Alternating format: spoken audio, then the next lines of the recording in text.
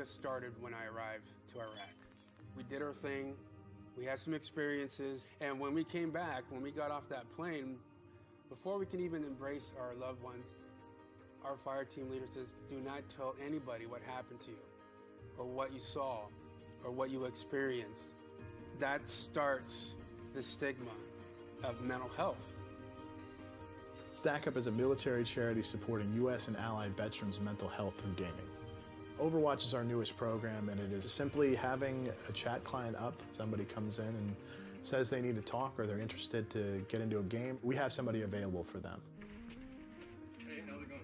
They may not want to come out there and see a counselor for an hour, once a week, but they may come out there and play a video game and start talking about their experiences of war or the struggles that they're having right now.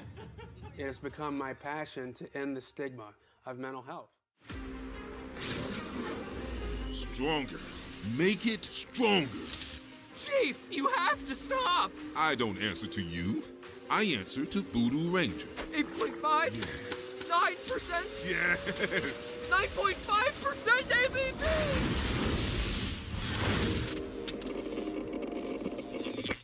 He really is brilliant. Juice Force IPA. Live rangerously.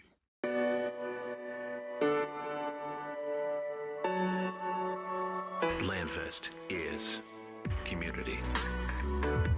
LANFest builds and supports gaming communities to support charity. We have more than 25,000 attendees and 400 volunteers across 18 chapters that span 3 countries.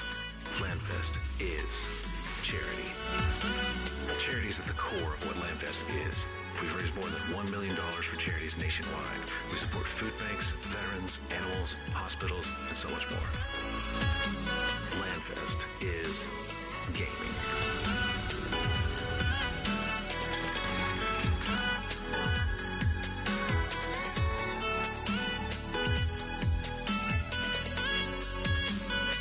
Come join LANFest.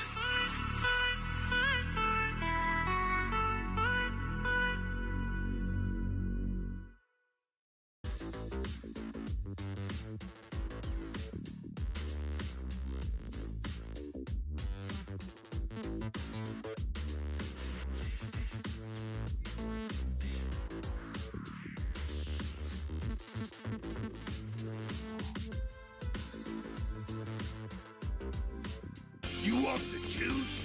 You can't handle the juice. If you wanna be the very best, you gotta give it your all.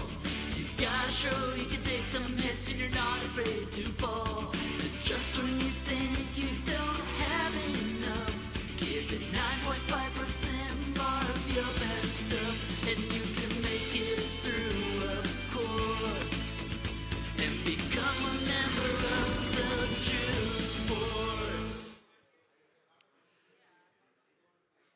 Hello and welcome everybody to ViewSonic Gaming's Battle for Charity 2023. We're all week 6 teams of streamers, gamers, and content creators have been raising money for their respective charities, and it all culminates in this event where you'll get to see your teams compete against each other on stage. I'll be your host for the day. You can call me Kangas, and it is my privilege and honor to introduce the 6 charities that we are partnering with for this year's event. Up first, LANFest, our very own team, will be competing here at the event. Special shout out to them for helping put this entire thing together, along with Starlight Children, Stack Up, Games for Love, 1,000 Dreams, and the Vaughn Valley Foundation. All of which are charities with their own goals and missions, but one shared philosophy, that games can be used to help better people's lives. I think that's beautiful, and that's what we're here to celebrate today. If you're live here at the venue, we have a lot of fun stuff for you to do. There's the Ibuypower gaming stations over there. You can go play any games you want. Those PCs could send a rocket to the moon. They're crazy powerful. There's also streaming set up. So if you're a streamer and you want to boot up a stream, try and help encourage other donations, or just have fun streaming yourself, go check those out. There's also a Voodoo Ranger bar where you can do some taste tests. If you like it, there's also a cash bar so you can pick them up there. That's how you can participate if you're live at the event. There's also live donations. Katie, our lovely events coordinator, will be around the corner here. So if you have any cash or cards, you can donate that way. But if you're at home and you want to participate, this is how you do it. You can do !donate in Twitch chat right now. That's the quick way. Or if you want to do the extra step, you can go to battleforcharity.org, and then you can choose a specific team to donate through, because we will have prizes that we give out at the end of the day based on which teams have the most donations. $100,000 is the goal for donations for this event, and I think that with your help we can get there, because we're already, before we even started, at 30,000, which is absolutely insane. All thanks to these gamers that you have on the stage right now. Also, if you enter with $20 or more for your donation, if you're willing and able to give that much, you will have a submission into our raffle. We have a lot of cool giveaways that we'll have at the end of the day, things like SSDs. There's a Voodoo Ranger gift basket that's really cool, as well as even a full gaming PC from Ibuypower with a 4K monitor. That's our grand prize. It's insane that they're willing to help us out that much. So every $20 that you donate will give you one submission. If you're willing and able, we really do appreciate that. And speaking of, special shout outs to the partners and sponsors that helped us put this entire event together. We could not have done it without all of their help. So special shout outs to Ibuypower, Voodoo Ranger, and Kingston FURY for helping us out. There's such a long list. We'll be thanking them all throughout the day. But that's enough of introductions. Let's talk about the teams that will be starting off to kick off the event. We have LANFest, whose entire mission is to build communities of gamers and bring us all together at events just like this. Their team will be playing on stage to start, versus 1,000 Dreams, committed to empowering women in gaming through things like grants and career advice services. Really exciting stuff to kick it off, but to talk more about the format of the tournament and how it's all going to play out, we have our lovely casters, Keg and Gomper, to take it away. All right, lovely indeed. Thank you so much, Kangas. I'm here with Keg. Keg, this is exciting. I mean, we're in Vegas. We're in a pretty interesting city, and we're going to be watching some pretty interesting games. Did you gamble yet? No, I'm 19 years old, guys. Actually, just kidding. I did. I'm so cool like that. Nice. I'm too scared to. You know, electronic roulette, that seems easy, but anything involving cards, like I can barely count up to 3. I love poker. Really? Yeah. I have no idea how to play it. I turned 21. I'm going crazy. I'm jealous. I'm going to be jealous. I can't wait to see it. Maybe in a few years when we do more of these LANFest events, we can see the Gompers gambling stream. But, you know, one thing that we don't have to gamble on, though, is charity and donations and amazing things like that. So if you go to battleforcharity.org, you can have a chance to enter the raffle. $20 allows you to go into the raffle for a chance of an amazing PC. Did you get to see the PCs down there? No, I didn't actually. Oh, but you know what the cool thing is? There are amazing PCs down there, but if you donate and you have a chance to win that PC, you have one that can be just as comparable, just as amazing. And let me tell you, I got the specs right here. Well, let's go through it really quick. I'll give you guys a 10 out of 10. I'll give you okay. All right, ready? Ready? Yeah. Okay, ready? So one custom PC with a ViewSonic monitor. Okay. I say that's a 10. That's a 10. That's a 10. That's a 10. All right, 2. Oh, this is a PC part. It might as well be, right? You know, you can plug it in a little bit here, but I actually think this is the coolest part for the top prize of winning the tournament. So this isn't the PC itself. I apologize.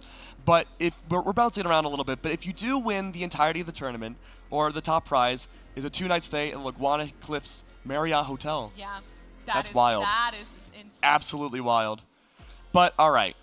We bounced around a little bit. Now let's get to that PC. I apologize. So, okay, the Ibuypower custom PC. It's an Intel Core i5 3600K KF CPU. Out of 10. That's okay. That is 9, 10. Do we know? You know what? I give it a 10. A 10? Okay. You know what? Very liberal answer. I appreciate that.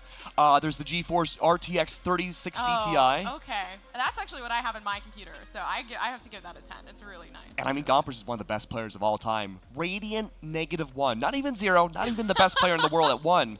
So good that you don't even see her on the list. No, I'm actually Radiant 0. Oh, yes. But you know what? Atop of the prizes, atop of the amazing PC. We'll get back to the rest of the PC specs in a bit. There is one more cool prize for the top winners here that I'm super excited about. We had it last year. It blew me away, and it's even better this year. We have a big old trophy. Ooh. Ho, ho, ho. It's even better this year. That is so insane. The Valorant winner. You got the top fundraising team. I love how it gets bigger. Yeah, top fundraising team and the partners. Look at that. Oh, look at that. The Holy Grail. The perspective. And, you know, when my co-commentator and I saw them, the trophies were placed at the desk with us last year. They were heavy. I couldn't barely lift it. Kangas and I were in the gym before this whole event started. I was struggling with the 5-pound weights. That trophy easily, I think only Kangas could probably lift it here. We'll have to wait and see. Maybe. Maybe. I mean, Kangas is a strong guy, so Yeah. you know, I give him credit for that one. I can't even lift up a box. Same. I can barely lift up anything we have on this desk here. But you know what? There is a lot of arm wrestling competition here too. Later on, we may have some sort of arm wrestling competition. Kangas is being into it, and one of the players on the charities is as well. But here's the thing though, that player is not going to be in the first 2 teams that we're looking at today. Instead, we have LANFest and 1,000 Dreams going up against each other for the first map today. Yeah, and that's actually exciting too, because their names are actually their fundraising team if you didn't know yet. So obviously LANFest and 1,000 Dreams, but I'm actually a fellow for 1,000 Dreams, so maybe a little, you know, a little biased. But also LANFest did hire me, so. I know. We're being stretched in 2 different directions. Going everywhere. I don't know where to go. We're like taffy. But it was amazing talking to the players yesterday too, because Baron, one of the players on LANFest, is actually one of the biggest fans of saltwater taffy in the world. And I was so disappointed in Baron. If you can hear me, Baron, I'm disappointed in you. Dang. That he has never been to the East Coast to try some of that like New Jersey saltwater taffy, like you go to the boardwalk or something. That taffy is so good. Are you I've never had it, and I live Really? in Pennsylvania, so. I need a new Killcaster. Is it really that good? It's so good. Any flavor. It could taste like, you know, plastic. It could taste like detergent, anything. But it's so good. It's the consistency. It's the texture that's just immaculate when it comes to saltwater taffy that I just love. Okay. Well, I might have to try it. Yes. I might go to Jersey Not might. just to try It is. You know what? It is. Where do I get this saltwater taffy from? Okay. I'm gonna whisper in your ear. We can't let you guys know. You have to figure out yourself. Okay, yeah, Ready? Yeah, of course. The grocery store. Oh, really? Oh my gosh. That's actually crazy. Yeah. Sorry. You guys can't be let in on Sorry, the secret, guys. So. Even the producers, you know, we muted ourselves. We unplugged the mics. They can't know either where the saltwater taffy really comes in from. But, okay. So, small prediction, Gompers. I'm going to put you in the hot seat here. Oh. Out of all of these teams, which one do you think is going to win the whole event? Oh my, that is the hot seat, actually. Let me take It's the hottest of all seats. You know what? I'm an intuitive person. I don't go by statistics because sometimes things happen and things go wrong or right. But you know what? I'm really feeling the Vaughn Foundation. Ooh, okay. You know what? The Vaughn Foundation, I feel like they're the biggest wild card in this entire group. You know, there are players in each of these groups that we can highlight being like, yeah, this will be one of the best here. But let's look at the whole bracket to see what other teams that the Vaughn Foundation may have to go up against here much later on in the tournament. Oh, hello. There we go. So it's going to be LANFest and 1,000 Dreams, Gompers. Yeah. Going up against, eventually, Starlight. So the winner of that one will face up against Starlight. But Vaughn Foundation, we will have to wait a little bit because there'll be Games for Love and Vaughn's Valley going up against, well, them, and then the winner of that would be against Stack Up. Yeah. And Stack Up is going to be a big competition. I honestly think Stack Up might have the biggest chance to win the whole event. Are you serious? Oh, yeah. You think Stack Up? Okay. Yeah, well, they have some crazy firepower. You know what? I mean, they have an immortal peak, so I believe it. I believe it. So you gotta you know, stay on the side of the players who play the game consistently, but I'm excited. I think overall the biggest thing that I'm hyped for, obviously we get to see, you know, content creators all around just be able to play the game for fun. I'm pretty sure some people are very competitive. I'm excited to see that. They've been practicing. Probably no trash talk, but you know, if you guys, come on, if you guys want to trash talk back there, it's okay. Please. You know, a little bit of fiery in action, but at the end of the day, it's all for charity, so trash talk for charity. You know, trash talk for charity. Can't complain that much. But you know what? I'm glad you mentioned that earlier, though, that, you know, a lot of this would be competitive because we have seen some players last night at the HyperX Arena actually playing like they were scrimming, essentially, against each other, playing unrateds, working with a coach. One of the teams does have a coach. And so just being able to figure everything out and just formulate those roles. A lot of the players that we reached out and asked, you know, what were we expecting for you to come into in-game for these series? A lot of them just said they'd be flex roles. So I don't think there's a lot of clearly defined agent roles in terms of Valorant gameplay that we will see, but there are the occasional differences. For example, Cute Noob, we know Evie, she's also a commentator like us, going to be coming into this first game as a controller IGL. So she's going to be leading the charge for the team. And we're going to see how well she can make those calls, especially under pressure, land pressure no less too. I do think that being a commentator is going to help out a lot because, you know, there's a lot of research that goes into it. There's a lot of having to know the plays and the strats and the sets. So I'm pretty sure Cute Noob, especially, she knows how to talk. She's a sweet talker, all right? She knows how to make you happy and make you feel good. So I think she's also going to be the biggest, like, mental factor of this team. Ooh, I don't know. As a caster, I feel like us historically don't have the biggest patience playing in Valorant. Do you think she has a long fuse then, or like a shorter fuse when it comes to those plays? No, I think Cute Noob is probably one of the happiest people on Earth. Okay. I think that she's gonna be able to, smile through it if something happens. I could see that. I don't know. She was streaming. I love her. Down in the pit there. last night. Is she really down there right now? Yeah, Hello. hi, Yeah, she's Cute waving. Noob. Hello, we she's see so you. cute. Oh, there's Baron. Baron's one of the funniest people I've ever met in my entire life. We were having dinner last night. I was crying, laughing. Tears from my eyes. They're I so didn't think cute. I could feel any emotion anymore in 2023. I love you too, Baron. I love you too. We all love Baron here. Can we get some I love yous from the crowd for my boy Baron? No, Yeah, Oh wait, Baron. okay. Unbelievably nice human being. Oh my gosh, it's so nice to see the faces too. There's a lot of beautiful people. Everybody's beautiful. I know, at I'm the end jealous. Of the day. Yeah, I'm jealous too.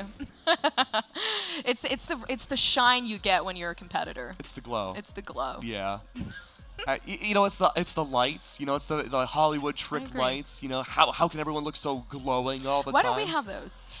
We do a little bit. We have those two lights here, but I have to say the natural glow, at least for me, I look like a skeleton, man. Yeah, I look better with a natural glow. I feel like You have a natural glow. Plus with these two, I'm jealous. I am Radiant Zero. It's true. I guess you could say you're radiating. I am radiating. Actually, I have a goal. I have a goal? goal set in mind where I do want to become radiant by the end of the month. Ooh, by the end of the month. By the end of the month. So you're probably immortal then, right? No. No. I peaked immortal. Right now, let's just say I'm in a bad place. Aren't we all? Okay, I'm not gonna say my Aren't rank. we all? Post-holiday depression here, but I mean, look. Okay, so then clearly you must be ascendant.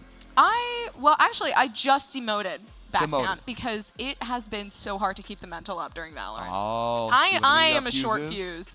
What are you? What fuse are you? I will get so upset and I just refuse to play the game. I have to play Valorant. Okay. It's an addiction. So you don't have a short fuse. I have a short fuse for myself, but not for anybody else. Like, I don't get mad at teammates. You absolutely destroy me in the game. I get mad, I'm like, but okay. in my head. I'll be like, hey. I'll be like, hey, nice try. Oh my god.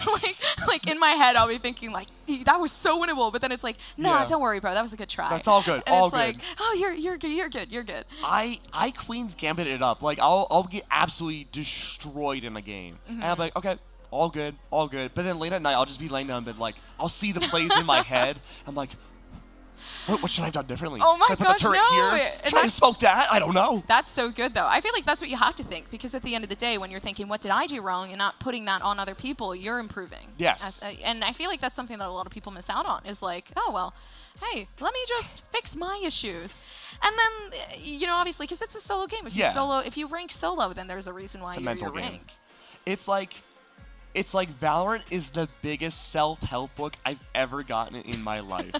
Like, I've never read a self-help book in my life. In fact, I can barely read. That's valid. But I can read the games pretty well. But you know what? We do have something even more amazing, something that I can read, just a few extra letters. Okay. And it's the map that we're going to see between LANFest and 1,000 Dreams. You know what? And it's a good thing, because you don't need to read if you're a commentator, which is great. Yes. Look at that. I love that. Oh, Smirky, I think he won. What's going on here? I think they get to choose which map it's going to be. Oh, yep, we just got confirmation. Smirky and company do get to choose what map it's going to be. Oh, are they returning back? Is this going to be another rock, paper, scissors? Oh. Are you good at rock, paper, scissors? Do you want to test it out? I'm so down. All right, we will do best of 3. Okay. Okay, ready? I strengthened my wrist. Are we like arm wrestling or? No. I strengthened my wrist because of Kangas. Oh. But I got to make sure the world can see me obviously winning. That's good. Okay. Obviously winning. Okay, well, rock, paper, scissors, shoot. Yeah! Okay, that's one. Best out of 3. Best out of 3. Ready? Dang it. Rock, paper, scissors, shoot. Aha! Rock, paper, scissors, shoot. That was a little weird. I'm saying the timing was a little weird. Where's my rock, paper, scissors trophy? I lagged. Oh, you lagged? Yeah, I did. Oh, you got that ping diff. What can I say? Wrong server, yeah. Sorry, I'm playing the EU servers. I'm not playing mine. So. I'm on. You're on a. What region's Vegas? Would it be Californian servers? I feel like it would. US West? Yeah. I guess feel like it would be California. I was gonna say Illinois. That's where I usually play. Really? Yeah. I play Virginia. Oh. Yeah. I'm so sorry. I know. I'm so And sorry. people are really mean. Well, It's Virginia. I think it's the fact that nobody gets any sun here in the East Coast. True. So. I mean, like I said, Skeleton Man over here. I'm surprised that I get any sun at all. Oh my it's gosh. actually raining in Vegas right now. Is it really? I didn't think they could get rain. It's a desert. I didn't think they could get rain. Yeah, you play Minecraft and it's like the desert never gets rain. Is that not what Vegas is? This is, in fact, Minecraft. I've been lied to. Very much lied to. Yeah, there's also an Ender Dragon in real life. Where? I don't know. It's a secret. You gotta find the portal. Can we find the portal? Yeah, we gotta get some Endermen. In the forest. In the forest? Where is there a forest? In the East Coast. Oh god, we're so far away. Well, we're gonna be LANFest on the road from here on out, I suppose, while we wait for the map confirmation. You know, I love Ender Pearls. I know it's such a weird segue, but I always imagine having like Ender Pearl jewelry. Oh, Yeah. really? Like rings and like a necklace. I feel like what I love the most is I'm gonna be honest, I think creepers are so adorable. I think they're so cute. You know what the sad part is? You're absolutely right. They're adorable. They are adorable. They explode though. They do explode. But they explode in my heart. Oh, okay. Just like the copious amounts of caffeine I've had today. Okay, my question is, there are different types of people. And actually, my friends hate me for this. Oh, no. So if you're watching this, I'm sorry for you playing Minecraft with me. We'll go to dungeons, and there'll be creepers. And are you the type of person who just walks up to it and lets it explode?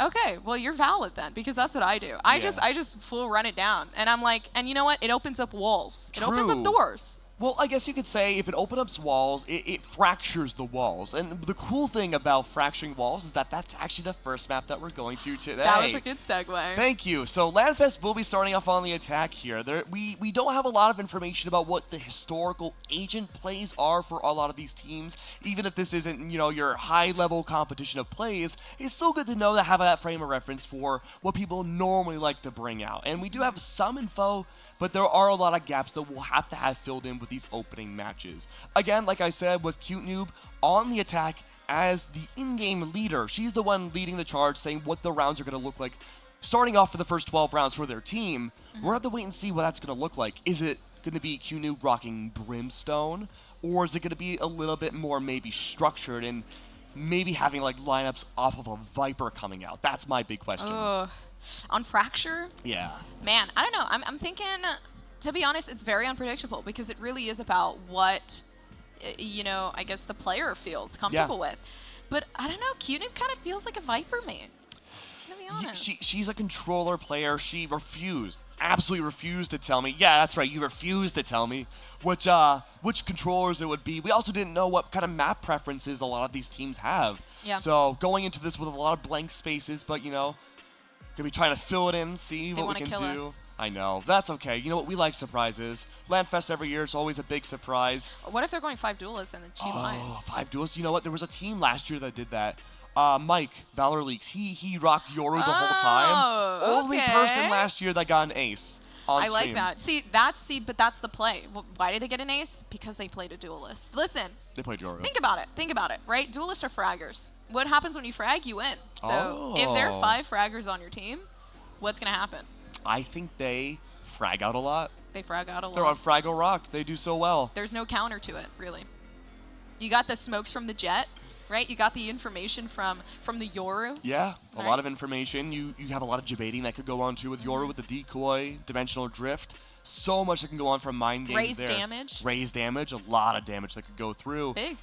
Man, I'm just super excited. I mean, we're just waiting for everyone to get finalized into the lobby here. It's the first match of the day, so you know we're tinkering away, making sure everything's all working well for the rest of the day here. And I mean, we already saw that riveting game of rock paper scissors. I'm surprised that Smirky actually won it out. I wasn't sure. You know, the scissor play that I think he brought out was a really good advantage, but I mean, there was just no comeback afterwards from 1,000 Dreams.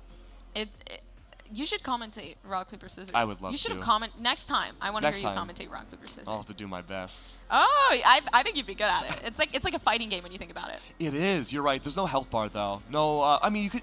I guess there is like a bracket reset. That's true. For rock, paper, scissors. I just wish, you know what? Just like fighting games, I can't play them, but I can commentate them. That's true. I true. can's rock, paper, scissors very well either. What's your favorite fighting game? Ooh. I like Tekken. I'm a Tekken fan. I feel like I'm obligated to say Brawlhalla because I work for them a lot. Yeah, that but makes sense. Melee has a very special place in my heart.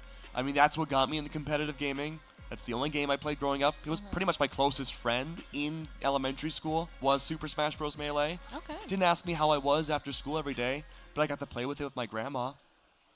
That's cute. She played Mewtwo. Was she good? I mean, she was beating a 5-year-old sometimes, so I guess so. But when I turned 6, it was a very different story. Grandma's a gamer. Oh, yeah, she's awesome. That's good. I wish I had a... Well, actually, no, my dad is a gamer, but he plays more Call of Duty based games. Yeah. I'm sorry. He's one of those guys. My dad loves horror games. Loves horror games. I mean, just so much of it. Like, if there's any gore, any zombies or anything, my dad's like, I love it. But I don't love it. But hey, you know what? There we go. No more gore, no more zombies, no more horror, at least from our perspective. From our perspective. All the horror now is going to be from the riveting plays coming through from our first map today. And let's look at the age of composition. I immediately see Tatted Poodle. And I want to... Oh, no, I forgot about Harbor. Haba, yeah. Now, do you say Harbor or Haba?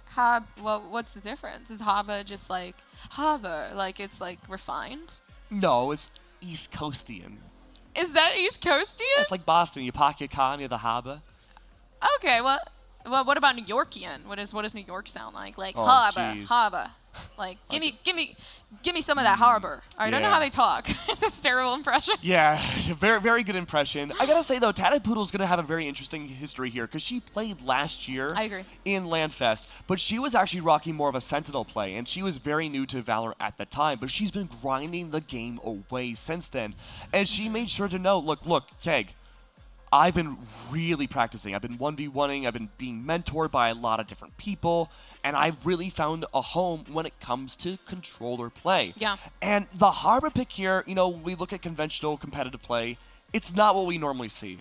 But bringing Harbor out here, I actually think is a really smart move because you have a lot of flexibility with how you move in the map, especially on the defense. And you could really trick out a team like LANFest in that situation. Yeah, it also has kind of a, in my opinion, a neon vibe with the wall coming through, Yes. which I actually really like. And that's one of the things that I feel like is definitely going to uplift because neon was kind of tested and trialed in Fracture, but obviously the fast-paced gameplay is a little odd, but Harbor is more, you know, at the pace that you want to go. Yeah, and I mean, you're not really losing Neon speed by not bringing her out either, because you do have Phoenix. Yes, Yeah. you don't have those straight, like, directional velocity coming through, but you still have a lot of that really aggressive pop flash firepower that Phoenix can bring on top of that Harbor. Yeah. All right, but the first round's going to be started here, Gompers. I'm super excited. First one of the LAN, and immediately LANFest, they're opting to go for a huge attack towards B main. Yeah, everybody's already pushing in. Q-Noob is ready with it. But this isn't controller. What is going on? They're playing the KO. They get downed. I mean, a couple seconds later, Bliss great with the 2K, so already uplifting LANFest. I mean, 1,000 Dreams just a bit. Yeah, and here's the thing, though. We did talk about the controller plays a little bit different there, but Cryptics. Oh, no! Michigos did such a great job with the return. There it happened again. Michiko struggling to hit the shots with the frenzy.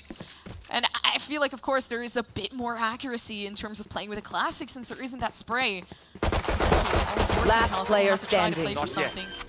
I don't know if they're going to be able to. A right click could probably end up nice. Tatted Poodle gets it off the screen. Really good opening round there from 1,000 Dreams, and it was scary at first too. That was that fast execution that we were expecting to see. Yeah. Once 1,000 Dreams goes to the attack, but LANFest, they don't have as much firepower for the early rounds. What I did like though was we did see the pop flash coming out from Q-Noob, like you said, not the controller plays we expected to have, but instead just led the charge, straight Joan of Arc style. Yeah. Really led the army in.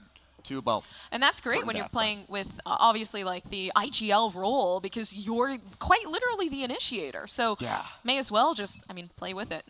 Yeah, you know, play around a little bit, all in the name of charity. Tatted Poodle has this great wall, and I really love this. It's going to funnel LANFest into only going A main. I agree.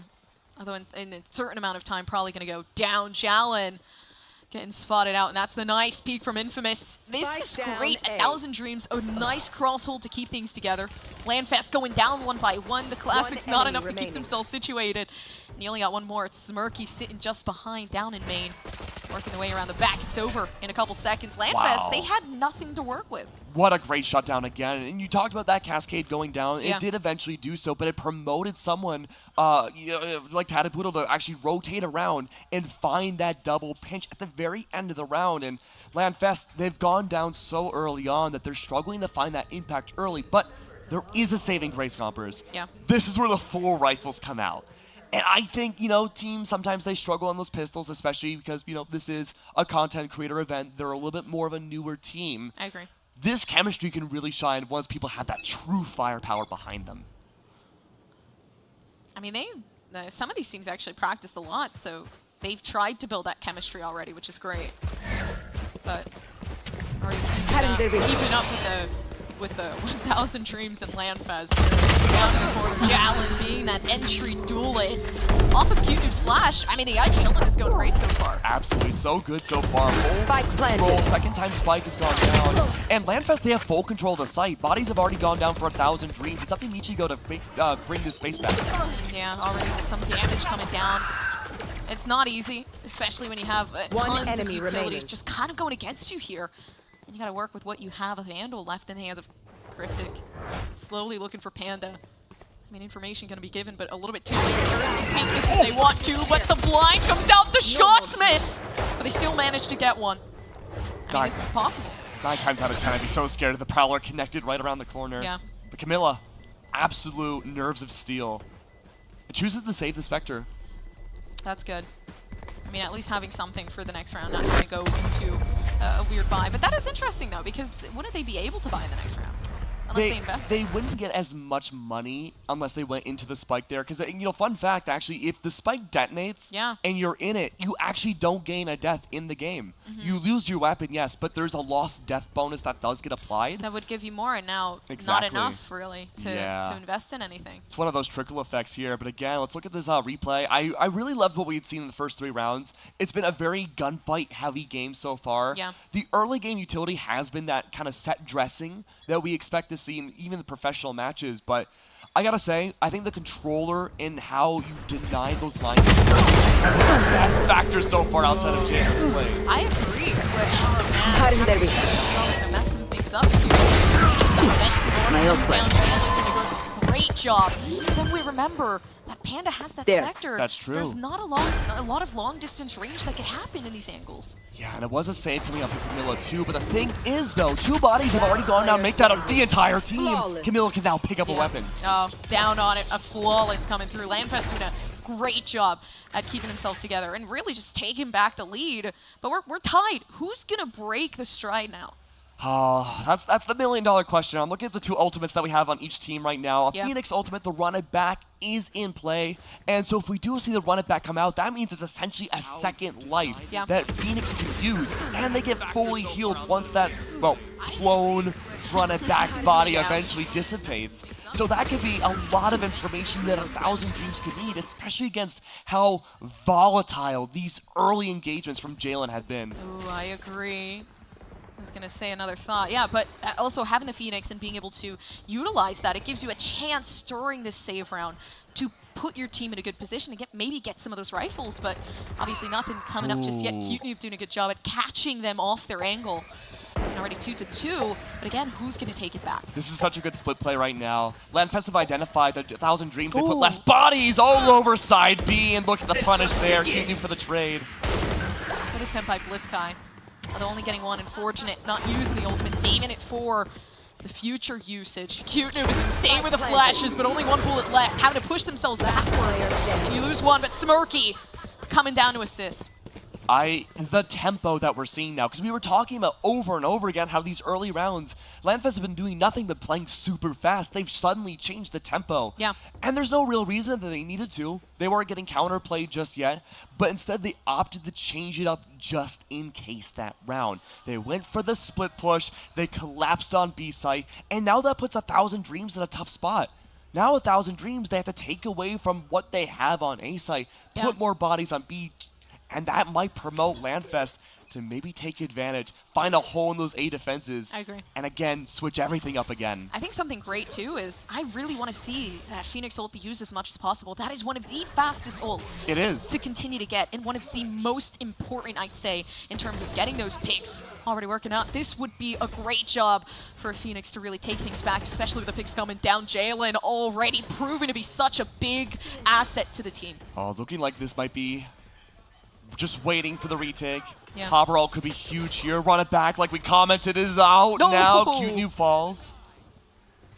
Oh, important here. Can Bliss Kai assist with the Phoenix ult now. Coming back down. And now they only have one more life left to really take this in. Tatted Poodle going in by themselves. And it's that 1v1 situation that puts you in a dire spot. Sitting down just in this corner. Jalen knows the wall is coming down, knows that there's going to be at least some exposure, and Jalen on it, the 4K to take things in for LANFest once again. Easily Jalen MVP of the round, playing around Tatted Poodle's wall, ensuring, okay, I can play around this wall. There's a blind spot where I'm not hit by either Hopper's ultimate or the wall itself. A complete disarray of things. And it allowed 1,000 Dreams to maybe go for a split push to find some more ground.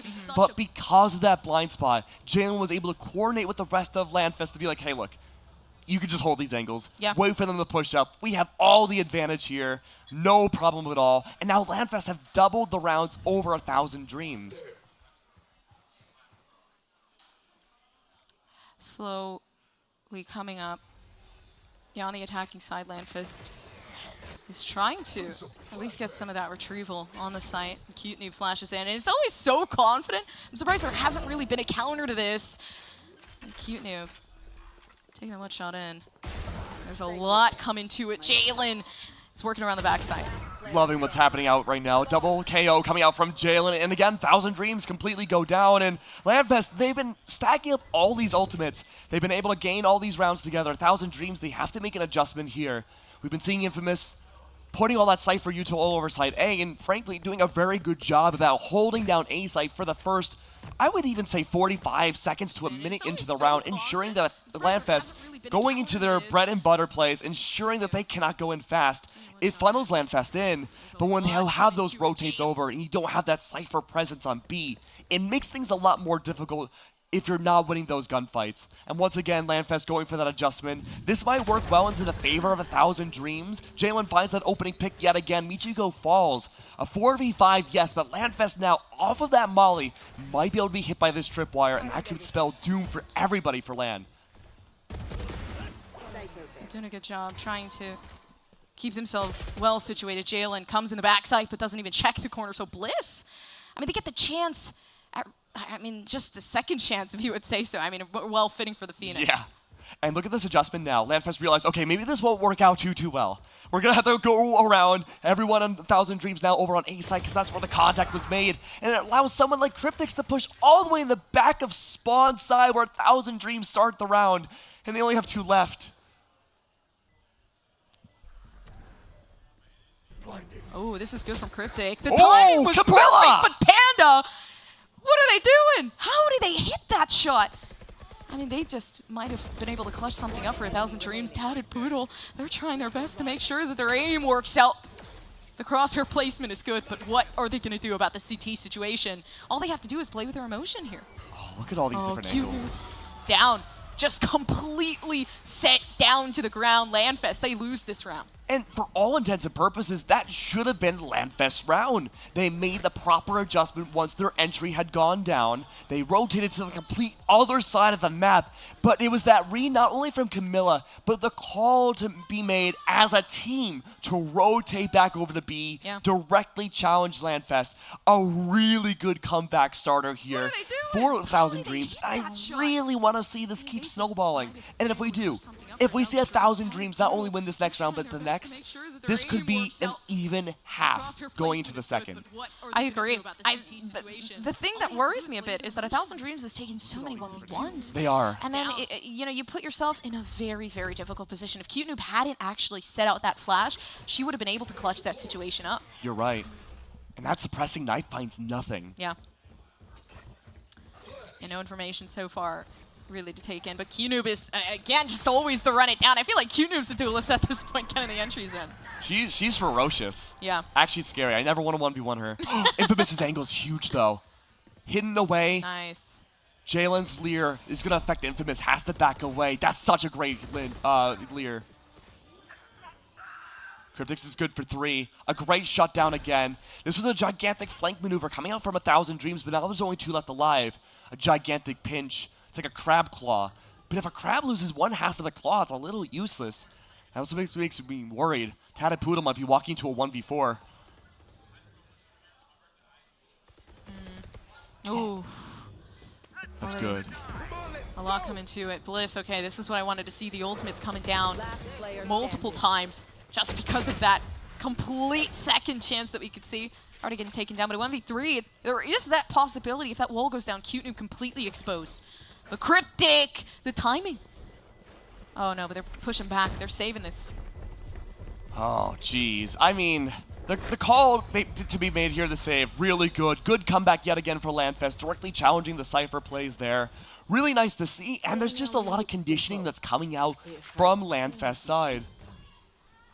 A lot of conditioning that's been happening, and they've been doing such a good job about playing together as a team. I want to give it to 1,000 Dreams. Their chemistry is really good. You can tell the communication's there. They're playing off each other. It's just that factor of not really converting the gunfights, and that's okay. Because defense with double duelist, you have a lot of firepower on your team. You are an attacker side of comp. And when we swap sides, I really think this could pendulum swing the other way. Yeah.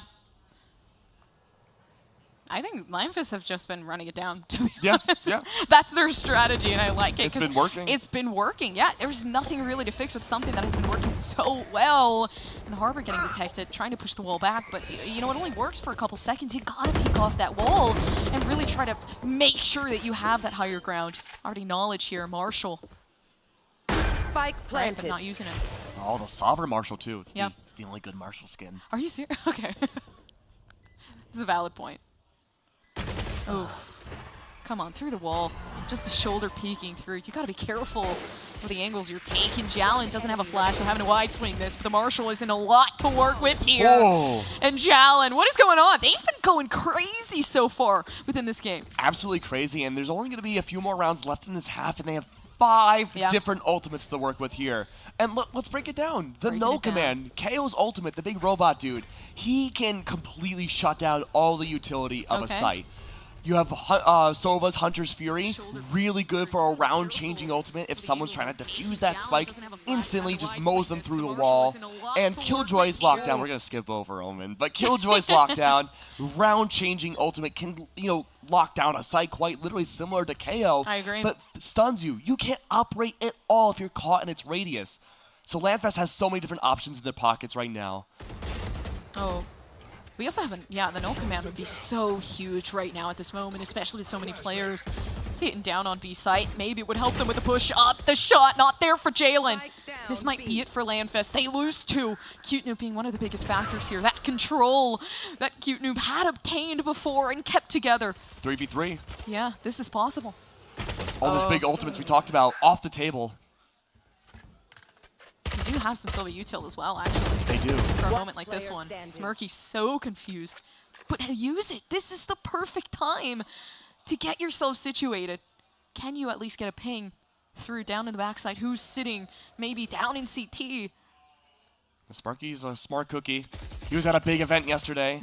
His brain working maximum overtime. Oh, no. Oh, the Camilla. Maximum overtime brainery. Yeah. So many brains here, so good. And I mean, 1,000 Dreams, again, it speaks directly to the chemistry that we've been seeing for their team. I've loved the way that they're able to coordinate a lot of these rotates, a lot of these pinches, and we see that from LANFest too, but they're, like you said, they're really looking for the gunfights. Yeah. Oh my, Jalen. 17 and 4. 17 and 4, and the ultimate's ready, by the way. So yeah. That number's gonna multiply by like 3. So I don't know. Oh man, and Jalen again, like, biggest factor of LANFest so far. You get a Reyna who can frag, that is a good Reyna, because Reyna is so self-indulgent. Absolutely. And, you know, QNoob, what's the call going to be here? Use all the ultimates in this final round? That wouldn't be a bad idea, but Cryptix has it up. That was the opening. And now all they have to do is secure it. Tad and Poodle always sitting down to the backside, and that's the information they have. But they tend to go and just lean towards that rotation. There it is. No command is out. Cute Noob has full control of A site now. Spike well on its way into the ground, but look at the rest of LANFest. They're all separated out looking for those flanks. Yeah. Cute Noob's alone on site. Kamiya having so much util here to use. This is actually so big. If they throw this down in the back of sight, they could do so much with that information. And of course, I mean, not even to talk about the smokes that Harbor can utilize right now. The Prowler coming down in CT, but Kamiya, watch your back. There's somebody sitting behind. Smorky doesn't even need it. The assist not there, and the cross hold being held. Two players sitting on one side and the other sitting on the other. The weapon not even put out, and this is it for Cute Noob. The 3K clutch. I mean, that's fire right there. Yeah, that was fire. It didn't even get put out. The wall, just a little too connected. You would think, no, but the Fire Harbor wasn't quite there. But 8-4, still a very competitive game. And I'm going to stick to my guns here, Gompers. I really feel with the team composition in terms of ages that 1,000 Dreams has, they can bring this back 8-8. They have so much firepower. The double duelist for those same exact entries that LANFest found so much success on their own with. On top of the Harbor wall, that's so much potential to play around with and can disrupt a lot of line of sights that LANFest might be used to before Harbor's release. Yeah. And they also managed to just secure an 8-4. So already having that lead, the pistol round, though, big important with switching things back up. Now, I do want to say something. Yes. I don't know how you feel about this. Okay, feel free. Cryptix. He and I have beef. Really? Yeah. He says he's the biggest Billie Eilish fan. He doesn't know that I'm the biggest Billie Eilish fan. Actually. No. You do. No. No. That I'm the No! No! You want to see? I can show you my Spotify after. What, do you got Billie Eilish here? In my back pocket. Yeah, she's, yeah, I actually minimized her. Where she was at. Dang. But meanwhile, the pistol round has raged on. Bliss and, well, the two duelists left for 1,000 Dreams. They're fighting tooth and nail to keep this competitive and alive. Yeah. Doing so well, ensuring with so little HP left, but Bliss goes for a great headshot. Oh my gosh. Yeah, nasty one. But Bliss left alone 1v2. I always have hope for the 1v2s. Oh, yeah. Because you're put in such a bad position here. 1v1 now. Yeah, doing a nice job. Okay. This is it. The healing aspect of Phoenix. Okay, Bliss, you got me. You got my like, and you have the win! 5-8, 1,000 Dreams, man. That saltwater that definitely smile. didn't save you today, Baron. Good lord. I mean, Bliss really just blowing expectations out of the water. Done such a great job. Man, 5-8 now. Competitive, aggression, firepower, the things we need to see. I love that strafe shot that we had seen from Bliss. Yeah. Just that is clinical, exactly what you're looking for, even at the topmost level of play. Oh, man.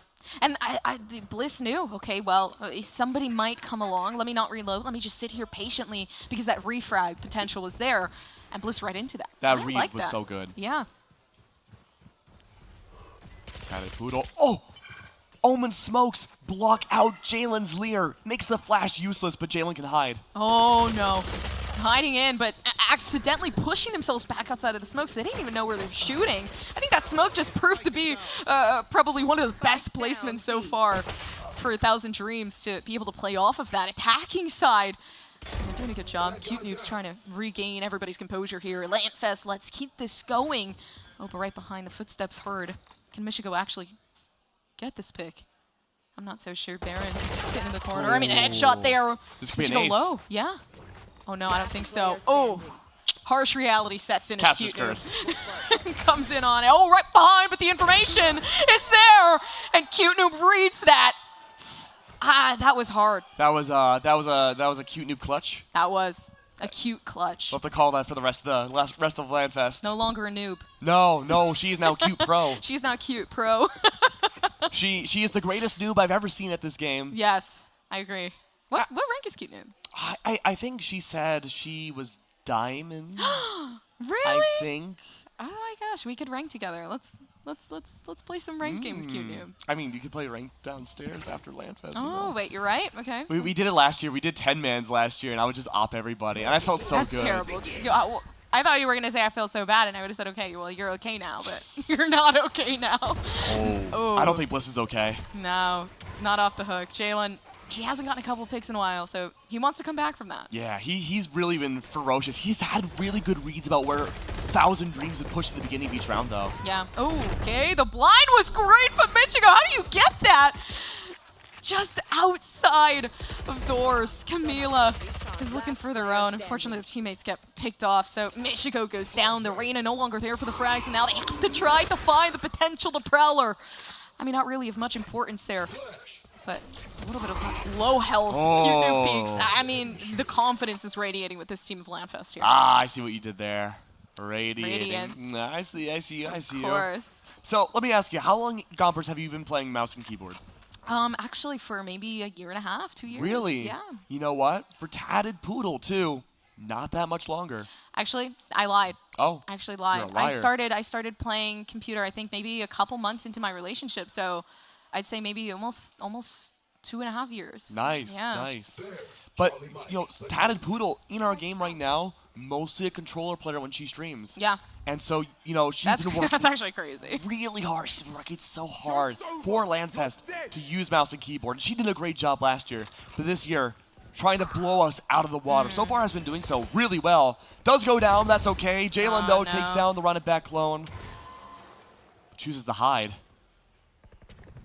Deep in the underbelly, though, is the rest of 1,000 Dreams. Ooh, cute noob. Come on. You just, it's cute noob or it's the Reyna. Either or. And you got everybody alive here. You got Reyna, you got cute noob, you got the whole entire set. Jalen goes down, so maybe the potential's there, but cute noob again with the 3K closes things out. And LANFest, they're coming way too close to that match point. I'm scared, Keg. Let's see. Cute Noob was 23-6. Yeah. Good lord. We talked about how great Jalen was doing in the first half and still has continued to do super well, but Cute Noob is blowing expectations far, far out of the water from everybody so far in LANFest. I really want to see what's going to happen with QNoob going up against other opponents as well, you know? I mean, this is a very tough map. I think a lot of people can agree, the general consensus. I agree. Fracture's one of the toughest maps to play in this entire game, and 1,000 Dreams, keeping it so competitive is so good. Also, QNoob suddenly making the lead after the biggest lead was 17 and I think like 17 and 5, and then everybody else was like 9 picks. Crazy numbers. And then QNoob just, whoop, hey, by the way, I'm here. Just another day in the office for QNoob. Oh.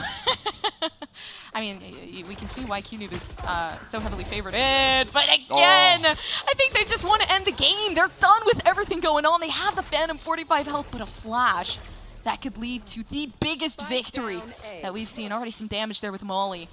Good flash flashing drive. in. This is great. The headshot there. Slow work around the back. They know where they are, but can they clutch it up here for 1,000 Dreams? The sandwich was way too difficult. Oh, you're making me hungry. Yeah, me too. What's your ideal sandwich? My ideal, I actually love myself a chicken sandwich. Me too. It is so good. I prefer it actually over burgers. Really? Yeah. I don't like burgers. I like burgers, but chicken sandwiches, I mean... Dude, they're so good. So much protein. Where do you prefer it from? I'm not a picky guy. Okay. If it's from a dumpster, sure. I suppose I'll peruse all of it. Okay. But like a McDonald's one, I'll take that too, you know. You know, McDonald's actually is really good. It is. Not gonna lie. Put some ranch on that? Yeah. Oh, okay. It has dairy. I can't. Oh, that's right. I'm sorry. It's okay. It's all good. I understand. I get it, though. But you know what? No ranches around here. Jalen does go down, but that's a really good start for 1,000 Dreams. Match point now. 1,000 Dreams not only have to double their points, but then they get 2 more on top of that, too, to bring this to overtime. Ooh, the wall was so good, but Smirky, I don't know if that was the best call. The moment you peek through that wall, you gotta commit. It's such a... You become so slow that you quite literally can't do anything. And speaking of that wall, flash drive goes through. A little bit of poking and prodding afterwards, but it's soon to go down. Baron, nice! Ooh. Every time I hear Baron, I think of League of Legends. But oh, no. No! Oh, okay, the circle there. That would have been great for a defusal, but... I mean, it didn't really commit. They wanted to make sure that the inside of the site was completely covered up above. Everybody taking the grounds encrypted. 1v1. Maybe this is it.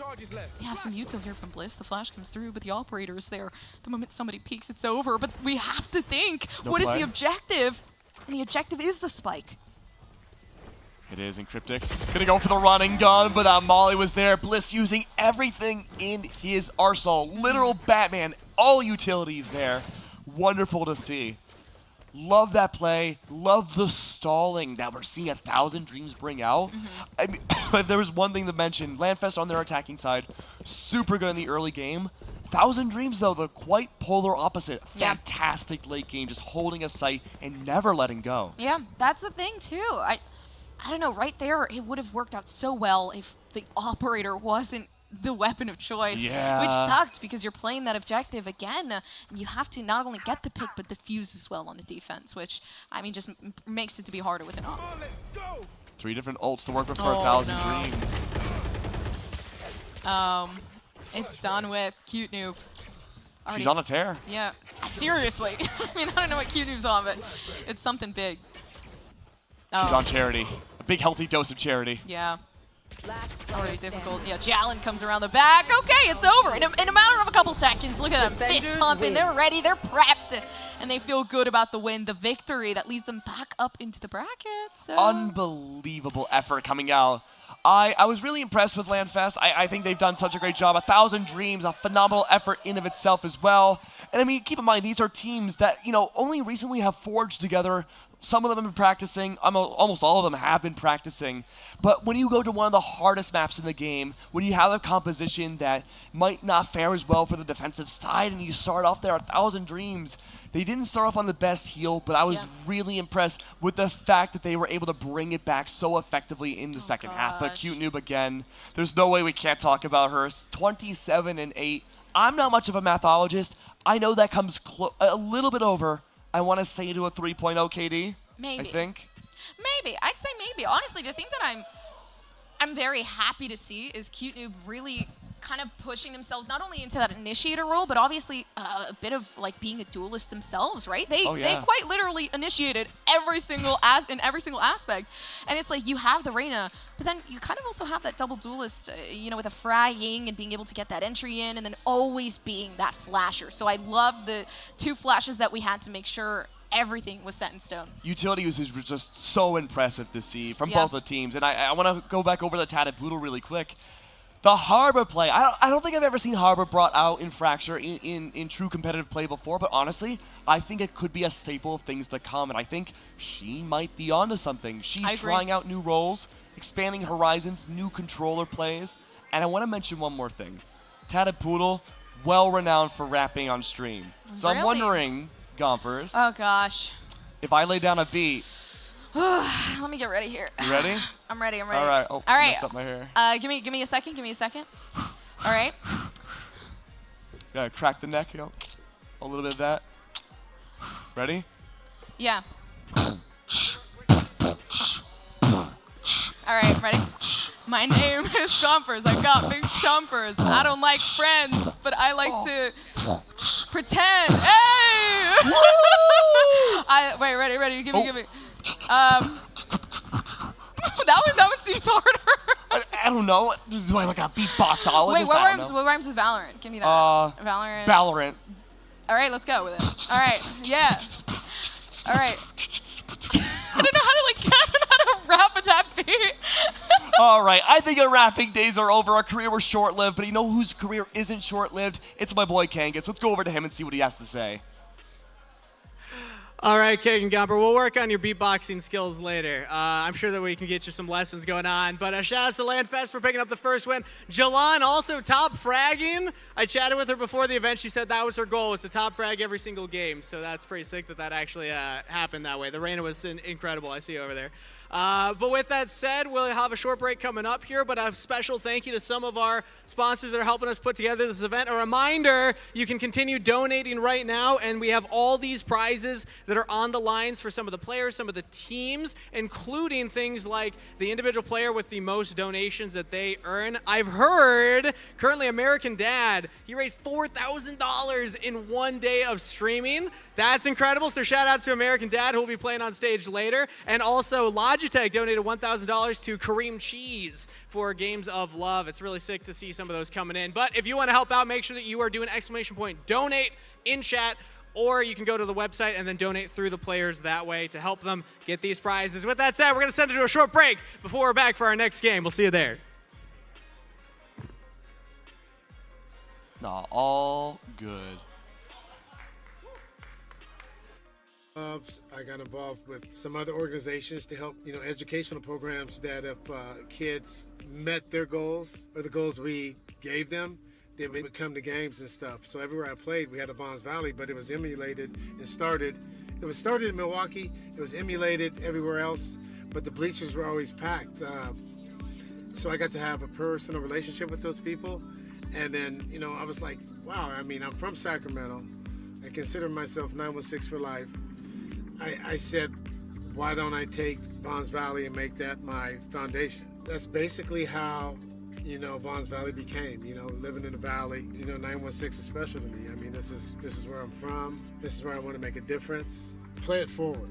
And right now, during this tough time, I reached out, to Chief Hahn and the mayor and other people that I knew in areas that need help, and how can I make a difference? What can I do? I have a business called Restore, and we give first responders free IVs, for their immune systems.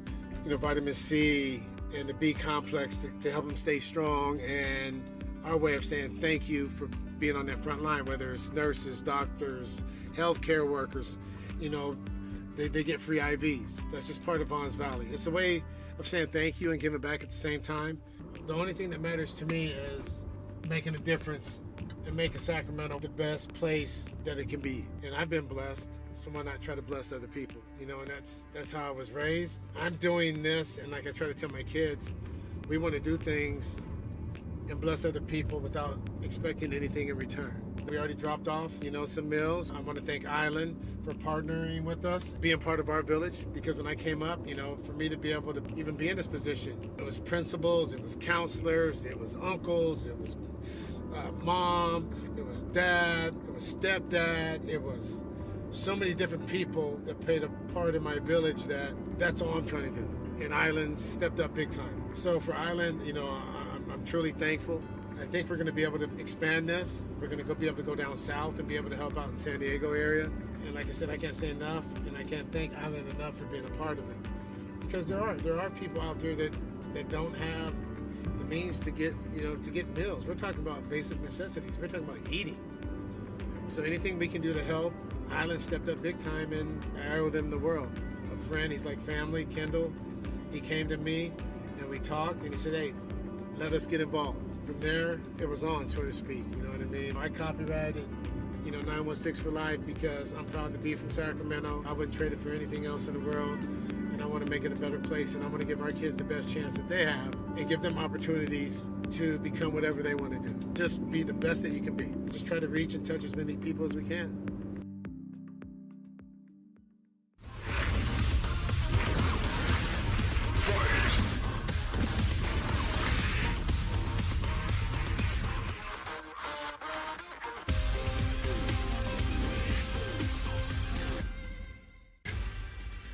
Some play for the thrill, others the fortune.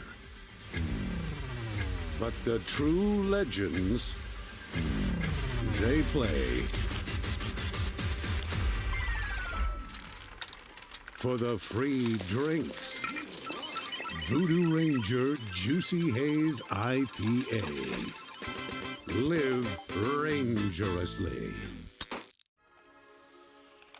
Welcome to Games for Love. We're easing suffering, saving lives, and creating sustainable futures for children. Our goal is to let kids be kids in spite of their situations and sicknesses. Working with hospitals all over the world. And over the next 5 years, we are on a mission to positively impact the lives of 10 million kids. Best of all, you can join us in this movement by being a part of us. Get involved today by visiting us at gamesforlove.org.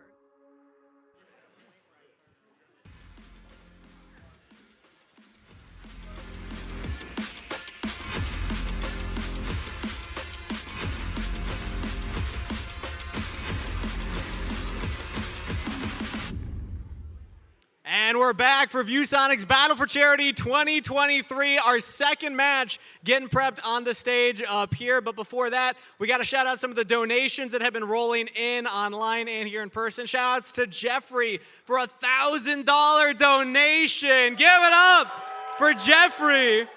We also have Angela with $100 and Chris for $100. Keep them coming in. Remember, every $20 that you donate will give you a submission for the raffle that will be coming later. You can get things like the Ibuypower PC, Voodoo Ranger care packages, all kinds of fun things. You can also check out on the website to see the full list of options.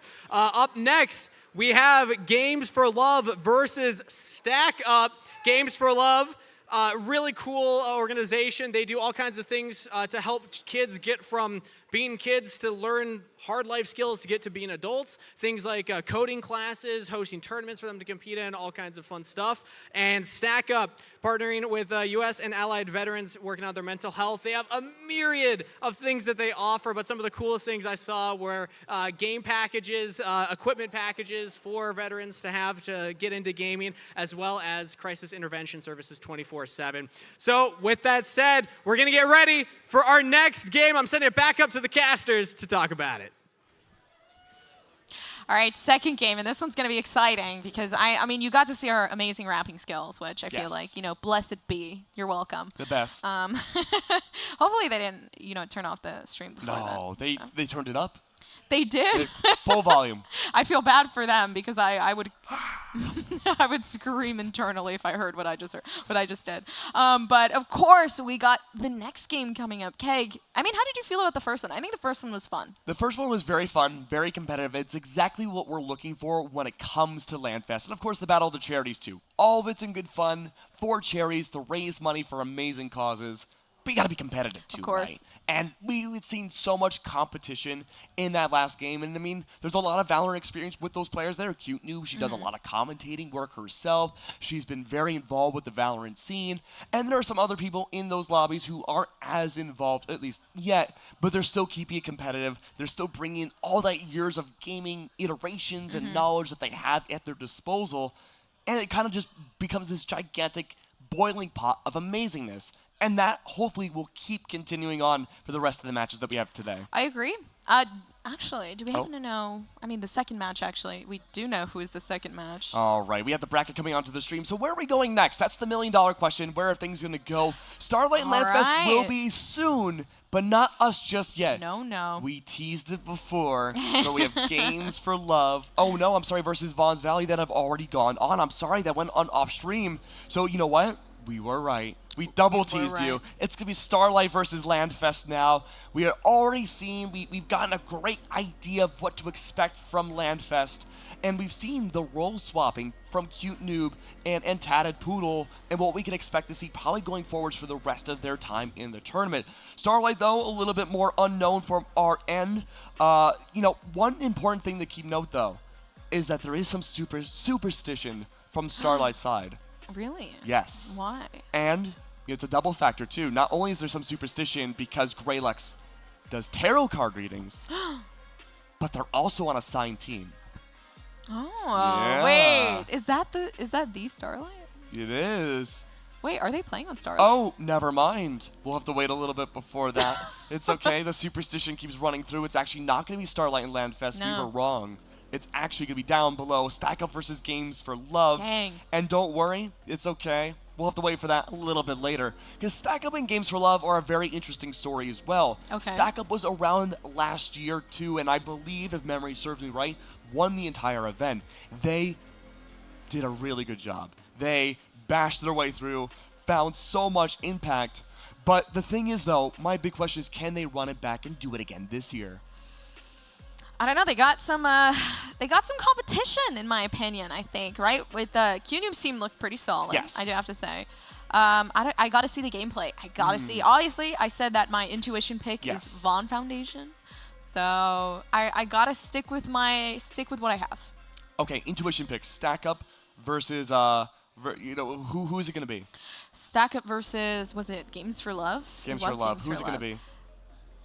I think it's going to be Stack Up. I don't know. They look pretty solid. Based off of the information you're telling me, they look solid. I think they're going to do a really good job. I'm expecting, of course, competition for both teams. I'm really curious to see what map it's going to be. I think Fracture was a really big kind of like a wrench in the system that none of us were really expecting to see. I think for a charity tournament like LANFest, we're expecting to see Ascents, maybe some Havens, a lot of bind action. Fracture's the #1 starting off. We're already in for a gigantic loop, a big kind of like whiplash happening. Maybe we'll see Fracture again. I don't know. I'm hoping actually that we get to see a newer map. Maybe Pearl. Pearl. Maybe. Oh, God. Pearl would be... I don't know. Do you not like Pearl? It's a love-hate relationship. Okay. You know, Pearl's like that one friend that you want to like desperately. But you can't. But you can't. There's just, you know, they chew with their mouth open. They breathe through their nose. Is that not normal? Well, maybe if you like Pearl, it's normal. Pearl lover. But I Wait, mean, is it not normal to breathe through your nose? No, I suppose it is. That's how I Pearl lover. breathe. Do you like Pearl? I don't know. I also don't eat with my mouth open, so maybe I'm in the middle. I think the verdict is still out then. We might not know. Maybe we'll get Pearl. We'll find out whether or not Gompers really likes Pearl. That's the big question, at least I have going into this. But I gotta say, there's a lot of really interesting histories from Stack Up side. So, Natty Lightning, a streamer, did a lot of content for Dark Zero. Yep. Actually a commentator too. Yeah, Rainbow Six commentator, European Challenger League. Oh my gosh. Has been really working through the ranks. His branding's amazing. What he does is I'm trying to think about how much I can really say on stream here. I thought choose my words wisely. Thanks, Lonnie. But he has a lightning bolt painted on his face that he does every day. Really? Yes. Wait, does he have it on now? I do not know. That's a great question. My eyesight's not as good as it used to be. But he also sells bathwater, so, you know, all for charity, I suppose. Does he actually? All for charity. I mean, how many of you would buy my bathwater? That's my question. Should I sell? I don't know. This is a sales tactic, right? Is it? You gotta get them reeled in. Oh. So here's my proposition. I don't know if I said that right, but here's my proposition. This is my nouns. Bathwater. Bathwater? But with, is that appropriate to say on stream? But with pee. I think that's a health Flavor. hazard. Flavor? You just put salt. It's just salt water. Salt water, It's ocean salt water. Wait, Ocean water. We're hitting the new games. You get a hot tub filled with ocean water. Oh. And then it's Oh. and then it's beach water. Yeah, but like that would destroy the hot Refined. tub. Like all the salt and like the minerals It's- and the well, microplastics. It's specifically a salt tub. Oh. That would be interesting. They do have saltwater pools. See?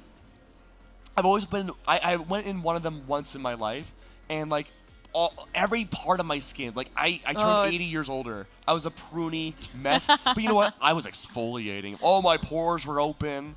I felt never. Well, your I skin never, actually does look really nice. Oh, thank you. Maybe it was the saltwater bath. I grew it myself. You grew your skin yourself? I did. That's crazy. Me too, actually. Wow. I know. My God. I think I Who need a knew? saltwater bath. I can't wait. Anyways, I don't know why we're pitching What, bathwater? beach water. That's I actually like a new beach brand. Water. I mean, look, I grew up on the beach. I like beach water. You know, I've had some roughs and tumbles. You know, I have some scars on my hands from overly aggressive beach water and like hurricane weather. It's a difficult mistress to deal with, but it's a fun Sweat one. water. Sweat water. No, that's been done. Really? That's been done. That's crazy. I know all the different waters. I feel like has already been done. We need to take a Gamer new route. chair sweat. Gamer chair sweat. That might be new. That one might be new. But like, would you like take a scraper? This is all for charity, by the way. All for charity. What a great way. All right, we're looking at Stack Up here, and again, I have high hopes for this team. They've done really well. Some, you know, more on the upper echelon in-game rank sort of play. We're looking at like maybe Immortals, possibly Ascendant, maybe Radiant plays coming through.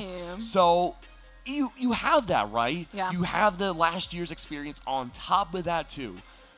How does that chemistry translate over? Because not all these players are Valorant players. Graphy actually took a break from competitive gaming and took a break for a long time doing different things to work on cars. Yeah. Games for Love, though, a little bit more in tune with the Valorant scenes at different times, might have a lot more impact here in terms of those smaller plays like strafing and going for individual gunfights. Yeah, that's dangerous though. Because when you have a team that knows what they're doing, they tend to have those strategies. So they're not playing one-on-one. They're playing 2v1s. And peak by yourself is going to be such a big detriment here. I love the shirts. I love how everybody has like their own jerseys, which is great. Yeah. But that's actually such a creative logo, like the little heart with the person holding the controller. I like that. Yeah, I wonder if we can get like a zoom in on the logo itself. I haven't had really an opportunity to look at it too well just yet. I'd love to see it. Yeah. I gotta say, and maybe this is just me being a little biased because we're working the event. I gotta say, all the logos that we see, the sponsors, the charities, LANFest itself, all the logos are absolutely fire. I love it. Are they? You know what? Maybe you're right. I think they are. I think. Obviously, look at the Battle for Charity, United by Blake. That's sick. A cool it's logo. A big shield. Like, come on. It's very LCS-y.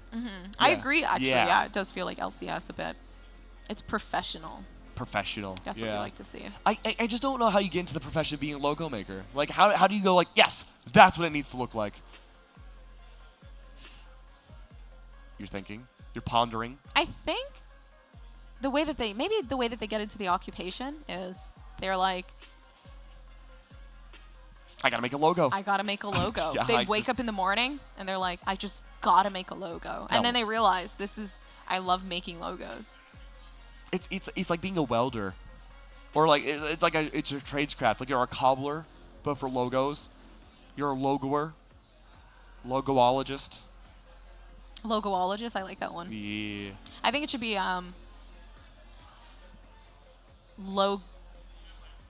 Logogeneering. Logogeneering. I like that. Logogeneering. That actually kind of rolls off. A logogeneer. It feels like a fancy French word. I know. Oh, my husband's a logogeneer. What does he do? He makes logos. He makes logos. Woo! My God. I like the simplicity of the LANFest one too. Yeah. Just like the LF. Oh, there's the logo. I love it. You're right. That's a really sick logo. It's a nice one. Did you know that this facility that we're playing out of right now is actually where the Pro League of Rainbow Six Siege takes place for North America? Yeah. That is fun. Yeah. That is actually to be fair, it is a very beautiful venue, so I can understand. Very, very nice venue. And of course, with Rainbow Six, you go and win trophies, high accolades, and look at that, trophies right there on the screen. They're so cute. I love them a lot. You know, I loved the trophies last year. These are a huge step up. There's like these big rivets at the bottom, and it just makes the whole thing look a lot more dynamic. What I like about it too is that, I mean, obviously we're in a big pyramid since we're at the Lexar, so you get to see. You get it's pyramid shaped, just a little bit taller, tall boy. I didn't even think of that. It fits the brand. It does. And next year we should have like a little pyramid, a big pyramid. Oh, like a chunky boy. Yeah. Yeah, but like that's gonna be so hard to bring on the plane if you win. A big pyramid. Yeah. I had to once somehow bring a big check. Oh no! Like not like money wise, but like a novelty check. Like a novelty check. Oh no! And it was cardboard. Oh no! It was not paper. Even going past like security, like how do you put that on a plane? Do you check that in security?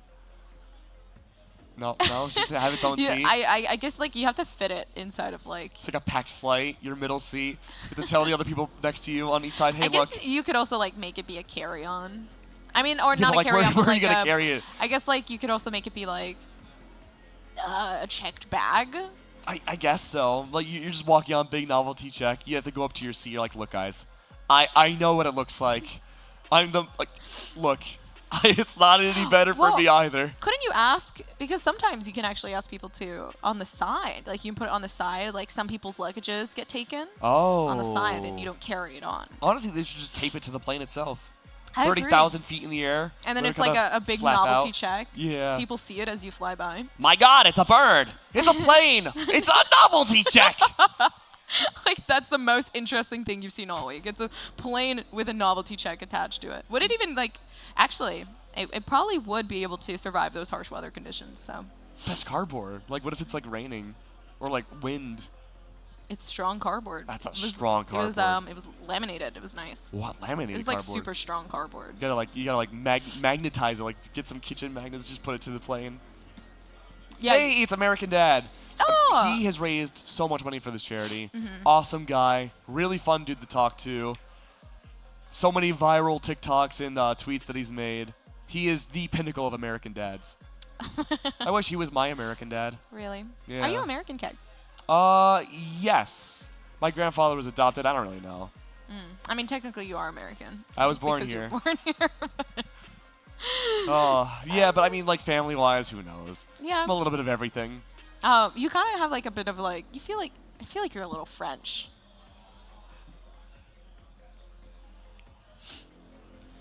I completely missed what you said, Gompers. I'm so sorry. That's okay. I feel like you're a little French. Like French? You look French a little bit. You have like Okay. a French feel. I'll Is that a compliment? Does that make me a Logosianeer?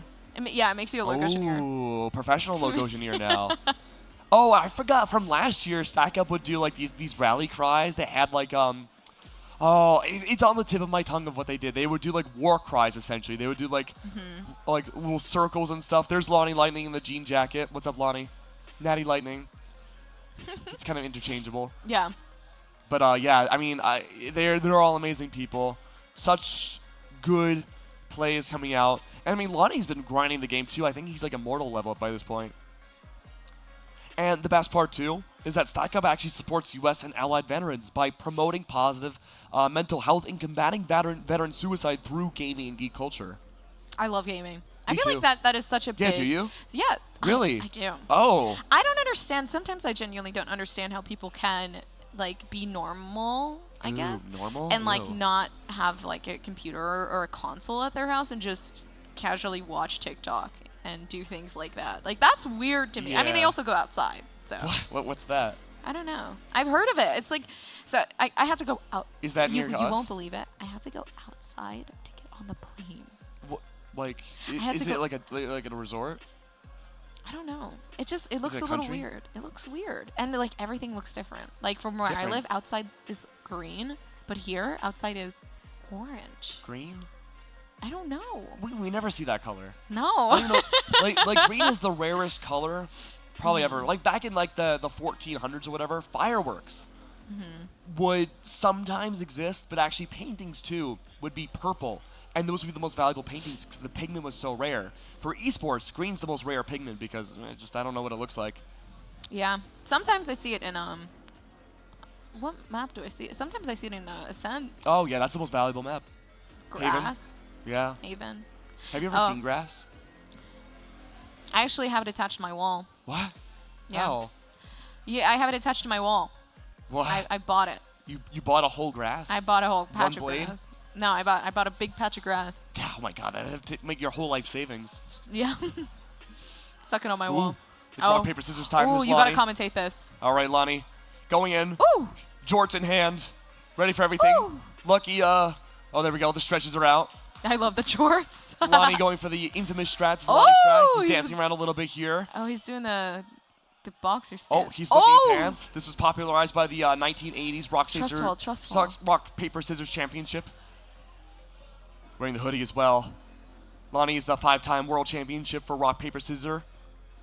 AmericanDad there is his coach. Was former champion as well. There we go. Oh, double rock again. My God, we've only seen that a few times, and there it is. The paper comes through. Lonnie, the victor Ran there. away. Continues the world championship. One there for the rock, paper, scissors. Oh, kickflip into the back. They're going for it again. It's best of 3. That was old school strats. They've changed it up this year. He needs to do that whole ritual again. Yeah, we need to see the push-ups, Lonnie. Put your arms down, Lonnie. Let's see those push-ups. He's ignoring me. Oh, scissor. Oh, 1-1. He said, hold on, guys. It's okay. I got this. Last time we'd seen Lonnie in the He's hot seat like this, it was 2014. Semifinals for Chicago's Rock, Paper, Scissors Championship. Valorant trophy goes to Stack Up already. They know they're going to win. Possibly.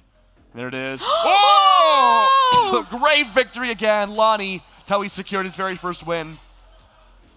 I don't even think the Valorant gameplay could top that. No. I think we it should ever just have can. this be a rock, paper, scissors. Gotta bring this to Copenhagen, Yeah. Tokyo next year. Or my this gosh. year. No, my God, it's 2023. Isn't it cool? Yeah. That we is go so Japan. cool. Oh, I'm so jealous. I'm happy enough to be in Vegas. True. Vegas is beautiful, though. Yeah.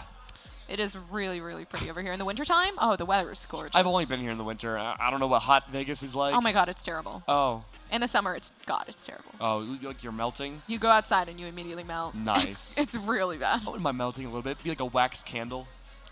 Well, if you're used to the cold weather, like I am, it's terrible. I hate the cold weather. I love the cold weather. Nah. If it's like my favorite seasons are like in betweens, like spring and fall. So I love rain. I love thunderstorms. So spring is probably one of my favorite. LA, seasons. it was raining yesterday.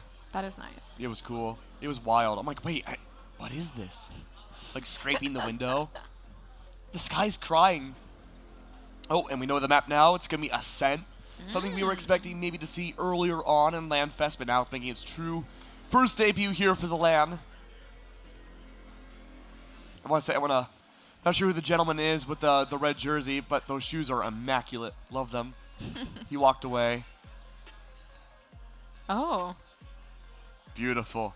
He kind of reminds me of Dr. Disrespect a bit. Yeah, you're right. I could see that. Like a Dr. Disrespect, but instead of like 80s like hardcore, it's like 80s synthwave. I agree. Ooh, hello. Speaking of synthwave. I love seeing us on camera. Yeah, my hair. Oh my god, what have I done? Oh no. I've left my hair the way it is. I've given up at this point. I have like one little curl here, if you can see. It's like... You got a curl. It's like everything is straight. I mean, that's, hey, free content for charity. Curl your hair. But I don't know how to curl hair.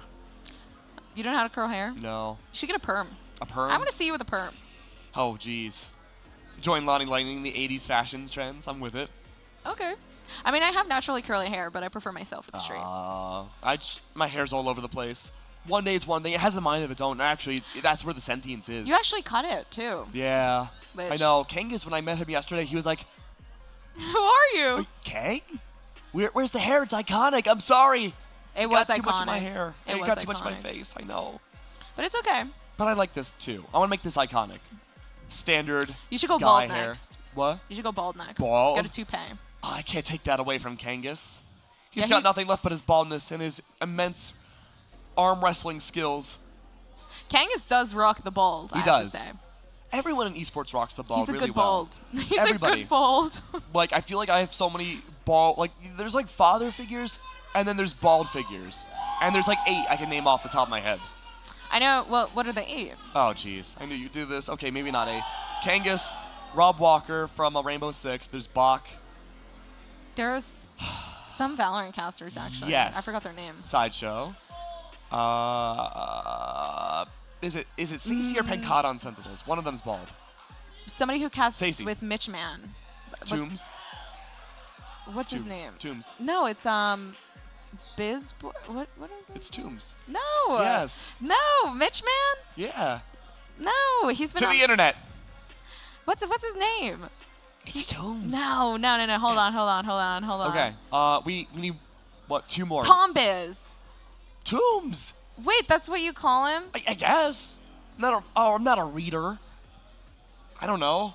Wait, you call him Tombs? I thought it was Tom Biz. T-O-M-B, Tomb. I thought it was Tom. Maybe I'm wrong. I don't know. I might be wrong. We'll have the contact him. Send him a letter by mail. But we need 2 more. I'm thinking, who else is bald? Me after this event. No, I'm kidding. No. You said it. It's not happening. You said it. I'm gonna go bald from stress. That's what I'm gonna go bald from. We need 1 more. Maybe somebody in the audience. Oh no. We got some devastating news though. You gotta lower the memes for a second. Riot servers are having a little bit of an issue right now. All good. Some technical difficulties. So we might throw things to a break momentarily. That's okay. We have to extend the amazing primetimeness of battling out for charity. And hey, you know what? Gives you plenty of time to also donate to charity too. Have a chance to win that amazing PC that we talked about earlier today. $20, chance to enter the raffle. A lot of amazing things. Maybe I'll have to enter. I'm thinking about entering too because that 2-day thing looks. Yeah, and I believe it ends on the 9th too. So if you're not able to do it today, still got a few more days to do it. And I'm definitely entering. The PC though, I don't know if I need the PC, which is why I don't want to take it away from anybody else. But I mean, I'm not guaranteed to win. The first step to the Gompers LAN facility. You're right, actually. A second PC wouldn't be too bad as well. To work, one for work and then one for streaming. True. Combine them together. Make a super streaming PC. A super streaming PC. Super you know what I want? I actually want a glass table PC. No, because you know what's gonna happen? With the juice in it. I'll be like, oh, let me go charge this. No! It's everywhere. Oh my god. My No, precious my PC. biggest fear is literally slamming the table and then the whole thing goes kaput, like down on my legs, and then it like shatters everywhere. The graphics card just completely snapped. Like that's my biggest fear. But that would make great content. Yeah, crying on stream. Oh my god. Please, I don't need to shatter my PC for that. Let's throw it a break. We'll see you guys soon. I didn't know if we were supposed to throw or not. Well, he said break. Yeah, I wasn't sure if we were So I supposed just to throw the threw. Kangas. Yeah.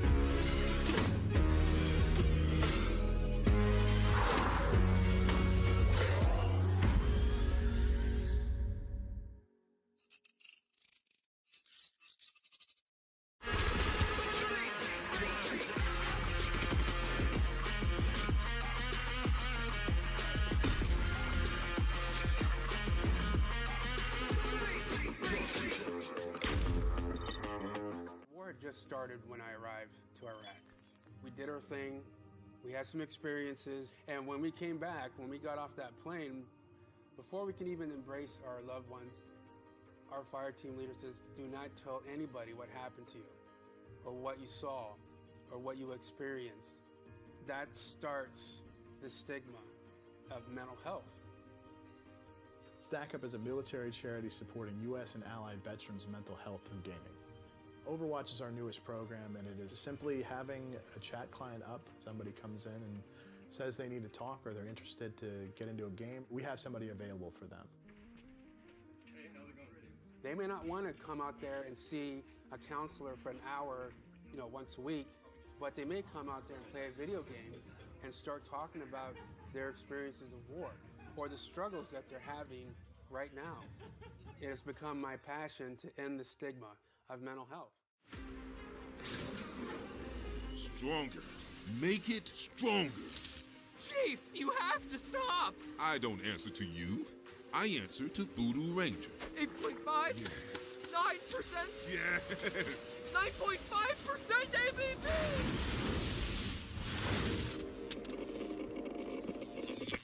He really is brilliant. Juice Force IPA. Hello, hello, hello, ViewSonic Battle for Charity. Quick update. We got hit by a double whammy. As you can tell, all the players are up here on stage having some fun. The Valorant servers are currently down, so we're going to wait for those to boot up. And Twitch servers are down, yeah! So we're doing everything we can to reset. As soon as they're up and running and we're able to get the show on the road, we will start. But for now, there is a Voodoo bar. If you purchase, I forget which beer it was. There is a specific beer. You can get information over there. All the proceeds will go towards the donation goal. There's also the Ibuypower PCs. If you want to do some gaming on your own, we'll make a big announcement when we're ready to go and everything's set. So stick with us. Come join LANFest.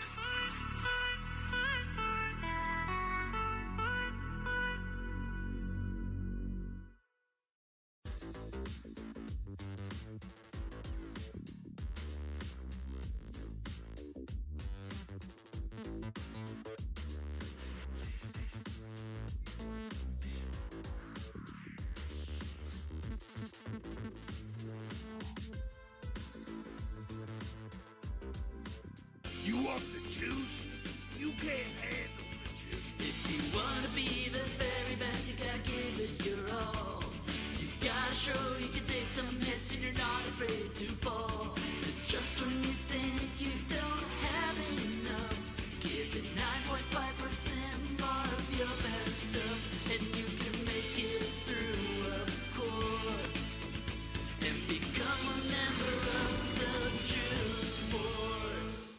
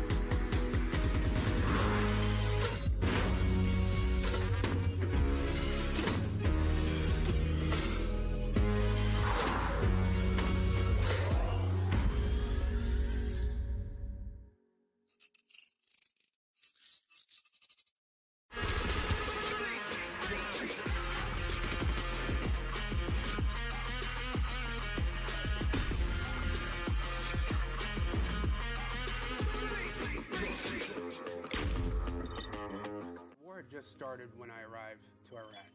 We did our thing, we had some experiences, and when we came back, when we got off that plane, before we can even embrace our loved ones, our fire team leader says, do not tell anybody what happened to you, or what you saw, or what you experienced. That starts the stigma of mental health. Stack Up is a military charity supporting U.S. and allied veterans' mental health through gaming. Overwatch is our newest program, and it is simply having a chat client up. Somebody comes in and says they need to talk or they're interested to get into a game. We have somebody available for them. Hey, how's it going? They may not want to come out there and see a counselor for an hour, once a week, but they may come out there and play a video game and start talking about their experiences of war or the struggles that they're having right now. It has become my passion to end the stigma of mental health. Stronger. Make it stronger. Chief, you have to stop! I don't answer to you. I answer to Voodoo Ranger. 8.5? Yes. 9%? Yes. 9.5% ABV!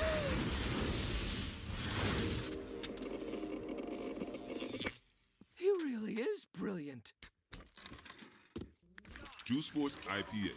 Live rangerously.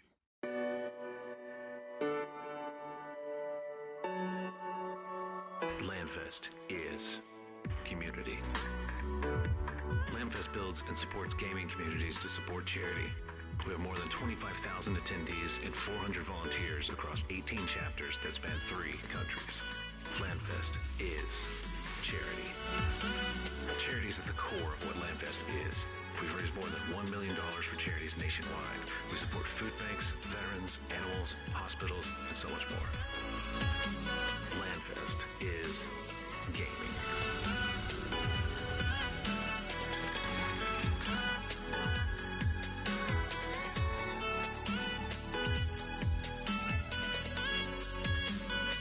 Come join LANFest.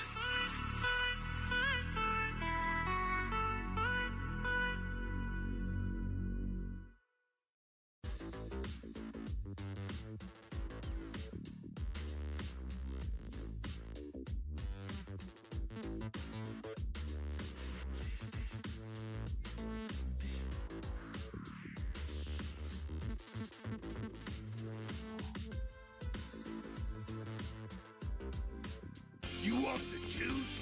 You can't handle the juice. If you wanna be the very best, you gotta give it your all. You gotta show you can take some hits and you're not afraid to fall. And just when you think you don't have enough, give it 9.5% more of your best stuff, and you can make it through, of course, and become a member of the Juice Force.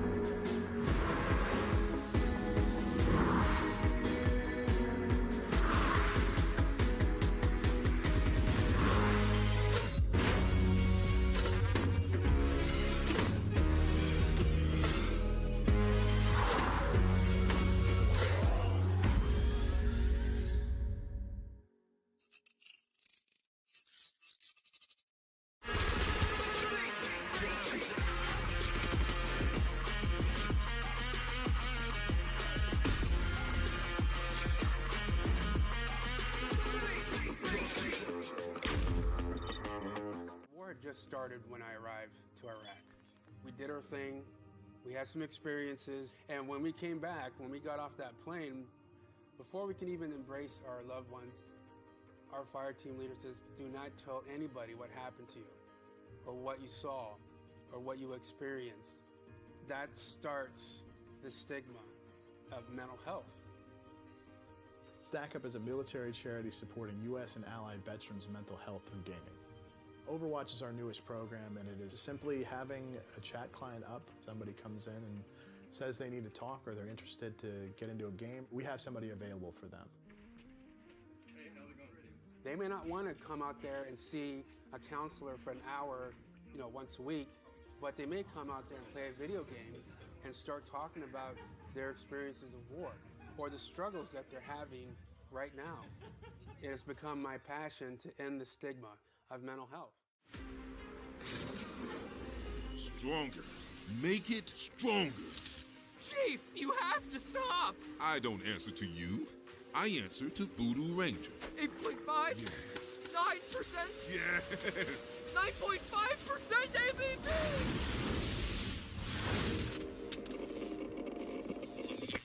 He really is brilliant. Juice Force IPA. Live rangerously.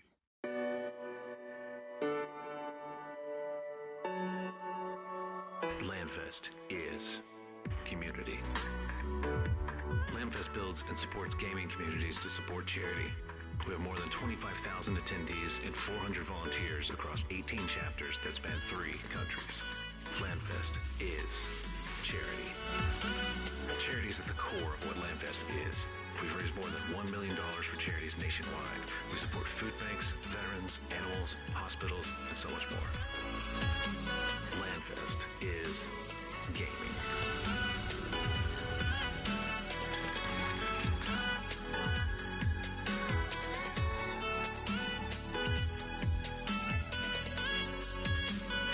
Come join LANFest.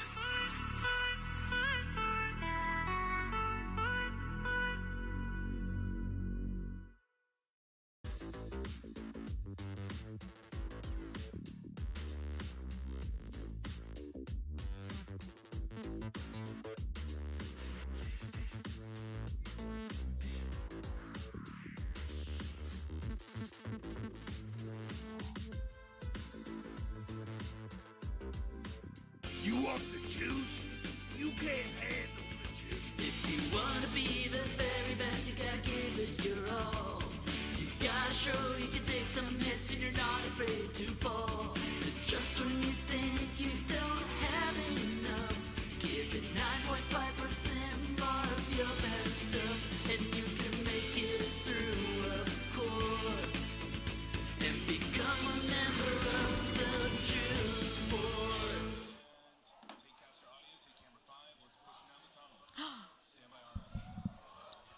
All right. We're getting into it. Oh, look at the hype. Okay, the squad. It's funny because originally they were sitting down. Yes.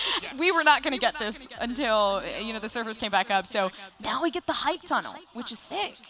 I love how we call it the hype tunnel. It just looks so retro futuristic. It looks like it's a different reality. I agree. And you know what? Esports in and of itself is a different reality, and so is this amazing event here. We're seeing everyone walk down. Oh, I guess we don't get to see those extra people. That's okay. Oh, no. They're hyped too. But I love all of this. We talked about how much the gradient colors, the amazingness of the logo, the shirts are coming through for both teams, and Stack Up too. They had such a strong presence on stage. A little bit quieter on the other side of things, but that's okay because they have that vibrancy with them that I really feel like is going to reflect through in game. I agree. There is a certain vibrancy, and also, both of these teams are. I would say just super excited to be here. And not only that, but they have such distinct personalities, which I feel like is awesome, just based off a rock, paper, scissors shoot game. That's true. I mean, World Championship Lonnie Lightning there did a great job bringing you back. Best of 3 inside rock, paper, scissors. And so we're just going to be waiting a little bit longer. We apologize for the delay. There was a little bit of shenanigans going on tech-wise from actually just multiple different facets of the of like servers and stuff. But, it happens. It's online. It's esports. That's just something we've come to grow just so used to. And it just adds a little bit more flavor and a little bit of anticipate. Do you want me to finish your sentence? Shun to the events. Okay. Oh, I see what you did there. I was like, oh, are we twinning? But we're always twinning. There was some anticipate. Shun there. Oh! Okay. Let's go. I learned from the best. Oh, stop it. I learned from the best, and she's sitting right next to me. Oh. I wonder who it is. Oh. The verdict is still... Oh, hello. Oh. I still don't see who it is. No, I'm just kidding. But hello, our beautiful faces are back yet again. Still waiting for the second match here. We saw an amazing performance between LANFest and 1,000 Dreams. Fracture, the new map, or well, at one point was one of the newest maps, coming through. Definitely a difficult map for a lot of teams, especially when there isn't that chemistry, when you're really trying to figure out not only how are you playing against 5 people you've never faced up against before, but also on a relatively new team where you don't know the quirks or the nuances of your teammates and how they operate. It's difficult, especially. I don't know, Fracture is such a weird map to me. I prefer to stay away from Fracture, to be honest with you. But I am a Pearl fan, I guess, maybe. Oh, that's where we have to disagree. I mean, look, Pearl is aesthetically the most beautiful map in the game. It is very beautiful. It is blue. And the music, I love the music. The music is good. Yeah. It reminds me of the color blue, too. Yeah. Very synesthesic. But the gameplay of it is, I would say, the most complex map in the game, at least right now. Okay. And a lot of this has to do with the release of Pearl, coming out of a time when competitive Valorant, outside of, say, the top of the top World Championships, was slowing down a little bit. And so there wasn't really as much opportunities or a need for teams to work on Pearl to really, explore it until in a few days when the Valorant VCT starts up again. And here we go, some crowd shots for... Are those the PCs? I think they are some of the PCs. Wait, that is beautiful. Have you been downstairs? Yeah. Yeah. Well, for a little, I haven't had the chance to. But not around. explore. No. There's one PC. I don't know if we can get a camera there. There's one PC on a table towards the entrance that looks like. We said it looked like it's like they recovered a Transformer. Really? Like Optimus Prime, Bumblebee, Kegamus Prime, any of them, right? And they just did an autopsy. And it's just like their heart is like on the table. And it's so cool looking. That is cool. I like that. Okay. I need to look because that sounds pretty sick. I mean, at some point we'll probably have a break to look around and stuff, and maybe I thought we were having an arm wrestle match. I thought that. Yes. I think the issue is, and I'm going to tell you all back at home a little bit of a production secret. Don't know if we have an arm wrestling table. I don't think the verdict is out there yet. There is one player. I'm not going to reveal who it is. Right Big here. content creator. Oh, honestly, that was in contention. We could. we'll have to reach out to Kangas for that one. But there are 2 players, Kangas and another player, really well-renowned arm wrestling people. Now, look, Kangas and I, we were at the gym earlier today, about an hour before we started this.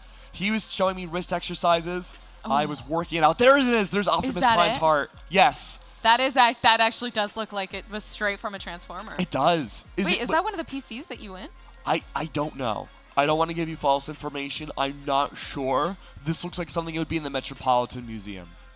This is something that aliens would talk about 1,000 years from now. Now, we don't really know what humans were like back in the 21st century. Yeah. We can only assume that with their very exploracious PCs, that they must be an advanced civilization. I think humans are... Not advanced. We're animals, man. Really? We're animals. Well, That's technically that is statistically true, but we are statistically, it's biologically true. Biologically is. Oh, that looks like a Viper tank. Yeah, see, you're right. It is Viper. I was thinking Bane from like the 1980s Batman. Oh, okay. Well, that makes sense. I With would say. Uma Thurman as Poison Ivy. Is the fan just sitting outside of the? Yup. What? I know. It's the future. Wait a second. So your fan's just chilling? The future is now, old man. You could literally attach it to your wall and just chill. Yeah, some people do that. That is sick. It's scary. Wait, why are the PCs so cool? Because we're in one of the coolest facilities I think you and I have ever been in. Yeah. Oh my gosh. I want to take one home. Oh, maybe. Maybe. I want to know like the liquid inside of that Viper-looking one. Like it looks like it's syrup, like a syrupy kind of like consistency, but it has to be water, right? I would. Well, it's actually a certain type of liquid. What is it called again? It's like a liquid that you can actually put in your PC. Like that's what people make their tables out of. Oh. Like sometimes they make like an underwater feel with like a certain liquid that you can actually completely like put your PC in. See, I always had the idea for a fish tank PC, but I'm pretty sure that's not good for the fish. No. No, like the metals would Probably like poison not. the fish. I mean, they can survive.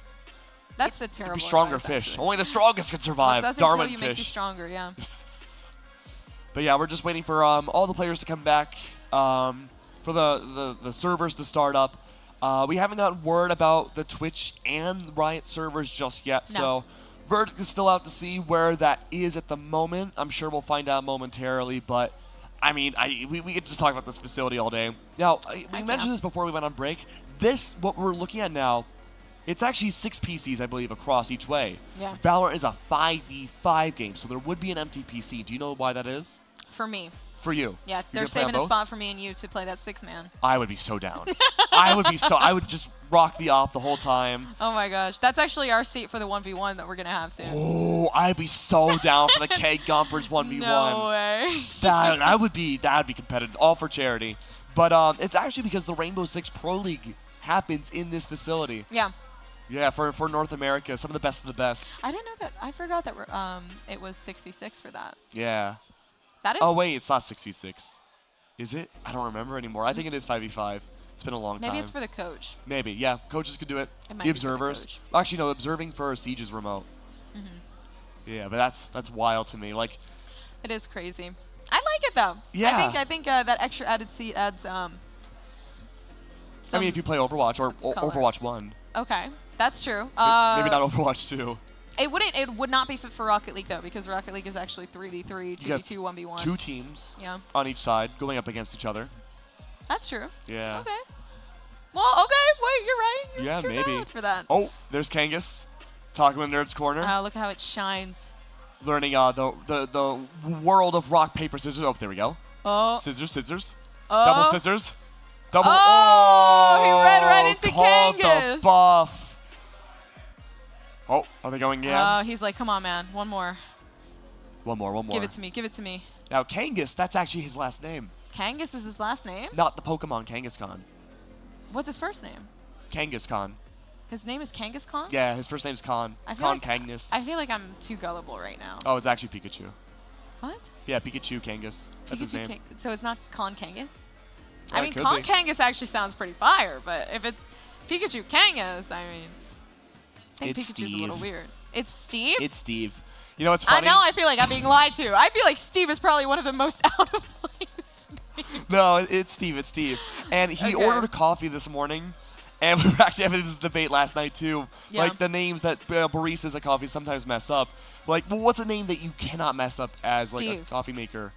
Well, we thought Steve and Tim. Tim is still on the verdict. We don't know about Tim yet. But Steve was a name that we thought, too. So he ordered the coffee as his name, which is Steve, and they got it wrong. How do they spell Steve?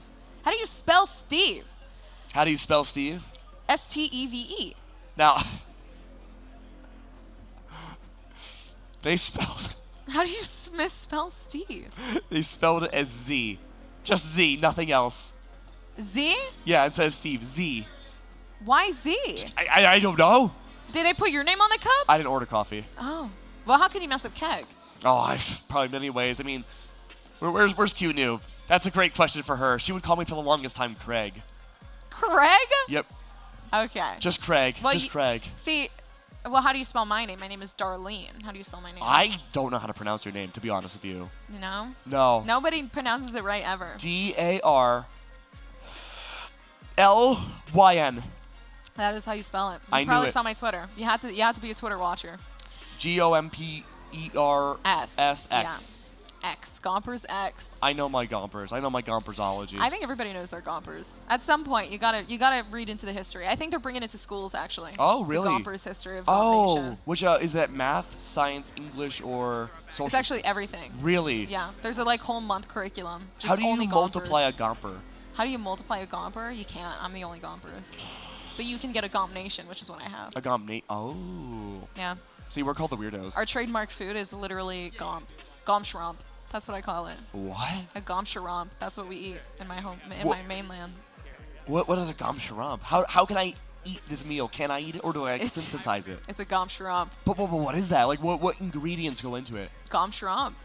It's the sugar, spice, and everything nice. Do you turn into a Powerpuff Girl when you somehow consume it? You turn into a Gomper. Is that better or worse? That's better. That's way better. That's so real.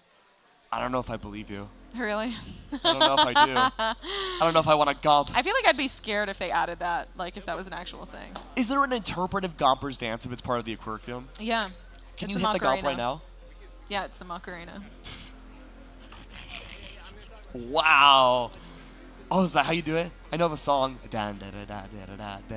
is, but instead you only say Gompers. Gompers. It's really, really scary. It's 2 syllables. You have to do gom. But you only listen to it in the dark, mid-nightmare. Oh, mid-nightmare. And then you get paralysis. Every day I have to listen to the Gomp? Yeah. Oh, jeez. It's the national anthem. I work in esports. I have nightmares every night. Oh, no.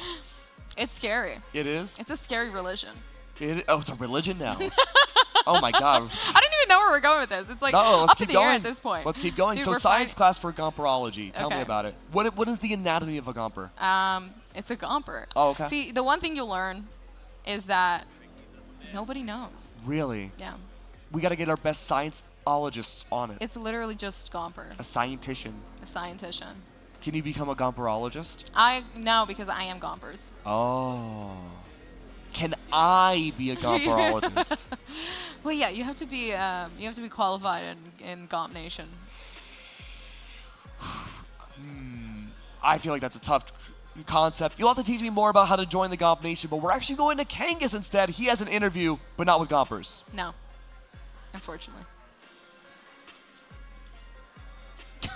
Thank you very much, Keg and Gomper. We're still waiting for the Valorant servers to come back online. So for right now, we're going to get to know the charities and the teams a little bit. I got one of the players here from Stack Up. Could you introduce yourself for everybody? Hello, everybody. I'm Lonnie Lightning, representing StackUp.org and Regiment GG, which is ran by veterans for veterans, helping with care packages, suicide prevention. Really good people, and I'm drinking a Voodoo Ranger right now. Yeah, drinking a New Belgium Voodoo Ranger. Juicy Haze IPA.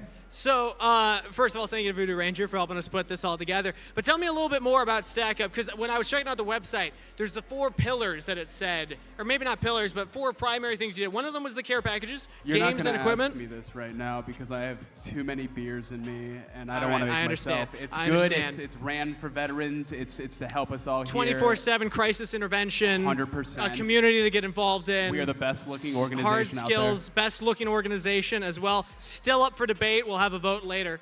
But I saw when you were getting ready for the games, you had an interesting warm-up that you were doing. Can you walk me through that? Because I think gamers at home need to be aware that warming up for gaming is important. They say 98% of gamers get cramps in their legs, and they say that the blood rushes down there and makes you shorter. So I've come up with, as you can tell, I've come up with a couple exercises that everybody can do at home before they're out there fragging, shagging, and teabagging. This one right now helps the glutes, and it helps the quads. So what we're going to do, everybody stand up out there. We're going to get ready, get out of your chairs, take a shower if you need to. Yep. Get right there. Everybody in the audience here, too, if you want to join in, feel free. You want to get a deep V. Deep V right here. Deep V. How deep we talking? I got tight pants on. I'm talking Blade 2 with Wesley Snipes. Deep V. Jean-Claude Van Damme. That's a deep V. And you're also going to go very down. Dated reference. And yep, get ready. So we have position A of winning, and then go down for the teabag. Ready? Teabag. This is very hard to do at this Halo 2, wide of a stance. I'm going to bring it in a little bit. That's fine. You could do that one as well. That's for like less experienced people, but you'll get. I'm a beginner. You have to warm me up into it. All right, this next one's called carry my team because they're trash. So hop them on your back, and then carry them because they're trash. So hop like on your back, it's mostly feet. Carry them because they're trash. It's just a lot of feet movement. Yep. Okay. And then the last one that I want to show you guys. Yep. Last one. This one's called. It's really good. Everybody pay attention. This one's called glide to the end of the game. Blame my team for losing. Glide to the end of the game. Blame my team for losing. So get ready. You ready? So glide to the end of the game. Blame my team for losing. Do you have to give the verbal with the motion? Yeah. If you don't tell people that they're messing up, then they blame you. So it's not my fault that we lost. I like those that. Those are my regiment. Stack up all that stuff. Okay. That's good. That's what we do. Well, you're very focused on the lower body. I can tell, showing it off as well. I'm going to give you a test here because I'm more about wrists and wrist health for gamers. So I got a couple tests for you. We're going to see if you can close this.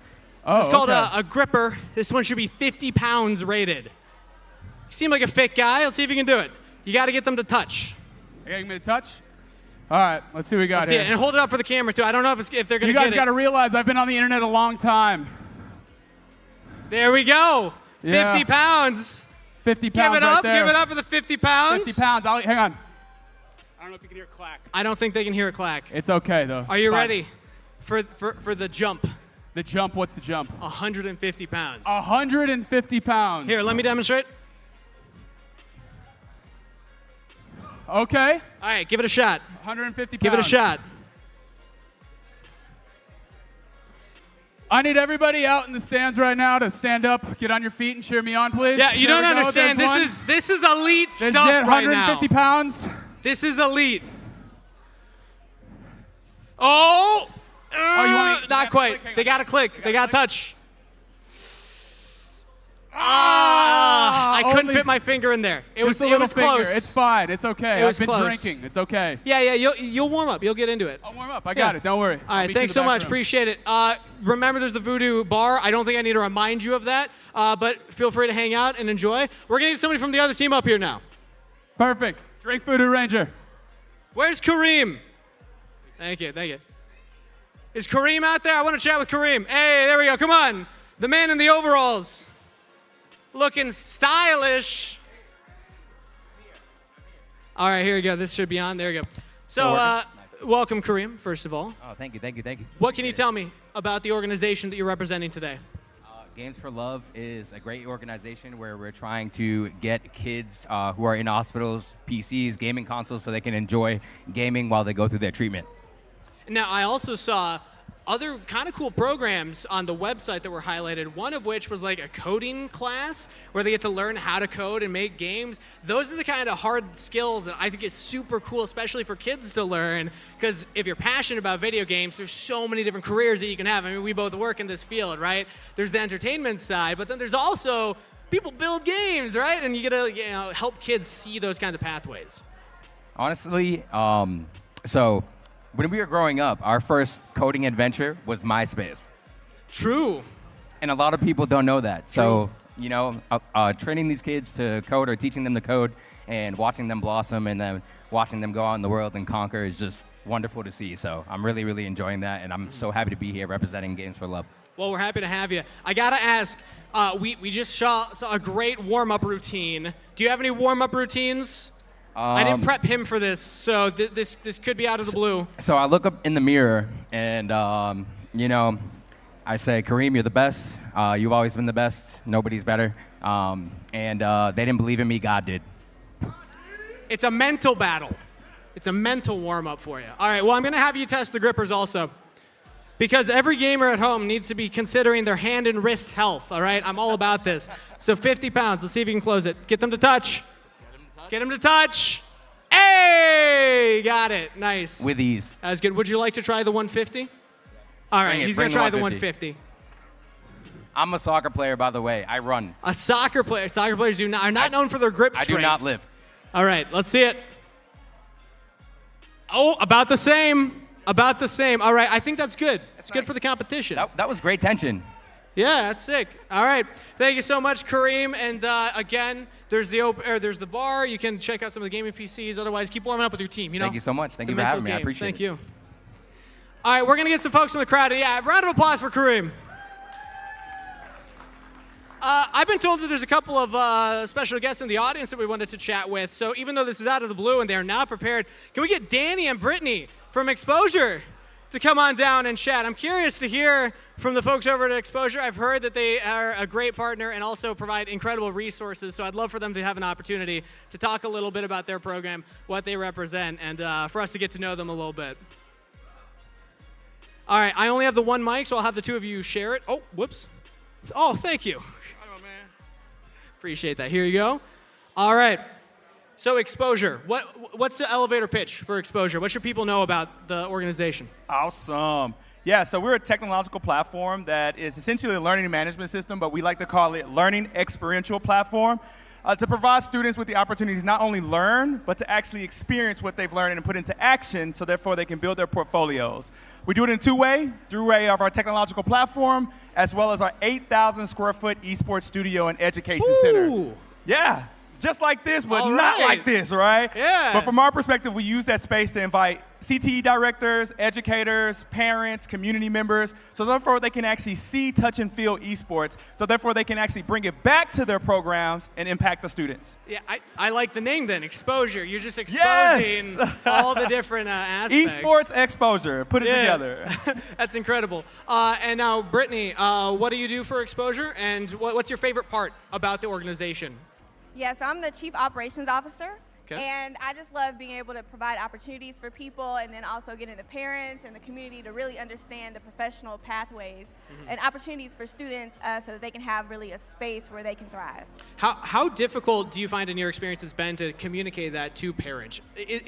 Are we at a point in esports and gaming where it's more open? Because I remember my parents like, what are you doing for your career? Like what is gaming and esports? Are we changing, or is that a kind of a big hurdle still? Yeah, it's getting progressively better. Of course, there are some people who are set in their ways, but as people begin to see people become more professional, actually get money, careers, events like this, and actually see, wow, there's a space, there's a community, there's money for my kid and a career pathway, and there's actually skills needed, then the parents are like, okay, and they're able to actually have a space where kids are opening up because they weren't able to find it in a traditional pathway. But here it's like, wow, my kid just came alive, and they don't do this for me at home, they don't do it around their friends, but this is an actual space for them to thrive and be who they are. It's so cool. I love that.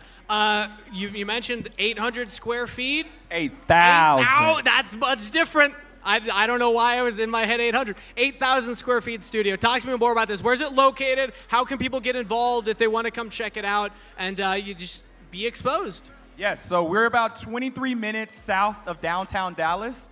You're definitely familiar with Esports Stadium in Arlington, so we're about 20 minutes away from them. We're currently right now in the middle of Duncanville, Cedar Hill, DeSoto, and south of Dallas. Currently with us, we work around about 14 different independent school districts around Texas. Texas is a huge focal point for us right now as we start to expand outside of Texas. But from our perspective, we work with Houston, Austin, San Antonio, as well as Dallas in regards to esports education. So if you're in Texas, check out Exposure. Oh, yes, for sure. If you're coming to Texas, definitely come out and tour our facility and see some of the cool project-based experiences that we're doing with students. All right, next time I'm in town, I'll have to hit you up. Thank you so much for coming out No and chatting problem. about your program. Oh, you want to try the 150? You want to do it? Wrist health, hand strength. Let's have you warm up with the 50. We're gonna have you warm up with the 50. This is 150? That is 50 pounds. All right, Brittany, let's get your play-by-play commentary of this. What do you think? Oh, that was easy. close. He Okay, did it slow. All right. Now the 150. So that was the warm up. So he said he's very strong. So do you? Okay, no. First, let's see this. 150. He does Just get them to push-ups. touch. No problem. Ooh. Oh, it was there. It was there. All right, here.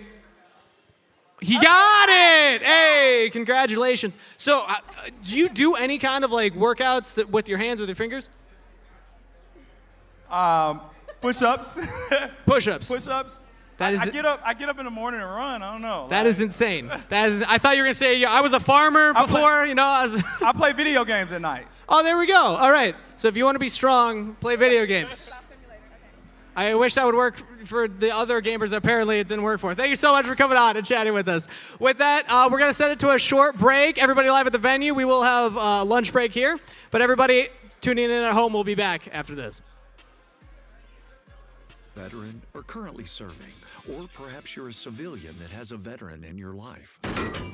We want to stack up with you. StackUp.org brings both veterans and civilians together through a shared love of gaming. StackUp serves not only active duty troops and veterans in the U.S., but also our allies throughout the world. We do this through 4 primary programs. Supply crates, giant boxes of the latest in games and gear sent to active duty troops and veterans to raise morale, build camaraderie, and help combat post-traumatic stress. Air assaults, where we fly deserving veterans to life-changing gaming and geek culture events. The Stacks, our local volunteer teams coming together to support military personnel around their community. And our Stop Squad, Stack Up suicide awareness and mental health support team. Our trained volunteers are on call 24/7 if you're looking to talk with someone about your problems. We're here to help. Please reach out to us through StackUp.org to find out how we can support you or the veteran in your life today.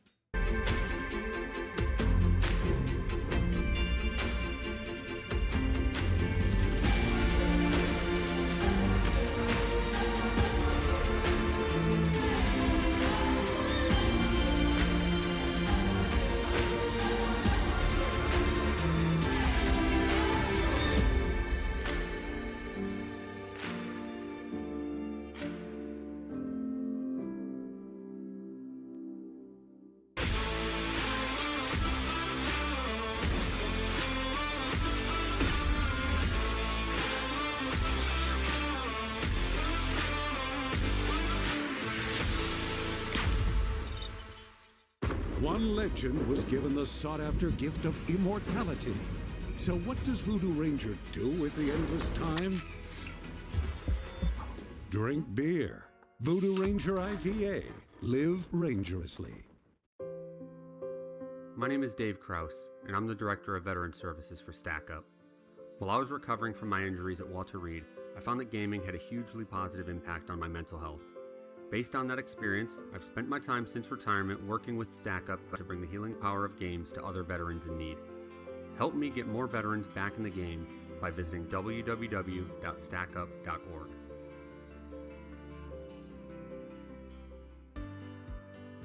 When kids need medical care, they will often face stressful and life-changing experiences. From long treatments to hospital stays, they will miss out on the things that make being a kid fun.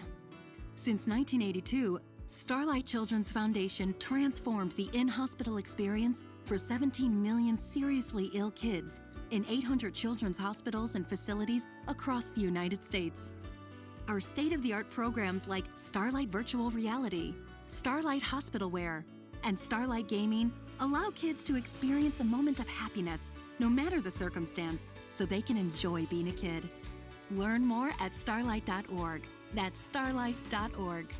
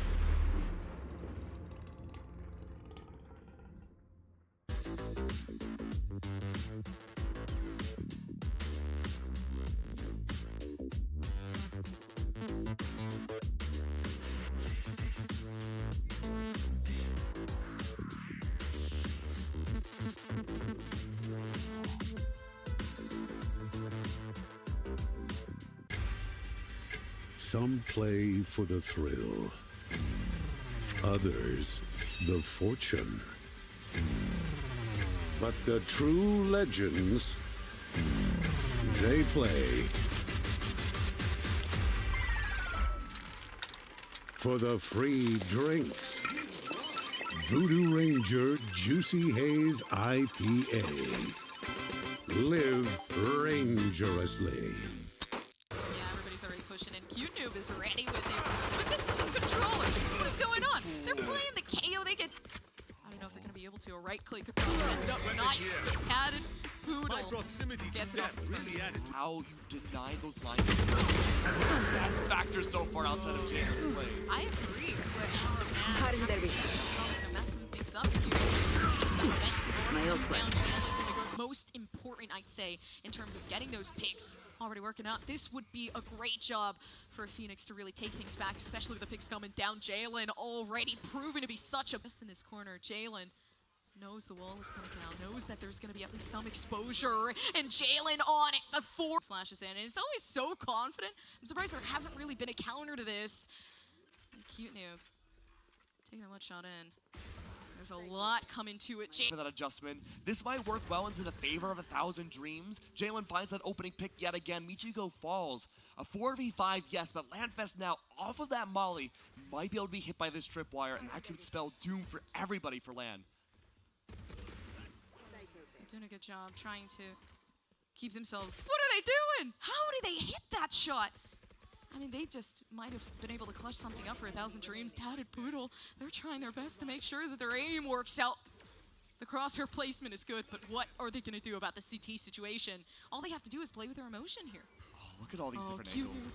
Down, just the shoulder peeking through. You got to be careful with the angles you're taking. Jalen doesn't have a flash, so having to wide swing this, but the Marshall isn't a lot to work with here. Absolutely. And, you know, Q-Noob, what's the call going to be here? Use all the ultimates in this final round? That wouldn't be a bad idea, but... Cross being held, 2 players sitting on one side and the other sitting on the other. The weapon not even put out, and this is it for Q-Noob. Ensuring with so little HP left, but Blitz goes for a great headshot. Doing a nice job, okay. This is it, the healing aspect of Phoenix. Okay, Bliss, you got me. You got my like, and you... Get this pick. I'm not so sure. Baron sitting in the corner. I mean, a headshot there. This could be an ace. Low. Yeah. Oh, no, I don't think so. Good reads about where 1,000 Dreams would push at the beginning of each round, though. Yeah. Oh, okay. The blind was great to find the potential to Prowler. I mean, not really of much importance there, but a little bit of low health. Sure. And you got everybody alive here. You got Rainy, you got Q-Noob, you got the whole entire set. Jalen goes down, so maybe the potential's there, but everything going on. They have the Phantom 45 health, but a flash. That could lead to the biggest victory that we've seen. Already some damage there with Molly. Good flash flashing in. This is great. The headshot there. Slow work around the back. They know where they are, but... I can't. Oh, that's right. I'm sorry. It's okay. It's all good. I understand. I get it, though. But you know what? No ranches around here. Jalen does go down, but that's a really good... Well, there. That would have been great for a defusal, but... I mean, it didn't really commit. They wanted to make sure that the inside of this... You have to think. What is the objective? And the objective is the spike. It is in Cryptics. Gonna go. It's something big. She's on Charity. A big healthy dose of Charity. Yeah. Already difficult. Are you a veteran or currently serving? Or perhaps you're a civilian that has a veteran in your life? We want to stack up with you. StackUp.org brings both veterans and civilians together through a shared love of gaming. StackUp serves not only active duty troops and veterans in the U.S., but also our allies throughout the world. We do this through 4 primary programs. Supply crates, giant boxes of the latest in games and gear sent to active duty troops and veterans veterans to raise morale, build camaraderie, and help combat post-traumatic stress. Air Assaults, where we fly deserving veterans to life-changing gaming and geek culture events. The Stacks, our local volunteer teams coming together to support military personnel around their community. And our Stop Squad, Stack Up suicide awareness and mental health support team. Our trained volunteers are on call 24/7 if you're looking to talk with someone about your problems. We're here to help. Please reach out to us through stackup.org to find out how we can support you or the veteran in your life today.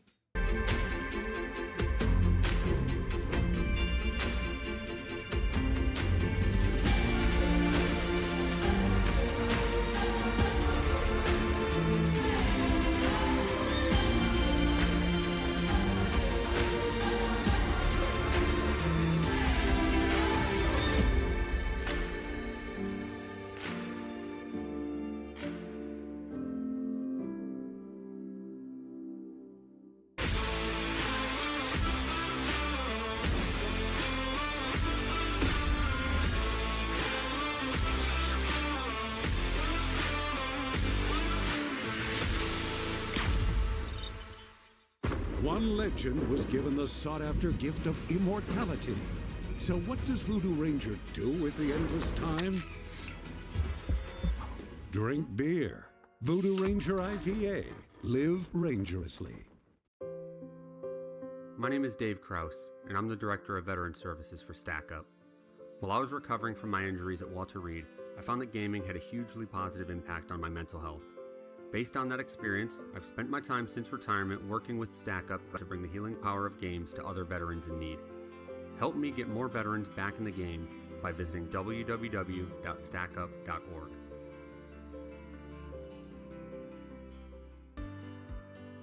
When kids need medical care, they will often face stressful and life-changing experiences.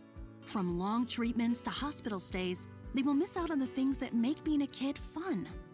Since 1982, Starlight Children's Foundation transformed the in-hospital experience for 17 million seriously ill kids in 800 children's hospitals and facilities across the United States.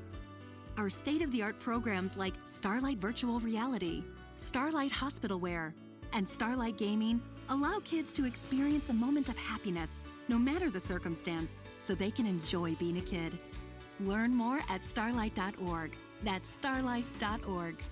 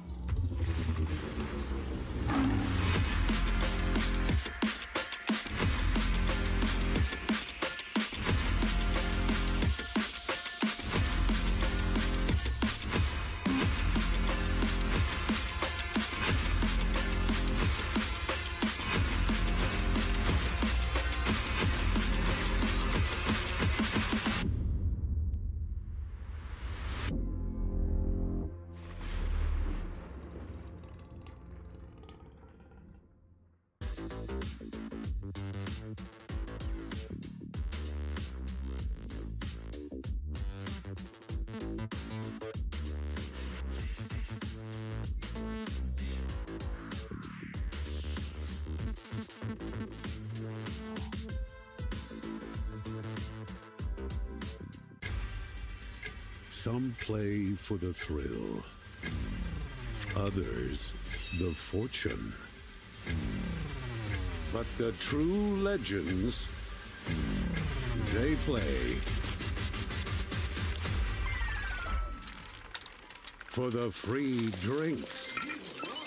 Voodoo Ranger Juicy Haze IPA. Live rangerously. Q-Noob is ready with him, but this isn't controller. What is going on? They're playing the KO. They get, I don't know if they're going to be able to. A right-click could probably end up nice. Tad and Poodle gets it off his back. How you deny those lines. Best factor so far outside of James' plays. I agree, but how did they be messing things up here? Most important, I'd say, in terms of getting those picks already working out. This would be a great job for Phoenix to really take things back, especially with the picks coming down. Jalen already proven to be such a best in this corner. Jalen Knows the wall is coming down, knows that there's going to be at least some exposure, and Jalen on it. The 4 flashes in, and it's always so confident. I'm surprised there hasn't really been a counter to this. And cute noob. Taking a one shot in. There's a lot coming to it. For that adjustment, this might work well into the favor of 1,000 Dreams. Jalen finds that opening pick yet again. Michigo falls. A 4v5, yes, but LANFest now off of that molly might be able to be hit by this tripwire, and that could spell doom for everybody for LAN.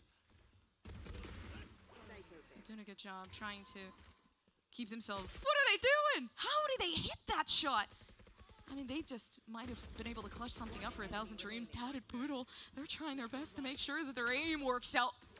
The crosshair placement is good, but what are they going to do about the CT situation? All they have to do is play with their emotion here. Oh, look at all these different angles. Down. Just a shoulder peeking through. You got to be careful for the angles you're taking. Jalen doesn't have a flash, so having to wide swing this, but the Marshall isn't a lot to work with here. Absolutely. And, you know, Q-Noob, what's the call going to be here? Use all the ultimates in this final round? That wouldn't be a bad idea, but Crosshill being held, 2 players sitting on one side and the other sitting on the other. The weapon not even put out, and this is it for Q-Noob. Ensuring with so little HP left, but Blitz goes for a great headshot. Doing a nice job. Okay. This is it. The healing aspect of Phoenix. Okay, Bliss, you got me. You got my like, and you get this pick. I'm not so sure. Baron sitting in the corner. I mean, a headshot there. This could be an ace. Go low. Yeah.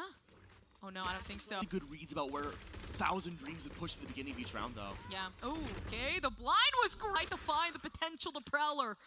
I mean, not really of much importance there, but a little bit of low health.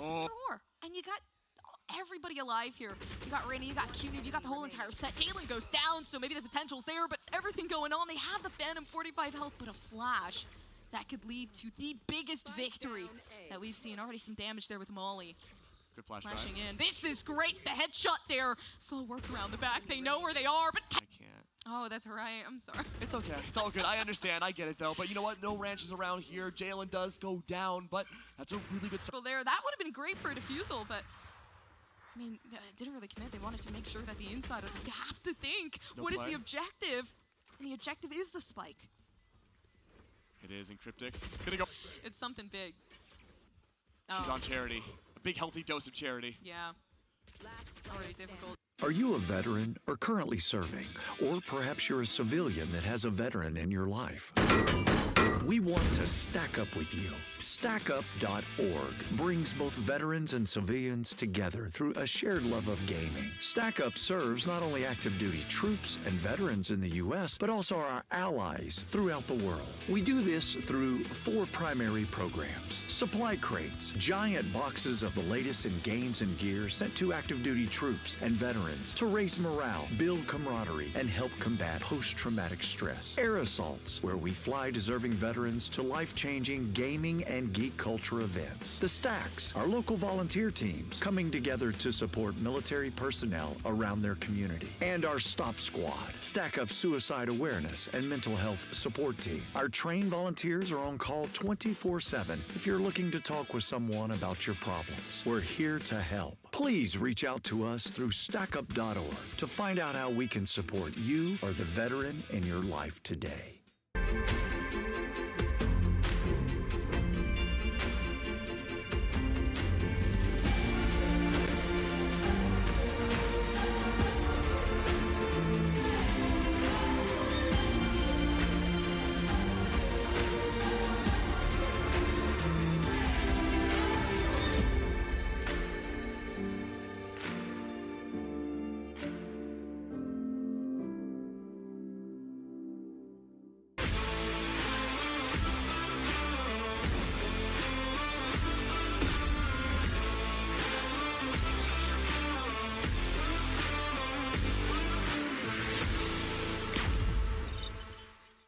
One legend was given the sought-after gift of immortality. So what does Voodoo Ranger do with the endless time? Drink beer. Voodoo Ranger IPA. Live rangerously. My name is Dave Kraus, and I'm the Director of Veteran Services for Stack Up. While I was recovering from my injuries at Walter Reed, I found that gaming had a hugely positive impact on my mental health. Based on that experience, I've spent my time since retirement working with Stack Up to bring the healing power of games to other veterans in need. Help me get more veterans back in the game by visiting www.stackup.org.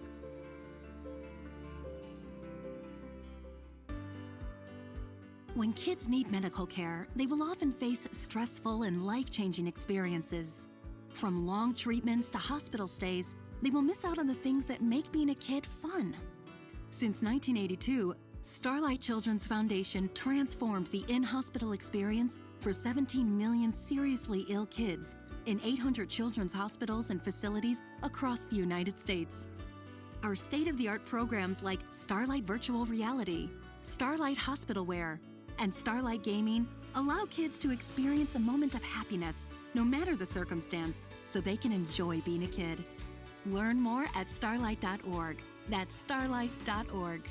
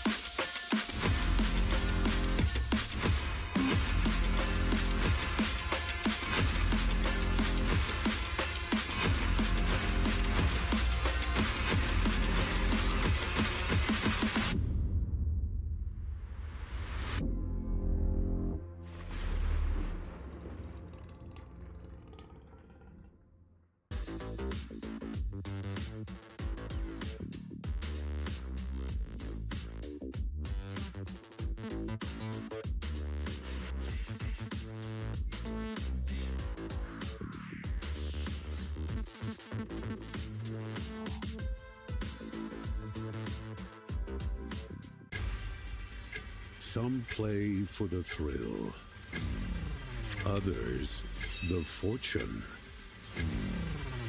But the true legends, they play for the free drinks. Voodoo Ranger Juicy Haze IPA. Live rangerously. Cute Noob is ready with it, but this isn't controller. What is going on? They're playing the KO. They get. I don't know if they're gonna be able to. A right-click controller ends up nice. Tatted Poodle gets it off the screen. How you denied those lines. That's the best factor so far outside of James' plays. I agree. They're messing things up here. Most important, I'd say, in terms of getting those picks already working out. This would be a great job for Phoenix to really take things back, especially with the picks coming down. Jalen already proven to be such a best in this corner. Jalen knows the wall is coming down, knows that there's going to be at least some exposure, and Jalen on it. The 4 flashes in, and it's always so confident. I'm surprised there hasn't really been a counter to this. And Cute Noob taking a one shot in. There's a lot coming to it. For that adjustment, this might work well into the favor of 1,000 Dreams. Jalen finds that opening pick yet again. Michigo falls. A 4v5, yes, but LANFest now off of that molly might be able to be hit by this tripwire, and that could spell doom for everybody for LAN. Doing a good job trying to keep themselves. What are they doing? How did they hit that shot? I mean, they just might have been able to clutch something up for 1,000 Dreams. Tatted Poodle, they're trying their best to make sure that their aim works out. The crosshair placement is good, but what are they going to do about the CT situation? All they have to do is play with their emotion here. Oh, look at all these different angles. Down, just the shoulder peeking through. You got to be careful with the angles you're taking. Jalen doesn't have a flash, so having to wide swing this, but the Marshall isn't a lot to work with here. Absolutely. And, you know, Q-Noob, what's the call going to be here? Use all the ultimates in this final round? That wouldn't be a bad idea, but cross-hold being held. 2 players sitting on one side and the other sitting on the other. The weapon not even put out, and this is it for Cute-Noob. Ensuring with so little HP left, but Blitz goes for a great headshot. Doing a nice job. Okay. This is it. The healing aspect of Phoenix. Okay, Bliss, you got me. You got my like, and you get this pick. I'm not so sure. Baron sitting in the corner. I mean, a headshot there. This could be an ace. Low. Yeah. Oh, no, I don't think so. Good reads about where 1,000 Dreams would push at the beginning of each round, though. Yeah. Oh, okay. The blind was great to find the potential to Prowler. I mean, not really of much importance there, but a little bit of low health. And you got everybody alive here. You got Rainy, you got Q-Noob, you got the whole entire set. Jalen goes down, so maybe the potential's there, but everything going on. They have the Phantom, 45 health, but a flash that could lead to the biggest victory that we've seen. Already some damage there with Molly. Good flash Flashing drive. in. This is great. The headshot there. Slow work around the back. They know where they are, but... I can't. Oh, that's right. I'm sorry. It's okay. It's all good. I understand. I get it, though. But you know what? No ranches around here. Jalen does go down, but that's a really good start. There, that would have been great for a defusal, but... I mean, it didn't really commit. They wanted to make sure that the inside of you have to think, what is the objective? And the objective is the spike. It is in Cryptics. Gonna go. It's something big. She's on Charity. A big healthy dose of Charity. Yeah. Already difficult. Are you a veteran or currently serving? Or perhaps you're a civilian that has a veteran in your life? We want to stack up with you. StackUp.org brings both veterans and civilians together through a shared love of gaming. StackUp serves not only active duty troops and veterans in the U.S., but also our allies throughout the world. We do this through 4 primary programs. Supply crates, giant boxes of the latest in games and gear sent to active duty troops and veterans to raise morale, build camaraderie, and help combat post-traumatic stress. Air assaults, where we fly deserving veterans to life-changing gaming and geek culture events. The Stacks, our local volunteer teams coming together to support military personnel around their community. And our Stop Squad, Stack Up suicide awareness and mental health support team. Our trained volunteers are on call 24/7 if you're looking to talk with someone about your problems. We're here to help. Please reach out to us through StackUp.org to find out how we can support you or the veteran in your life today.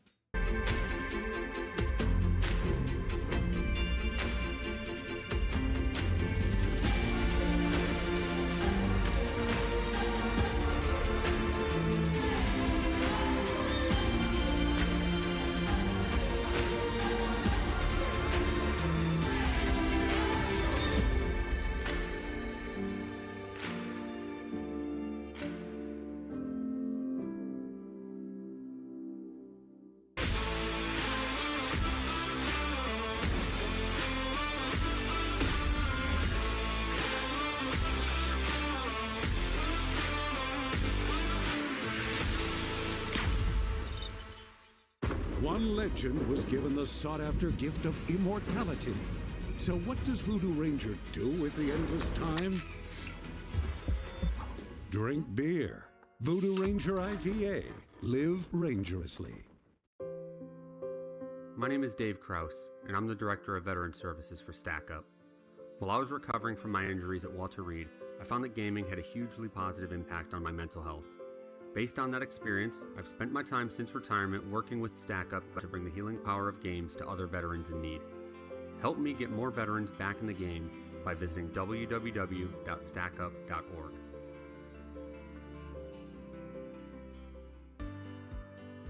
When kids need medical care, they will often face stressful and life-changing experiences.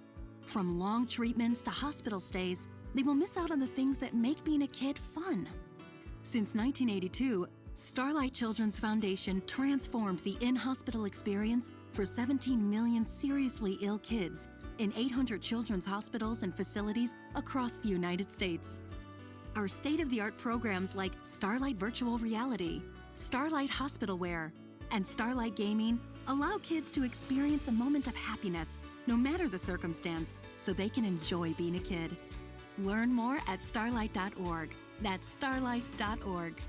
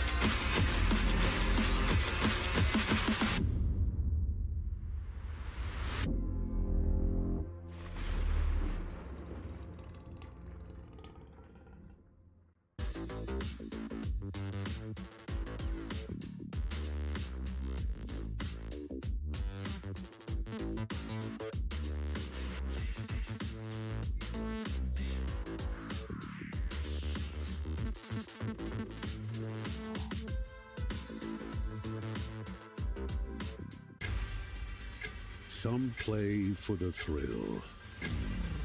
Others, the fortune. But the true legends, they play for the free drinks. Voodoo Ranger Juicy Haze IPA. Live rangerously. Yeah, everybody's already pushing in. Q-Noob is ready with it. But this is a controller. What is going on? They're playing the KO. They get... I don't know if they're going to be able to. A right click could end up nice. Tatted Poodle gets it off his really How you deny those lines. Best factor so far outside of Jalen's plays. I agree. But they're messing things up here. Most important, I'd say, in terms of getting those picks already working out. This would be a great job for Phoenix to really take things back, especially with the picks coming down. Jalen already proven to be such a miss in this corner. Jalen knows the wall is coming down, knows that there's going to be at least some exposure, and Jalen on it. The 4 flashes in, and it's always so confident. I'm surprised there hasn't really been a counter to this. And Cute Noob taking one shot in. There's a lot coming to it. For that adjustment, this might work well into the favor of 1,000 Dreams. Jalen finds that opening pick yet again. Michigo falls. A 4v5, yes, but LANFest now off of that molly might be able to be hit by this tripwire, and that could spell doom for everybody for LAN. They're doing a good job trying to keep themselves. What are they doing? How did they hit that shot?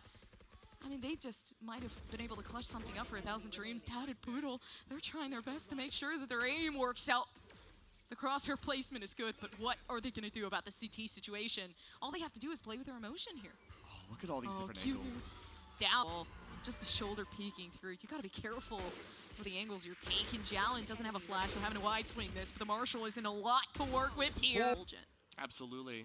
And, you know, Q-Noob, what's the call going to be here? Use all the ultimates in this final round? That wouldn't be a bad idea, but... Crosshold being held, 2 players sitting on one side and the other sitting on the other. The weapon not even put out, and this is it for Q-Noob. Ensuring with so little HP left. Ladies and gentlemen, we had an outage with the servers for Valorant. They are back up now, so we are on an hour lunch break. If you need to get food, now is the time. Otherwise, we are back playing games at 2:15 p.m. So you have until 2:15 p.m. to be back to play your games. Valorant servers are back up. We will be back on stream at 2:15 p.m. And if there is a Liu Tran, we have your phone. So Liu Tran, if you're missing your phone, we have it. Come on up. You got Q-Noob, you got the whole entire set. Jalen goes down, so maybe the potential's there, but everything going on. They have the Phantom 45 health, but a flash that could lead to the biggest victory that we've seen. Already some damage there with Molly. Good flash flashing in. This is great. The headshot there. Slow work around the back. They know where they are, but I can't. Oh, that's right. I'm sorry. It's okay. It's all good. I understand. I get it, though. But you know what? No ranches around here. Jalen does go down, but that's a really good start. There. That would have been great for a defusal, but I mean, it didn't really commit. They wanted to make sure that the inside of this. You have to think. What is the objective? And the objective is the spike. It is in Cryptics. Gonna go. It's something big. She's on charity. A big healthy dose of charity. Yeah. Already difficult. Are you a veteran or currently serving?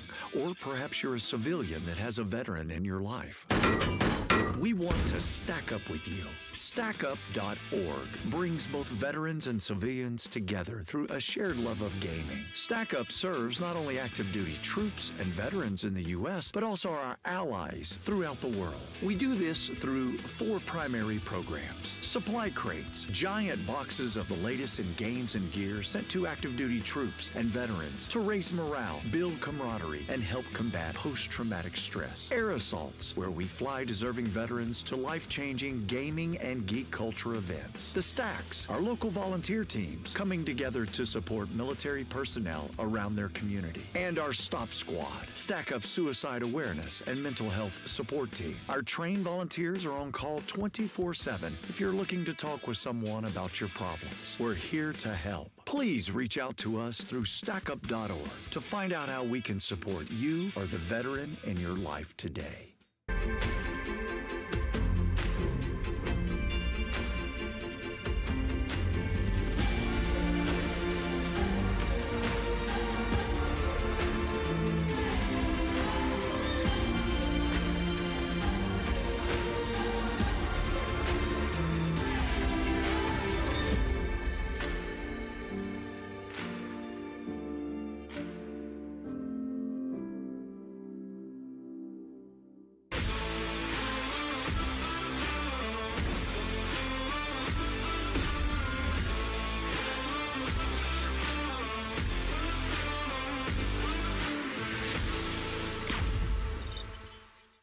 One legend was given the sought-after gift of immortality. So what does Voodoo Ranger do with the endless time? Drink beer. Voodoo Ranger IPA. Live rangerously. My name is Dave Kraus, and I'm the Director of Veteran Services for StackUp. While I was recovering from my injuries at Walter Reed, I found that gaming had a hugely positive impact on my mental health. Based on that experience, I've spent my time since retirement working with StackUp to bring the healing power of games to other veterans in need. Help me get more veterans back in the game by visiting www.stackup.org.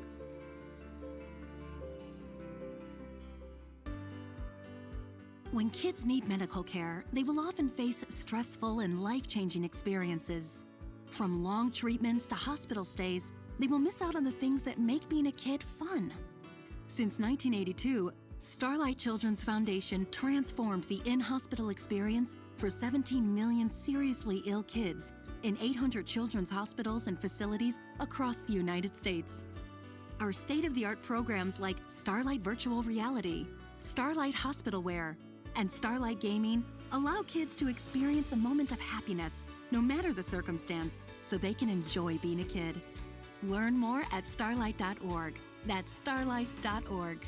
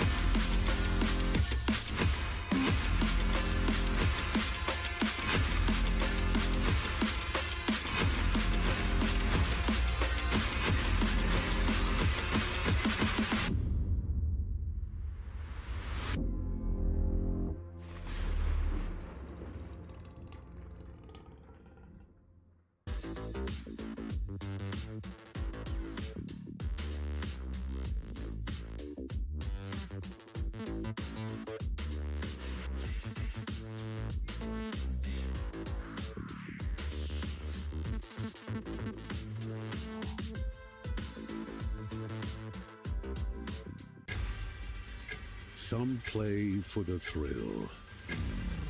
Others, the fortune. But the true legends, they play for the free drinks.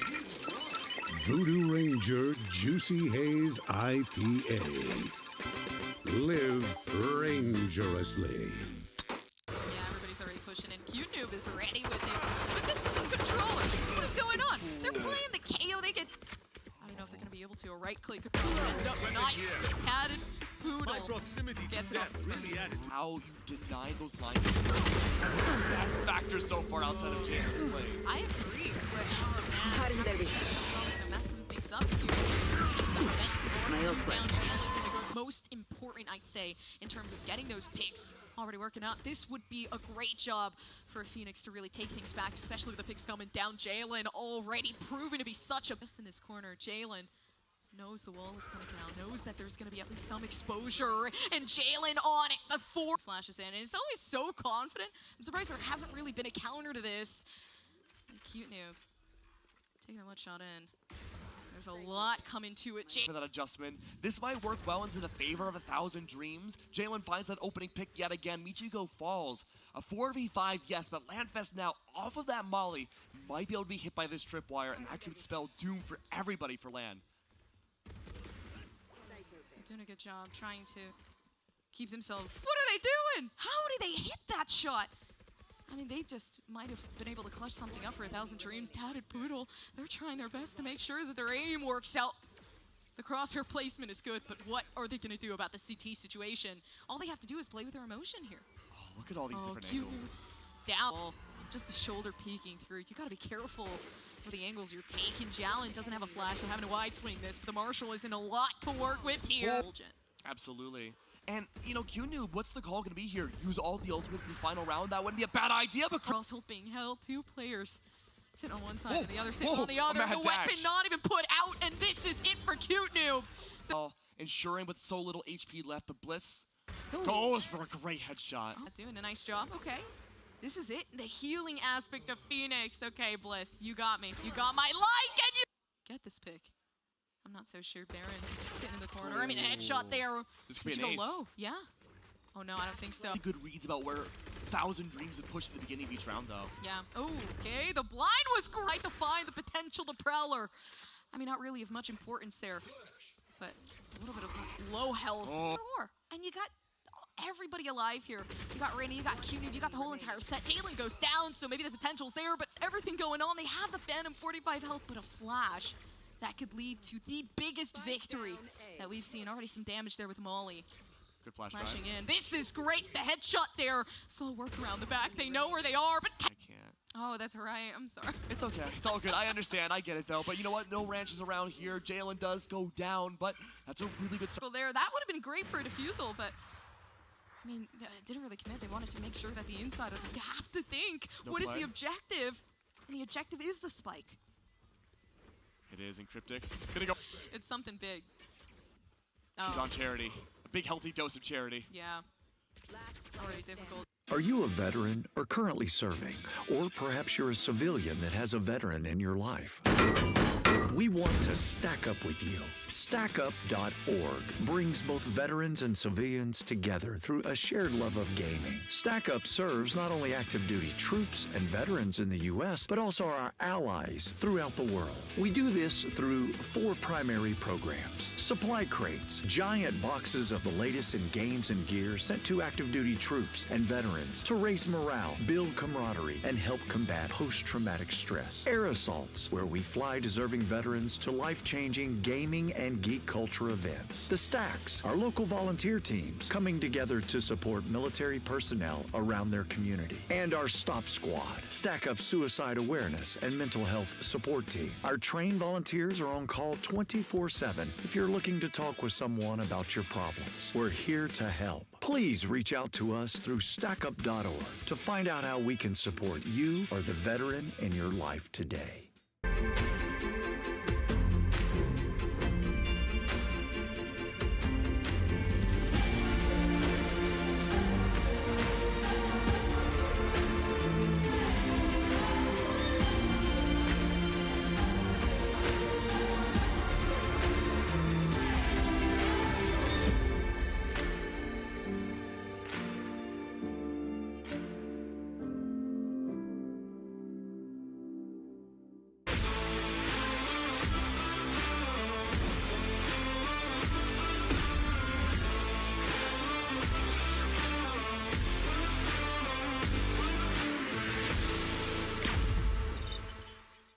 One legend was given the sought-after gift of immortality. So what does Voodoo Ranger do with the endless time? Drink beer. Voodoo Ranger IPA. Live rangerously. My name is Dave Kraus, and I'm the Director of Veteran Services for Stack Up. While I was recovering from my injuries at Walter Reed, I found that gaming had a hugely positive impact on my mental health. Based on that experience, I've spent my time since retirement working with Stack Up to bring the healing power of games to other veterans in need. Help me get more veterans back in the game by visiting www.stackup.org.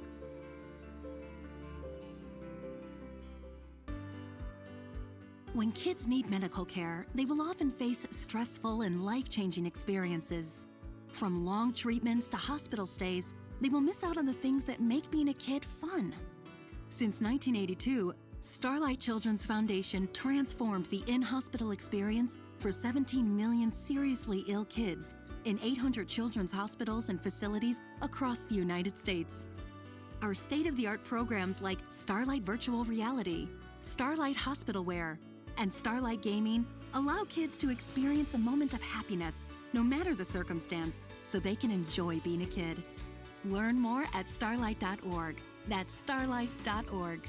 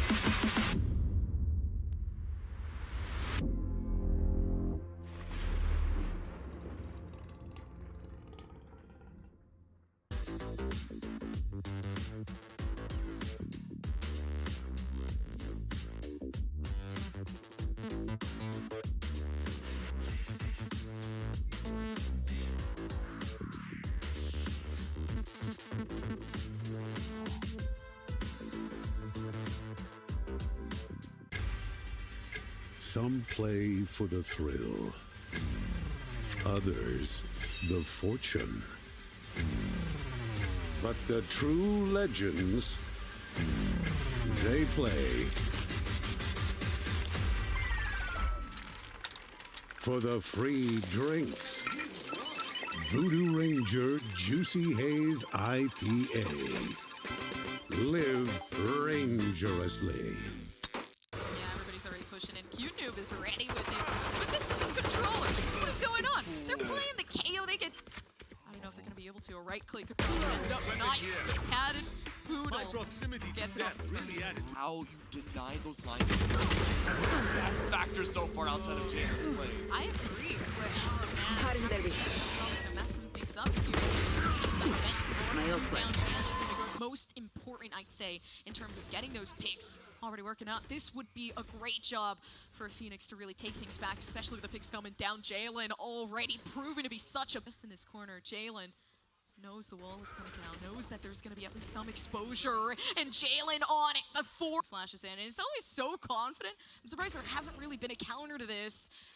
And Cute Noob taking that one shot in. There's a lot coming to it. For that adjustment, this might work well into the favor of 1,000 Dreams. Jalen finds that opening pick yet again. Michigo falls. A 4v5, yes, but LANFest now off of that molly might be able to be hit by this tripwire, and that could spell doom for everybody for LAN. Doing a good job trying to keep themselves. What are they doing? How did they hit that shot? I mean, they just might have been able to clutch something up for 1,000 Dreams. Tatted Poodle, they're trying their best to make sure that their aim works out. The crosshair placement is good, but what are they going to do about the CT situation? All they have to do is play with their emotion here. Oh, look at all these different angles. Down, just a shoulder peeking through. You got to be careful with the angles you're taking. Jalen doesn't have a flash, so having to wide swing this, but the Marshall isn't a lot to work with here. Absolutely. And, you know, Q-Noob, what's the call going to be here? Use all the ultimates in this final round? That wouldn't be a bad idea, but... Crosshold being held, 2 players sitting on one side and the other sitting on the other. The weapon not even put out, and this is it for Q-Noob. Ensuring with so little HP left, but Blitz goes for a great headshot. Doing a nice job. Okay. This is it. The healing aspect of Phoenix. Okay, Bliss, you got me. You got my like, and you... Get this pick. I'm not so sure. Baron sitting in the corner. I mean, a headshot there. This could be go an ace. low. Yeah. Oh, no, I don't think so. Good reads about where 1,000 Dreams would push at the beginning of each round, though. Yeah. Oh, okay. The blind was great to find the potential to Prowler. I mean, not really of much importance there, but a little bit of low health. And you got everybody alive here. You got Rainy, you got Q-Noob, you got the whole entire set. Jalen goes down, so maybe the potential's there, but everything going on. They have the Phantom 45 health, but a flash that could lead to the biggest victory that we've seen. Already some damage there with Molly. Good flash flashing in. This is great. The headshot there. Slow work around the back. They know where they are, but I can't.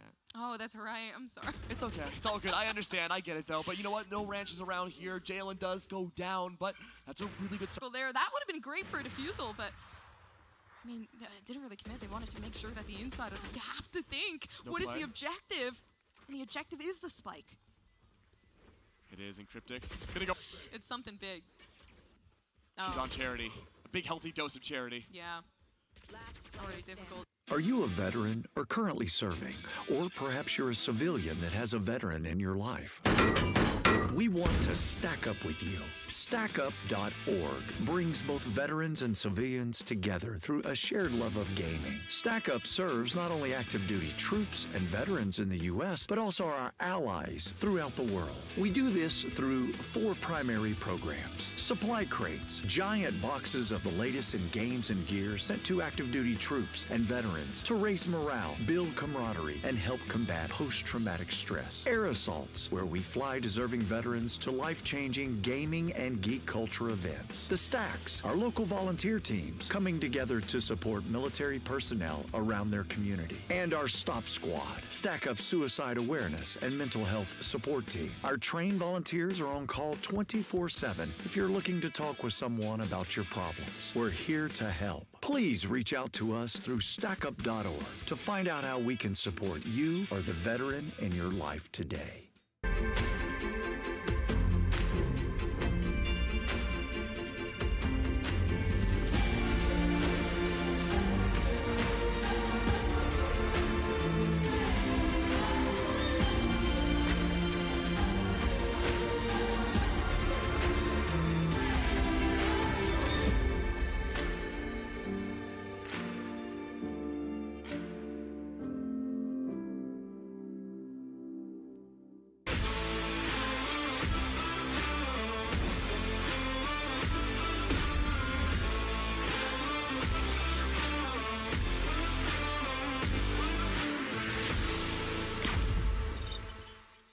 One legend was given the sought-after gift of immortality.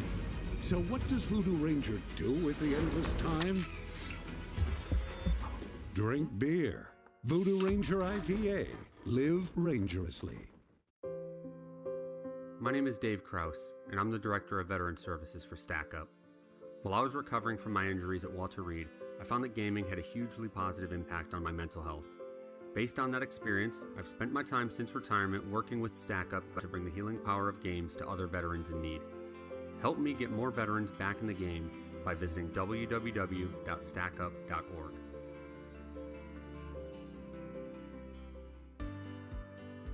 When kids need medical care, they will often face stressful and life-changing experiences. From long treatments to hospital stays, they will miss out on the things that make being a kid fun. Since 1982, Starlight Children's Foundation transformed the in-hospital experience for 17 million seriously ill kids in 800 children's hospitals and facilities across the United States. Our state-of-the-art programs like Starlight Virtual Reality, Starlight Hospital Wear, and Starlight Gaming allow kids to experience a moment of happiness, no matter the circumstance, so they can enjoy being a kid. Learn more at starlight.org. That's starlight.org.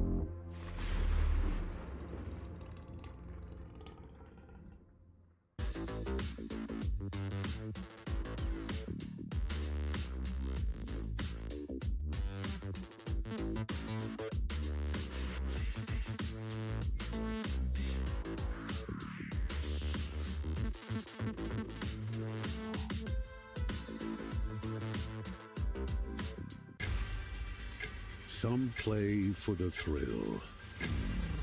Others, the fortune.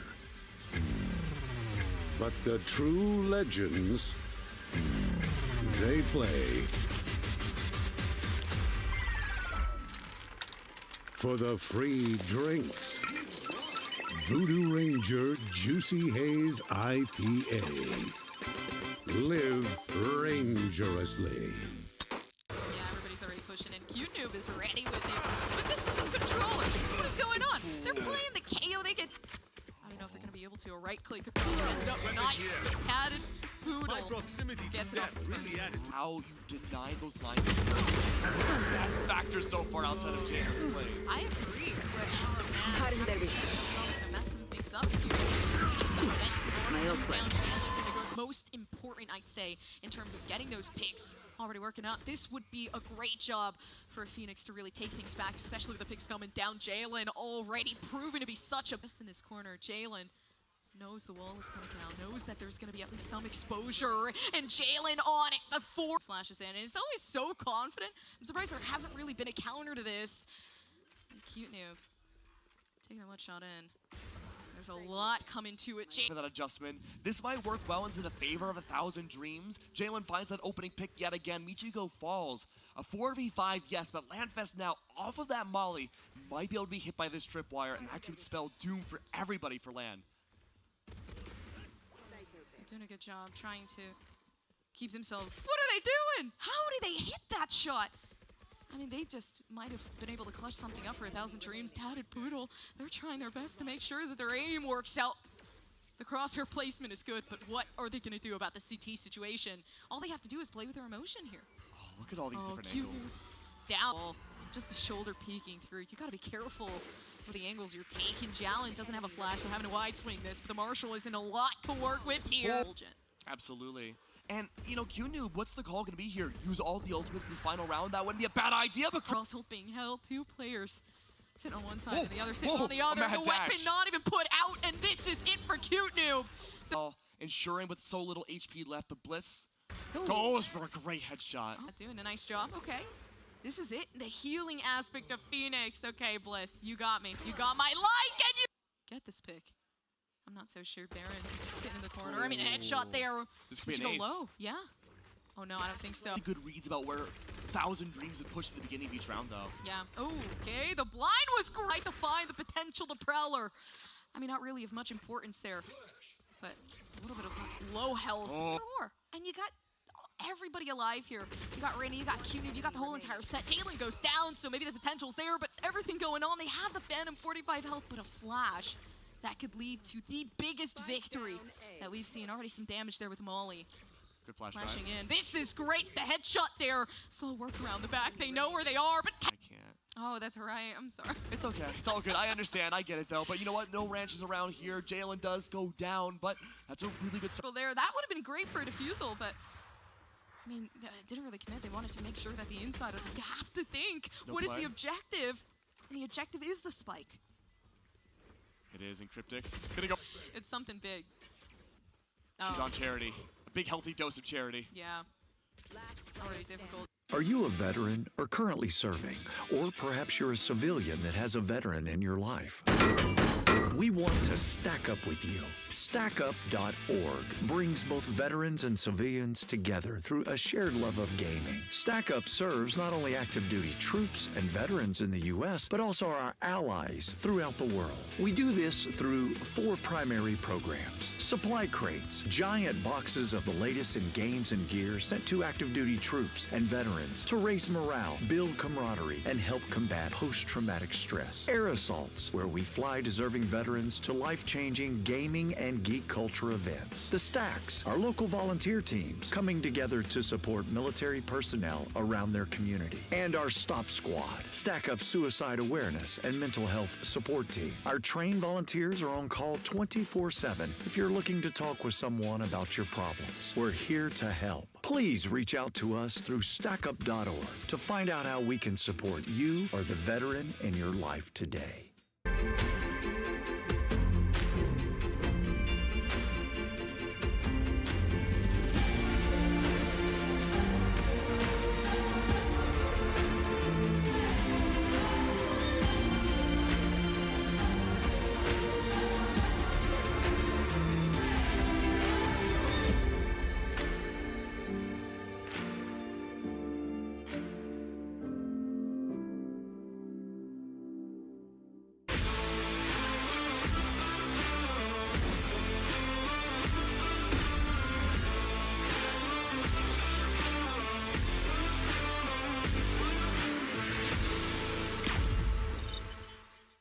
One legend was given the sought-after gift of immortality.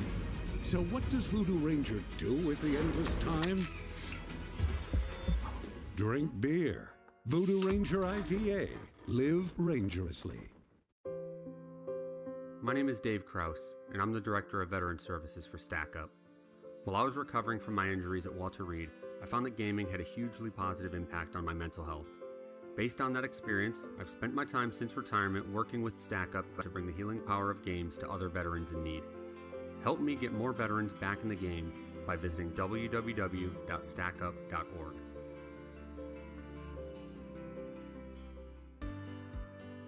When kids need medical care, they will often face stressful and life-changing experiences. From long treatments to hospital stays, they will miss out on the things that make being a kid fun. Since 1982, Starlight Children's Foundation transformed the in-hospital experience for 17 million seriously ill kids in 800 children's hospitals and facilities across the United States. Our state-of-the-art programs like Starlight Virtual Reality, Starlight Hospital Wear, and Starlight Gaming allow kids to experience a moment of happiness, no matter the circumstance, so they can enjoy being a kid. Learn more at starlight.org. That's starlight.org.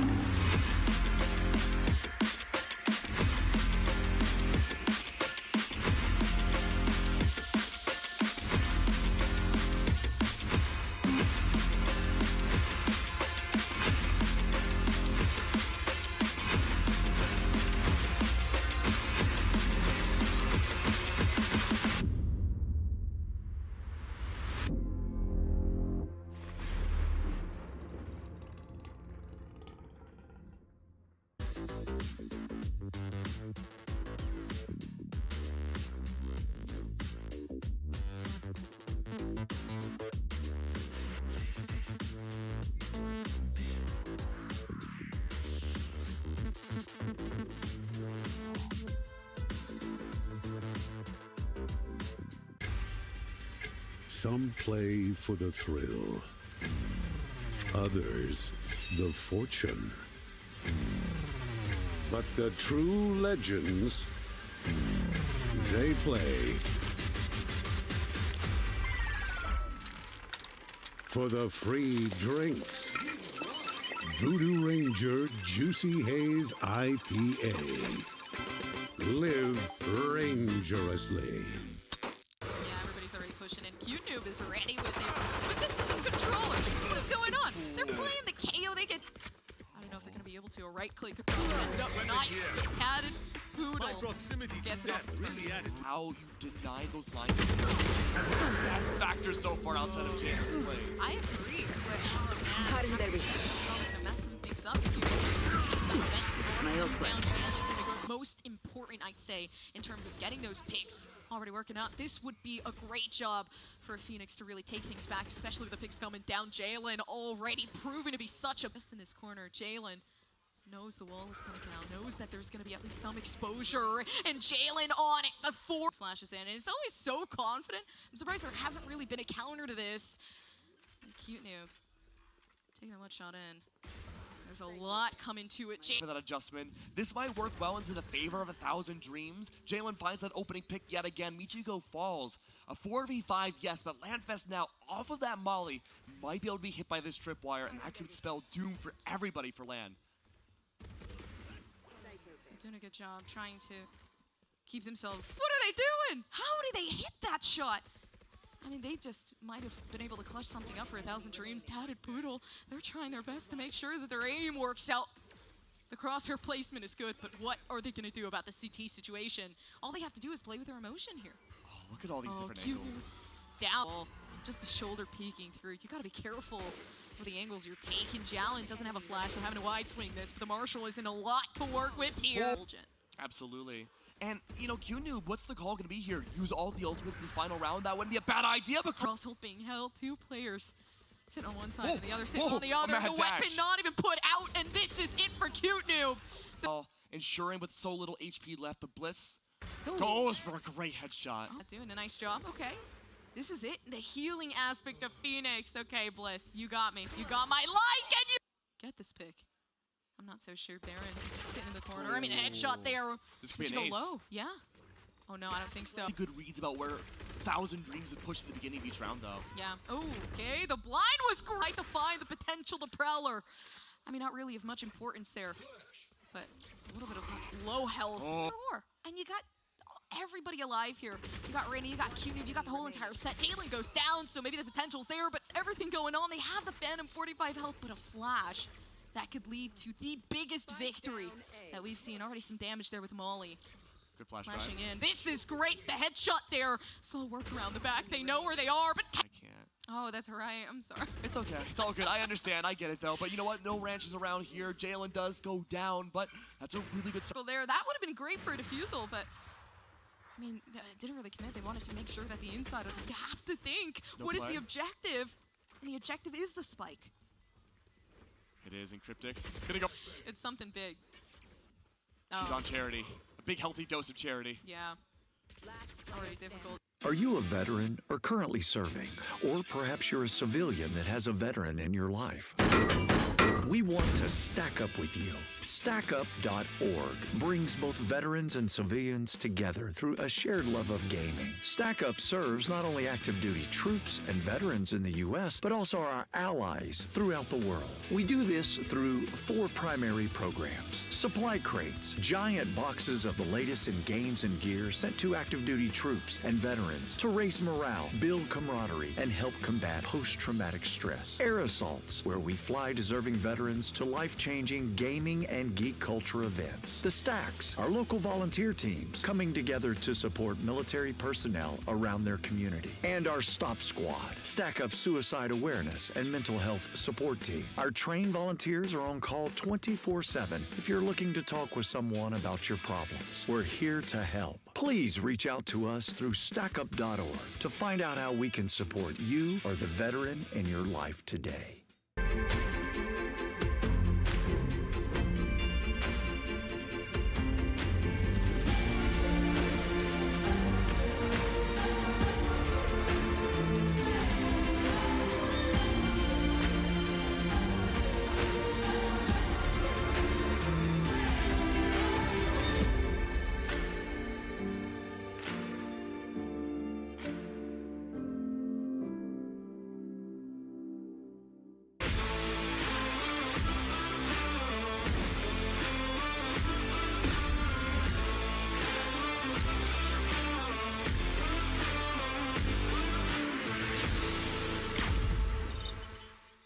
One legend was given the sought-after gift of immortality.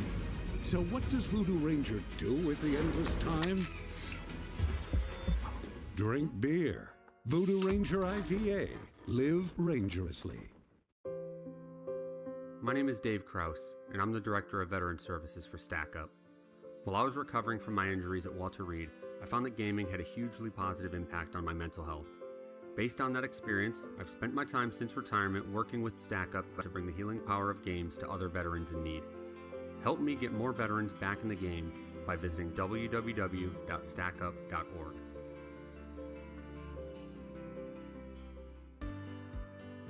When kids need medical care, they will often face stressful and life-changing experiences. From long treatments to hospital stays, they will miss out on the things that make being a kid fun. Since 1982, Starlight Children's Foundation transformed the in-hospital experience for 17 million seriously ill kids in 800 children's hospitals and facilities across the United States. Our state-of-the-art programs like Starlight Virtual Reality, Starlight Hospital Wear, and Starlight Gaming allow kids to experience a moment of happiness, no matter the circumstance, so they can enjoy being a kid. Learn more at starlight.org. That's starlight.org.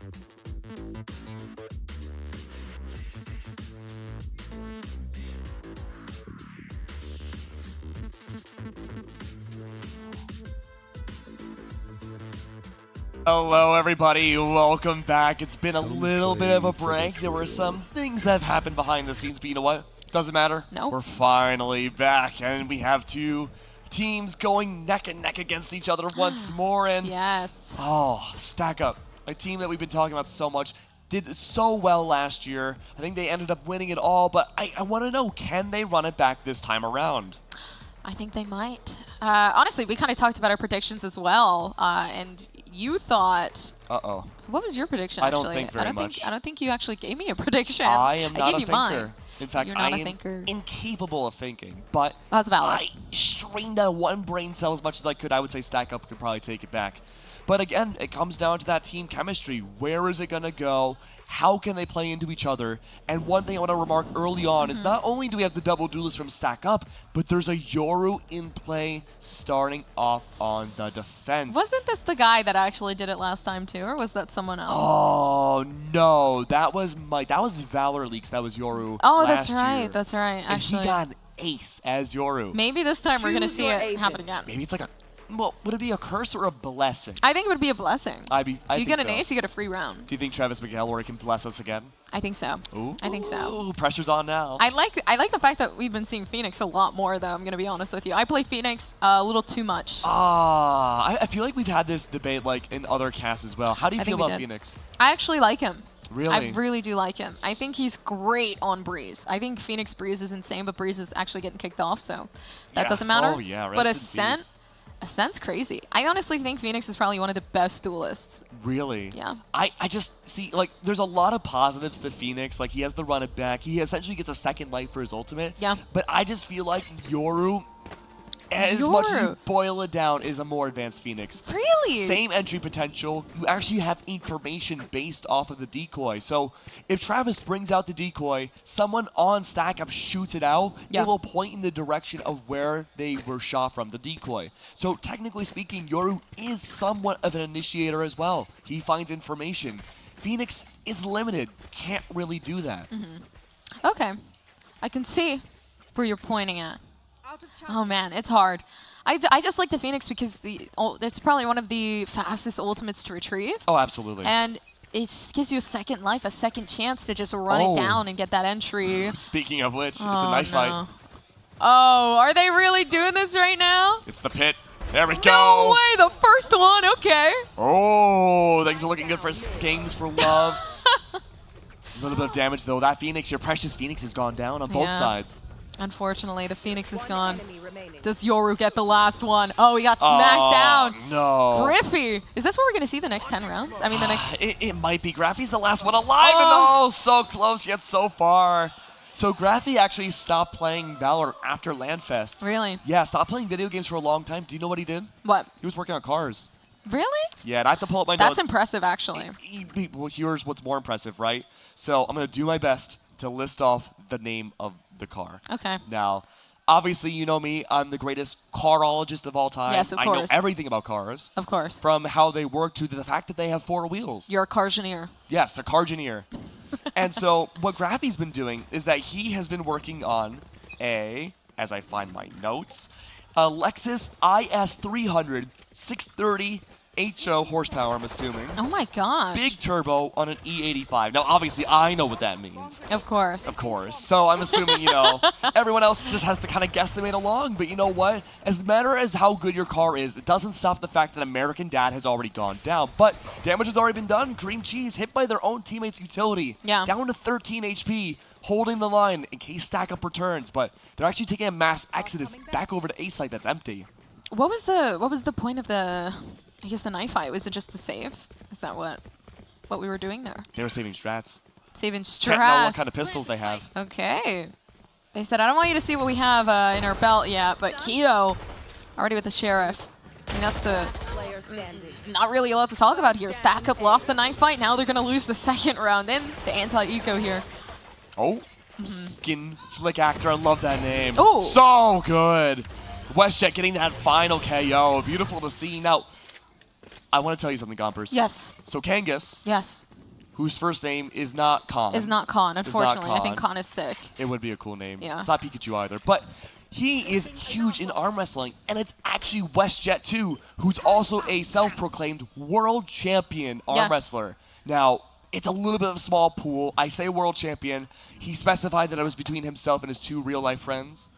So, I mean, that's the whole world to him. Okay. And I respect that. Okay. So he's a world champion. But I wonder what it would take, production, if we can get Kangas and WestJet to arm wrestle. You know what? If they arm wrestle, I will. We gotta ask Mr. Kangas NotCon. I don't know. I wanna see that happen, but obviously, oh, that's actually great. Wow, but down Keo! under, Keo. I mean, didn't really give a chance for AmericanDad to do anything really. Already still having the Odin too. The Odin is gonna be dangerous. Already coming down, but WestJet gets taken. And Stack Up. That's the first round for them. Beautiful. Now, folks at home might not be able to hear, but they are slamming their desks on Stack Up side every round. They are making a giant drum circle. And you know what? I respect it. I love it. It's cool. Doing so well. And let's look at the replay again. I want to see if we can focus on, just as Keo takes down AmericanDad. That was such a great angle. It's one of the hardest angles, I think. It's one of those dividing angles where you take your LMG, your Odin, pierce it through the floor down below where you think it's a safety spot. Yeah. And more often than not, in ranked or levels of play, you think that it's a safe spot to be. But then someone like Heel comes along, skill diffs you that hard. Stack Up, I mean, I was giving them high hopes. I want to see the comeback here now that they have rifles. You know, it's actually surprising, too, because I think they could have clutched that round for Games for Love. They could have. The Sova didn't just jump it down and just assume as to where these players were. But already working up towards mid. Stack Up looking for something different. You can see down on the B site, you've got those 2 players waiting, surrounding the sandwich in. Real Blue goes down. So now you got a 1v4. Yeah, easier said than done. AmericanDad right around the corner. Oh, a little early, but still finds success. Keo, good to find AmericanDad again. This is it. What is Keo going to do here? I mean, in reality, just trying to back up. This is not an easy feat, to take a 1v3. But luckily enough, you got the Killjoy low on Stack Up. And you got the Jet, I mean, on that verge of not being able to really take things into their own hands. Yeah. Easier said than done. Keo, though, really threading that needle. Trying to isolate those 1v1s. The pop shots rain through. Keo unlikely to push forwards, but it's all Beta Sparks is good for 3. Ooh. Mirror mode action. A little bit more coming from the stage. And this is competitive. It is. 2-2. It's going to get even harder from here on out because look at that lockdown that Sparks has.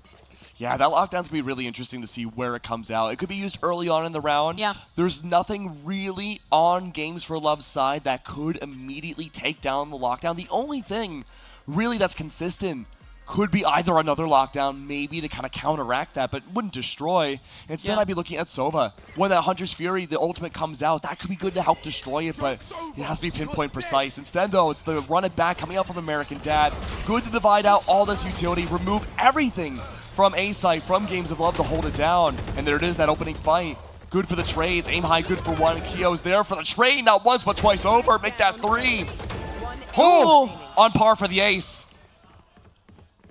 He got a 4K. And now he's trying to get the other. I mean, still, this is a 4v1. This is the time to take it back. The blind comes down, but Real stolen. Real's wanted it for himself. The honest truth. Absolutely stolen. I wouldn't be taking that if I was Games for Love. Yeah. Keo, come on, man. You gotta do some team kills. Oh, that was a difficult one. But honestly, a 4K to keep things together. If Games for Love didn't have that, things could have played out completely different. But just sitting down and hell, Keo, look at that. It didn't even matter what ultimate they used. Yeah, just 1v1s over and over again. Really good from Keo with the patience and trigger discipline of ensuring, like I don't overextend. I'm not going to leave this little hidey hole. Where if they were taking down the previous round, oh no, they took down AmericanDad in the previous round from above, using all facets of mid. But Skin Flick Actor, I think that's Lonnie Lightning. Yeah. Trying to find some early impact there. Not able to do so, but look at this corner from Kareem. This is devastating. That's a judge in hand. Oh, he's not going to be able to come out of this alive. Already seeing the flash Good was for there. 1. Yeah, I probably couldn't see anything, but at least one is the best thing they can do, because WestJet's going to take it from here, having the drone, so information given as well. Yeah, WestJet's just going to divide out the corner, hold down the line of the sight. Killjoy's all locked up over B. Now keep in mind, look at Killjoy rotating off-site. Yeah. This is good, though. Just barely within the radius in case there is that rotate from Stack Up over to B, but also far enough away to safely go for the lockdown. Call's already been made. Oh! Blue Water helping detect about Lonnie. And this means that they rotate back over to B. That's plenty of info for Keo to play off of. Oh, no. They're going to be able to meet up with the Phoenix here. Games for Love, they switched up that momentum. We were looking so heavy into Stack Up. What's going to happen here? Okay, Griffey, there is that potential. That first-hand pick taking out the Phoenix. Duelist gone, no flashes, no nothing. I really got to work with that Brimstone ultimate. Yeah, Keo, the pressure's on right now. That ultimate could definitely take down the lockdown if Keo whips it out a little too early. Yeah. Great post-plant scenario here, but the utility's already been drawn. Oh! Bring it down to a 2v1. 10 seconds left. Oh, slowly closing in. 8 seconds. Griffey, are they going to be able to get the plant beforehand? No, but the weapon comes out too late, and it's Keo. 4 and 2. They just keep coming up. Silver lining is that even though Stack Up did lose that round, they lost the tie 2-2 scoreline. They are able to get a little bit of extra money in the bank. They got that spike in the ground. It's a condition that allows you to get a little bit more, even if you do end up losing, plus the lost death bonus. So they have a lot more in the bank. They don't have to resort necessarily to just pistols or full thrifty rounds just yet. But that was really impressive. I love that mid-round rotate that we saw called out from Stack Up, and I really thought that could have been a good 1v1 scenario. We could have seen that go in Stack Up's favor. I think so as well. Oh, but Ultimate's coming up. Real Blue Water, nothing yet, but we got WestJet. And of course, the, Killjoy this time on the defensive side that can utilize that lockdown here.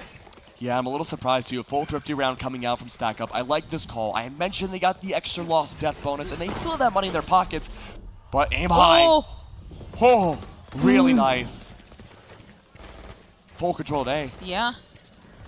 Already trying to work their way up towards those extremities. Keo, not going to break that wall. There's that lockdown. Gigantic to see. Nowhere is safe on A side now. Oh, the exposure. WestJet, what are you doing? The 1v1 just managed to barely make it out.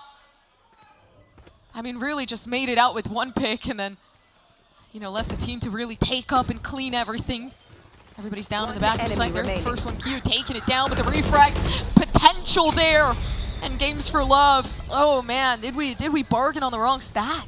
And a lot of economic damage coming out from Stack Up side. They removed all but 2 different bodies from Games of Love. That's extra weapons they have to buy up now. Yeah. And that was a full thrifty round. The best weapon that Stack Up had brought out for that so aggressive round was either the Blade Storm that we see from Aim High or just a single Bulldog too. That was such a good round. And even though they're 2 rounds behind, it's not too late to bring it back. So it makes me scared to see now that the lockdown's gone from Keo and the rest of Games of Love.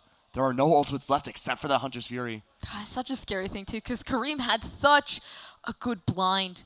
But it's not like, the Phoenix Flash where you can't really see someone at a certain radius. Just 1 inch away. And they could have seen the Omen. Managed to take that out.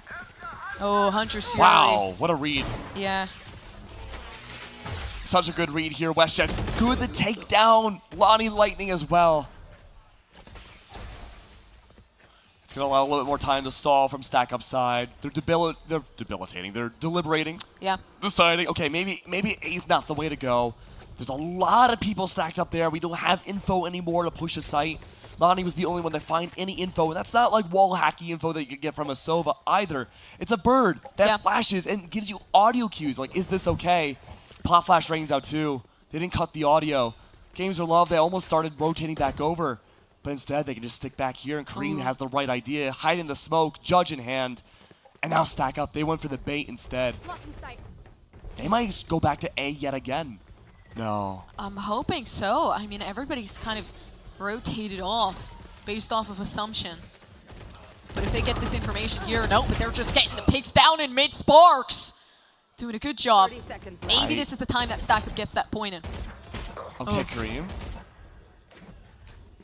23 seconds left on the clock. Yeah. Keep in mind there's that lockdown. Double nano swarms in play. Graphy just trying to stall for time, but no, the knife! Whoa! Whoa! Oh no, Keo! Oh, Keo! so Why? 10 HP though for Sparks. He's not out of the woods just yet. Does he use the lockdown here? There's just barely enough time to maybe make it useful. No, but Kareem has low health, and we have a turret waiting for Kareem, so information is going to be given, some damage done. They're pretty much at the same spot right now. Both at a very big detriment. Kareem having the blind, of course. I mean, just one peek outside of the smoke, and things might be dire. Slowly peeking in. They see it, and Sparks! He has the upper hand. And now it's just a round of bait after bait after bait from Yeah. Stack Up. First, it was trying to push into A, then faking rotating, then for real rotating. Yeah. And they eventually dedicated themselves. And I gotta say, the big advantage, I think, for Stack Up right now are their 1v1s. I think so, too. Their gunfights have looked impeccable, the way they've been able to conduct themselves. I mean, this Keo skirmish here, no. that's not to take away from Games for Love whatsoever. That one bunny hop could have changed the course of everything there, but Sparks still reigns supreme. Oh, he was so close. Scanning ahead. Almost had that. I think he was a bit too consistent, but Odin, Sova, Odin, just waiting. This is infamous on the map of Ascent. Kind of catching out. Okay. Not a lot of damage, though.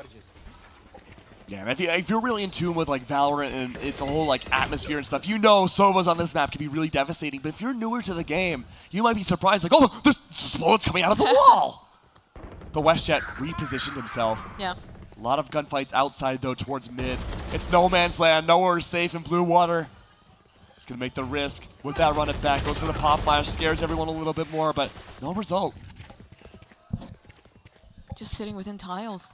I wouldn't say it really is a fear, but it's more so they've gotten those 2 picks. At this point, they could move in anywhere that they please, but knowing that they're up inside of tiles, it might lead to some sort of detriment coming over towards B. Yeah, it's a 2v4 effectively. Oh, flash. Oh, WestJet. It makes it work! What? He killed EastJet. Very nice from Graphy. Last one alive now. 28 seconds left on the clock. Soon turns into the spike timer. Yeah. This is looking so good. 2v2 sure, but think about how long it took for Keo to rotate back over. It's a single funnel now. Oh, they're splitting up this time. This is potential for a 1v1.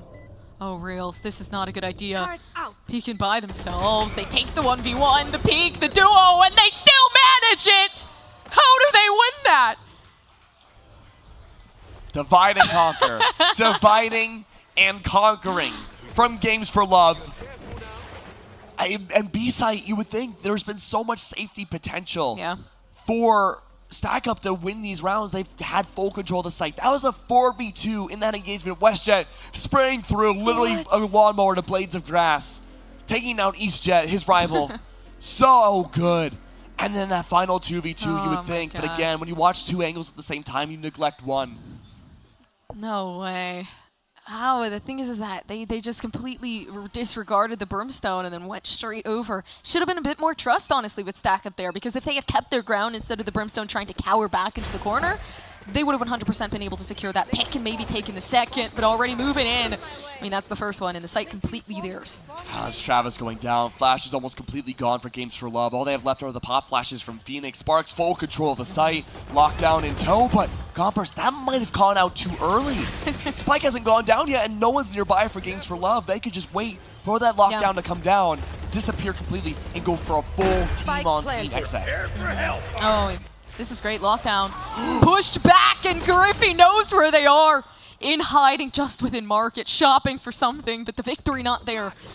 Reals blue water. I mean, they still have the util. I believe in this. Maybe they can take it. Kareem finding the first down within Boathouse, but having the wall as well. Are they going to use it? The first one, nothing left to use.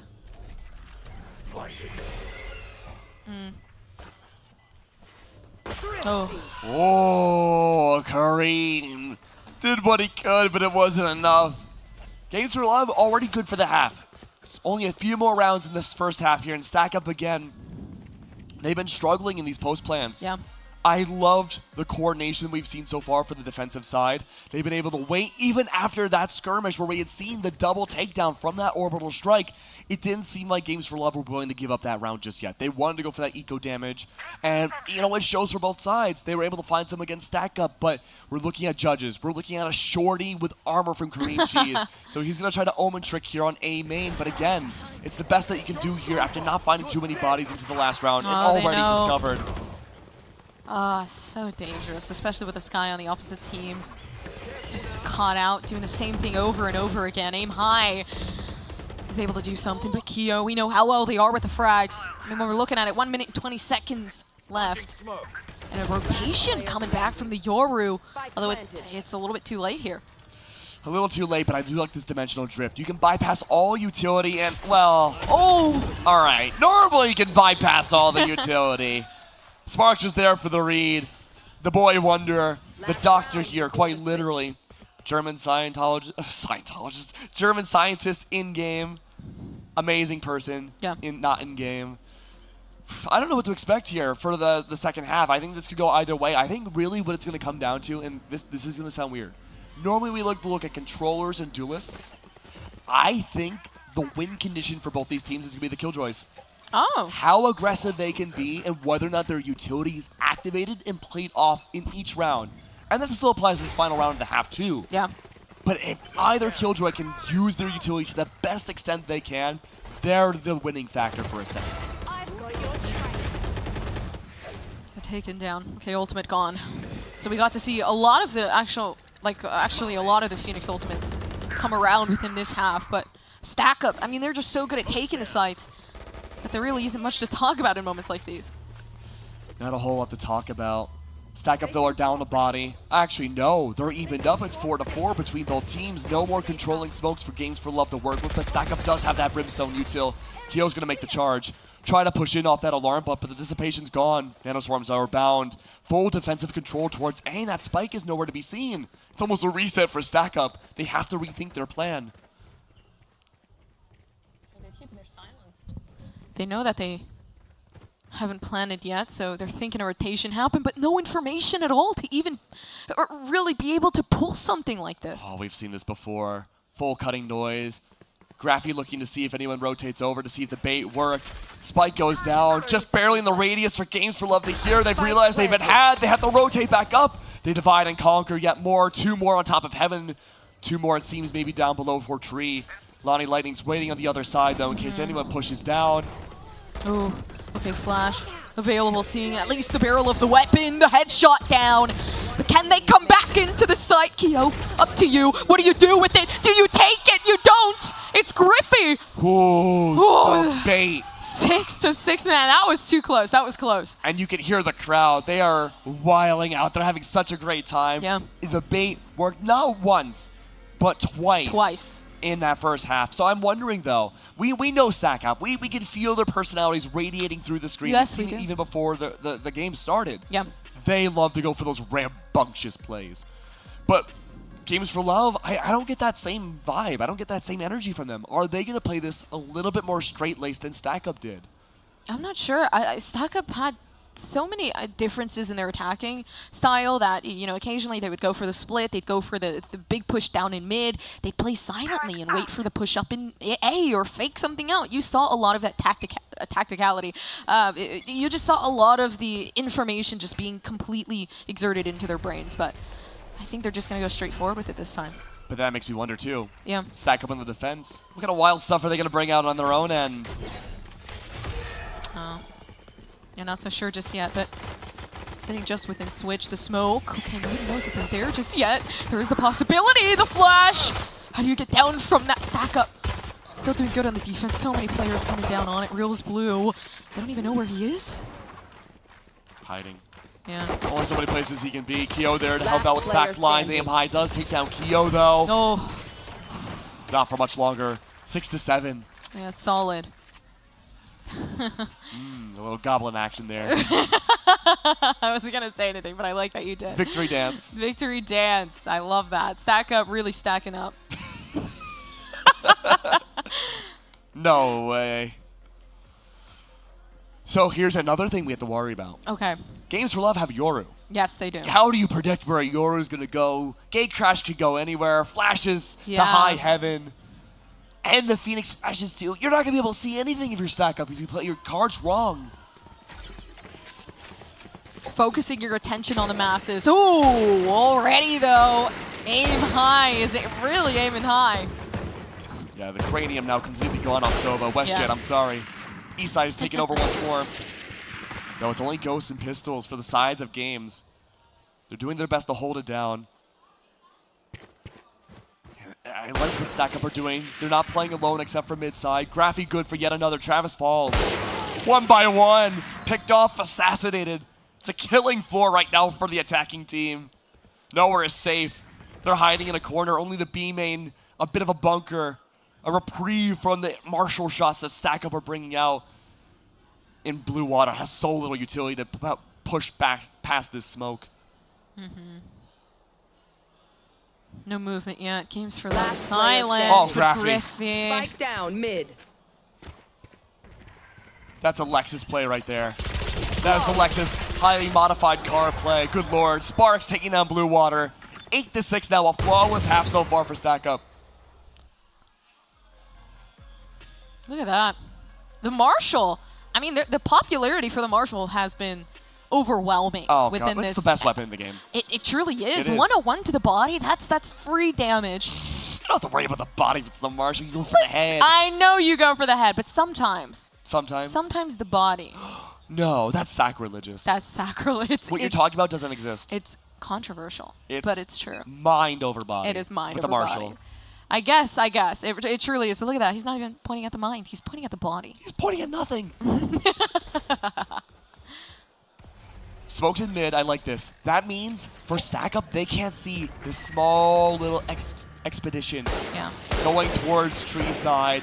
Baited out towards the back of A main. Driving all the angles towards there. The door closes too. A solid snake play. No. AmericanDad caught off guard. Still takes one down. Oh, he was in a good position, but you know, you don't take fights like those, especially with a big push coming through. Gotta back up and maybe reposition yourself, just like Graphy did. He said, absolutely not. I'm going back to my team. Travis, though. Oh! This is all a big bait. Travis is going for a solo play back over towards B side. Yeah. Dimensional drift, I'm sorry, gate crash in hand, flashes abound. Could be good to reposition even if this doesn't work. Oh.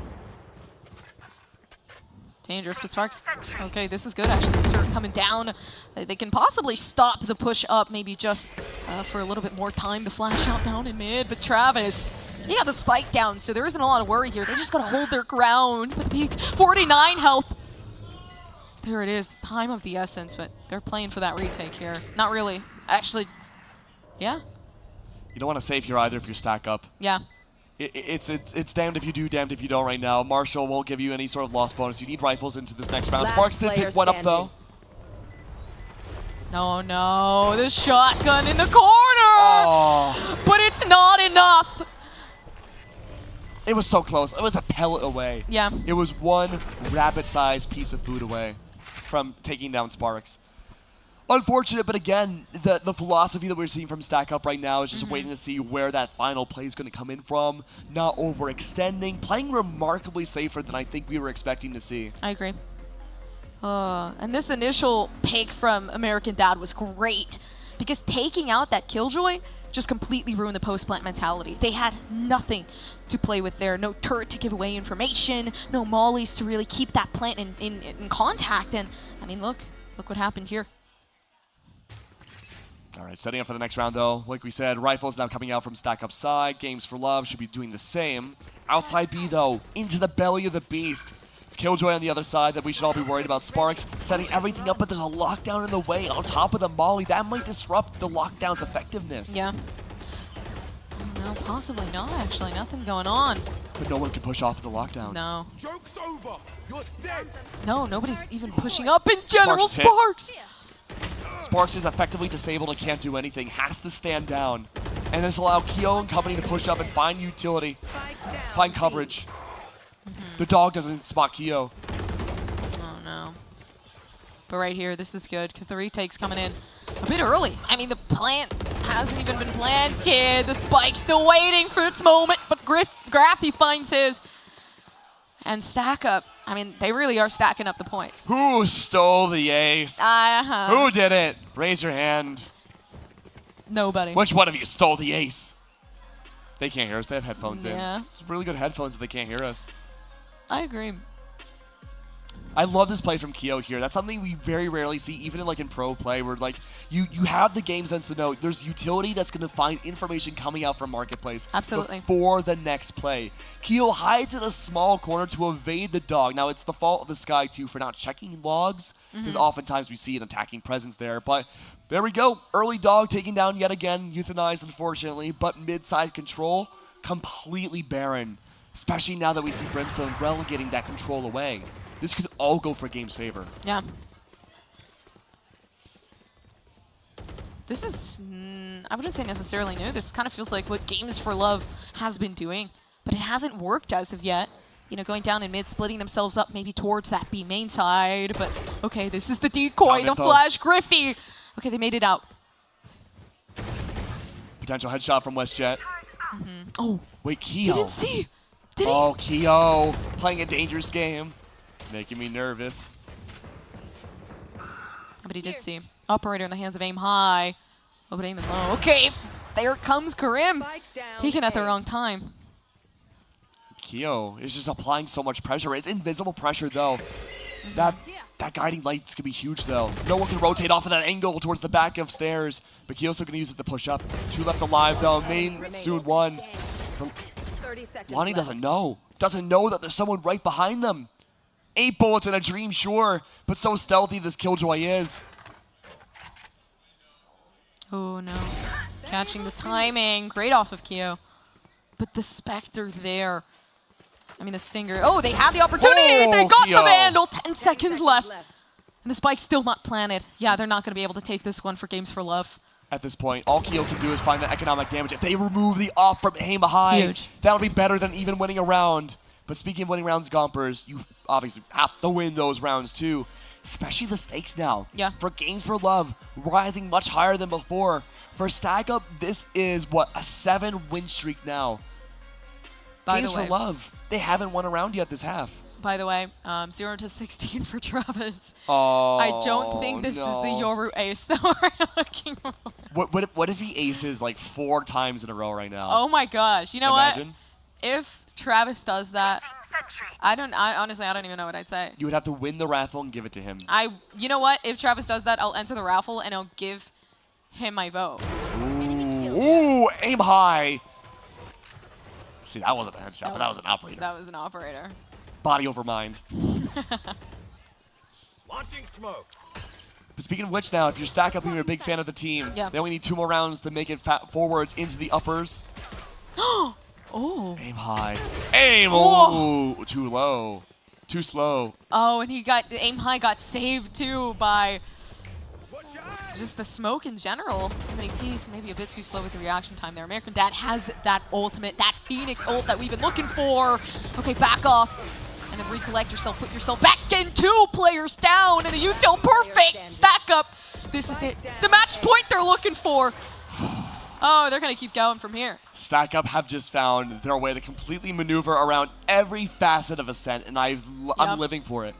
What they've been able to do is that they just take a single lane and then they diverge from there. Aim High found an amazing opening pick short off of Keo, but even from there, we had seen just pressure after pressure from multiple different angles. We talk about Tree, we talk about A-Main. Even towards the mid-round, there was a big rotation from Stack Up going into mid from B-site. They were able to just find exactly where this was going to be from Games for Love, know that there probably won't be a rotate, and just take full advantage. Aim High has the right read here, but no one's pushing up B-Main just yet. Oh, the slow crawl. Ooh, they're holding it. Aim High. Trigger disciplines out. Oh. Baited. Yeah, the trigger discipline was great, but the patience was just not there. If they held that, they could have gotten one. Not really expecting much. Travis not having a good game. Just sitting in the back. Everybody from Stack Up slowly working the way up. Maybe the Oro pick wasn't the correct choice coming up into this one. Aim High. Going full Demon mode. Bring out the Kamehameha. Ah, there it is. And now all that's left is Sparks. Oh, it's Keo. Oh, no. Okay. Potential.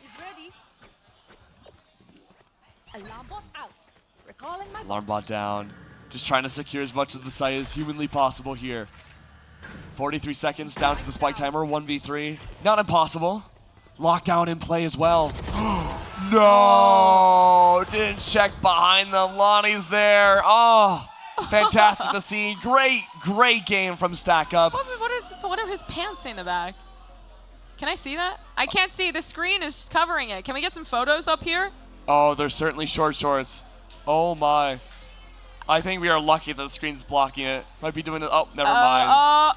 Does it say repent? I can't tell. Oh, conveniently timed for the replay.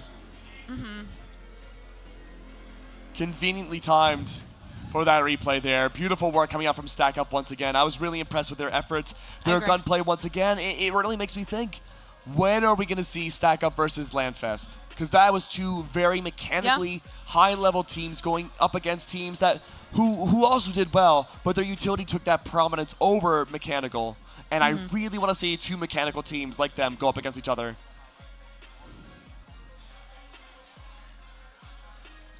All right, but you know, that being said, though, excited to see how we continue on forwards in the tournament. Oh, hello! I'm not wearing my coat. It got way too hot here. Hello, we are back. And I mean, I'm curious to know what Twitch chat's saying too. Like, which teams are they favoring the most? Is it Stack Up? Is it LANFest? Is it Games for Love? I really think any of these teams could be a true winner and a fan favorite for anybody in chat. I feel like a team that I would favorite for, you mean for LANFest versus Stack Up?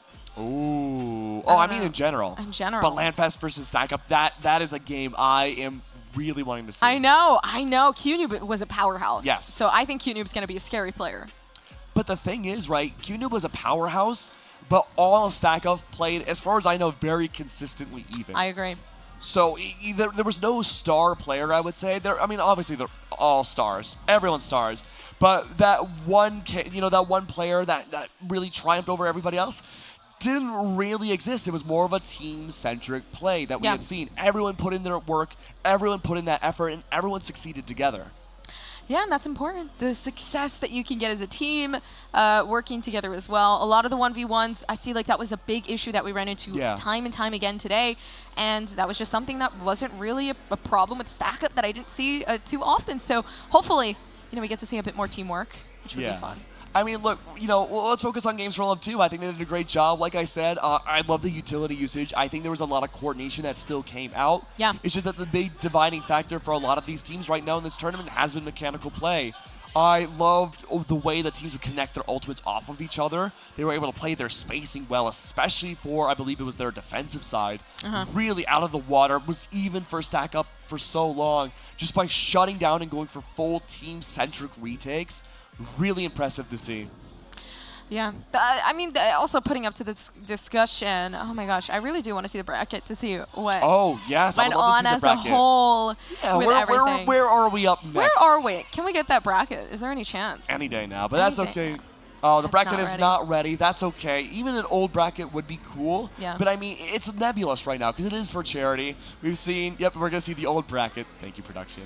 So we're going to be seeing the old bracket whenever it's ready. But again, it's a little nebulous right now about where we're at and who's like really winning. Because there are some games that are happening off stream too that we won't be able to get the full story off of. We can look at the score line, but if it's anything like competitive Valorant or even just esports in general, it's like, the score won't tell you everything. There could have been some amazing plays that, simply we just did not have the time to see.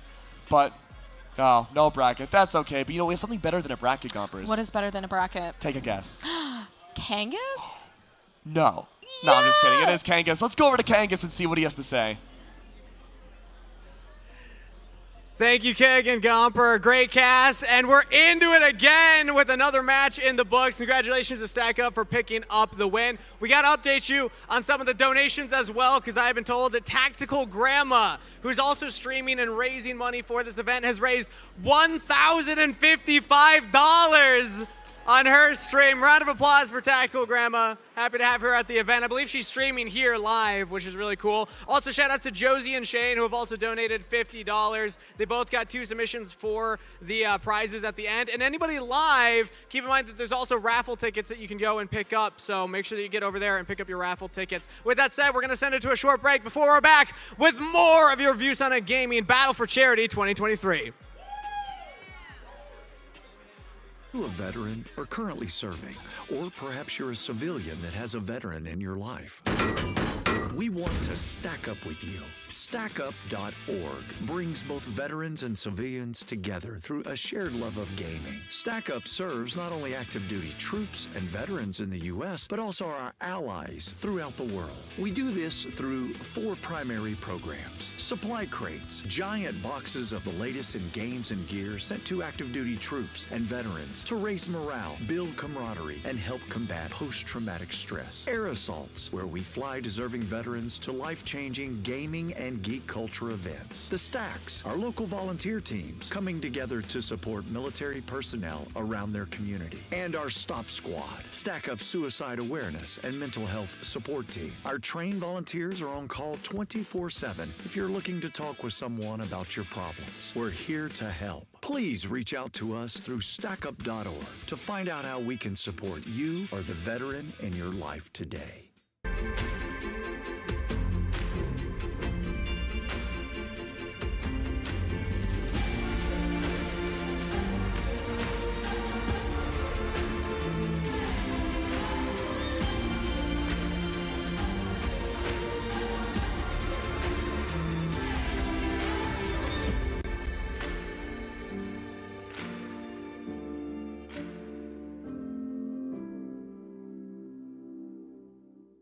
One legend was given the gift of immortality.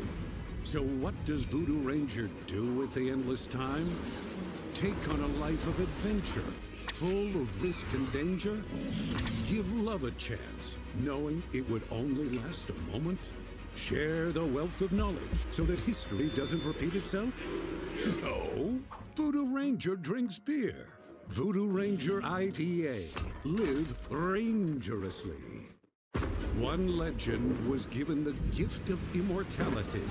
So what does Voodoo Ranger do with the endless time? Take on a life of adventure, full of risk and danger? Give love a chance, knowing it would only last a moment? Share the wealth of knowledge so that history doesn't repeat itself? No. Voodoo Ranger drinks beer. Voodoo Ranger IPA. Live rangerously. One legend was given the gift of immortality. So what does Voodoo Ranger do with the endless time? Take on a life of adventure, full of risk and danger? Give love a chance, knowing it would only last a moment? Share the wealth of knowledge so that history doesn't repeat itself? No. Voodoo Ranger drinks beer. Voodoo Ranger IPA. Live rangerously. So just a heads up, I'm just going to ask. Hello, everybody, and welcome back to ViewSonic's Battle for Charity 2023. We're getting ready for our next matchup, but first we're going to chat with Lori Badgerick here from NEA, one of our partners who's helping us out with this event. So first off, NEA, what does it stand for? What does it mean? What's going on? So I'm the president of the National Esports Association, so I have the coolest job on the planet Earth because I get to inspire gamers and help pathways to success for our digitized youth. Okay, so what does, when you're looking at your job in the landscape of esports right now, education, especially parents, we've talked with other folks here about that.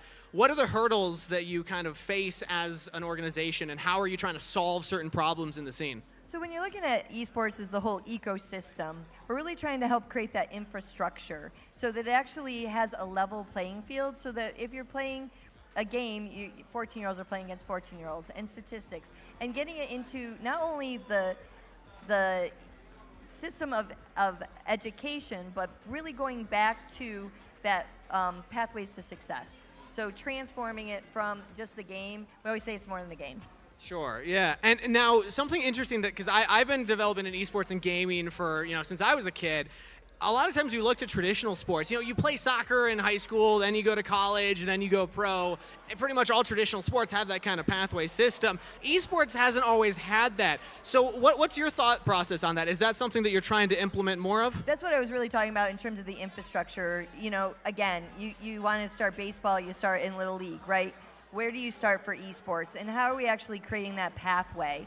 So actually creating the infrastructure and working with educators, with influencers, with the people that are making the decisions so that it actually becomes a sustainable program in every school district, not only in America, but around the globe. Now, I'd love to give everybody opportunities to flex their wins from the year. It's a new year, so looking back at 2022, what are you most proud of that NEA was able to achieve or work towards? Because a whole year, obviously a lot to do. I think it's that now the term esports in education is not an oxymoron, and that venues like this and ViewSonic and everybody else is starting to really truly embrace how it's transforming the way that we're educating our digitized youth, and being able to be on this platform and to be able to really help our gamers become the future leaders of the world. Exactly. They're growing up. They're growing up quick. Thank you so much, Roy, for coming on. And we're going to throw it over to the casters to get us ready for our next match. Thank you.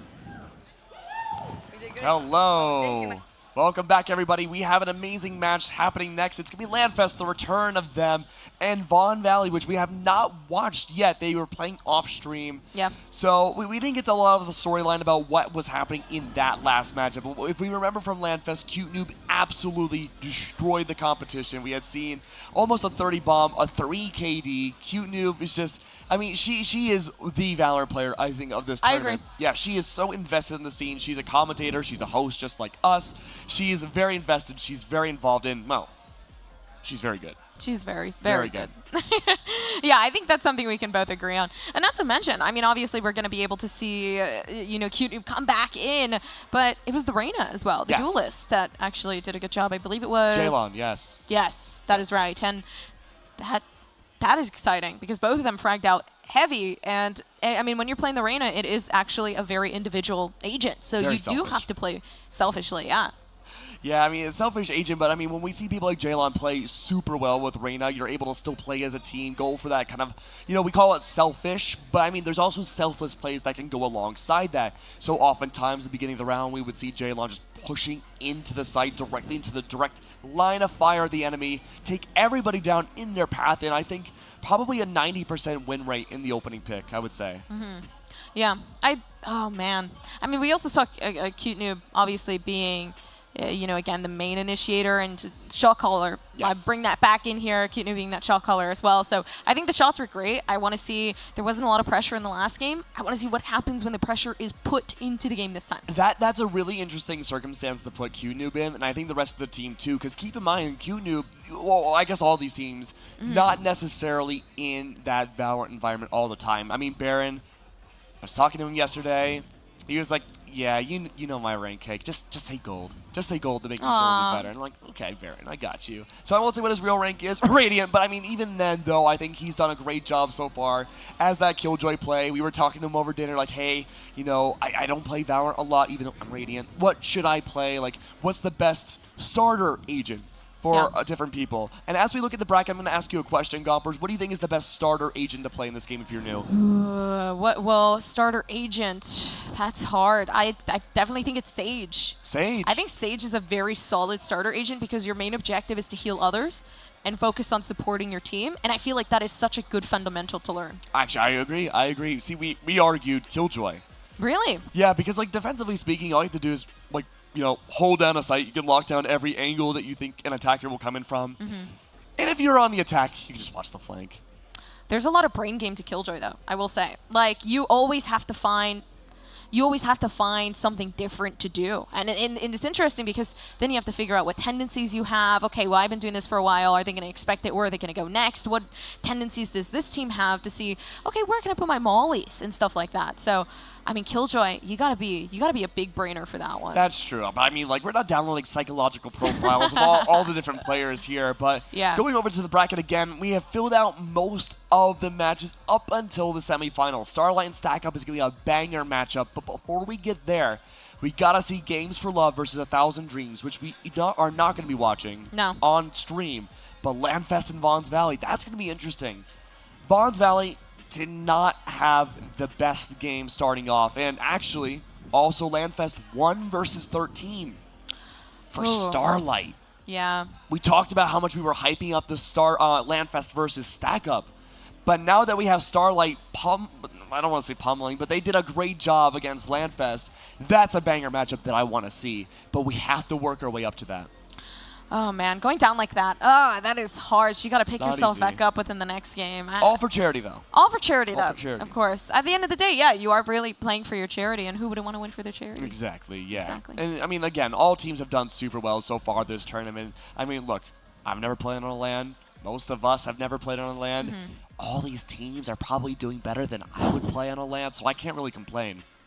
No, I can't either, to be Yeah. honest, because I'm not playing in the LAN. I'm casting the LAN. You have all those cameras on you, the lights, the viewers. I think I'd start breaking down and crying. Really? Oh, yeah. Well, you haven't yet. I'd cry. Well, I mean, on LAN, like playing in a game. Are you going to cry when you get home? Probably. Okay. LAN or no LAN. I probably do the same. It's okay. You're not alone. You're good. No, but I mean, overall, though, I've been really impressed with a lot of these teams. And Vaughn is one of those teams. They're the only team I have not found any external information on before this event. So they're kind of a blind spot for me. I'm curious to know about these players. I mean, I wish we had taken the time to learn a little bit more about them beforehand. But I agree. You know, that means that a lot of our information is going to have to come from in the game. It's a shame we didn't get to watch them in the previous time they had played here. But now, as they face the cusp of elimination, this is our chance to really find out, what are these guys like? Are they, you know, are they happy players? Are they going to do well? Are they going to really over-exceed our expectations? I don't know. But I'm really excited to find out, Gompers. Is that a kid? It's Roddy Rogan. Is that a little kid? Yeah. How old is he? You know what? My little brother plays Valorant too. Wait, what rank is he? Probably better than me. Probably better than me. Yeah. But I mean, my little brother and sister, they play Valorant too. They are, my sister is a super zoomer. She's 14. She's unbelievably mechanically cracked. All she does is play Reyna, and she like out-frags everybody. It's wild. Little brother, really good too. He's picked up more of kind of like the brainy sort of things, like Cypher, Killjoy. But I mean, I don't know. I mean, this is a game for the next generation. We're too old. Kangas and I, we're ridiculously old men. You know, our bones are creaking every time we talk. we're breaking down. We don't have oiled machines like the robots of the younger generations. Oh my gosh. We have to see how this goes, and I'm really excited. Oh, he's so cute. He's making me miss when I was young like that. I don't even know how old he is. What? So, okay, this is LANFest, right? He's playing Valorant. Yeah. What game would this be if you were in his position when you were his age? When I was his age, what game would this be? This would probably be like a really old Mario Party. Yeah. Not gonna lie to you. Or like Wii Fit or something. Just Dance, really old, like the newest Just Dance. I think for me, it would be Melee. Melee? Yeah, I think so. Melee came out when I was 4. I mean, he's not obviously like, you know, older than that, but like that would be the game that I would probably resonate with the most in this environment. Actually, you know what? I was a Warzone baby. Warzone, really? I mean, not Warzone. I was sorry, Modern Warfare. I was a that modern. was a few years yeah, ago. yeah. I'm a Modern Warfare baby. So. Okay. I actually played a lot of Modern Warfare when I was very little. My first one was Black Ops 2. Really? Best FPS game of all time. You think Black Ops 2 is? Yep. I'm sorry, hot take, but Black Ops 3 is better. I know, but Black Ops 2 is just so many important memories for me. I really miss it a lot. I mean, dolphin diving and just like being able to like just mow people down. That was my favorite thing. That was 8th grade. That was 8th grade me. That's all I did. No friends, just golden guns nonstop. You don't need friends. I don't need friends even now. I got my golden gun still. Good quote of the day. I don't think we know what map we're going to go to yet. I think we have to do rock, paper, scissors still. We do. Oh, Smirky. Yeah. Smirky did win the first one of the day. Okay. One that's more. One for Smirky. Oh, Smirky. Oh! Nice. Beautiful work.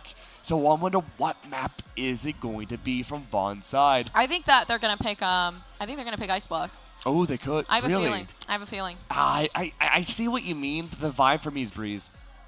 You think the vibe for you is Breeze? It is a Breeze vibe. They kind of do look like a Breeze vibe. Right? They look like beach people, like people who like the beach. Like just raw aim. Raw aim, yeah. That's why I struggled with Breeze Oh my gosh, for a long everyone time. is so young here. What? Their reaction time has to go crazy. That's what I'm saying. There was that clip, Forsaken's brother. He is 10 years old, and he had that Twitter clip about how his brother, you know, again, 10 is radiant. Yeah.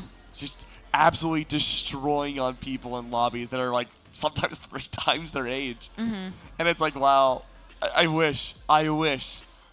I wish I had an ounce of their skill. Oh my goodness. I'm excited. I think LANFest is gonna have a hard time actually. Really? Yeah. You know what? I think this is gonna be a close game. I think so as well because you got. Listen, the younger you are, the faster your reaction time. Very true. So that kid is gonna go crazy. That's what I'm thinking. Yeah. I don't know what to expect. I'm going to go into this with 0 expectations for both teams. I don't know. This is the most wild card match we're going to have in LANFest. I still think it's be Breeze. I'm thinking Icebox. I'm sticking with the Icebox pick. I mean, maybe we'll see. We'll have to wait and see, though. Everyone's getting all set up and ready to go. How do you hold your keyboard? Do you hold it like... I'm trying to think of the way to like verbalize it. Like hot dog style? Like a cross? It is a cross, but it's at a slight slight tilt.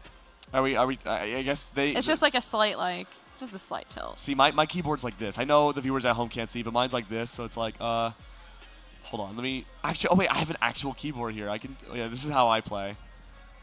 And mouse is like right here. Like that? Oh, I like playing like my hand not going inward, but like outward, my wrist going outward. You are in the majority. I don't know how players do that. Yeah, we can show this on camera because I don't understand this. So viewers at home, this is how I hold my keyboard. I have a small little Bluetooth keyboard here. Well, we're loading it. Anyways, I hold it weird. People like to hold it on the outside. I feel like I'd crush my wrist if I did that. No, it's kind of comfortable.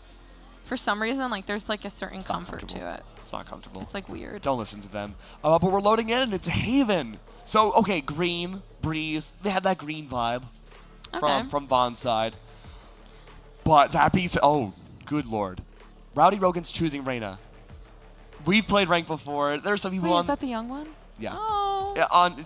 No, you say oh. I think oh god. Why? Mechanical demon. Okay.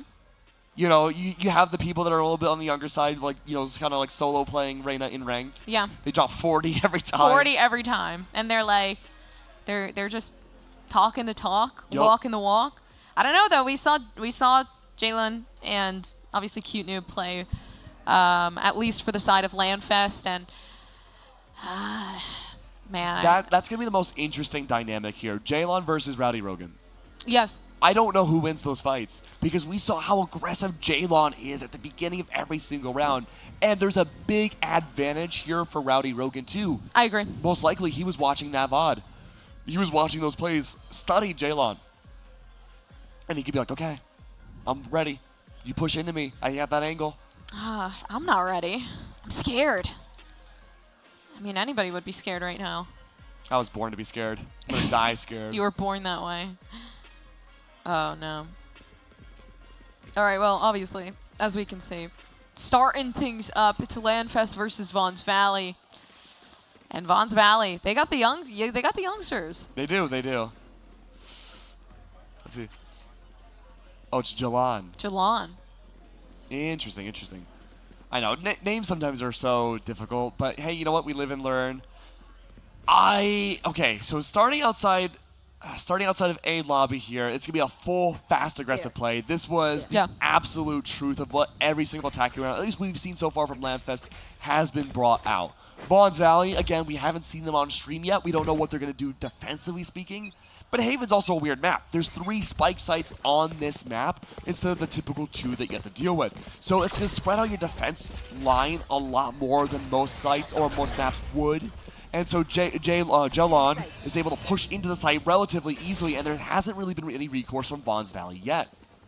Yeah, everybody's just sitting on the outside. Rogan, of course, just continues to find. I can't even believe it! Just a young child being able to pull moves like that. Oh, Rowdy's already good for 3. Good lord. Really taking full advantage of the fact that LANFest were pushing in 1 by 1 off that execute. We did see some utility coming down as Jalon was able to push into sight, but from there it was mostly just gunfight, then death. No real trading action coming out that early. Now, Rowdy also had a very good spot that nobody had cleared up. Yep. Just being able to have those smokes there to cover themselves and obviously take the 3K. Nobody preparing for a situation like that, so pretty much free. All right, let's see how this plays out again. Same exact strat from LANFest now. Dividing it out a little bit more. Instead of A long this time, they're going to make their way through the small tail end of sewers, and Rowdy's ready. They know, though. They pretty much expect Rowdy to be in the same position as before. Playing into this pistol round, I'm not sure if they're going to be able to get anything. The heal coming down. Rowdy, get in Rowdy. And only one more left to take over as of right now. Okay, and it's done. Completely stunned out. Rowdy Rogan is, oh, yeah, my you're right. God. At that age, better than us. Wow. I have no words. Rowdy Rogan's doing such a great job right now, and this is really based off the play that J-Long just did not clear that backside angle. We had seen the smoke go down. That was really good for that attacking presence, but it does allow someone to hide in that tiny corner like Rowdy did, and from there, again, just 1v1s over and over again. Full rifles round, though, in the hands of LANFest. This could be the opportunity to turn it around. Vaughn's Valley, if they won the first 2 rounds, this is their bonus buy where they're not going to go for Vandals and Phantoms just yet, but they're going to try to find as much damage as they can with Spectres. No, Proton is not testing the waters there for the entry. But that's good, actually, because Vaughn's Valley, they have that self-control that I felt like was lacking within the other teams. Yeah, Stack Up had really had a lot of self-control early on for the defensive rounds. I like this Lear play. Oh, yeah, but already shot down. Everybody's preparing. Rowdy Rogan. I love the awe and astonishment you're in. Just looking at him play this game. And on a Cryptics. I don't know. At this point, right, Vaughn's Valley, they might just be able to get another one right behind the back, completely exposed. And they get it. I mean, Rowdy does go down. Yeah. First death so far. But I have to say, the most impressive thing about his performance, and again, this is a small sample size of 3 rounds, but the fact that he does not overextend is already really impressive to me, because even old people like us at our ages are like, yeah, okay, I got one, I'm going in, I'm going to take them all down, I'm going to ace every round. Rowdy's like, no, let me find that opening pick towards the back of stairs. I'm going to then play, take a few beats, just wait, go rotate back around garage, then try to peek up a little bit gopher style towards garage and still find the back lines for a second frag. That was really impressive. 8-1 on the scoreline for Rowdy. And they also won the bonus round, by the way, which changes things up tremendously. LANFest, they're also coming from a very big loss. So imagine how terrible that must feel to come into this and then already get that 3-0 down. Yeah, it really comes down to the onus of the in-game leader here, Cute to see what the next play should be. This is split push out right now. HD finding that opening pick does have that advantage into the round now. Baron goes down. Though it's seaside control. We had seen Vaughn's Valley, even though they took a lot more damage than last few rounds, they were able to retake the site. Spike planted. Vitamin Dave already getting a pick of their share, but the Omen down, so no more smokes for LANFest, and it's Cute Noob. I mean, they got one, but Rowdy Rogan is retrieving that. Just the flash down. But the overextension, unfortunate. The KO left alone. It's Cute Noob. We know they can clutch, but they don't. It's Vaughn's Valley again. Taking a 4-0 in. Full retake. And that was off the fact that HD was able to take down Baron 2 at the opening pick. Was able to take advantage of the fact that, hey, there's no flank watch at all from LANFest's side. So you can just kind of go for this gigantic sandwich maneuver and take everybody down. And they did. Yeah. But there is silver lining. LANFest do have 3 ultimates to work with here. We do have that Null command. There's the Empress coming up from J-Lon. So there's a lot that could be done. It's just a matter of being able to coordinate and execute with that effectively. And it's one of those things, again, where I have to wait and see how this next round plays out, because so far it's been a flawless game for Vaughn's Valley. It's only going to get harder and harder, too, if the momentum keeps on going. Cute Noob only has a Stinger in their hands to play with here. So they, I mean, could play the close ranges. Cute Noob's taking it slow, though. Rowdy Rogan does go down. That's huge for LANFest.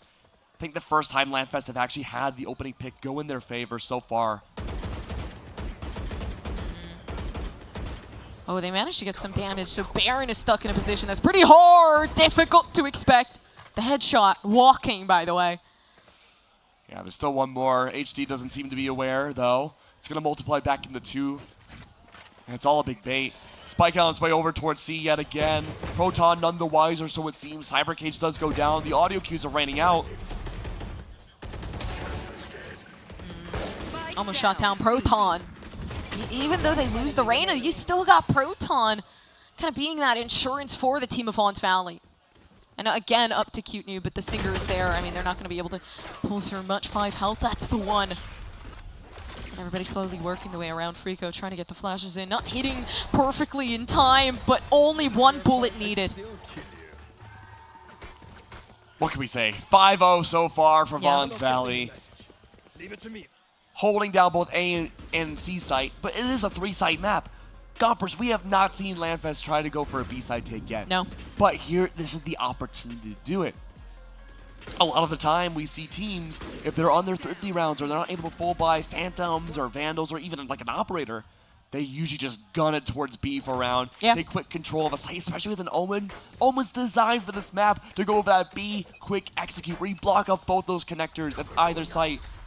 And it looks like A is going to be the way to go, but I do like this attempt for the lurk. Cryptix might be able to find so much impact here if he can make his way past the Cypher trip on B. I mean, he does have the Shrouded Step. Rowdy Rogan, though, is 100% keeping watch of this mid. Especially with some of the util still theirs. And I think the Cypher was honestly such a great pick on the defense. Oh, absolutely. You're not limited by any sort of range, technology at all. The gunfights running through. Cute Noob good for the opening pick yet again. And Proton can play anywhere. Yeah, slowly working up. Cute Noob uses both of the flashes, so if they peek this, you're already down. You got a 3v1 now. And again, it just gets over in 2 seconds. It really is. To be honest with you, they're like it's again and again and again and again. It comes down to the early game identification for Vaughn's Valley. What they do is they just wait to see where that opening gunfight's going to be. And LANFest, they haven't really had an opportunity to rotate around or kind of alternate their paths. They look for that opening pick and they try to work off that as much as they can, massage it through. But not all massages are created equal, and sometimes the muscles are a little bit more tense than others. So someone like Proton, once Cute Noob finds that opening pick, hit with the tripwire, is just able to find so much impact, isolating gunfights from there on out. And again, we go back, 3 different ultimates for LANFest to work for. That could be great for taking that site control. They're already making their way towards A. They have that execute power going through. The 0 point is out, and J-Lon forced back. There it is. Instant pop of the ult. Goes down immediately. Fortnite revive position. Cryptix is going to attempt to make the move. Frico goes down, so there's enough time being bought. This is looking like LANFest might be able to take it in their first round. Yeah, sitting under hell. Okay, at this point, they're just trying to keep their positioning for LANFest. They managed to take out 2, so the biggest thing right now is to keep yourself well prepped and put together. But Rowdy Rogan is dangerous. No flash, though. No Sova util as well. This is not easy. Without the util, the A-Stun is probably one of the hardest places to really try to get yourself in, but that's the opening Proton. Really open things up great. Nice and easy 2v2. Rowdy Rogan knows what shots they need to hit, but down inside of CT, nothing there. Baron goes down. And the 2v1 down on it. Proton, 30 health, by the way. Just seeking underneath hell. Proton. I don't see any neutrons here at all stopping anybody. Good lord. Him and Rowdy have been just the perfect dynamic duo. I agree. For these retakes. 7-0 so far. But the attempt was there from LANFest. They had that opening no command coming out from Cute Noob. Instantly popped. Cute Noob goes down. And from there was that attempted play to go for the shots, but they allowed too much time for Vaughn's Valley to find that backside control, reclaim the space that should have been in LANFest's favor. And with Proton, again, finding those 1v1s, finding perfect ways of taking those gunfights, it's hard to see what the response can be for LANFest here, other than using ultimates at the beginning of the round. I'm surprised Jalen has the spike.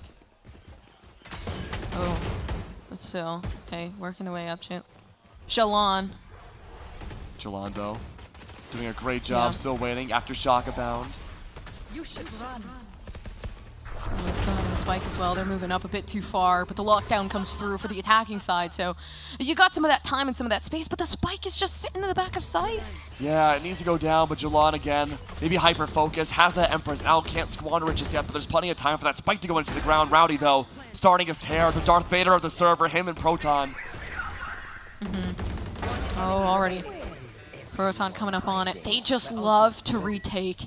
They do such a good job. The headshot is great. And by now, if you're in the perspective of LANFest, you go for these fast executes. You get that spike in the ground. That's what's preventing you from having those thrifty rounds where it's only sheriffs and marshals or what have you. They're getting that money to keep the Vandals alive. But the problem is, though, is that these endgame rounds have not gone in their favor. It has not gone in their favor, and they have to change something up. What would you do? The response? Man. I would play for picks. Yeah. I would default. At this point, it's not even playing for picks. The 1v1s are just always being won by Vaughn's Valley, and it doesn't matter. They're just egoing everybody. 15-0 by Proton. Wow. You just need to take the 2v1s, the 3v1s. You need to try to isolate these players. A lot of ultimates were used that last round, too, from LANFest. Vitamin Dave does go for the recon bolt, does hide, does cover that little blind spot towards the back of doors. But QNoob's going to go for that fast exec again, already prepped up. Aftershocks there. QNoob just, barely not able to survive. Already down, and look at that. Everybody's already just completely executed the whole entire roster of LANFest. And they get another defusal. They're so rich in economy, they don't have to worry at all. Yeah, and LANFest again. They go for this strat, fast execute, get that spike in the ground, hope for the best. And I gotta say, Vaughn's Valley, though, really impressive with the coordination. I agree. They know exactly where they expect that spike to go down. They have the utility ready. Freako, a name that we haven't really mentioned a whole lot yet. Really nice aftershock. Read into the fact about where QNoob placed that spike last a few rounds ago and was able to have that prepped up and ready. Yeah. Oh, man. 9-0. 9-3 is still a possibility. So It 3 is. rounds in a row. Okay, this is LANFest's time. The only issue I see is obviously Jalon having just the spike, right? And continuously pushing themselves backside. You're playing the Reyna. Hand it to somebody who can, handle that responsibility. I agree, but I do like in the big picture sense what LANFest is doing. They've slowed down their tempo to a complete halt. They're waiting to see if Vaughn's Valley get antsy and try to push up and take them down. I mean, play against pretty much their own game. Look for those 1v1s against Vaughn's Valley. But again, they're looking like it might work a little bit. HD the boss falls for the trap, and now A-Site suddenly seems very tantalizing to push. But it's only QNoob. Yeah, they still do a good job, though. I think QNoob right now is just trying to make sure that this is the safest route to go. Maybe luring in a slight rotation, making some noise. Jalon finds at least a couple picks of their own, and that's the first one down in C-Site. This is the execution they're looking for, but this is what we love about Proton. They don't want to die. They don't want to lose that opportunity to really go like that 20-0. I wanted to see if this is going to be a flawless game for Proton. QNoob might be the saving grace here with the mid-side Lurico, but there's Freako taking out Cryptics. It's going to leave 2 left for LANFest. Only now QNoob dividing LANFest out from losing double digits. Oh, Proton 1v1. down. QNoob doing such a good job. They managed to take away the biggest factor of the team with that 15-0. Now Freako leaving themselves in this 1v1 position. 11 seconds left. QNoob getting slightly tagged out and leaving the stun. But the only thing they need to do right now on the defense is stall. No time to plan now. Freako completely winning the round, runs away, recognizes the win condition. 10-0 now. The QNoob, that was a valiant effort, bringing that from a 3v1 down to a 1v1, nearly taken away, but luckily though Freako did have that Rolling Thunder, pushed back all of QNoob, and unfortunately at the cost of that too, brought out a little too late, had that null command, squandered away. There's no other way of putting it. That was such a close one too for LANFest. Yeah, because they changed the tempo. Yeah. They reorganized their entire attack strategy. They were looking at every lane of the map, anywhere that Vaughn's Valley could peek, and they were waiting for that opening pick, and they actually found it too. But the exec off of that was just a hair too late. And now we're back to a little bit of a in-between of what we had seen in the previous rounds. Not quite too slow, not quite too fast. It's the Goldilocks tempo, maybe just right. Maybe seeing if HD the boss falls for it again, pushes up a little too far, but it's hiding on top of the box, top of sewers. No one's moving at all. It's a literal Cold War. It worked out before, but you got a shorty in the hands of Reyna. You got to sit in an angle like that one, or else you're not going to be able to get anything. But Vaughn's Valley have been patient on the defense. They have been. I'm not sure who their IGL is, but it's been a very great call all these rounds. And now, as we can see on the minimap, the ants go marching one by one. They're dividing out again. Sewers and Long. HD, great swing, takes down Jalon, but Flashes are gone now, except for KO. Q Noob nowhere to be seen. Everyone else taking a very long time to push through sewers. Oh, okay, they push through, but the leg peeking. Knowing that at least 2 players are sitting within sewers here. Not knowing the third, though. Cryptic. Are they preparing for a blind, or are they preparing for the ultimate? The ultimate there, but the headshot, 2K. Technically 3 there for HG. Beautiful plant now. Cryptics holding down the line just for himself. The last one left. 28 health, a tag to their name, and they TP right in the crosshair of Vitamin Dave. Are we going 12-0? I'm a little worried, Keg. Yeah. Yeah. Maybe. You think so? I think there's always room for hope. Yeah. But I think Vaughn's Valley again. Like I'm genuinely impressed. I really think the coordination calls coming out from their team have looked really good. I mean, like even the angle that we had seen in HD, and I think we're gonna see a replay here. Yes. Beautiful work, catching Jalon completely off guard. Still continues to play that angle, but uses the enemy recon bolt as bait. Yeah. Trying to like almost taunting LANFest, like, hey, yeah, come on, come and swing me. Come swing me. I got the advantage here. I'm looking down, you're looking up. You're not expecting that angle, even if you can see that with the little wall hacking technology of the recon bolt. But this is what it comes down to. Potentially the final round of the half. Vaughn's Valley, a single ult to work with. Double Huntress Fury on both sides, and Proton can not only just buy the Vandal, but also has an op there too. Holy. Oh, straight through the smoke. The first shot that you hit is a headshot. How lucky do you have to be, especially when you're 11-0 already? Vaughn's Valley, by the way, my pick for who's going to win this tournament. Yeah. So just going to put that in there. Fine, I see how it is. But HG the boss doing a good job to circumvent all the destructive utilities on the other side. Oh no, there we go, Jalon. Good for the trade. Is Jalon good for the 3K though? Oh, nope. Coming down immediately after my words, but making me eat them. 12-0, and we're switching the sides here, Keg. You got Vaughn's Valley going on the attack. Yeah, and this is where we have to look at the agent composition to see if there's any sort of big advantage maybe that Vaughn's Valley could use for their attacking side. I mean, they're already 12 rounds ahead. They need one more to win the map, but for LANFest, they have not a lot to really work with, to be honest with you. In terms of agent composition, they do have Killjoy, depending on the site that's locked down, could be really good, more effective than Cypher in locking down, say, C-site that Proton loved to do, but you know, I'm just looking at maybe the more utility mechanical skills that are needed for, say, KO or even like playing off of the flashes for Reyna. Yeah. That's going to be the big question, is how can you play off of that effectively? Oh, it's not easy. It's not. It never is. It's hard too, because the attacking side on Fracture was actually so good for Cute Noob, but it seems like now they're going to have to rely on that defense. Already being able to spot out some of the utility here, and the stuns coming down. They're going to go hard here. Yeah, look at this utility. A little bit of worming action. No one can see anything on the other side of those smokes. Raw firing, looking through. Great for the double KO in the beginning, though. Even on the attempted flank, Cute Noob falls. All that's left is 2.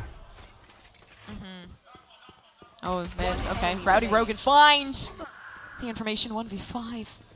Can they pull this off? Especially last second. Okay. Jalon, put yourself backwards, but straight through the box. Freako. 13-0. That was anticlimactic. I'm really impressed with Vaughn. I mean, me too. You know, we talked about this at the beginning of the game. We weren't sure what to expect from Rowdy Rogan, but I gotta say, very impressed. Yeah. I mean, good lord, 8-0. Yeah, in the beginning. And of course, it wasn't just the Rowdy show. He did an amazing work, but it was everybody on Vaughn who just blew me out of the water. I mean, Proton didn't die. No. What? Did he at all? Maybe once.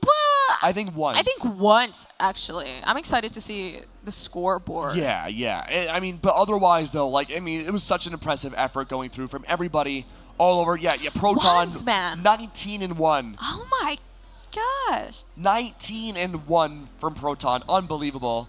I don't know how many times I can say I was super impressed. I want to see how far they can truly take it in this tournament.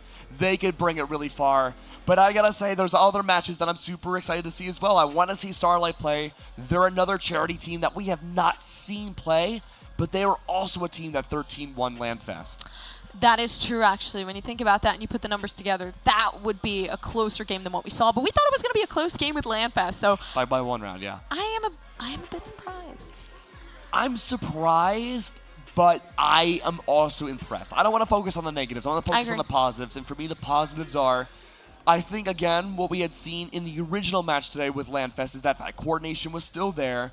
It's just that when you change up the dynamics and have a map with 3 different sites compared to 2, something like rotations can be a lot more difficult. And that was a big struggle, or a big advantage that LANFest had on Fracture. Even though it's a bigger map, you do have 2 different sites to work with instead of 3. Yeah.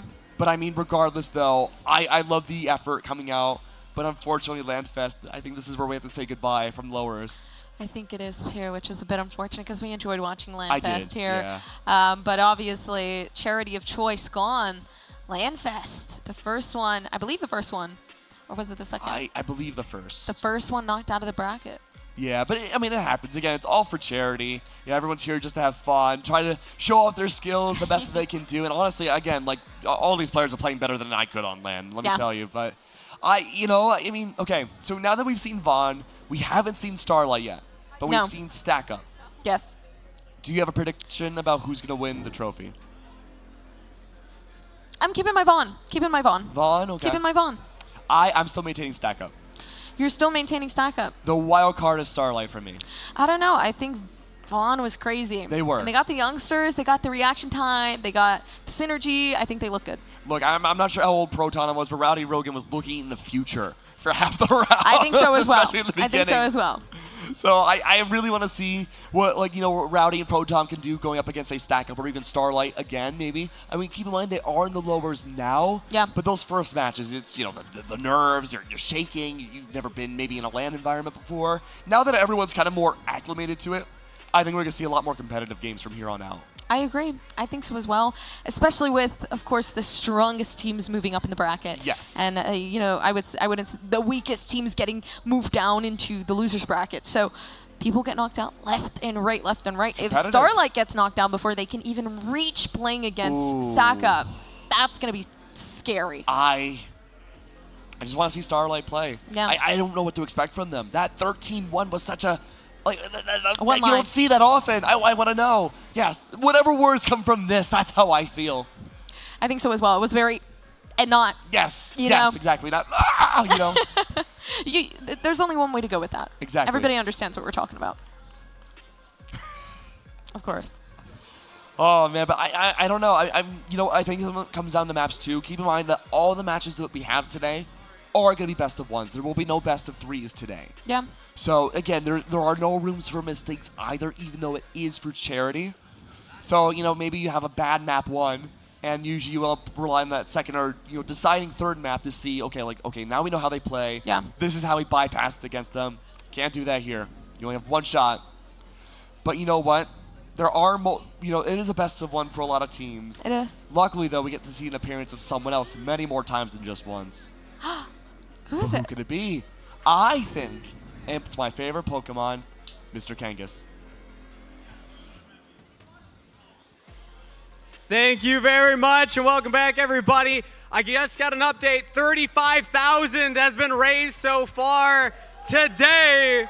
Incredible stuff. Also, round of applause for Vaughn's Valley. 13-0, baby. That was insane. I know that we had a lot of fans cheering them on specifically, so shout out to them as well. Also, update to Sarah, Tina, and Tammy, who have all donated $20 throughout the day, also getting their names in for the giveaway at the end of the day. We're going to keep things rolling, though. We have our next matchup between Stack Up and Starlight. We're going to send it to a very short break before we are back with more Valorant action after this.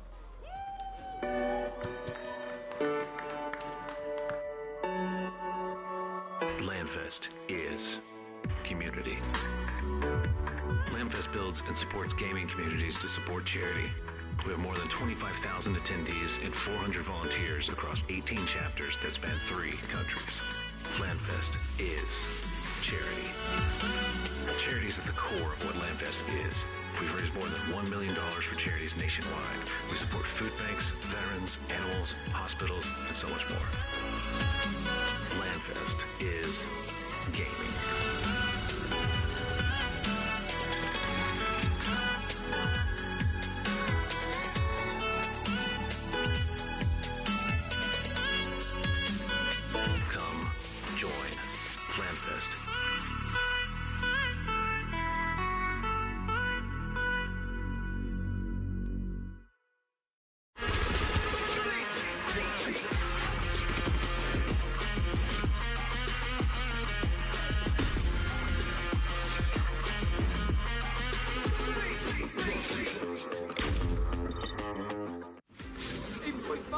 stronger. 9%? Yes. 9.5% ABV! Juice Force IPA. Live rangerously. My name is Dave Kraus, and I'm the Director of Veteran Services for Stack Up. While I was recovering from my injuries at Walter Reed, I found that gaming had a hugely positive impact on my mental health. Based on that experience, I've spent my time since retirement working with Stack Up to bring the healing power of games to other veterans in need. Help me get more veterans back in the game by visiting www.stackup.org. One legend was given the sought-after gift of immortality. So what does Voodoo Ranger do with the endless time? Drink beer. Voodoo Ranger IPA. Live rangerously.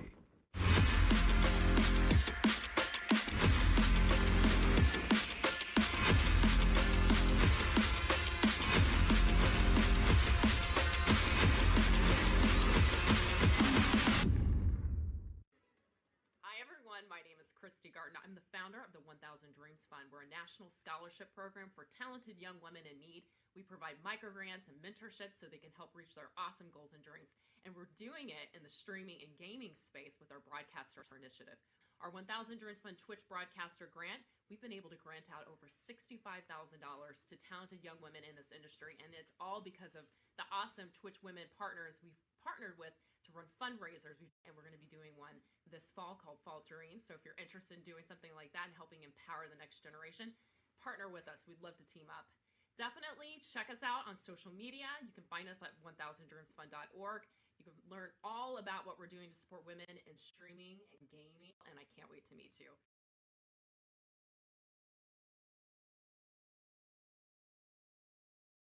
We've got enemy fighters in sight. They're all armed. Maneuvering on your position. We'll be setting up for an engagement.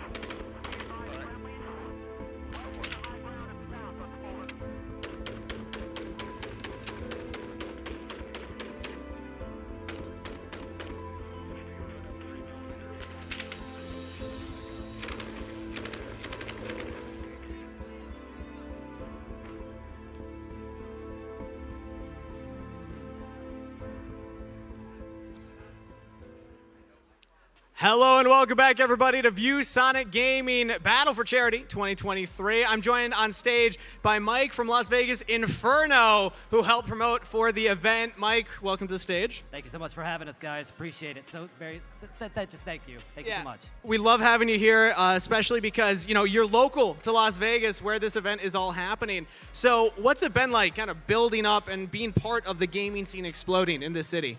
It's wild. Vegas has become an esports capital.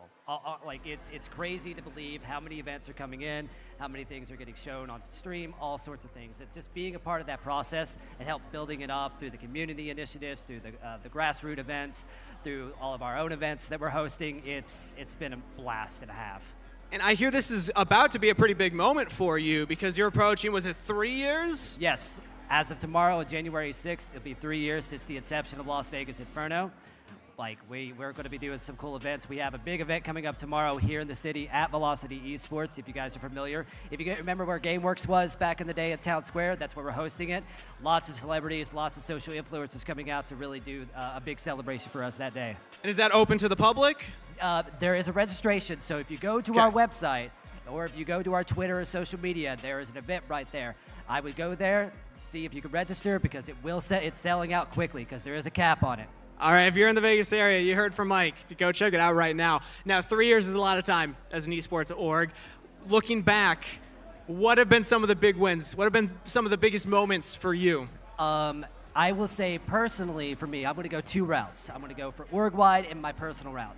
I'm a big League of Legends guy. I know Valorant's kind of the theme of the game here, Riot, all that stuff. And lately, we've been signing League of Legends creators. And then I'm going to say this right here, right now, that within the next year, we're going to be starting our process to getting up there in terms of any league contender events, academy events, and then obviously long-term LCS. Because there's a roadmap for me specifically as far as that plan is concerned. And That's my next step. And org-wise, I'd say the community itself being recognized as the official esports team of the city of Las Vegas is numero uno org accomplishment, bar none. That's incredible. And I love that it's like, I asked what was the biggest win in the past, and you're like, no, it's about the future. It's about the next step and where we're going. Done. Job's not done. Job's not done. All right, well, I can't wait to see where you and everybody on the Inferno team goes. Thank you so much, Mike, for coming on. It's been a pleasure. Las Vegas Inferno on all socials if you need to know where we are. Go check it out. And now we're going to throw it back up to the casters as we're getting ready for our next matchup between Team Stack Up and Starlight.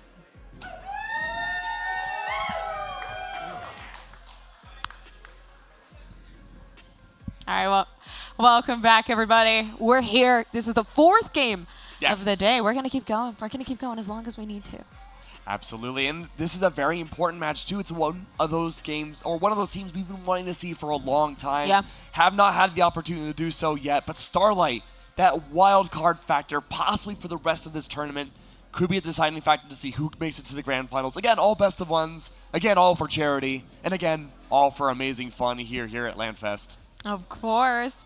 And it's exciting because eventually we get to see what charity will be, of course, the winner charity. And the most charitable charity. Of course. Yes. And we had a discussion, actually, about the charities that we got to see so far. Obviously, you're rooting for Stack Up. I'm rooting for Vaughn. So there is the potential for Starlight. We haven't dissed Starlight just yet. But I'm interested for the next matchup.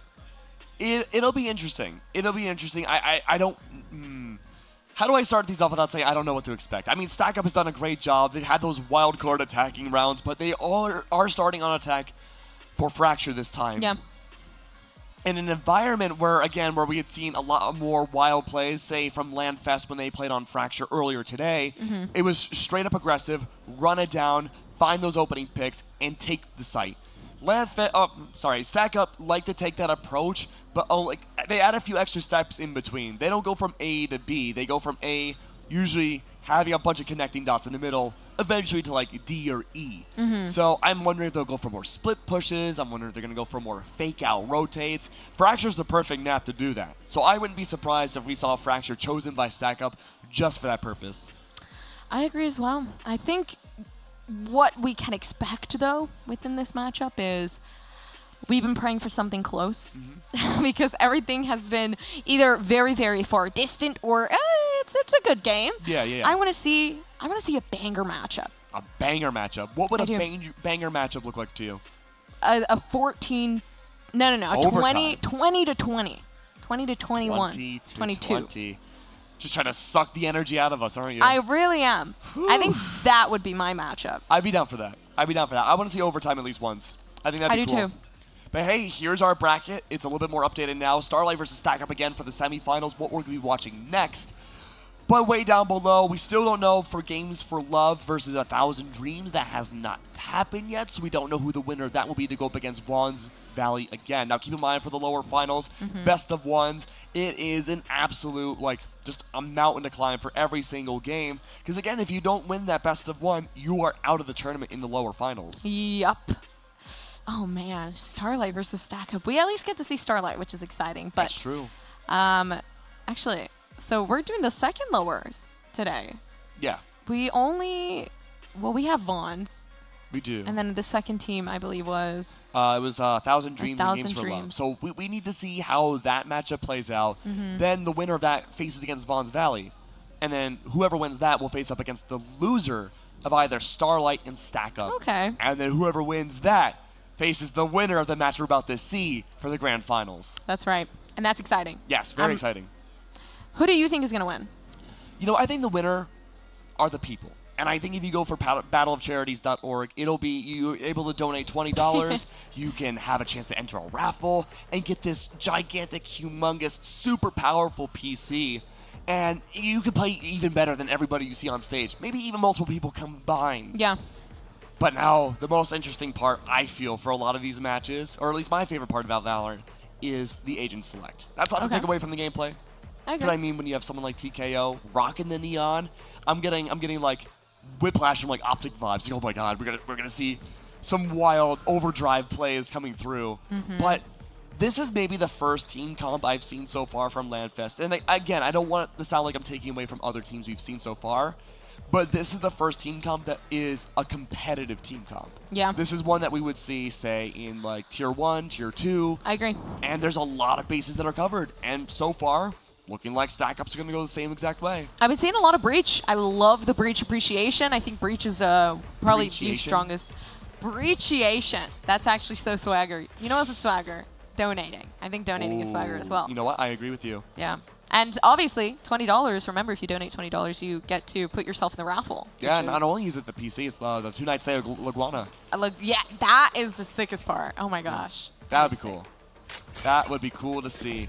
But hey, you know what? The charity is awesome. They're happening for so long. We're going to keep plugging away as we go through this. But starting things off, it will be Starlight on the defense. Now, I have an interesting question for you. Okay. This is one I always like to pose when we see a Neon starting from the defense.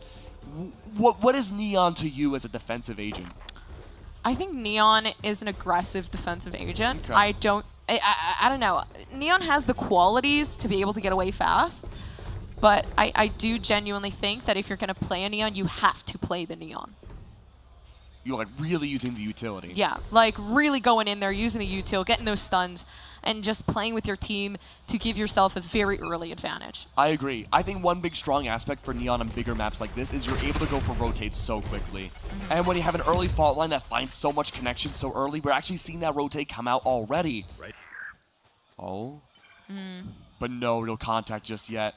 Except for AmericanDad, he snuck his way up to the top of tower.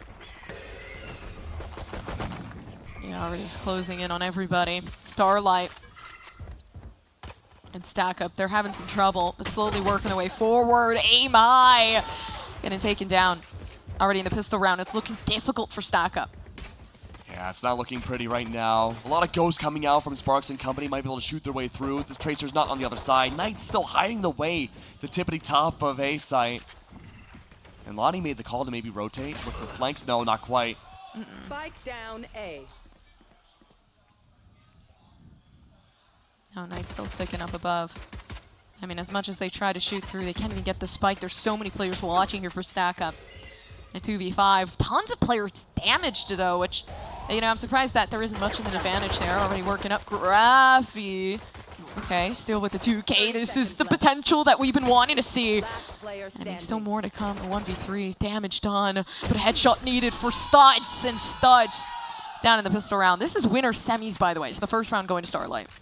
Really nice round to be seen. And Stack Up again. We're talking about how odd sometimes their attacking rounds can be. That's kind of the gimmick of their team, you know? They have loud personalities. They have loud attacking rounds. But that was a fairly quiet one from their own end. We saw the split push come out where AmericanDad tried to find that first contact so early into the round, but when that didn't work, it was kind of that trickle-in effort that we've been seeing a lot of teams struggle with here today. But Starlight, they shut down every sort of opposition in that early pistol, and now that they can buy things up, aim high, they have a difficult choice. Do you aim up yourself? But no, aim high. Played the patient game. Knights falls immediately. Picks up that Spectre. That's huge. He didn't even care. He just waited to take out Knights, but already so many players still standing around on B. The defense knows what's going to happen here for Stack Up, but do they know that they now have a Spectre in their hands? I'm pretty sure. They have to know. There's no way you don't pick up the Spectre. Oh, but the collapse is coming through. Flea Puff is good for 2. Aim high. So good. Taking full control of tower on B site. But TKO is on the prowl. Understand. Still hidden away. Had that small advantage. Yeah, they need a closer range if they want to be able to get more damage out of that Spectre. But they know there's a possibility for that rotation. If they go through spawn, they can make it just as fast as everybody else there for Stack Up. But the fear of getting onto that B site is bigger. Yeah, keep in mind, too, like you said, with the Neon defensive play, you can rotate so quickly, you can cut through spawn. You have Neon's extra fast mobility, so you can catch up earlier than normal, but this is also a fake-out team. Stack Up like to fake things out, and I think that's what TKO is looking to read into, but they would be reading into it wrong. Spike goes down on A site. It's a straight proper play from Stack Up, and still 1v2.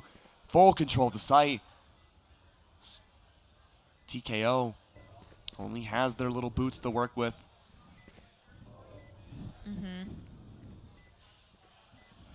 Okay, working up TKO. Yep, nothing to really do there. And it's actually surprising because in comparison, when you're playing with the Spectre, the classic range is just better. Yeah. Well, the thing is, right, the Spectre itself is literally just an automatic classic. It is. Same damage, same range of damage, almost the same exact mag, too. Yeah. It's just faster. Faster sometimes is better, but there was no run and gun, and there was no close distance, there was no shortage. So, I mean, look at this, already trying to take the long-ranged fights and missing a ton of the bullets because of the spray transfer. And it makes me nervous, though. Stack have been playing this, again, very straight and narrow so far. No wacky shenanigans. They haven't brought it out just yet. But they're going to go for a straight shot. They're going all in, full util dump everywhere you look. Oh, vulnerable. Although, not going to last a long time. Able to slowly push themselves up. But this is great. Stack up. Doing a good job at eliminating majority of these players. Although a 4v3, Starlight having one player down. Very, very low health. And Greylux goes. It's a classic. A sheriff in hand. Cowboy. Maybe some bebop happening as well. Lonnie Lightning's playing a dangerous game, though. Whether he knows it or not, right from behind. Could be a sheriff to the skull. We'll have to wait and see. One enemy remaining. I don't think it will. Okay, never mind. Skin flick. Knew what was going to happen, and they took advantage. Stack up. Doing great so far. Yeah. Not overthinking these plays and just heading straight on in. Again, has been the name of the game so far, but I want to see more utility usage coming out from Starlight's side. They did such a great job on the pistol round, holding the line through utility alone. Barely even any gunfights needed. Yeah. But full rifles on the board, that confidence from Stack Up, it emerges like an emerging flower. Comes out so well. But now that Starlight, their economy's not great, but it's comfortable enough to have rifles this round. If they're able to convert it, use this early util, just like we saw in the pistol round, this is such a good start to see. And there hasn't been much of a response. In fact, everyone from Starlight are off A site. They're waiting for that retake. Oh, but the retake's not going to come. Actually, no. I mean, no, not just yet. Okay, Knight's having the showstopper. They come down. And maybe this is set the 2K to come down with the showstopper. And they just continue to rain terror on this team of Stack Up. Starlight just did amazing. There's the retake. Yeah. Unbelievable from Knight. I mean, hold on. Can you guys hear that? Let's go. Dang. Oh my God. They stopped at the moment that you wanted to come in. That's this is so why I don't sad, participate in anything. Okay. I'm that guy. I'm the one that sings off key, plays an octave too low. No. That's okay. It happens. You did amazing. Oh, thank you. You did amazing. Thank you. Even for the first, the only 2 seconds that you said it. I think it was 2 great. seconds is all I need. But, I mean, what I've liked so far is that Knight has been so effective on those paint nades. The most effective we've seen, not only in the tournament, but honestly, pretty much lately in competitive play. The utility usage. On top of course, there was that showstopper. But Stack Up are changing things up. They're waiting for flanks now. They're split pushing. And TKO and company, they're going to be having their horizons expanded much more, especially with TKO needing to find that utility presence inside of tower as aim high goes up. Yeah. Yeah, but AmericanDad taking the first pick off of the other duelist, so you get your fair share of trades here. Starlight not even able to get any vision as to what's going on to the site. The plant goes down. A lot of utility. Orbital strike to clear out that space. Yeah. Still so many ultimates as well. You got the Arena ult, the Empress that could come through, but Knight, I mean, they really just want the redemption round here to go against Stack Up. Maybe if they can take the lead. Okay, this is the possibility that we've been looking for. Knights sits and takes it. Starlight, they bring it back. 3-2. The streak, the tie has been broken once again. Yep. But remember, this wasn't really too different from the last time Stack Up played on Ascent. It was not. Same exact tie, 2-2. Ooh, okay, well, you actually put a good point there. You put a good point, Keg. I do my best. I take you up on that. I think this is... no, you know what? No. No points? No. That was good. I think Starlight has so much potential based off the way they play. They do. And again, when I see a defensive Neon, I get really nervous, but so far, I love the way it's been utilized. As well, yeah. Yeah, because essentially you have a glorified, almost like a CS character. I mean, you do have utility, yes, but I'm talking about just in pure momentum and just finding repositions effectively. That's really what you're looking for in TKO's position. But this double lane, the walls come by, aim high! Oh. Caster's curse to the highest degree. Doing well to maybe bring this 3-3. Yeah, already on the site too. AmericanDad is saying, hey kids, come on up. Yeah, where's Roger? Where is Roger? Oh no. Everybody's down in spawn, but you got the flank coming down, skin flick. Couldn't do anything, so it's gonna be, of course you got Studs and Greylux. The flash comes through, it's only 2 health left remaining. The stun, but nothing in Arcade. Watch your back, Graphy. Oh no. I feel the same way. I feel the same way. Could be anybody's game still. Yep. That is a nice mustache. Yeah. Yeah, Lonnie's wild with it. I gotta give kudos. So, I want to mention something. Greylux is a content creator for Elevate. Oh. And Elevate has had a long presence in Valorant's history. Yeah. If you remember, this might be before your time, I don't know. Maybe.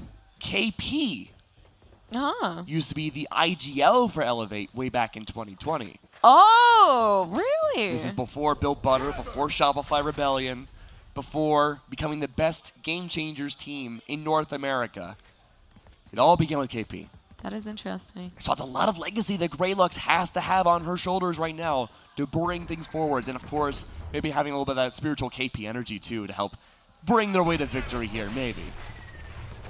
I mean, the mental on KP is huge, so if they have that as well, I think Starlight can do anything in the world as they please. But obviously, you know, 2-2, 3-3, what are we going to say here? Is it going to go 4-4, Stack Up or Starlight? Going to really continue this. I like how slow Stack Up are playing. They made presence once again from Lonnie. TKO loving to play that top tower presence. Little Rapunzel action, I suppose, but nothing yet. Double flash comes through, neither one of which connect at all. Those flashes now gone, but again, big bait. Count on it, Stack Up. Trying their best to do whatever they can, but Knights comes around, down inside of spawn. This feels like deja vu. But the thing is, honestly, deja vu isn't enough to get yourself to win the round. Starlight, they know what's going on, but they don't know exactly where these players are residing. Yeah. If anybody's game's nice, likes to play that angle. Good for the 2K so far. Balani's hiding that one angle. Hidden before. Fleepuff already knew. Remembered from previous rounds. But there's that orbital strike. Oh, the defusal. They're trying to bait out. I'm surprised they managed to actually get this far as well, but Sparks using the ultimate, peeking down. A 1v1. Oh, so much potential for your Sparks. Ooh, scary for a second because the leaderboard popped up, but it's Fleepuff. Oh! Half a second left for that defuse. Oh my gosh. I mean, I don't know if the replay is going to show up, but the entire breakdown of that 2v2 is fundamentally what you want to see, defensively speaking, on this map. I agree. We had seen game knowledge applied already where Fleepuff had known where Lonnie Lightning had played previous rounds. Because remember, not only a few rounds ago, that Brimstone was playing on the other side of that black box near Generator and was taken down, I believe, by Lonnie. Fleepuff then took a different angle, knew the same exact location that Lonnie would likely be, took them down, used that orbital strike as bait, brought the 1v1, took down the other Brimstone. That's what you want to see as a Valorant player. 4-3, Starlight inching ahead here for this win. That was so beautiful. Just the line of events that occurred. And again, it's all about that mechanical skill and putting yourself in a position to think critically, which is what Stack Up love to do, already trying to fake out, putting a lot of information towards B, and they're baiting out a beautiful rotation. Either that, or they're just playing for the retake here for Starlight. Yeah, there's a lot of ultimates that Starlight can use once again. Usually this is a retake site that Starlight to go for. I agree. Knights gets the paint nade kill, usually. Then, remember, the double last time from the Showstopper destroyed Stack Up on A. Yeah. Ooh. Not a lot to think of here, but tons of players on site for Stack Up. And this is where things start to get rowdy. The Rolling Thunder, everybody stunned up, Ignites again with the Showstopper. Starlight, they just know exactly what to do to get on the bad side of Stack Up, but then a 1v2. I mean, everything going wrong. 44 health. Maybe this is it. They have the flashes as well. Spark sitting in the corner. This is the fault line that comes out, and the timing is rough. Oh, Sparks keeping us at the edge of our seats. Yeah. The plays, as we know it, went out beat for beat as we've seen it before. Really, really close call because all things considered, Rolling Thunder, the showstopper, every ultimate that we had seen in Starlight's arsenal was brought out and should have cleared out the entirety of A. But just through the nooks and the crannies, just able to hold everything down. I want to see again those positions in that replay. Flea Puff again, just an absolute monster to help whittle the numbers of Stack Up, but it wasn't enough. 4-4 though, continuing to be an even game. I want to see the Neon Ultimate, the Overdrive come out. If it's not this round, it will be the next, in case Starlight don't win it. Now it's a battle of economy. Yeah, and we just keep going to this back and forth, tie to tie, which who's going to break it? That's the biggest thing. Whoever breaks it obviously manages to find the momentum to push forward in this very controversial time. 1 minute and 14 seconds. There is enough time to just be patient here. Oh, Rolling Thunder. This is a great read from Starlight. No Rolling Thunder, no Showstopper in their arsenal. They're trying to think, possibly that Stack Up, we're going to try to re-engage on A 2 rounds in a row, knowing those ultimates don't exist anymore. There's nothing that Starlight have outside of Brimstone's ultimate that can be used to completely cover a site. And that's harder to time, harder to hit, and easier to escape. But no, Stack Up completely remove what I say. They rotate back over. TKO's good for 1. Yeah, but with the frenzy as well, so not only did they manage to retrieve a weapon, but their economy might look very, very good for the next round. The 1v1, the Bulldog, not enough. But Stack Up, I mean, it's a 4v3. When you look at it this way, the orbital strike at least doing some favors here for Starlight, but very low in the raise. Oh, Studge tried. Oh, Graphy is phenomenal. So good. Now the streak has pendulum swung in the other direction. Each time it was a tied game. It was Starlight that would inch out that victory. Only ahead by a single round, but not anymore. Now down by 1, 5-4. We have to wait and see now who can be the first to hit 6. That's this goal line right now. It's not even winning the game. Yeah. It's winning the first half. Winning the first half. But that was a thrifty round 2 from Starlight. It was. That was a tactical round to make sure they could preserve their economy more than ever to ensure for the rest of this half they won't have to go for sheriffs, marshals, the likes again. And there's still that option of the overdrive. I agree. How are you going to Emperor Palpatine, Lightning Bolt, everyone on the enemy team? How do you prove that you're the Senate?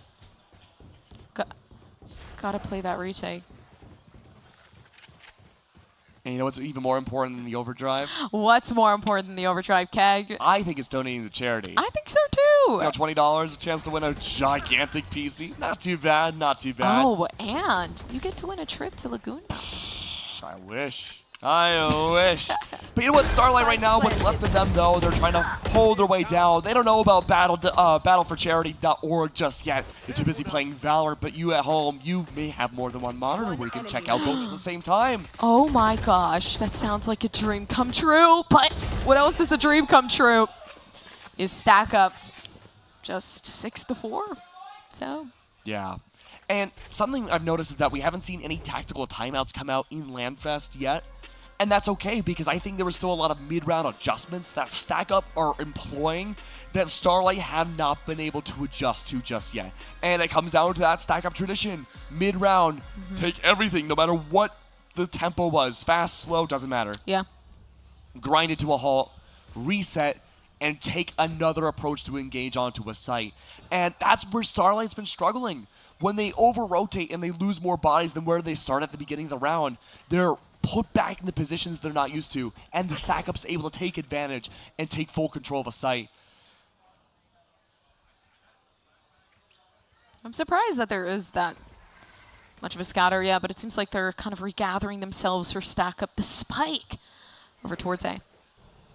Guiding Light goes down. Response is the Sky Smoke. No vision seen for Stack Up. And they're choosing to respect it. They're not actually engaging at all onto the side. There's a few fake shots maybe to keep those on A site already on A, but oh, steal for rotation. Only Knights is left on B site. That's exactly what Stack Up are hoping for. That's right. Keep them all on A, said Stack Up. Oh, they gotta go fast though. 50 seconds. Luckily though, the Neon did rotate. TKO trying to have that coverage too, just in case. Yeah, but 44 seconds left. Okay, there is time to plant the spike, but is there enough time to be able to eliminate Starlight while you're at it to try to regain A site? That's a tough call to make. But the numbers have waned so much on B side that this might be a great opportunity as long as you play in pairs. Oh, but now they're all rotating. Not so sure anymore. Yeah, there's so many players here for Starlight. Already some stuns coming out from KO to stall. Make sure to push these players back. So when you think about it, all they need to do is try to stop this Griffey. Griffey, I don't know how you got that, but it doesn't matter because Stack Up again. They take a 7-4, and they're going to continue to just take these flawlesses in. I'm just astonished. I don't know what to say. I'm stuttering. I'm not able to speak. Graffy is just bombastic with those plays. We can hear them from the casting booth. And I want to see, oh, they stacked up through. Oh, that was a great read. TKO had the right idea with the walls, ensuring that you cannot have any vision pushing into B main. But by then, it was already employed. It was far too late. Yeah. And Graffy was just able to knock down everybody that thought they were in the safety zone there. But no, you can't cross the river Styx, and that's okay. 7-4. Still no sign of the overdrive. It tried to come out last round, but it was shut down immediately. Launching smoke. Stim beacon Smoke. here. I mean, really just taken away from the bigger picture on that B side. Defense, having to play the retake again, and it's been continuous for the retake here, and I feel like that's one of their weakest suits. That's something that once Starlight started retaking more, Stack Up started winning. Yeah, I think they're anticipating those retakes now. They're anticipating those angles and not an aggressive presence on site. Yeah, but a slow workup coming down towards that spawn side. You can feel the energy inside of the room. Very, very much excitement, but also some stress here. They want to win this, but KO inside of this orbital. He tried to go for the knife. You saw that. I know you did. That was an interesting one, but you got to go down shining. And Starlight somehow managed to pull through. I don't know how that was a Starlight round. I'm sorry, Starlight. I love you, but like... the orbital strike got a double kill there. That should have been handedly in Stack Up's round. But it plays into the fact that I think both of us were equally right and wrong.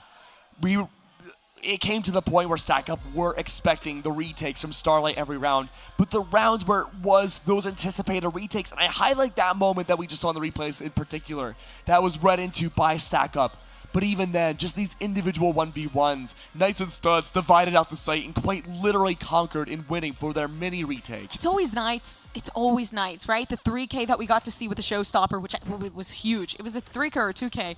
And then just the continuous pushing up on the site, not really caring, and then somehow managing to get the continuous picks. It's amazing. Captain consistency. It is. I wish I had that level of consistency. Now, you're a very spiritual person, Gompers. Yes. And I'm a very superstitious person. Yes. And before we get into this round, I want to say Greylex does have her tarot cards here. I love it. So I'm wondering... I was going to bring mine, but I forgot. That's okay. I don't own any. I like the pretty pictures. Production, maybe, if there's any downtime. Maybe we could do a tarot card reading. I agree. I agree with Keg here. Oh! A tarot card reading to read the future. It bounced back. Oh my gosh. Blast back into safety. Knights. Bounce around like human bumper cars. Fast lanes open and Graffy's trying to play off of it. Back lines being secure. Graffy going for the pop shots. Can't quite find a lot just yet, but Starlight pulling a page out of Stack Up's book much earlier than even Stack Up employed themselves, saying, nah, I'm getting out of there. I'd get out of there too, to be honest. That's pretty scary, but the rotation just came in. Again, you at least have an anchor towards Ace, so it's not going to be that 5v5. Instead making a 5v4, the retake coming through. Sparks this time finding the angles that need to be done. But Stack Up, I mean, this time coming into the pistol round, so this is a different style that than they're used to. I mean, a 1v2, everybody low here. All you need is a body shot on both. Body shot on both, easier said than done. 20 seconds left, that spike needs to go into the ground, but all that's left is Lonnie. Spike planted. Not going to be easy. But I think right now just rushing up is going to be the best bet. They know where one is. No util. They do have a bit of a clue as to where the other. They just got to go with a quick 360. Maybe find the angle that works best. Shooting some shots, trying to lure out, but no lure indeed, and it's perfect on Skin Flick. Oh my God. I'm so glad we had the camera shots for that. That was so impressive. Oh no. Lonnie playing out of his mind there. Oh gosh, there's some shit talking in the crowd over there. I don't blame them. That is the Stack Up Classic right there. I mean, that deserves it. Like, holy. The flick there. We need a yes, please, the replay. Because you need to have that right sensitivity. We talk about sensitivity all the time. You need to have full trust in yourself. The flick for one, having the game sense to know the other must be playing the double contact angle, top tower. That should have been all things considered, a Starlight round up until the Lonnie flick. Exactly. Oh, come on. That was the winning round for Stack Up. Now they've given themselves the opportunity to just take a 9-5 and then just maybe even move further from that. Aim High does have that Spectre. Just looking, dancing around. No avail just yet. Starlight are changing that tempo up to play a little bit slower. There's the anti-flank 2 from Knights at the top of the map. That guiding light just destroyed everything for Starlight. All that stealth now completely gone. Knights is the only stealthy, undetected member. But keep in mind, with that flash, you don't know how many people are A main. There could be some people anywhere else. Yeah. Oh. Okay, I like the discipline, though, of flashing in, but not really pushing themselves forward. They want somebody else to take that fight. The timer's the big factor now. I agree. 43 seconds left, trapped in a corner. Graphy already good for one. Spike down A. Yeah, but Skinflake is finding the opportunities. I mean, pushes themselves up. I said the discipline was there this time around, though, taking the 1v1s. Instead, 1v3, actually, when you think about it. But Starlight, okay, the orbital strike is there. They've already managed to eliminate majority of the players here. Graphy in the wrong place at the wrong time. But luckily enough, you got the teammates there. You do. You had that rebound. You had a lot of different factors. Yeah. But that orbital strike came out round 2 of the half. I agree. All the ultimates get reset at the end of the half. You brought it out so early, and Brimstone's is so expensive. You don't get it very often. That is a round-winning ultimate that you have to save oftentimes for the end of the round. And sure, we had seen it there, but not only coming out early is impressive, but I don't want to say squandering it. Yeah. But using it in that desperate attempt did not work out well in Starlight's favor. And it was so close, too. The orbital strike was perfect. Oh, I like this from Stack Up. They know they have the Spectres. They got to play close. But, of course, the Vandals are probably going to be the hardest thing to go against at this point. The spray transfer, perfect. But, unfortunately enough, Stack Up, they did everything they could in a moment like that one. 4 rifles. Yeah. Noticeably more silent from Starlight's side. They're engaged. They're in the game. They want to win. And they're not too far off. A 3-round difference separates Starlight from tying things up. And from there, another 3 to bring things to maybe match or to the best of 1 win. On my way. You know, as everything starts to unravel, you start to get more nervous. And we were hoping for an OT, maybe. Yeah. Look, if we're going to get OT, it's either this or Grands. This or Grands. I 100% have to agree with you. Smoke's down. It's a split push right now from Starlight. Sparks has the right idea. Goes for a little mini strafe. Notices 2. That would have been instant death had he engaged again. Then paint nades now gone, and Knights goes down 2. Aim high off screen. Good for 2. Had that coverage. And TKO is on site. Looking to assassinate the Brimstone up top. Oh no. Laying down the util at the wrong time. Unfortunately, Sparks gets a harsh taste of that reality. But you know what I like more than reality? Donations. Donations. I love donations. And just for $20 of a donation, if you do !donation in the chat, you can get either, I believe you can get a trip to Laguna, or you can get a nice PC. Oh, but what if I don't know how to use !donate? What website can I go to? I think, in the back of my mind, it might be battleforcharity.org. Thank you, Keg, so much. You're so wise. I do my best. I'm like an old little hobbity Yoda man. The wide-eyed stare. Awesome. Oh, that good assassination tactic right there. I mean, a lot of these rounds are now coming down to just straight gunfights. A lot of raw mechanical there, but again, Starlight inching their way forwards once more. And we talked about this before. That confidence comes back when the rifles come out. It's those early rounds where it's pistols. It's the kind of the thrifty-ish buy-ups of Stingers and Spectres, what have you. Starlight's not as comfortable there. No. But they have rifles, and this is the bonus buy. I believe, another bonus buy from Stack Up. Trying to keep this competitive. But I want to highlight the top of tower here for HYTE. This breach is in a very peculiar spot.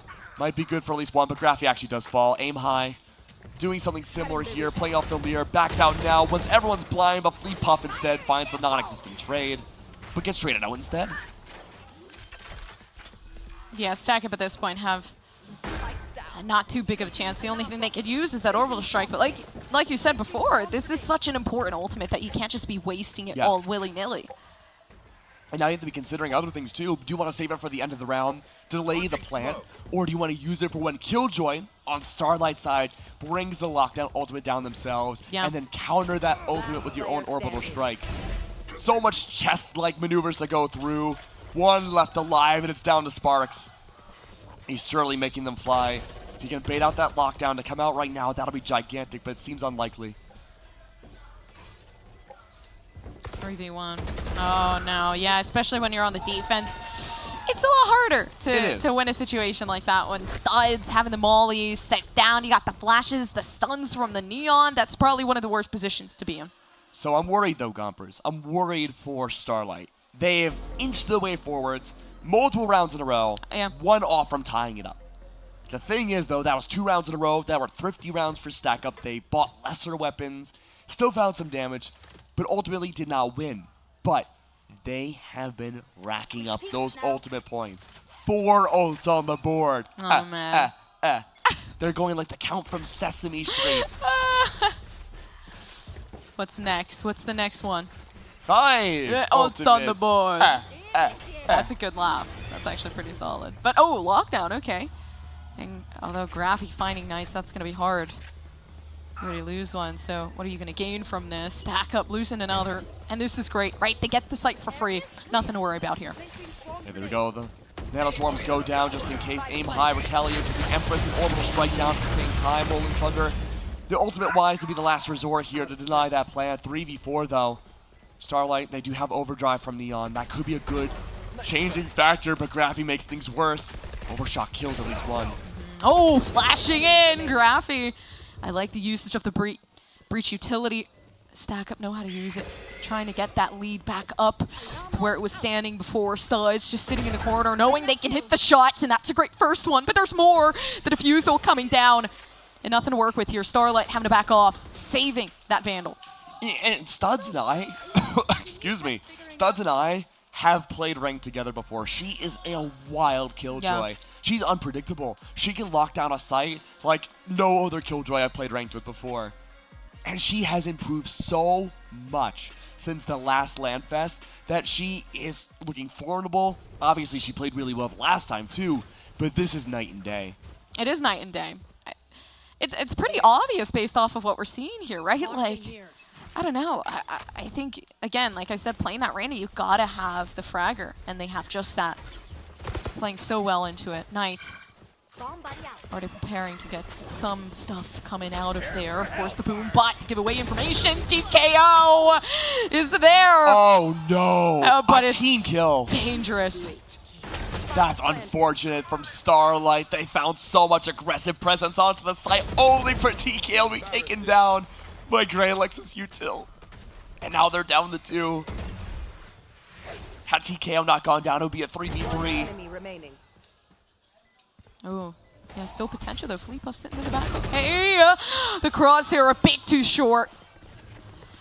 And now you give a pretty big lead over. I mean, look, think about how much it took for it to go from 6 to 9 to 8 to 9. It was multiple, no, I'm sorry, 5 to 9. Yeah. Multiple rounds in a row. And through that entire little mini anime arc that we had seen from Starlight. Anime arc. They grew. They grew as a team. You could see the comms grow. I agree. But now they have to do 3 more rounds. They have to make that the same exact lead back again. They have to go through another anime arc.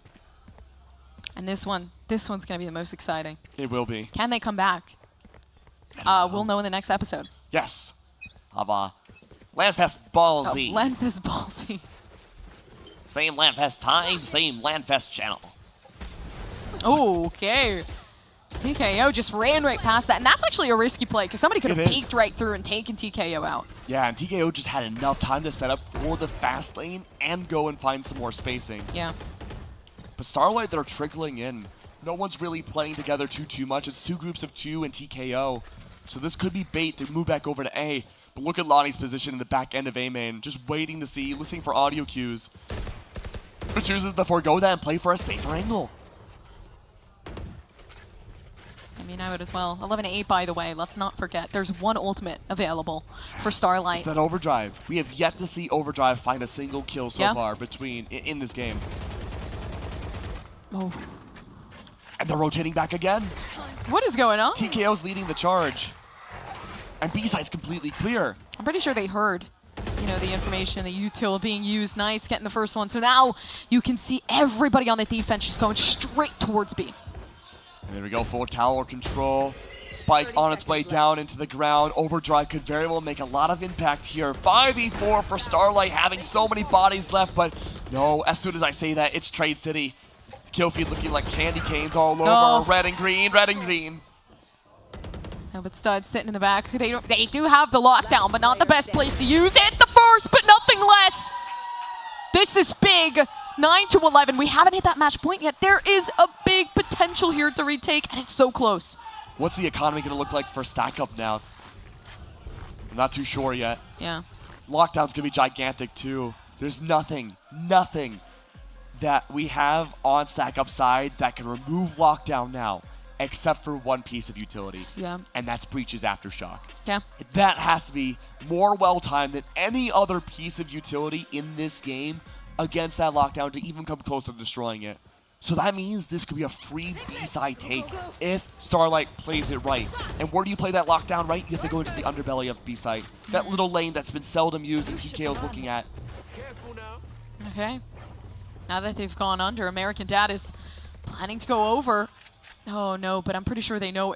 Aren't they in that? I'm pretty sure they might get. You know what? We'll see. I'll let it speak for itself. Nothing. Nothing at all. Surprisingly enough, and they're just gonna inch up forward. They don't know what's going on. AmericanDad out of charge. Managed to find one. And this is Stack Up's opportunity to go for a full team-wide retake, just like Starlight would do on their own defensive side. And it's working well. All that's left is Split Puff to divide out Starlight from Stack Up getting their match point. 1v1 City. Launching smoke. They're closing up. I mean, it's a 5v1. Stack Up pretty much gave them, secured themselves that match point that we were looking to see. But then again, right? Flawless, by the way, from Stack Up. 9-12. Oh, he's digging the grave. Oh, no. He's going to put the bodies in it. He's a monster truck right now. No way. So, it's only going to be a few more rounds. It's going to be 3 rounds of a differential yet again. Yeah. Do you think? Do I think? I don't. We'll see overtime. I don't either. I don't. I don't think either. That's what I mean. Oh, okay. Well, I don't think for both of what you asked. Ah, so. Gotcha. It's no squared. No squared. But isn't that a double negative? Does that mean we will see overtime? I think we won't. Ah, I tried.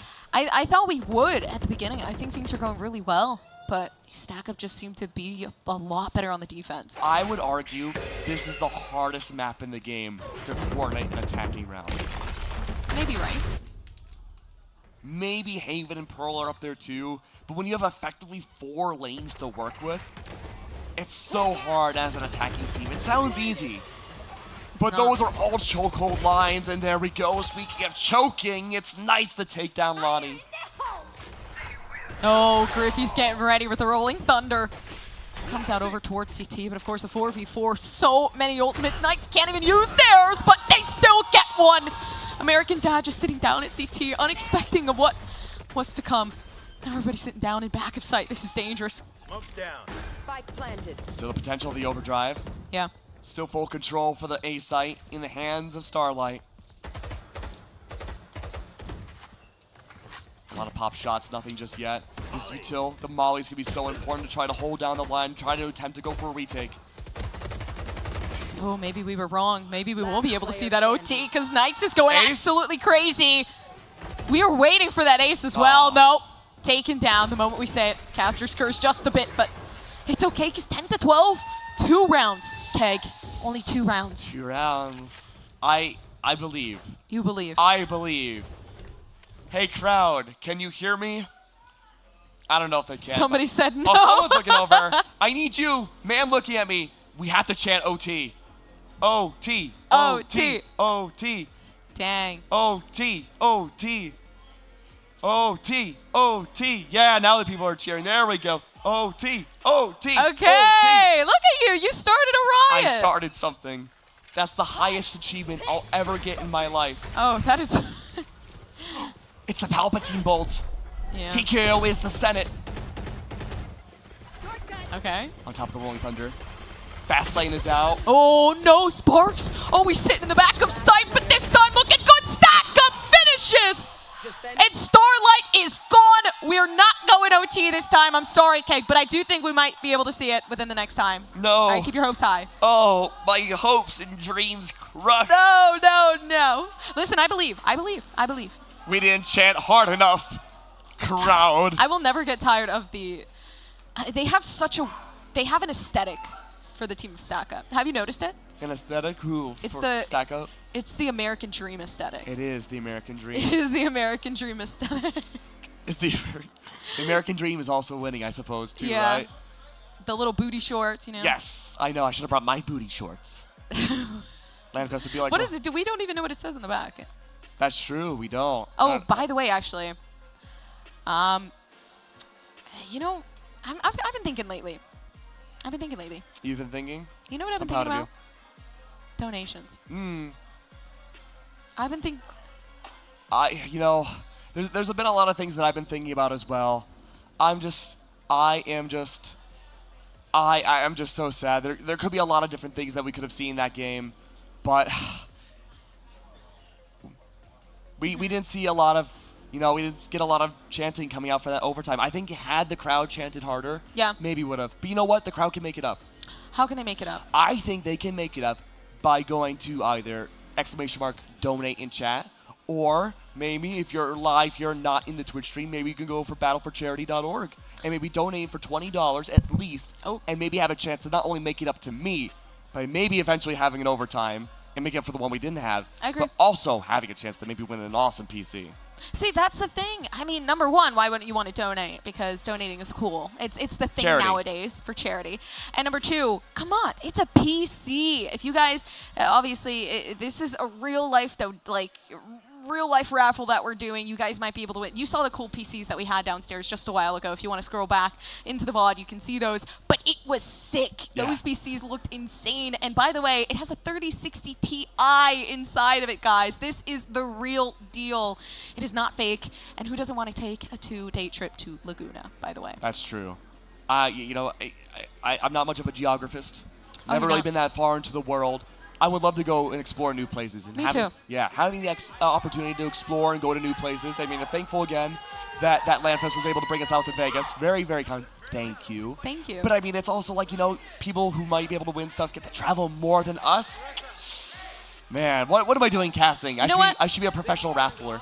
We should enter the raffle. Ooh. We should start the riot. Hey guys, do you want us to win? Are you serious? You want us to win the raffle?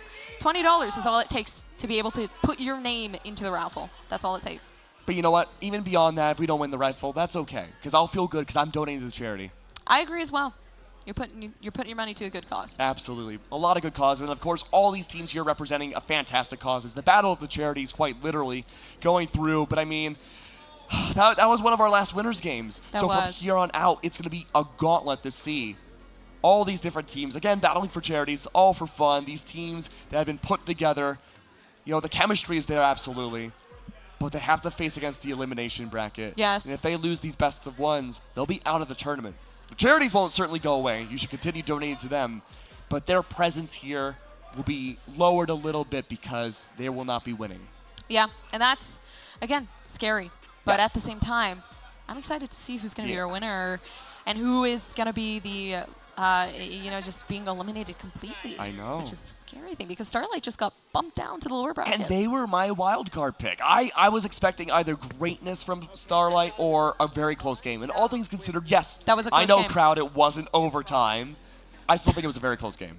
I think it was a close game, too. I think there is potential. It was Fracture. Yes. I mean, Fracture was a little bit of a weird map, especially since they were so close coming into the attacking side. Do you think this would have been overtime had it not been Fracture? I definitely do. Depending on the map, I think if they picked Icebox. Icebox, okay.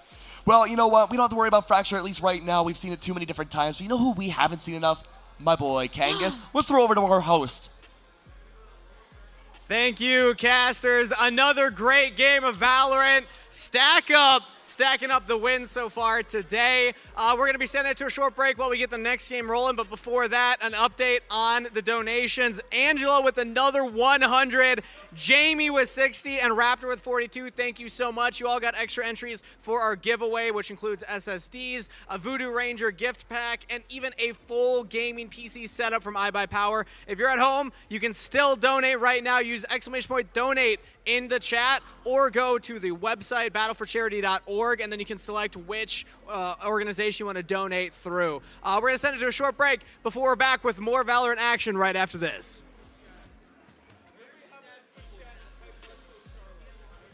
Stronger. Make it stronger. Chief, you have to stop. I don't answer to you. I answer to Voodoo Ranger. 8.5? Yes. 9%?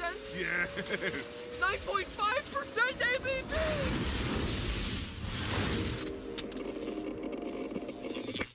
He really is brilliant. Juice Force IPA. Live rangerously.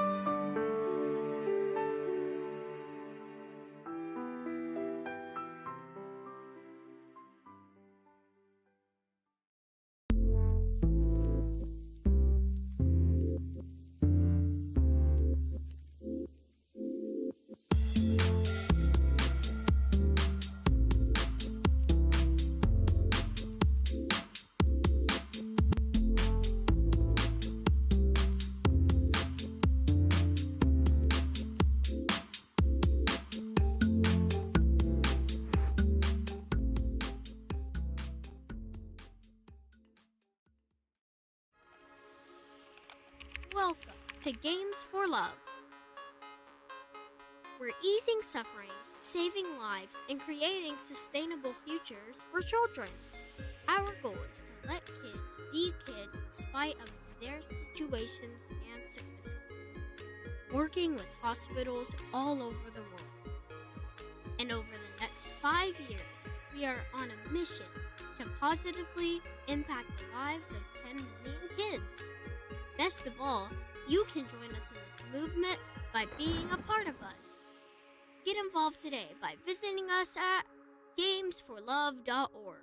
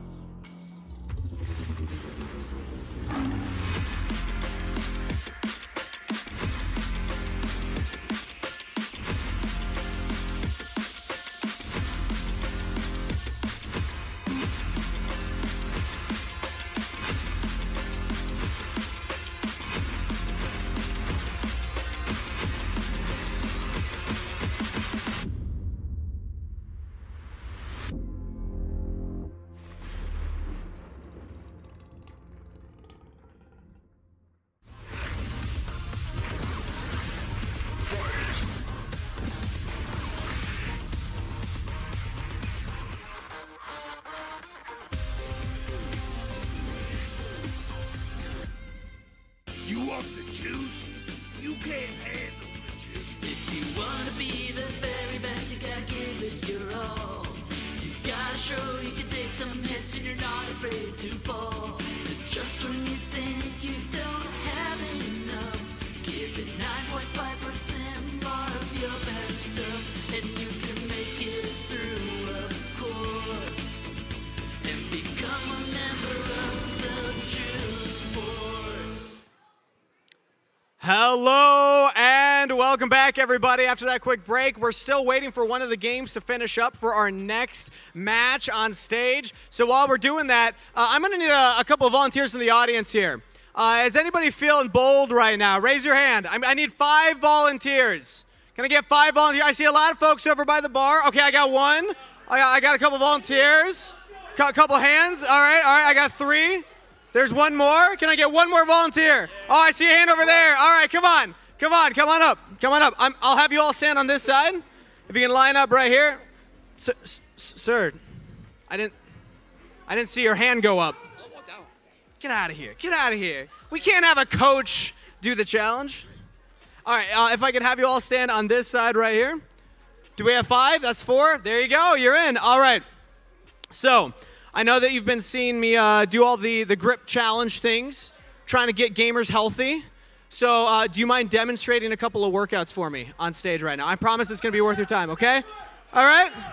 Everybody, let's get active. Let's get healthy. If you want to join in the audience, okay. So this is going to be my pregame ritual before gaming. I'm all about wrist health. So starts with a shakeout. Shake out one wrist. Shake out the other wrist. I can only do one at a time. Yeah. Really flick it. All right, now we're going to warm up the shoulders, okay? Back and forward. Move your arms.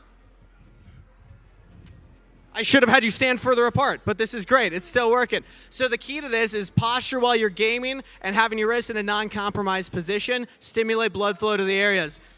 Let's give a round of applause for everybody for volunteering to be our models for the day. Come on.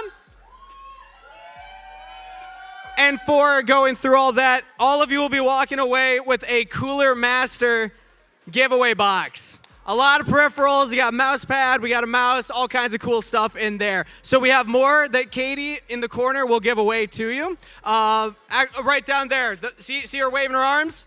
Go check with her, okay? I'm going to give you this one. You think you can carry that? Perfect. Thanks, everybody. One more round of applause for the brave gamers coming out of stage. This guy, can you give me one more? Woo! This guy all day. I love it. Thanks, man. Gift boxes and stuff. All right, and on top of that, we also are going to chat with one of the other organizations that is competing in the event. I hear cheers. I think that they might be doing well in their game. We can have Greg Vaughn come up onto stage, and we're going to chat a little bit with him about the Vaughn Valley Foundation, who has joined us for today's event. Everybody, warm round of applause for Greg Vaughn. All right, now, Greg, Mr. Vaughn, what do you prefer? Greg. All right, Greg, talk to me a little bit about your foundation. Well, my foundation, Vaughn's Valley Foundation, started because, I'm a baseball player. Well, I was. I'm old now, but I got a call when my son was 11 years old that he got taken to the hospital, and he was diagnosed with type 1 diabetes. So I had to try to learn what that was real quick. And I'm in Toronto, Canada, so I had to wait till the next day to fly home. And, I participated in a lot of different charities. So I said, how can I be an impact on it for JDRF? So I started Vaughn's Valley Foundation, and I put on celebrity golf tournaments, comedy shows, and I created my own wine label that's taken off, 23 Wines. And it's just been special. I mean, it's been unbelievable that, I created the wine because I didn't want to have my golf tournament and be the guy that got other people sick during the pandemic. So we started 23 Wines, and now 23 Wines it's it. So, now the focus is trying to keep up with that. That's so cool. And I hear that you're donating some of that as well for today's event. So thank you so much for that. Awesome that you came in and got a team together to compete. Have you really dove into esports at all or competitive gaming? I think your team's doing well over there, so I know you're cheering them on. Yeah. My team, hey, we were down big. We never quit. Never quit. All right, well, here we actually might be taking a look at that. So I'm going to get off the stage so we can take a look at how Vaughn's Valley Foundation's doing.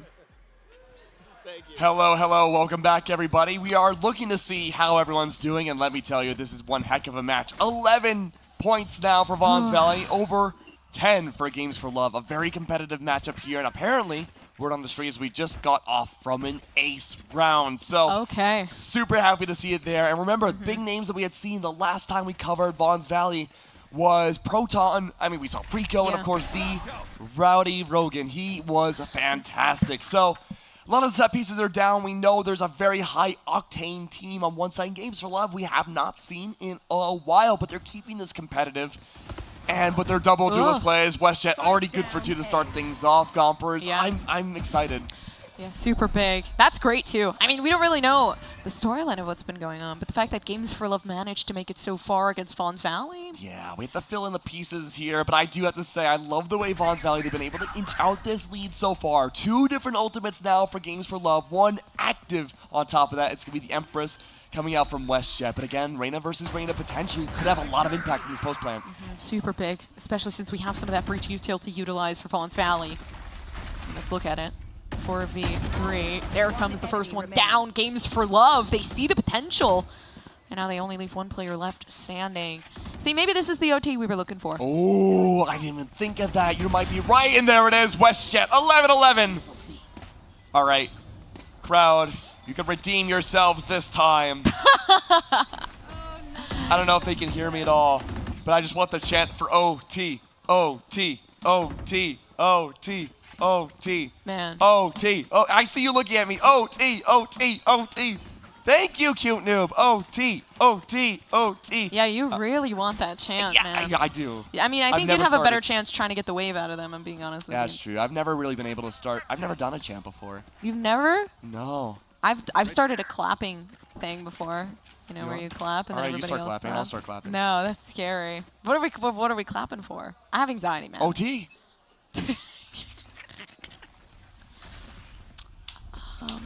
Yeah. You're really looking for this OT. I really want overtime. I'm a little shy, so. That's okay. We can be shy together, but WestJet, they've been able to find Rowdy Rogan's number. Keep things alive. Rowdy falls, and now Proton.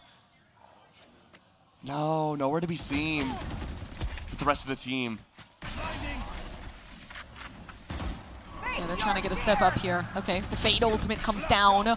They get a lot of information. You can see the tethers pushing back towards where these players are residing. Keo just sitting down on the back of site. Okay, Vaughn's Valley. I can see as to why they've been going back and forth. You know, so and much. they faked it out. They're rotating back over, possibly to A. It's completely safe. And in my opinion, A site for Haven is one of the hardest sites in the game to retake. I agree. Yeah. And so when you're already at, you do have the advantage. You have the body advantage for Games for Love. But even at that point, right, it's about so much time that Frico was able to push up. It's a 4v4, so much space control.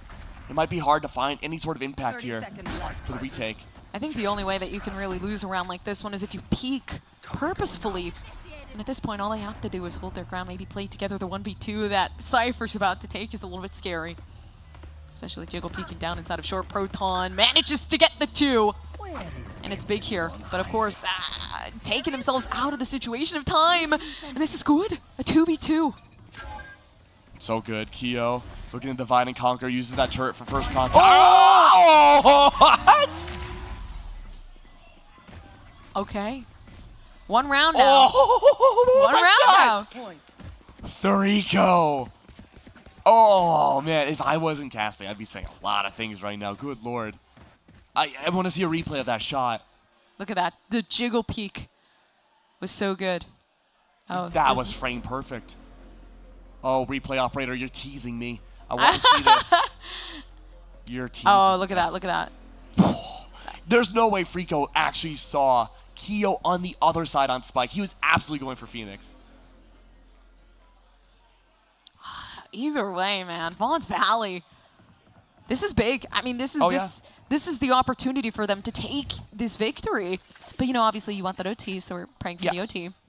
You know. This is for elimination, too. Games for Love. This is their deciding round whether or not they stay in this tournament. best of one. They could go down. The run it back doesn't find much impact, but WestJet is there. Oh, no. Rowdy Rogan can't quite find the shots. Neither can WestJet, but there it is. Jet's good for one. He couldn't heal. Unfortunate, but this time the heal comes down. The headshot is perfect because it gives that opportunity. Games for love in a 4v2. Slowly closing things out to one more for Vaughn's Valley and Frico. I don't think they're going to be able to take it. OT! There's your OT. You have it. You're settled. You're happy. You're feeling good.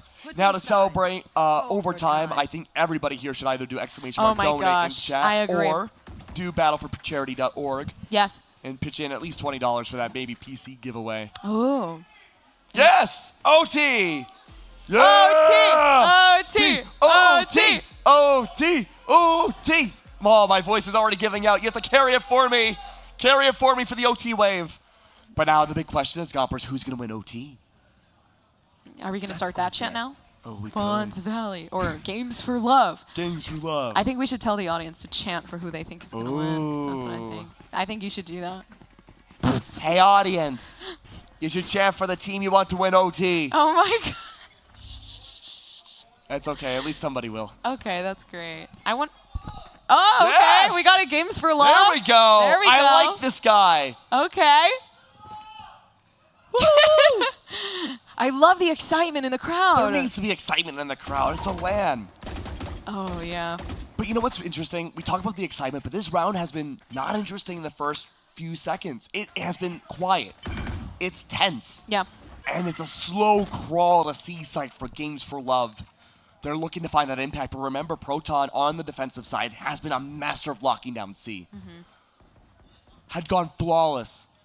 Died one time the last time we had seen them, mostly by holding C-site. Yeah. Cyber Cage goes down, blocks that line of sight. A second one already prepped. And preparing for any type of execution they want to put forward. But once it hits that 30-second mark, you got to go. You do. Because you got 5 players left standing on Vaughn's Valley that you really want to start taking out Rowdy Rogan. We know how well they are with the shots, but unfortunately, so WestJet comes in and they take it down. One more.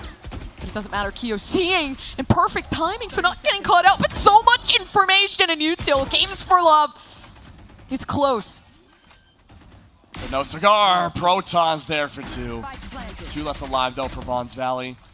They're down by 1 body compared to the 3 for Games for Love. But these individual 1v1s can be so unbelievably strong, and Proton was nearly there. Did spot at least once Travis. Oh, beautiful. Oh, no, Proton! Okay, that's good, though, because you had HD just coming right around. Unfortunately, though, for HD, there it is. Games for Love. And we heard the chant. Maybe it was the chant that helped. Oh, chant buff.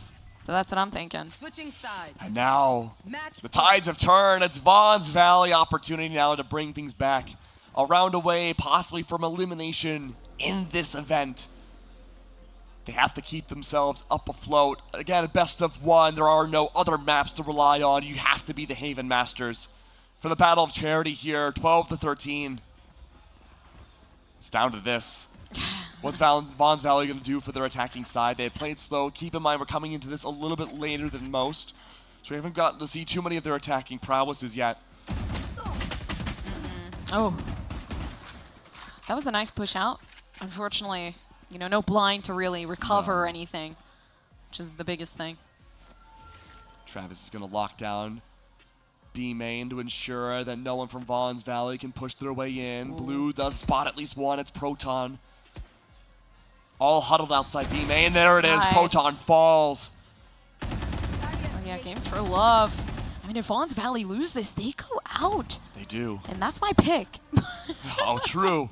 Even more worse for you. I know. It's scary for me, personally. But look at this. Games of Love.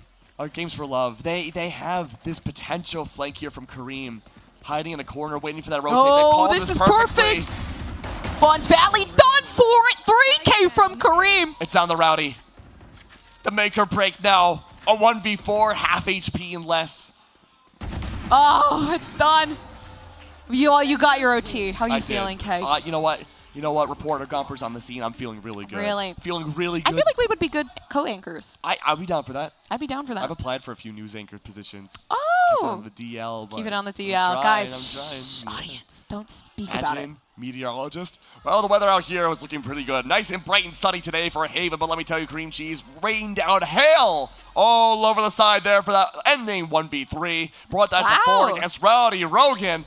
Back to you, Gompers. Thank you so much, Keg. And now we're back with the Valorant news. And right now, what we see is that Vaughn Esports is out of the bracket. Oh, very much so. Very much. Outside the bracket, though, but things are getting much more competitive, though. Anyone left here for the Battle of the Charities could very well make it to the Grand Championship and, of course, win it out as well. That's all a best of one. Vaughn's Valley, you wanted them to succeed. They have succeeded so much, but we do have to say goodbye to them for now. Games for Love, they had a bit of a rough start at the beginning of this tournament, but they've been able to pick things up. They've cleaned up their act, and now they have a chance to be a contender for the Grand Finals.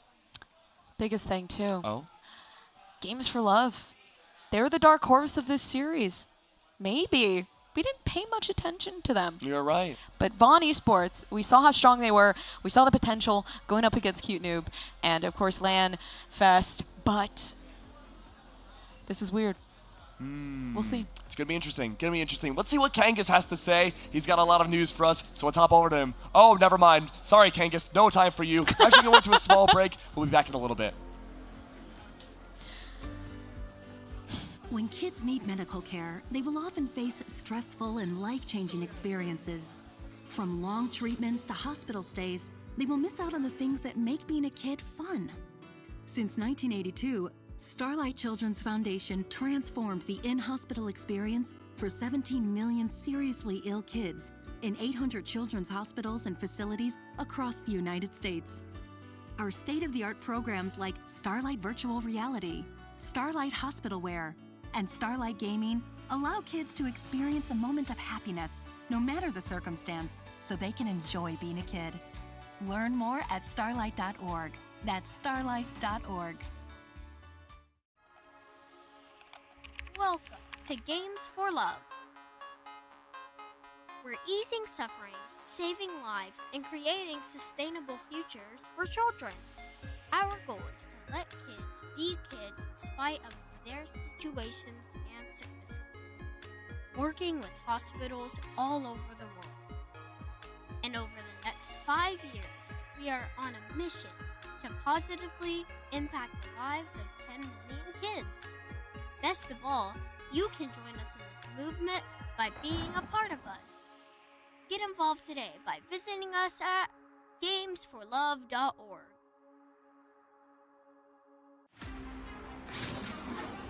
Stronger. Make it stronger. Chief, you have to stop. I don't answer to you. I answer to Voodoo Ranger. 8.5? Yes. 9%? Yes. 9.5% ABV!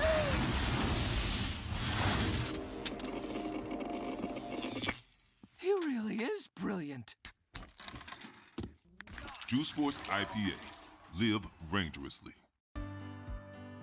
When kids need medical care, they will often face stressful and life-changing experiences. From long treatments to hospital stays, they will miss out on the things that make being a kid fun. Since 1982, Starlight Children's Foundation transformed the in-hospital experience for 17 million seriously ill kids in 800 children's hospitals and facilities across the United States.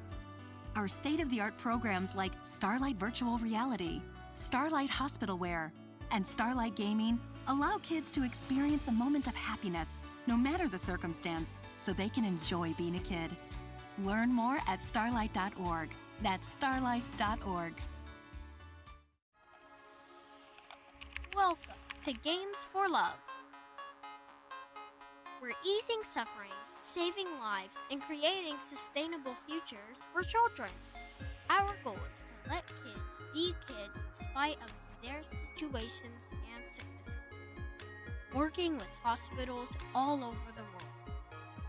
And over the next 5 years, we are on a mission to positively impact the lives of 10 million kids. Best of all, you can join us in this movement by being a part of us. Get involved today by visiting us at gamesforlove.org.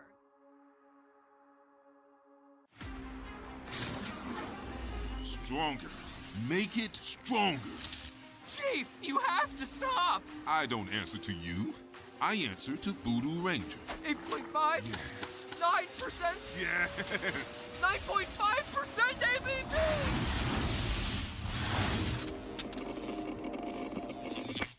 He really is brilliant. Juice Force IPA. Live rangerously. When kids need medical care, they will often face stressful and life-changing experiences. From long treatments to hospital stays, they will miss out on the things that make being a kid fun. Since 1982, Starlight Children's Foundation transformed the in-hospital experience for 17 million seriously ill kids in 800 children's hospitals and facilities across the United States. Our state-of-the-art programs like Starlight Virtual Reality, Starlight Hospital Wear, and Starlight Gaming allow kids to experience a moment of happiness, no matter the circumstance, so they can enjoy being a kid. Learn more at starlight.org. That's starlight.org. Welcome to Games for Love. We're easing suffering, saving lives, and creating sustainable futures for children. Our goal is to let kids be kids in spite of their situations and sicknesses. Working with hospitals all over the world. And over the next 5 years, we are on a mission to positively impact the lives of 10 million kids. Best of all, you can join us in this movement by being a part of us. Get involved today by visiting us at gamesforlove.org.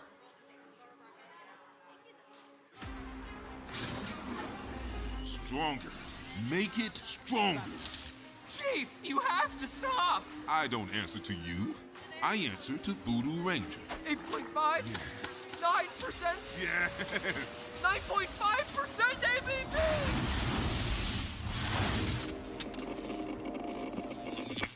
He really is brilliant. Juice Force IPA. Live rangerously. And welcome back to ViewSonic Gaming Battle for Charity 2023, where we are in the lower bracket finals. The day is coming to a close rapidly, so everybody here live at the venue, make sure if you have not yet, go get your raffle tickets. There is an in-person draw for raffle tickets. Your first ticket is free, so make sure you get over there and grab one if you have not yet. There's really cool giveaways, an Ibuypower PC with the 4K monitor, SSDs, a Voodoo gift basket, all kinds of cool stuff that you can get. So make sure you're doing that. Everybody at home, shout outs to Emily, Danny, and Charles for the $20 donations. Also a reminder, there is an online giveaway. So for every $20 that you donate, you do have an opportunity to get entered into that giveaway as well. So you can participate here with the raffles. You can even donate around the corner with Katie, our lovely event coordinator, or online through !donate in Twitch chat, or go to battleforcharity.org where you can select which team to donate through. We have the lower bracket finals between Games for Love against Starlight Children's Foundation. I'm going to throw it back to the casters to get it started. Hello, welcome back everybody. Like Kangas amazingly said, this is towards the end of the day now. Yeah. We have the battle of the charities raging on, and we are going to see again that wild card factor of Starlight come back and see if they can truly be as wild as we predicted they would be. I think there is the potential. I believe in it. Potential. I believe in Starlight again, right? They were your wild card. Yes. They're kind of the team that we know is strong enough to at least put something out there. So I'm thinking this is a Starlight game. It very well could be. Again, I mean, this is my cop-out answer for this whole tournament. I want to see what the map is. I think having a map like Fracture, very much different for a lot of teams, could throw things out of perspective, but we've seen great performances. Just last game, Vaughn Valley, they had a very close game and went into overtime on Haven. The game before that versus LANFest, they went 13-0. Against them. So, I mean, it is a completely different array of things that we could see. But hey, why talk to us, or why look at our pretty faces when we can see the bracket and see how far we've come and what we can expect to see to go forwards. All right. We're nearing the end. Yeah. And that's a sad thing. It's kind of is. bittersweet, but at the same time, we've been excited. We've been anticipating to see what of course, we're going to be donating to. I mean, what is going to win overall, right? So, obviously, right now, Stack Up making it to that grand finals. I don't know what I turned into. Finals. I like the finals. Yeah, we're going into the grand finals, and then lower semifinals. We got Starlight versus Games for Love. And that is exciting because Games for Love, we just saw them come through into the lower bracket and just destroy. Yeah, I think the most interesting story out of all of these 3 teams that are left so far has been Games for Love. I agree. They had, I think at this point we're willing to say a bit of an underperformance in the first few games that we had seen from them, but through the lower bracket, they've turned into a real demonic team. They have been able to take this lower bracket performance, that fire that's lit under them, knowing that they could be rounds or, I suppose, 1 map away from elimination every time they play, and have turned that around into immense success. But you know what else is also really successful, Gompers? What is really successful? The satisfaction of donating. I knew you were going to say that. So how can we donate? You know, we can donate if we manage to do ! donate in the Twitch chat, but I heard there's a website. Oh, yeah. Oh, geez, what could the website be?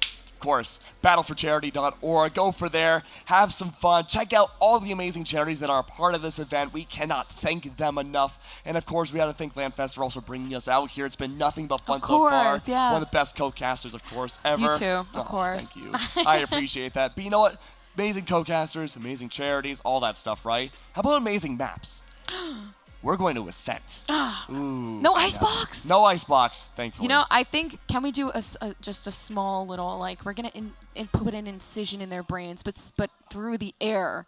Through the air? To do icebox for the next match. There's a lot of air here to do that, though. I know. Do you think we could do Everybody. Which part of the air do we do it? We do in every air. Everybody's going to be thinking icebox at the end of the day. I'll use my magic wand. All right, let's go. Hocus pocus. You look like Grand finals will bring it to icebox. You look like a gremlin. I am a gremlin. Beautiful. All I right. am a human gremlin. I appreciate you doing that for me. I really do. I do my best. But hey, you know, semifinals, the lower bracket ones, this is for elimination. We have WestJet, who, again, arm wrestling, supposedly world champion, out of 3 people. Which really does hoping we get to comprise- see that, too. Yes, I want to see that happen. I still want to see if we can make that a reality. Yes. But also out of 3 people, those 3 people comprising of the entire whole world. But I'm looking at something very interesting. That's going to be Knights possibly bringing out Yoru. I'm having a bit of PTSD, and I think Travis McElroy is too, because of the 0 picks with the Yoru. And the thing is that, honestly, this is Travis's game. Yeah. I believe in Travis. I 100%. Oh, actually, no Yoru. Knights. I actually like Knights on the Raze more, and I think Ascent would have been such a good Raze pick. I agree. I think the Raze pick would have been interesting to see. I feel like we don't get enough Raze on Ascent anymore in conventional play. But I think Knights here, this is a good choice. There's a lot of flash prowess coming out from the team. I mean, you have Greylux, of course, with the guiding lights. You have the Beers from Knights. Though technically, that's not a flash. That's a beer sight. But it achieves the same exact thing. Yes. But in terms of composition for both these teams, I would say it's pretty much the same level playing field. There's one distinct disadvantage that Games for Love are at right now, and that's the lack of an initiator. They are playing with 0 information for their team to operate off of. That is actually very true, and the only information they could probably even gain from this is the Killjoy turret. Yeah. But it's where are you going to put that on the attacking side in order to get yourself onto site? So it's not reliable. It's not. It's not. Luckily, though, they are starting off on the defense. Less reliance of utility for information. If that's how they want to choose to play, that can work out well. But they have to play closer to the sites. They have to play more with their environment and with their utilities, such as Omen Smokes. Yeah. Or, you know what? If we want to get really big brain about it, every few rounds in the orbs that are farmed up by Blue Water, we could also see maybe info based off of Phoenix's run at that goal. Oh, that is true. I also, it seems like they're trying for more of like a really defensive composition, but what happens when the defense just runs away from you? What happens when you go on the attacking side? What are you going to do with that? Like that initiator.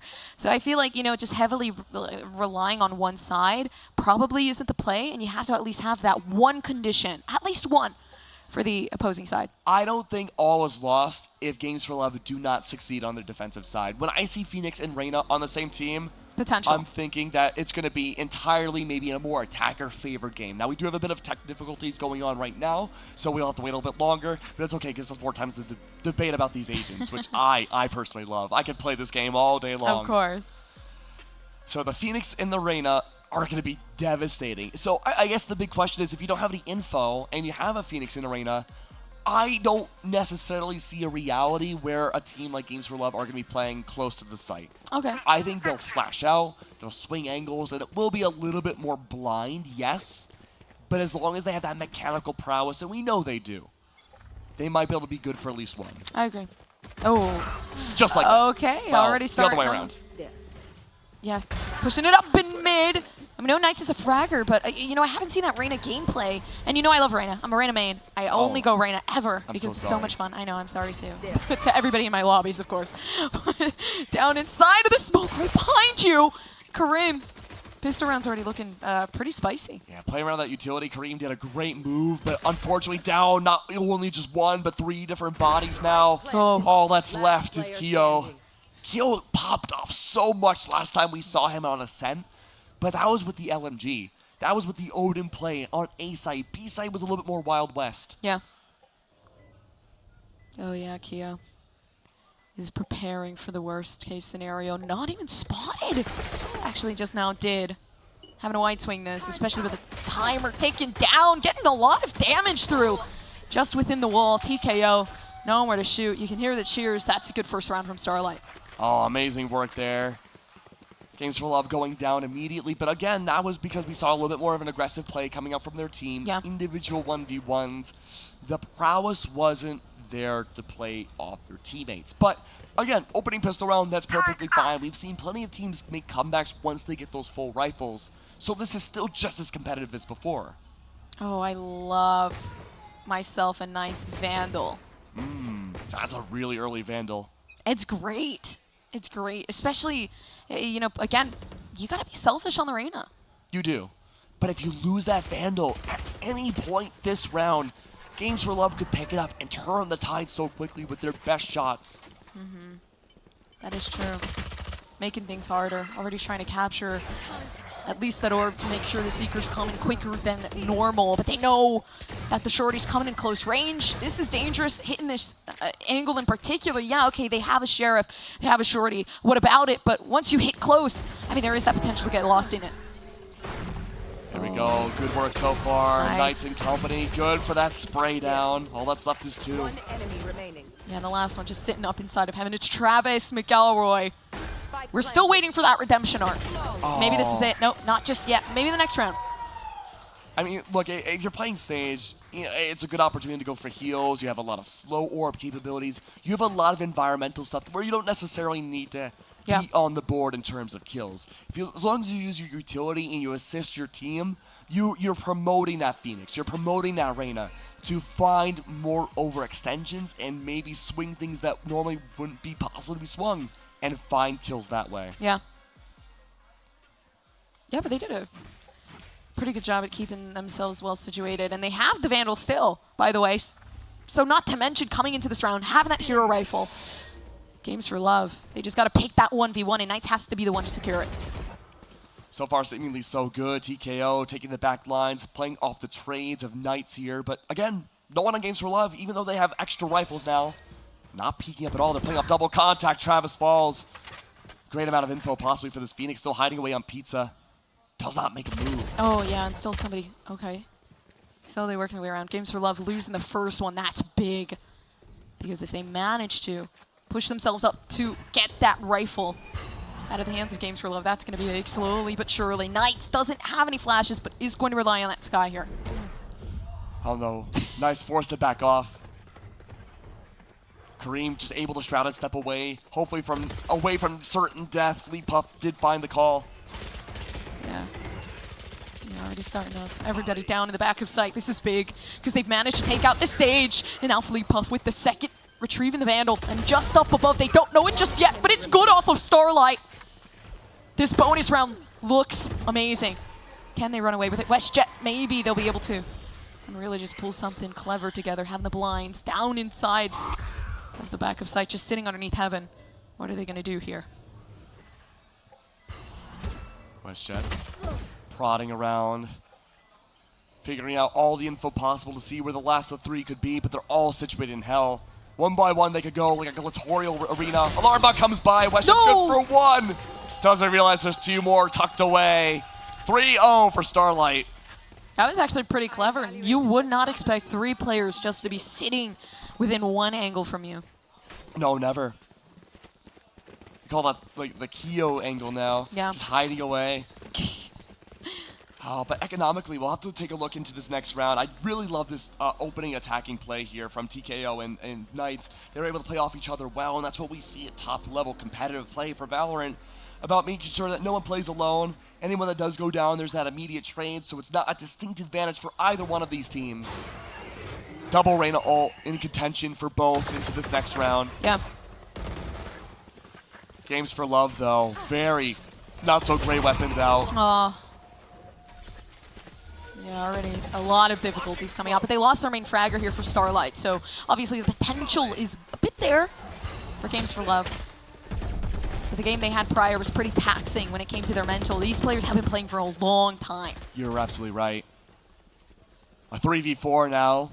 The opportunity to find that aggressive push onto a site doesn't seem to be there anymore. Instead, it's a mass exodus, a mission away from B site. Even though they have extra bodies, A site again, it just seems so tantalizing. Pushing into A site, absolutely no utility, no bodies at all. And soon to be found out by Starlight that they have full control. Ultimate coming down. Games for Love are looking to finish this off. But I'm not sure if they'll be able to. I mean, so many players just sitting here. Oh no, peek in the angle. Studs gets shot. So close to securing that one. Down in the corner. Grey Lux having 2 flashes left. They know just up in heaven there's going to be WestJet, but WestJet in a 1v2.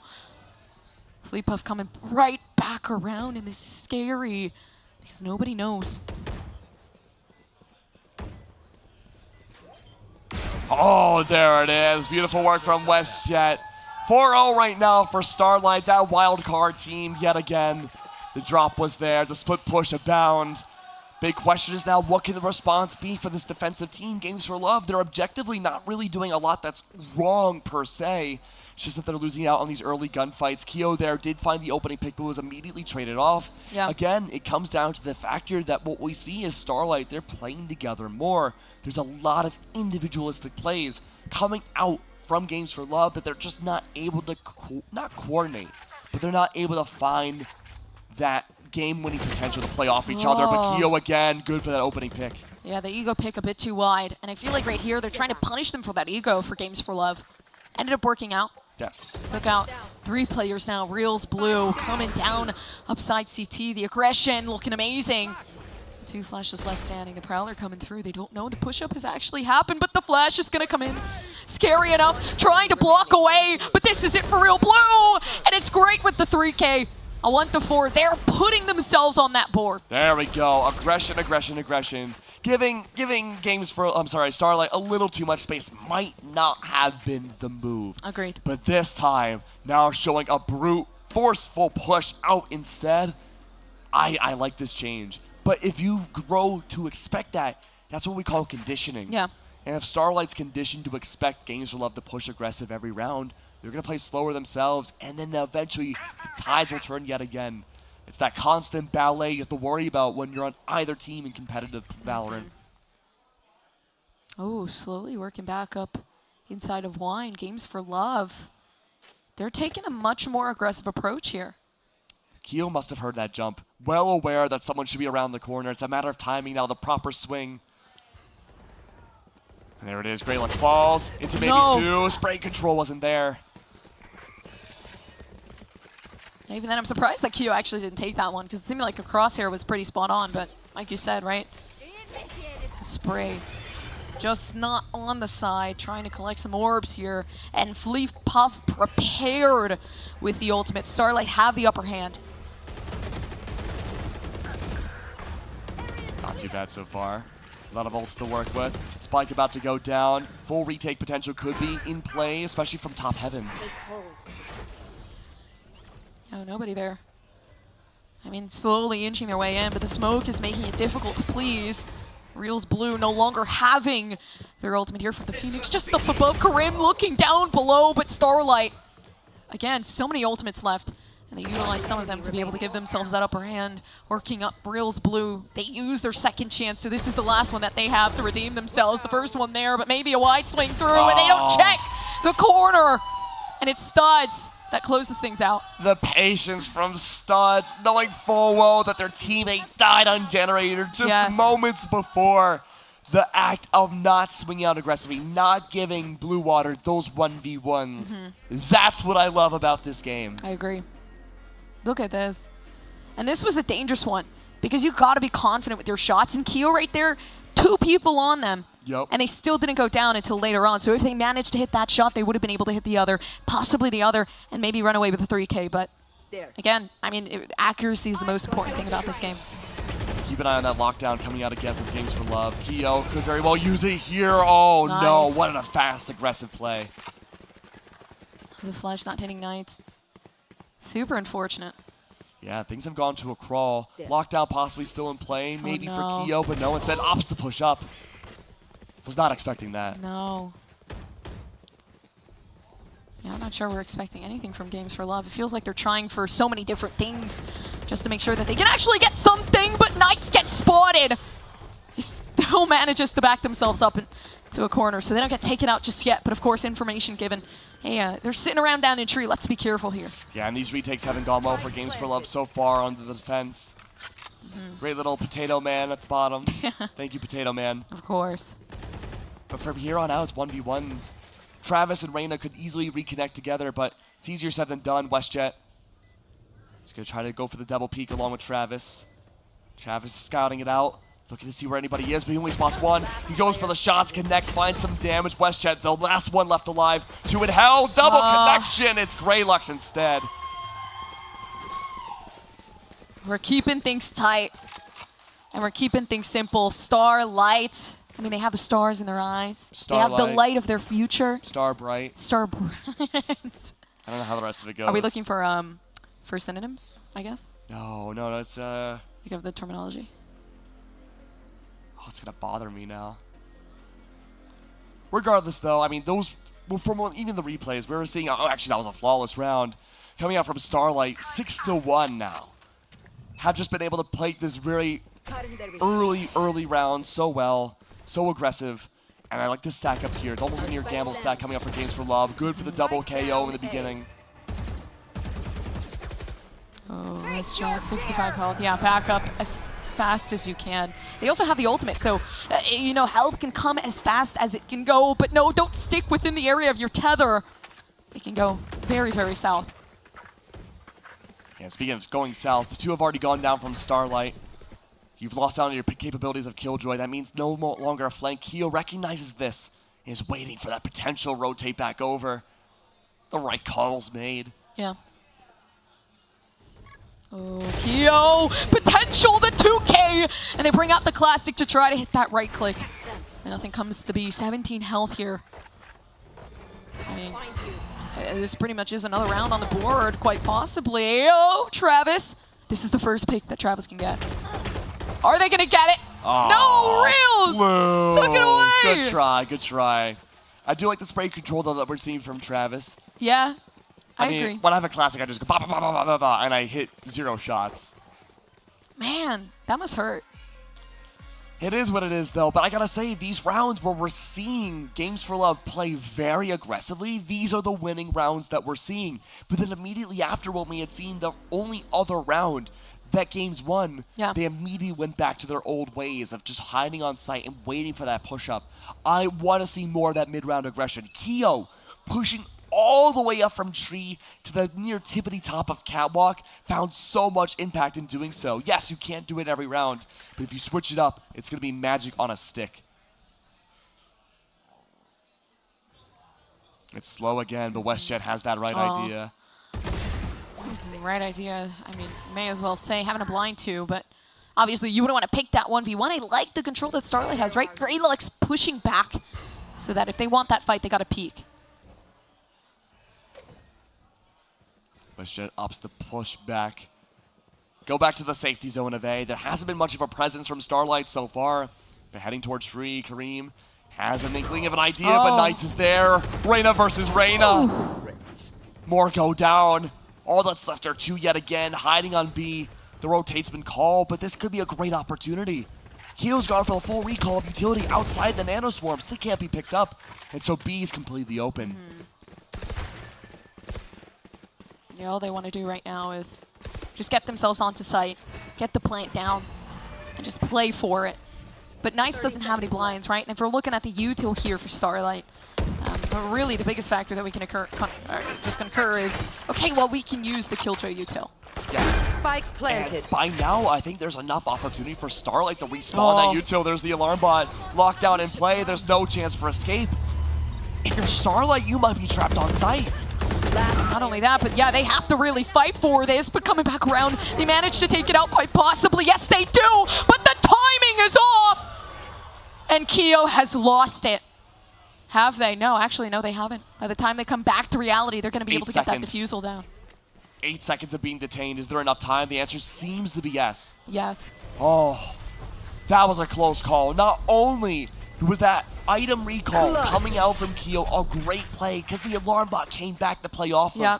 The lockdown was there. And not only that, Keo baited out the enemy KJ ultimate on the post plant. We won't be seeing that for the rest of the half. There's a lot of difficulties with this. But right there and then, super unfortunate fact that they had to reload right after they shot that down. Best bet would have been, okay, let me shoot this down, let me get my hiding, and really resituate myself before I repeat this angle. But when you're in this environment, it's so hard to think about a laundry list of bang, bang, bang, the proper order. You do or do not. There is no try. There is no try.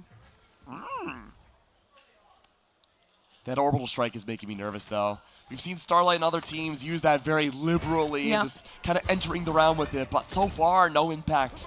A lot of mid-presence, too. Probably expecting Games for Love to go aggressive again. Oh, yeah, they're running it down, but they don't know that they're right there. 2 players standing. But, yeah, I'm sure Reyna's not going to pick that fight. And remember, it's the best of 1. Whoever wins this will move on to the grand finals to face up against Stack Up. So far, Starlight 3 rounds ahead. Games for Love keeping it competitive still. But they're going really roundabout here. Keo's attempting to lock down B-side. Good for 1. Studs falls. Keo's trying to push back this momentum that's coming out from Starlight already on the attacking side. But you got 5 players. Oh, actually, just getting 4 players left for the retake. Of course. Left for the retake here. Starlight. I mean, they can pull together what they want. But how hard is it going to be already trying to shoot down? Does Kareem know that you can't? Even if you get close, that orbital strike, we can already see Brimstone's ready. Prep for it. Flea Puff good for 1. 3v4. It's the attempted push up here. Knights hiding by logs, waiting for anyone to push on forwards. And hook, line, and sinker comes down. Knights in response. Another one off of the Lear. But overextended a little too much there, Gompers. Yeah. But a 1v1. I mean, a 1v2 here. And Spike taken down. It's either leave or die with the Spike at this point. Die trying. They're going to choose to die trying. Starlight. 1 enemy remaining. They take another win in their books. Oh, 2 more rounds left in the half. 7-3. At best right now, Games for Love can hope to have a 5-7 scoreline. Anything worse, at most, it's 9-3. And we'd be looking at the most famous curse of all of Valorant. Yes. I don't believe in that, actually. No. No. Do you not? No, I don't. How come? I don't know. It's not. I don't feel it. You just don't feel the vibes? I don't feel the vibes. I'm a vibe person. I am too. I'm a vibe person. Vibes are strong, but so are curses. We'll have to wait and see if it's preemptively already dismayed and destroyed. Opening shots come by. Look at Keo locking down all of A-site yet again. Playing aggressively off this tree angle. Can he also use it for a safety and hide? The safety is there. Seeker's coming up, so they know somebody's sitting just within heaven. And you can see the sky slowly working the way up towards Jen. There we go, Spike on his way down. Oh no, it stopped. And Keo has that lockdown again. This could be where the orbital strike comes out. Oh yeah, it does. It actually pushes out WestJet. right into the crosshair of Greylux, but up in heaven, are they going to be able to take things down? Knights, this is it. 2v3, Games for Love is just getting pummeled down to the ground by Starlight, Travis McElroy. The smoke goes down. They can see it. That's another one for Travis. And they have a resurrection as well. They could clutch this up if they use the res. I'm pretty sure yelling at them to use it as well. What can they do right now? They peek, they see it, but it's one shot, Travis. It's done for you. Will you go for it? Travis, What? no, wait! But the resurrection! Is it enough? What? Travis, the greatest res I have ever seen in this game. Oh my gosh! Dude, Travis just clutched the whole game. His entire life force went transferred into WestJet. What? I'm losing my voice from yelling. I've already lost my voice. There's no helping me now. You're going to hear it sound like a chalkboard, but that's okay. Because, I mean, holy, that was all Travis McElroy. Good Lord. Look at this. Hold on. The last second res. Travis said no. And he just... That's like a literal like Obi-Wan Kenobi dying, going to Luke's brain sort of and thing. And then saying, you are the chosen one. Go find Yoda. Win the round. Win the round. Use the lockdown, Luke. Oh my gosh. They'll be back in greater numbers. Starlight pushing in the B main now. Let's see what happens here. Oh, Starlight, they're going for a fake. They realize that smoke goes down, possibly the lockdown, well, a literal lockdown from Killjoy's utility on site would be impossible to push. Mid might be a little bit easier to push. This has been Starlight's ideal playing grounds, but the sky smoke goes down, and it's actually the call made for Games for Love to already rotate to A. Yeah, with the call being made, they're going up, down in tree. Oh, with 3 players watching this, the crosshold is actually pretty immaculate once the contact is made. See, Karim is going to be standing there, and WestJet with the refrags. It's perfect. I love the positioning with this play. 2 left alive, though, for Starlight. Starbright. The first star that I see tonight. It's WestJet to take another down.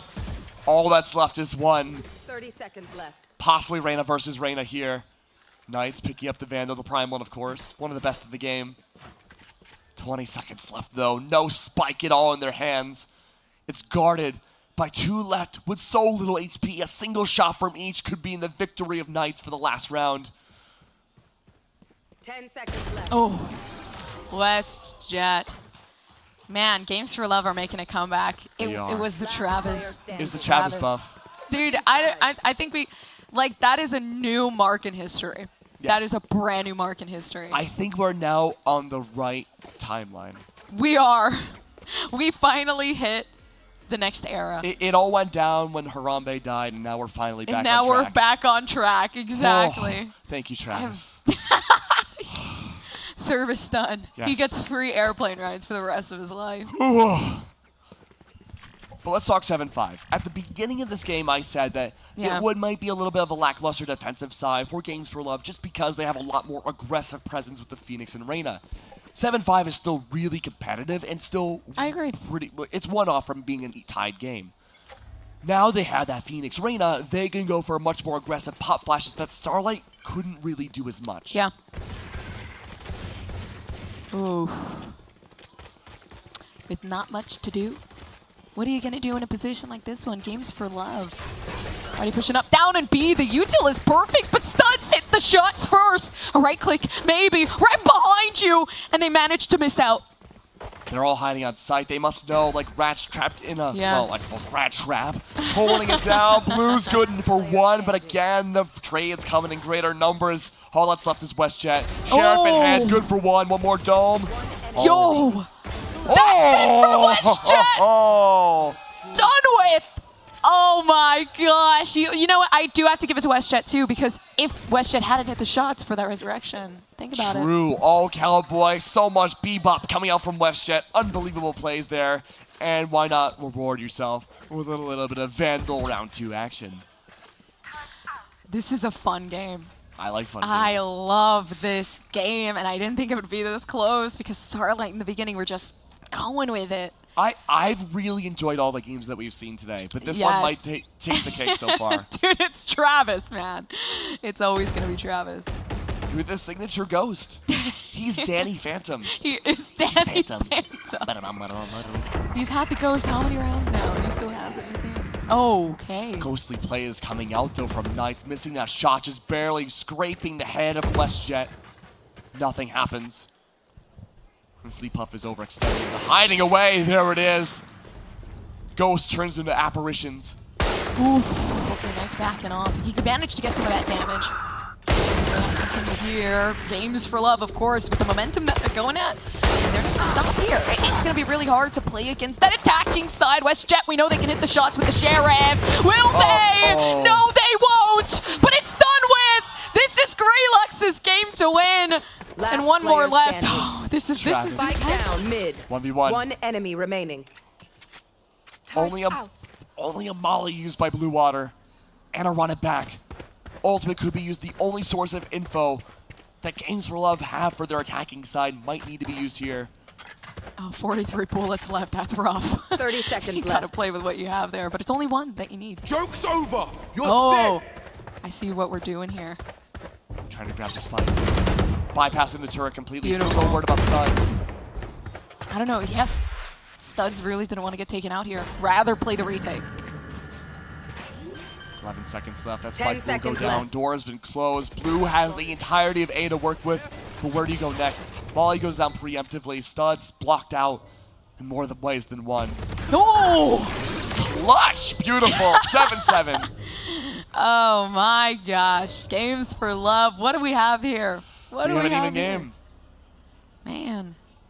And you know what? I'm proud of Travis. I am too. That's the one pick that really changed the game. Yeah, this was not great from WestJet there, No. that miss, but that's okay. It happens. It brought to the 2v2, brought to us to a competitive Yes. 7-7.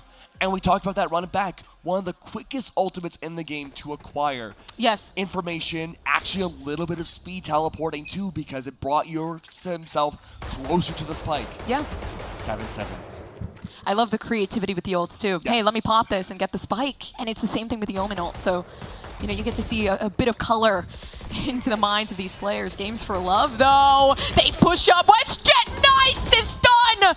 He's finished with all of the attitude that Games for Love has given, and they're taking back the rounds. Reels Blue is by themselves, but the utility is perfect. You can hear literally like the yelling in the background. It's so intense. Oh. I don't know if you guys can hear that, but they're chanting. Who are they chanting for, though? Starlight. Starlight, gotcha. I was wondering, I heard Tyler, because I'm an old man. Let's go, Tyler. I'm sure there's a Tyler Yeah, in this I'm match. at somewhere there's a Tyler, and they're cheering for Tyler. Someone's got to be Tyler. Double Empress could be used by either member here, and that might not mean a lot, but because of how aggressive both these Reynas have been, and how influential these picks have been as well from their Empress can only exasperate things. Early smoke goes down on tiles. That means we're not going to see a whole lot just yet, at least from that front of Reyna, but outside of A-Main, it's a very different story. It's also been a while since we talked about donations. You're right.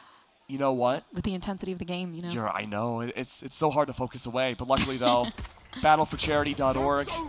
You can run it back, past the Vaughn, through the game, after the game, during the game, whenever you want to donate $20, maybe have a chance to win a great, gigantic PC. Of course. Run it back found so much info. Orbital Strike could be used in return, though. A great counter entry tool. I'm looking forward. What do we have here? Starlight. They don't even know the rotation is coming in. Games for Love, they should have had this in mind. Oh, but mid, there is somebody watching. Okay, Fleepuff with the first, the second coming down. What's there more to see? Of course, though, they do have the ghosts and the pistol, so not really a tough. That was a tough round to win. Another flawless round from Starlight, though. Yeah. It was tough, yes, but they were able to maneuver around the rotations. They've conditioned the factor now about what to expect, and they know that there will be rotates coming through. Yeah. A lot of rotates. That's what we can expect to see. But the big question is what's next? Because the economy so far for both teams has been a little shaky. It but has. as we see these wonderful monitors. The faces behind them as well. The up closes. Well, they haven't done up closes to us yet. That's me. That's the inside. That's perfect. 7-9 though. Games for Love, they've been able to find two off this second half. but they haven't been consistent with it just yet, and they might be going to the belly of B. Studs lock down all of B yet again. Maybe only a few rounds away from an actual lockdown ultimate. Okay, preparing for the blind. Is anybody going to peek out? No, nobody's following up. It's just one player already on the site, but nobody there. Maybe they baited themselves out. They were divided out by the Sage Wall. Yeah. Oh, look at them. Are they locked in? Oh, they're locked in. It's chilling right now. Jump beat coming out. Travis trying to find those shots. 3 locked in from the Sage Wall. There is the Flame Wall, though, from the Phoenix to help out. Maybe provide safe journey, but nope, already bypassed by Knights. You cross into certain death if you go that way. Ooh. Stalling. You can feel the intensity. Just waiting for the push to come in. Starlight. What are they going to do here? I mean, I like the patience. They didn't really even scatter. No. Oh, but Knights was there. The reposition strong. Man. I guess no need to reposition when you got, you know, Knight. Double digits, though. True. For Starlight. 3 ultimates, 2 very round, influential, impactful ultimates to work with, too. Yeah. Oh, my gosh. I think overall, right, like, it was just, this is such a good storyline. Yes. You got the underdogs coming up, but then Starlight, they want to fight for a chance, and it doesn't matter who's the dark horse of this tournament. Starlight, they're the players that we actually put as our, again, our wild card. I maintain they're the wild card plays. They're consistent, yes, but they have to fight through these trials and tribulations. They're in the semifinals. They're doing whatever they can to bring it home. They're only 3 rounds away from Grands. Empress still in tow for Games for Love. Already used out from the other side. WestJet's looking for that impact. I'm sorry, it's not WestJet. It's the other Reina. Yeah. It's Knights. Where could they be? Oh no, Keo found themselves in a tough position. But WestJet there with the refrag, so there is a rifle to get. Are they going to push up? I'm pretty sure they should. I mean, this would be best bet here. Yep, blind out. Already coming down in mid. 4v4. Yeah. Good for yet another. Again, a bit of an eco round for Games for Love. If they can win this thrifty, that'll be gigantic. They'll be fine economically, possibly for the rest of the game. It depends on how it goes. That's full A-site control for Games for Love. 3 left alive, but Starlight does have one thing in their pocket. They're down a body, but they have a lockdown that could be used. But then they get the prime position to use it. Blue Water's going to disrupt that. Oh, shooting upwards. Knight's already so low. And Starlight, their chances are getting dimmer and dimmer, but TKO. Okay. Maybe taking out the one, leaving this in the 3v3. Both Reinas super low as well. Absolutely. So there is a lot of equality here. Lockdown in play. Studs falls. At the cost of the lockdown. Will it find impact? It's 1v2. Travis with the res. It's not necessary yet, though. The almighty res might come out next round, 8-10. Travis sitting in the back, not even helping, waiting with the res was probably the highlight of my night. I want to rewatch that. I want to see that res come out again. I do too. The greatest play of all time. No, Travis knew that this wasn't the time. Travis knows when the res time. It literally is. I mean, I like unironically, the res on WestJet into the win might be more hype than most VCT moments I've ever seen. I gotta be honest with you, this game is probably one of the hypest in the whole casting history of Valorant. I'm gonna be honest with you. Yeah, I could see that. Dude. Oh my gosh. Oh. Flea Pop, good for 2. Shutting down that entry potential. WestJet and Green gone. Oh, leaving it up. There's a lot of Killjoy util over towards A. And you can see the spike already trying to go over. And that might be the attempted bait. Yeah, they're going to get hit with it, though. There is that lockdown from Games. Perfect. Rotation is coming in. This is real. This is the chance to fake. But no, they go for the pick instead. 4v3. Flame Wall goes up, but immediately the Flame Master goes down. 2 left alive. A lot of opportunities. Travis does have that spike. Yeah. A lot of opportunities to res. Maybe WestJet comes back again for B. Brings it to a near competitive 3v4. 45 seconds left. No one's appearing in mid or A. They have to be B. No. I'm pretty sure they are, but TKO is going to get hit with the turret here. Come on, let's see that res. There it is. It's WestJet. All right, Travis McElroy might have just been able to clutch up for change. Games for love. But no, already one down. That 3v4 would have been a lot more plausible, but once the numbers start to dwindle, maybe not. 2v2, WestJet 2v2. finding studs. Oh. Okay, 2v2. I saw in the future. Okay. It's up to Travis. The last alive in a 1v2. I believe. Already hiding. They know what they need to do. They know to hide. They know to bait. They know to wait. And what do you do right now? Travis sitting in the back of sight, knowing maybe if they can hit the shot, but they can't. It's Greylux. Again, Travis, it's not your time right now, but a valiant effort.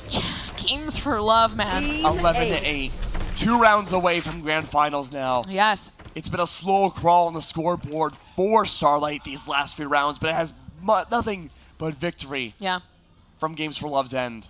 The issue is, though, there's no wiggle room left for games. Sure, yeah, I mean, the next round, if they lose, it will be match point. There is that wiggle room. Yeah. But economics, alt economy, the way you can play these rounds means more than everything right now for their tournament life. It means everything right now for the donation life. That's true. Luckily, though, we have an easy solution for that. You just go to !donate in Twitch chat or battleforcharity.org. Of course. And you can play Oh. a little bit better than WestJet that round. Oh, yeah. Sorry, WestJet. My apologies. Yeah, but Games for Love. I mean, they're doing a great job so far. Okay, already down in mid. The sandwich in. Knights is always good at reading the situation. 2v3. Keo has that lockdown, probably saving it for post-plan. The issue is, though, is that Spike has been completely lost, and Keo needs to find an opportunity. Full util in play. This solid snake sneak their way through and go up and around to get that Spike back. Oh, the potential is so big here, especially with Keo. Okay, the angle there. They had the crosshold just placed perfectly, and the dream is real. It is real. Alarm bot goes down. Anyone that may try to mini flank here against Keo is going to most certainly be detected. Oh, Knights. Knights is hard to play against. We've hit that match point, Keg. We have. We're almost done. 4 in a row now needed for this to be overtime. Starlight, they've been playing so competitive, so well. They had a bit of a slump, and now on the verge of victory again to bring themselves up against Stack Up for the grand finals of the Battle of Charities. Man, what do we do? We have to sit back and pray. You know, I'm not gonna lie. I'm gonna talk about this. No matter how many times I'm gonna brag about it when I get home that I saw the Travis press. But after that, I thought it was done for Starlight. I genuinely did. It was insane. But here's the thing.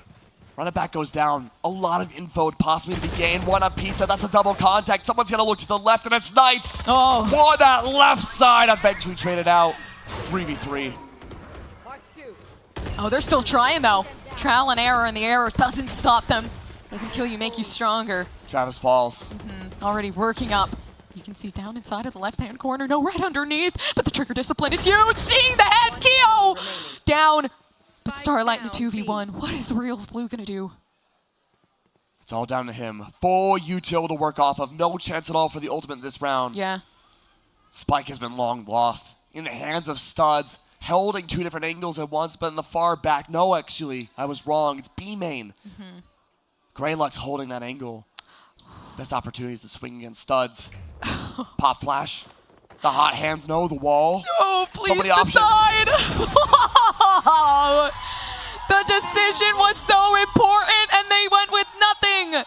They had util to use, Keg. They did. And they didn't use it. Oh my gosh, my heart stopped beating when they peaked. Oh, my heart stopped a long, long time ago. It's cold and dead on the inside, but these charities most certainly not. A competitive game through and through. Love the effort, love the gameplay, and now Starlight, they have to go up against their greatest foe yet. Stack Up in the grand finals. Man, we've been waiting for this moment.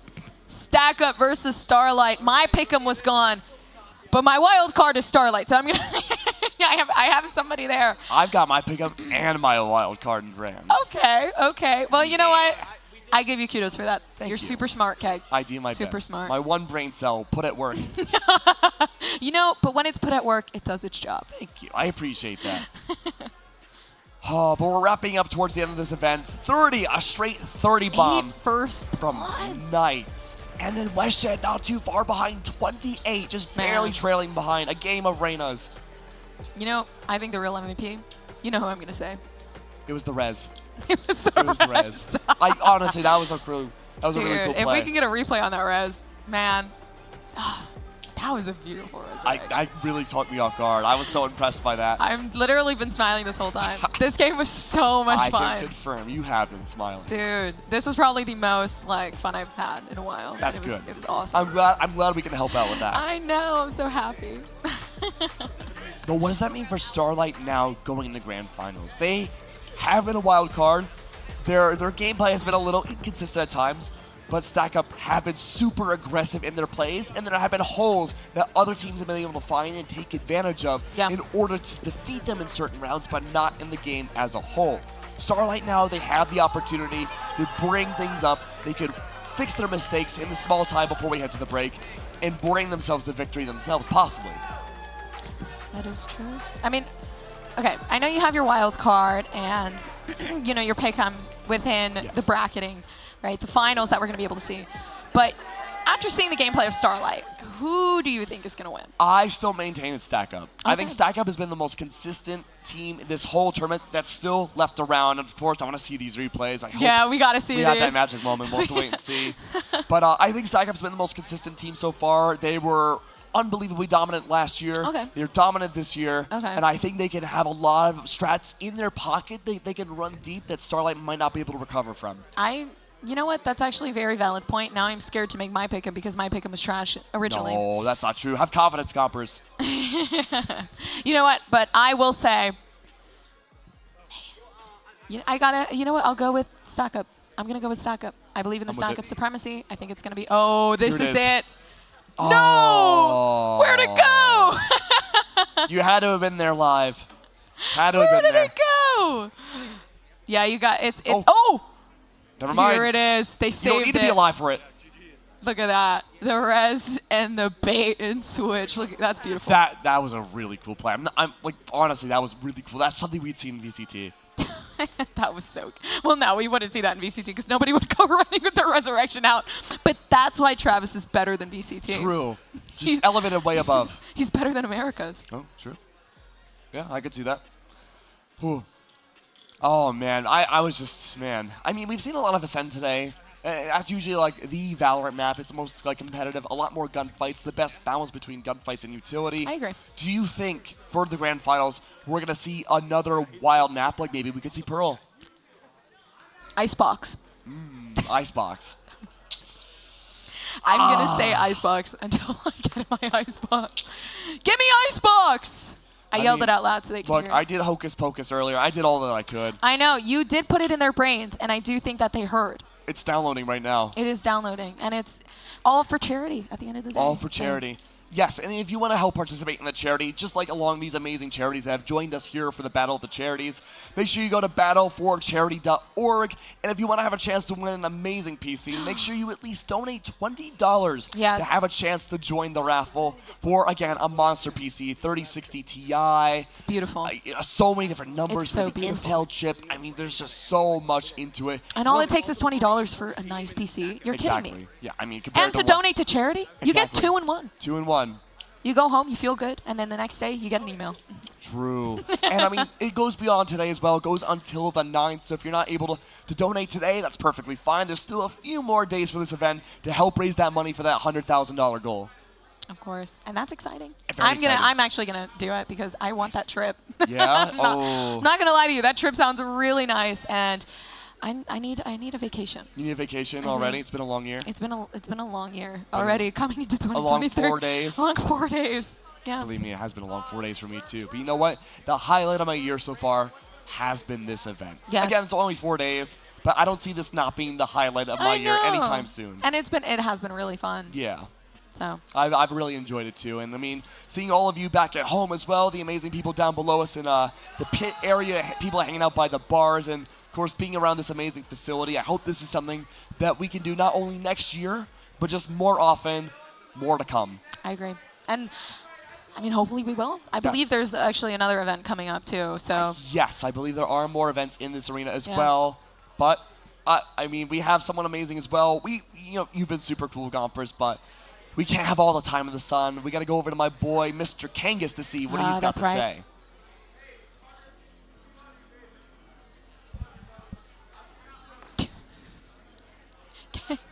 Hello, and I don't know if you realize this, but this is now a rematch in the grand finals here between Starlight and Stack Up.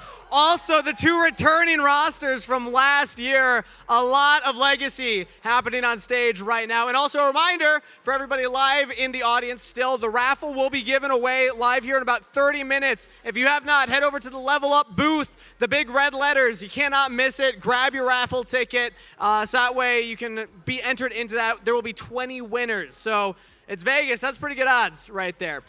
With that said, we're going to go to a break. After we chat a little bit with Stack Up and one of their representatives, we have Steven from Stack Up coming up here. So everybody give a warm applause for Steven. Check, check. Here. I'll hand you mine while they get this one turned on. So, Steven, let's start off with how would you describe Stack Up for anybody who's not aware of what y'all do? So, there we go. All right.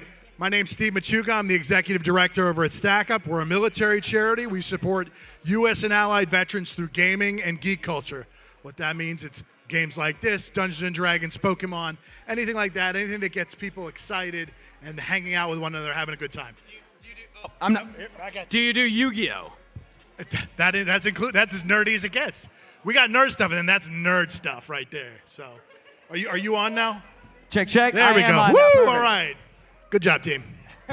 All right. So now the organization obviously has now competed 2 years in a row here. How did you first get involved with LANFest? Well, it was Katie who was putting on the event. She reached out to us and said, "Hey, are you interested in this?" We're like, all right, we've got some friends who can put together a team, and we had no idea the monster we were creating. But yeah, it worked out great. This has been a blast. We had a great time last year, having a great time this year, and yeah, can't wait till next year. Were you aware that half of the team would strip on stage throughout the event? No. The first year we brought them here, they got face tattooed. They got henna face tattoos before. It was nuts. They had a great time. But it was like, okay, there's something here. And we didn't win it, but we were so popular, the ViewSonic guys were like, you need to bring those guys back again. I was like, all right, we'll put on a show for you.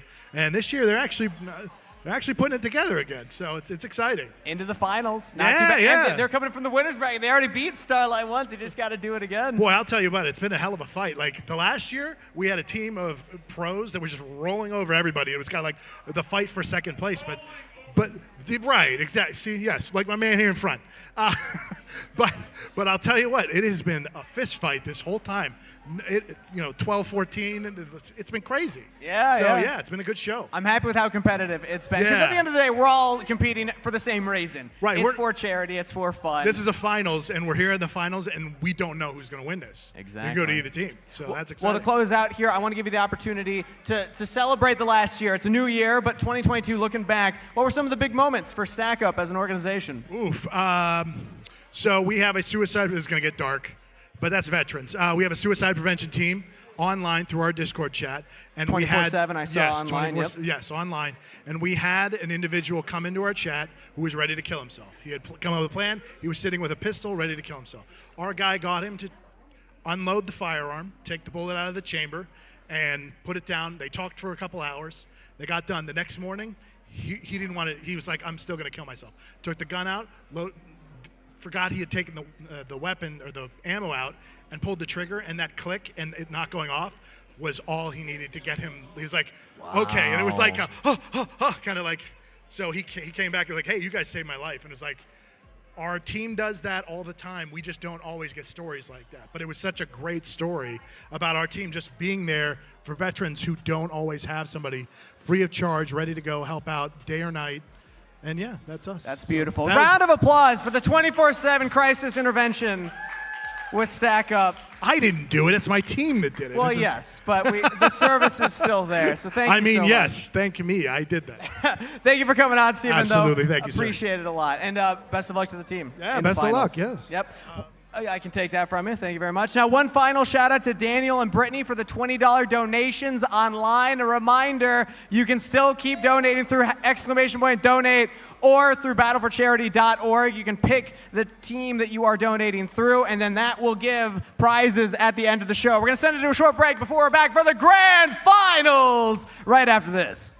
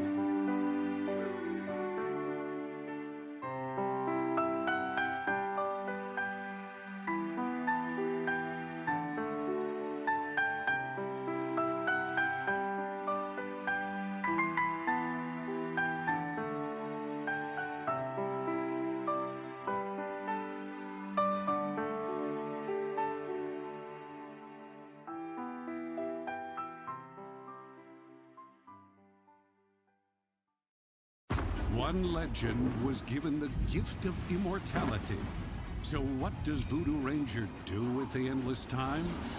Take on a life of adventure, full of risk and danger? Give love a chance, knowing it would only last a moment? Share the wealth of knowledge so that history doesn't repeat itself? No, Voodoo Ranger drinks beer. Voodoo Ranger IPA. Live rangerously. Let the room fall away. Feel the edges soften and the colors bloom. Experience the unexplored paths of extraordinary places, living beyond your screen. Immerse yourself in life. HYTE Canvas.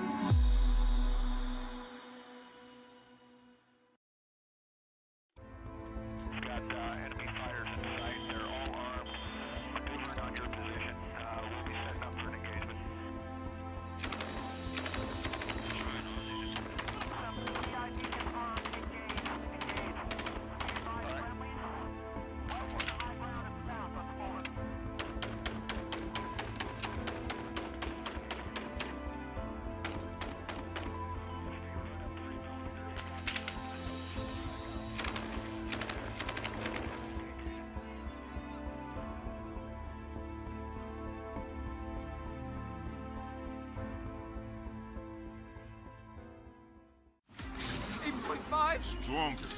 9%? Yes. 9.5% ABV! Juice Force IPA. Live rangerously.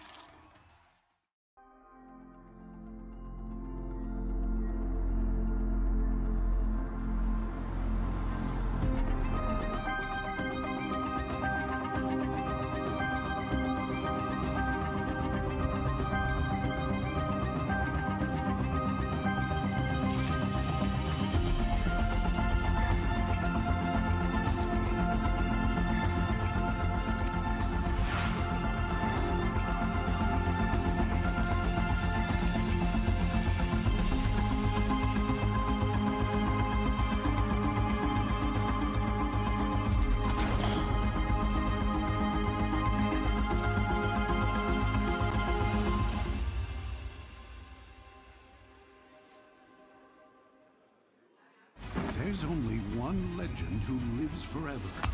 Voodoo Ranger IPA. And we're back with ViewSonic Battle for Charity 2023. Getting ready for the grand finals, but first I have Devin from Starlight Children's Foundation here to chat about the team's run to the finals and also give a little introduction for the organization. So for everybody at home, everybody in the audience, what is Starlight? What do they stand for? What do they do? At the end of the day, Starlight is dedicated to bringing happiness to seriously ill kids. We are in over 800 hospitals across the U.S., delivering amazing programs like custom gowns, Nintendo gaming stations, cool wagons, honestly. All kinds of gaming, VR too, right? Oh, absolutely, VR. Yeah, round of applause for helping the kids at the hospitals. So the team's made an incredible run to this point. Now, I've heard that this is a returning roster, so how proud are you to see them make a run into the finals this year? Immeasurably proud. It's been such a comeback from last year. They have been spending the last year together, playing games, creating that synergy. They all got matching tattoos. What? Yes. Can we see them? Yes, they did. All right, wait, we got to get these up on stage, I think. I don't know if the camera's going to spot it. Do we have a closer camera? We can get try and get a closer camera. They're legitimate matching tattoos. Yeah. Oh my goodness! Yeah. That's incredible. Thank you. Yes. Do they mean anything? Do the tattoos have a meaning? Several. Several. Yeah. So they are Team PB, Team Peanut Butter, and Team Peanut Butter. Team PB. And they're all little jars, and then they have stars in them for Starlight, because that's where they all met. Cute. I love that. That's so cool. Right? So they have to win. Gosh. I'm sorry, Stack Up. No. You're screwed. Stack Up brought the tattoos last year. Like, they have it. Like, okay. It's going to be a pretty incredible match. Enough. Well, I want to give everybody the opportunity to celebrate a win from the last year. So looking back, what's something that you're proud of that Starlight was able to accomplish? Honestly, Starlight this year has knocked everything out of the water, but I will say specifically with this team, they actually organized their very own Valorant tournament back in August that raised over $6,000. Wow! Yeah. Yes. That's a reason to applause right there. Good job, everybody. Well, you have the crowd behind you, an intimidating opponent, but I think we know who everyone's rooting for. Thank you so much for coming up, Devin. Thank you so much. All right, as we're getting ready for the grand finals, if you are in the audience right now and you're cheering for Starlight, make some noise! All right, not bad. But if you're in the audience and you're cheering for Stack Up, make some noise! That was close. But they made more noise. I think that's the lesson that we just learned. Y'all ready for a grand finals? All right, Kay Gumper, take it away. Starlight, Starbright, which team are we going to see win tonight? That's the big question between Stack Up and Starlight. I don't think we know what map it is going to be yet. No. And we talked about how the map is going to play such an important role for the grand finals here. We've seen both teams play on Fracture today, I believe, and there has been some successes, some not so successes, but which team can outmaneuver the next? And you know what else I really want to see? What do you want to see? I want to see that rock, paper, scissors battle. I want to see that too. Where has it been? I don't know. We'll have to wait and see once we're ready for the rock, paper, scissors. Might be a little while from now, but that's okay. I mean, so far, Lonnie, for Stack Up, has, I believe, been a flawless champion for the rock, paper, scissors today. That is true. That is true. Got to give some credit where it's due. But of course, bracketing. That's what we're going to be looking at firsthand, Keg. And look at this. Finals, the grand finals, if you must. Stack Up versus Starlight. The two S's, by the way. Yes. Very true. No bracket reset. Keep in mind, a single best of one will determine the grand finals. And this is also a redemption match coming out right now. It was Stack Up that beat out Starlight by only 3 rounds, nearly overtime. And now Starlight, they were able to take down Games for Love in a very somewhat close match on Ascent. This is their opportunity to run it back yet again, be those bracket demons for the lower bracket, and take down Stack Up, who so far has had a flawless run this tournament. They have, but also Starlight has done a really good job at getting that redemption. And, you know, once you get it, you don't want to let it go. You know what I mean? So at the end of the day, right, this is all for charity, and whoever wins, obviously, gets to uplift their charity as well. So that's going to be exciting. But what charity is going to win? If we have to choose and predict, my money's on Stack Up. I think so far, even from last year, their performance was exemplary. They've had a lot of, even outside of this tournament, a lot of professional play in their favor. They've had a lot of experience with FPS games going a long distance back, and that's not the takeaway from Starlight. No. Starlight's been a fantastic group. They've done so well this year, and again, they've been a fantastic lower bracket run. And we always can root, I don't even know if I can call them an underdog. No. Because they played out of their minds every single time we've seen them. And when they did go up against Stack Up not too long ago, they lost out by, again, 3 rounds. Exactly. Oh my gosh. And I'm hype. I'm hype. This is the last game. I'm not hype because it's the last game, but I'm hype because this is the last game, if you know what I mean. It doesn't come around, and we honestly worked for this moment. So did they. Yes. But you should work for this moment too with exclamation point donations, because donating to charity is fun, and you know it is. But you know what else is fun? Is getting prizes for it. Really? Yeah. What kind of prizes? You get to get a nice sturdy PC with a 3060 sturdy Ti. one. 3060 Ti, by the way. If you don't know anything about computers, let me just tell you, that is a nice graphics card, and it is very hard to get. I literally camped outside of a micro center for a whole entire 12 hours just to get one. Whoa. Holy. Now keep in mind, it is every $20 you donate, you have a chance to win. It's where you enter the raffle, and that's where, you know, makes things important. You get to donate for charity. Now, of course, not everyone can win the raffles, and that's fine because it does go to a really good cause. Of course it does. Oh my gosh! Wait, no way we get Icebox! You're lying to me. Dude, your strat worked. My little hocus pocus magic, my little magical wand, they hurt us. Icebox, the final map today. Wait, no. Actually, though, I am astonished that Icebox just came onto my screen right now. So did you do something? Maybe. It was the wand. No, you actually are a wizard. I do my You're best. You're a wizard, Harry. I do my best. Oh my Now, gosh. Stack Up will be starting off on the attack here. And so the big thing we have to talk about for Icebox, because this is a weird map. Yeah. And a lot of people in the audience or even on the Twitch chat might not necessarily understand why Icebox is a weird map. This map essentially requires one very pivotal agent to do well on, and that's Viper. She's the one wearing the mask, and she can divide a wall across almost the entire map. Yes. And the way you divide that map, it cuts off very certain sections. If you're on the attack or the defense, that makes things very difficult for one side or the other to engage on fully. So, if you're in the audience now, you want to keep an eye on both Vipers. You want to see where exactly those dividing lines are going to go down, and if either Flea Pup or Sparks goes down early on in a round, that's going to be trouble for the team.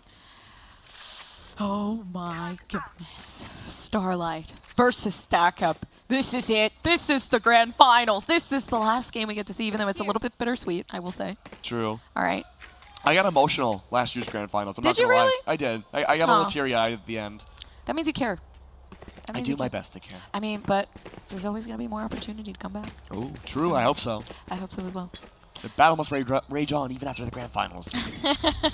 It's always a battle with esports, but we got to see what battle comes. Up to you, Starlight versus Stack Up. Already seeing, right? Some information trying to be given over. There's that Viper. We talked about that big red line on the mini-map there, dividing out the entryway, the lower area of A site. Knights immediately finds the first opening pick of Grand Finals, TKO. Looking to see if there's any lurkers around from mid-side, but it's a straight shot from Stack Up, or at least it was. They slowed down, they're regrouping, possibly looking to reorient themselves towards that mid lane. Now that mid lane where Graphy is right now, that is a funnel. It is death in a can. That can be terrible, and Graphy already finding some impact, some shots outside of Boiler. It's going to make things very difficult to push forwards.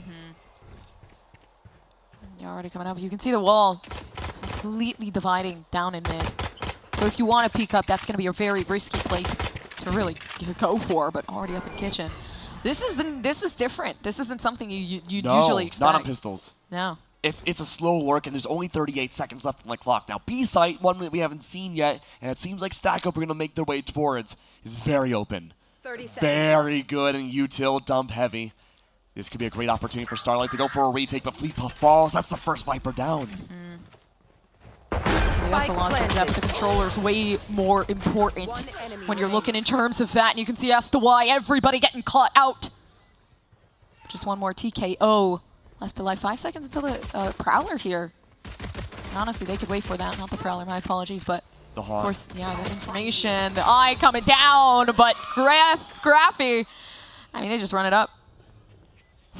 A good attempt, and that was off of Stack Up losing their opening pick. They had that aggressive entry potential outside of aim, but once aim high had gone down, suddenly A-Site was not an option anymore. No. They were locked out. They used all their Viper utility in the process. All things considered, you'd think that's a losing round for Stack Up, but they rotated just in time. Yeah. They took control of No Man's Land, a slow crawl through the kitchen, and brought themselves over to the other side of the map. Starlight now, in their brains, must be anticipating these rotates almost every round.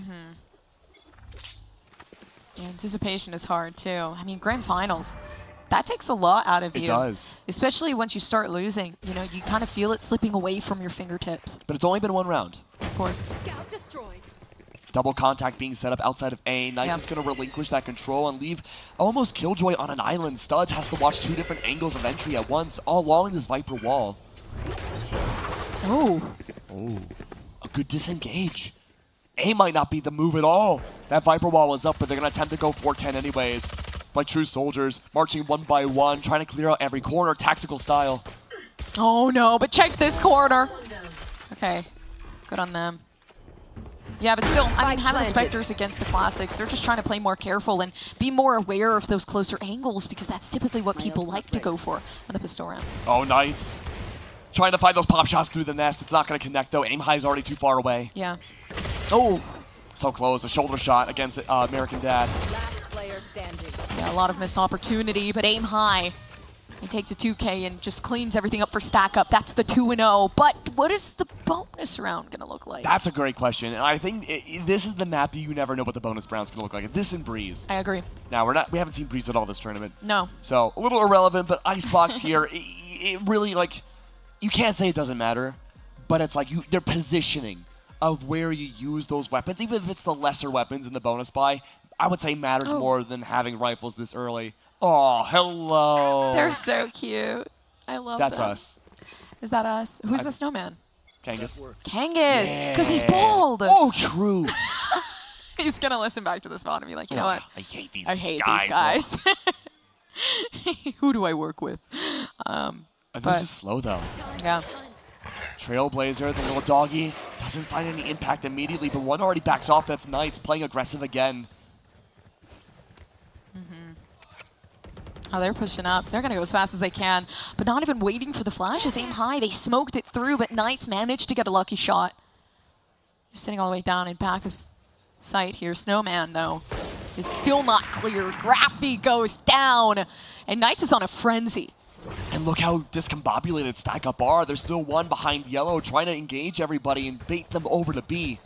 That's going to allow a little bit more time to stall for Stack Up to maybe rotate back towards mid. This is looking like it's a re-engagement towards B and not A side at all. No, but in mid as well. Fleet Puff has the opportunity.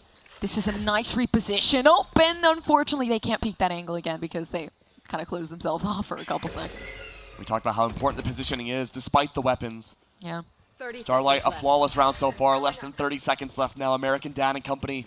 A Marshall Inspector in tow. Might be difficult to find that impact here. If AmericanDad goes for the nest, that's going to leave Sky all by themselves on site. No charges left. But no, AmericanDad's going to try. Find the longest range angle possible.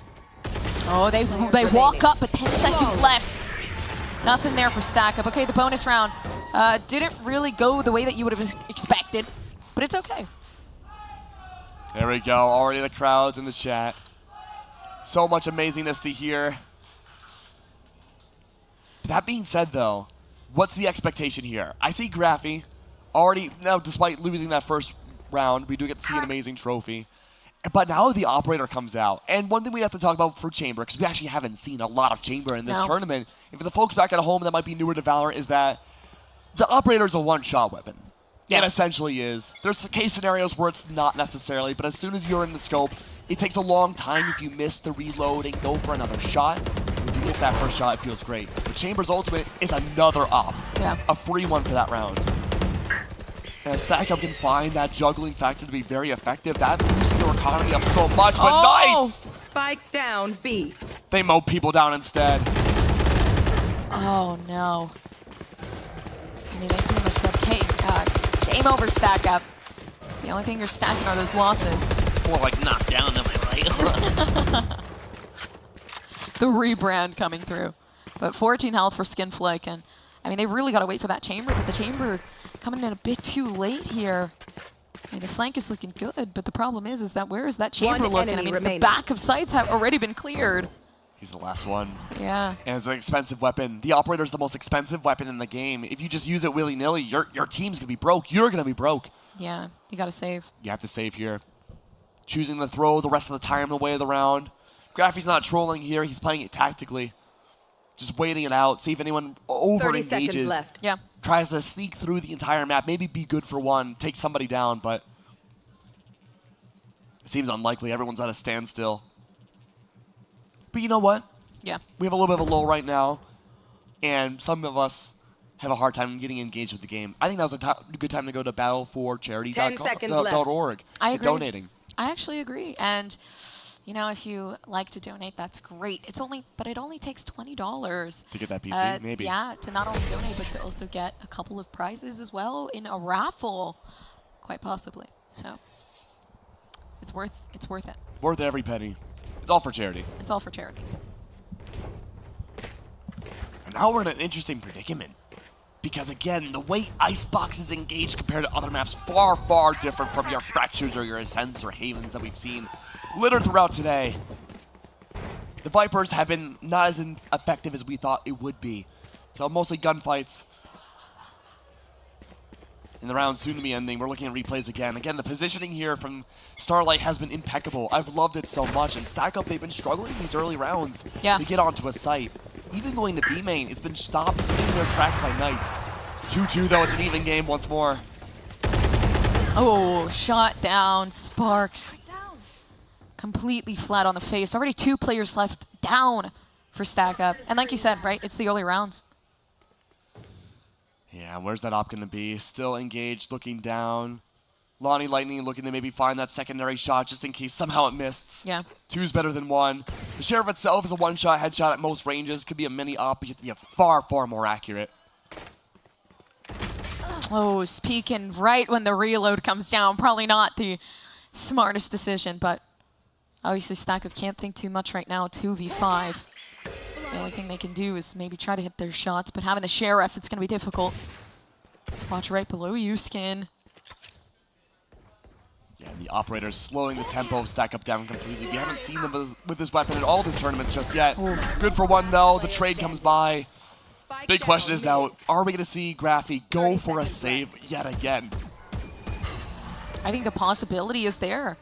I mean, it's a big issue though. Yeah, it is. It's going to keep happening, and that's why I feel it to be controversial to have the op on attack, especially on Icebox.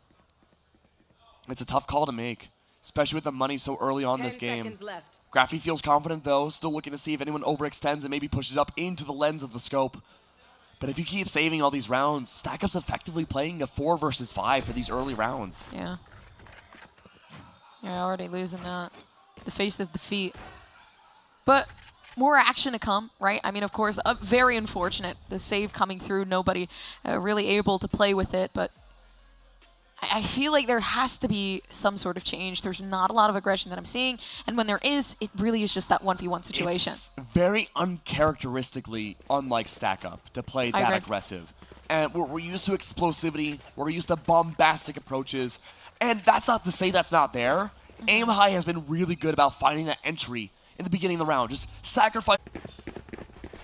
Well, we can talk about the Viper's Pit that we had seen. Okay. Essentially what the Viper's Pit does is that Viper's ultimate is super strong in this map. Oh, I think we are back. We are good. Hello. All right, we're back. Hello. Well, we did see that Viper's Pit. Not in the round anymore. No. What? I guess they put it down in it. It was just so strong. I've got your That trail. Riot took it out. Welcome to my world. Well, there's the other Viper's pit. So much covering area. Anyone on the enemy team goes into it, they start losing so much health, but they can regain it as soon as they step out of the pit. But that's what makes it strong. It's essentially a free spike plant into the ground. Snakebite goes down from Flea Puff, trying to disrupt those positions, but it's not going to work out at all. Yeah, Flea Puff's already trying to really just reposition those smokes down so they can put themselves into the smoke. Maybe have someone of that ground lose that decay, but already come to it. There's the first headshot. You need to hit it straight on. Coming around the back stack up. I mean, they take it away. Starlight's left with the decay to work with. Of course, a couple blinds, but wait for it. Oh, right, as they peek down in danger, that's the first one. Maybe some time to do. But the defusal is going to be super difficult unless they get this 3K white away. But already peeking down, Graffy, my apology. I keep saying Griffy, but it's Graffy. I know. It's tempting. You just want to say Griffy. It's like intrinsic. It is. But these are close rounds. We're having another even game yet again. Yeah. Now we're seeing more impact from Stack Up playing aggressive in that early and also the mid game. They're not stopping in their tracks. They're not resetting. They're not going for these rotates. They're going for straight shots now. And B-Site a lot more open, seems to have less of a presence for Starlight here, especially for those early rounds. Sure, for the retakes, yes, but that's where Stack Up's advantage of the mechanical comes into play. They're able to win those gunfights more often than not, especially if Graffy's able to use that op effectively. Yeah. Oh, they caught one. Oh, the shot's not hitting. The Blade Storm completely gone, aim high. Losing the opportunity for something more.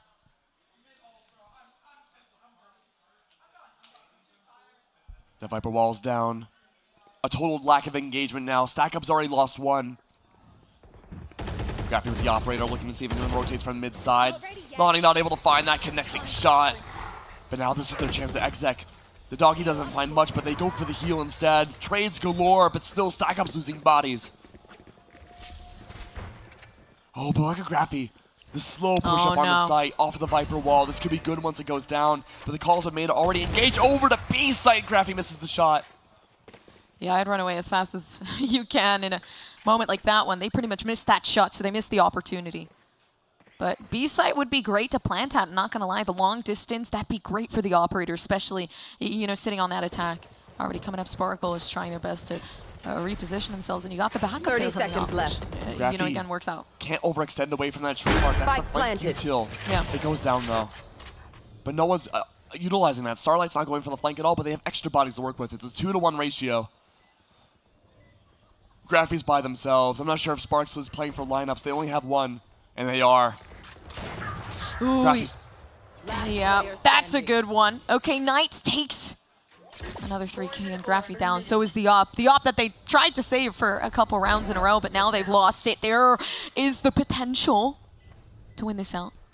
Of course, you got to win this 1v1 firsthand, and Knights crouching in secretly. 4-3. 4-3. Just barely inching it out right now from Starlight's side.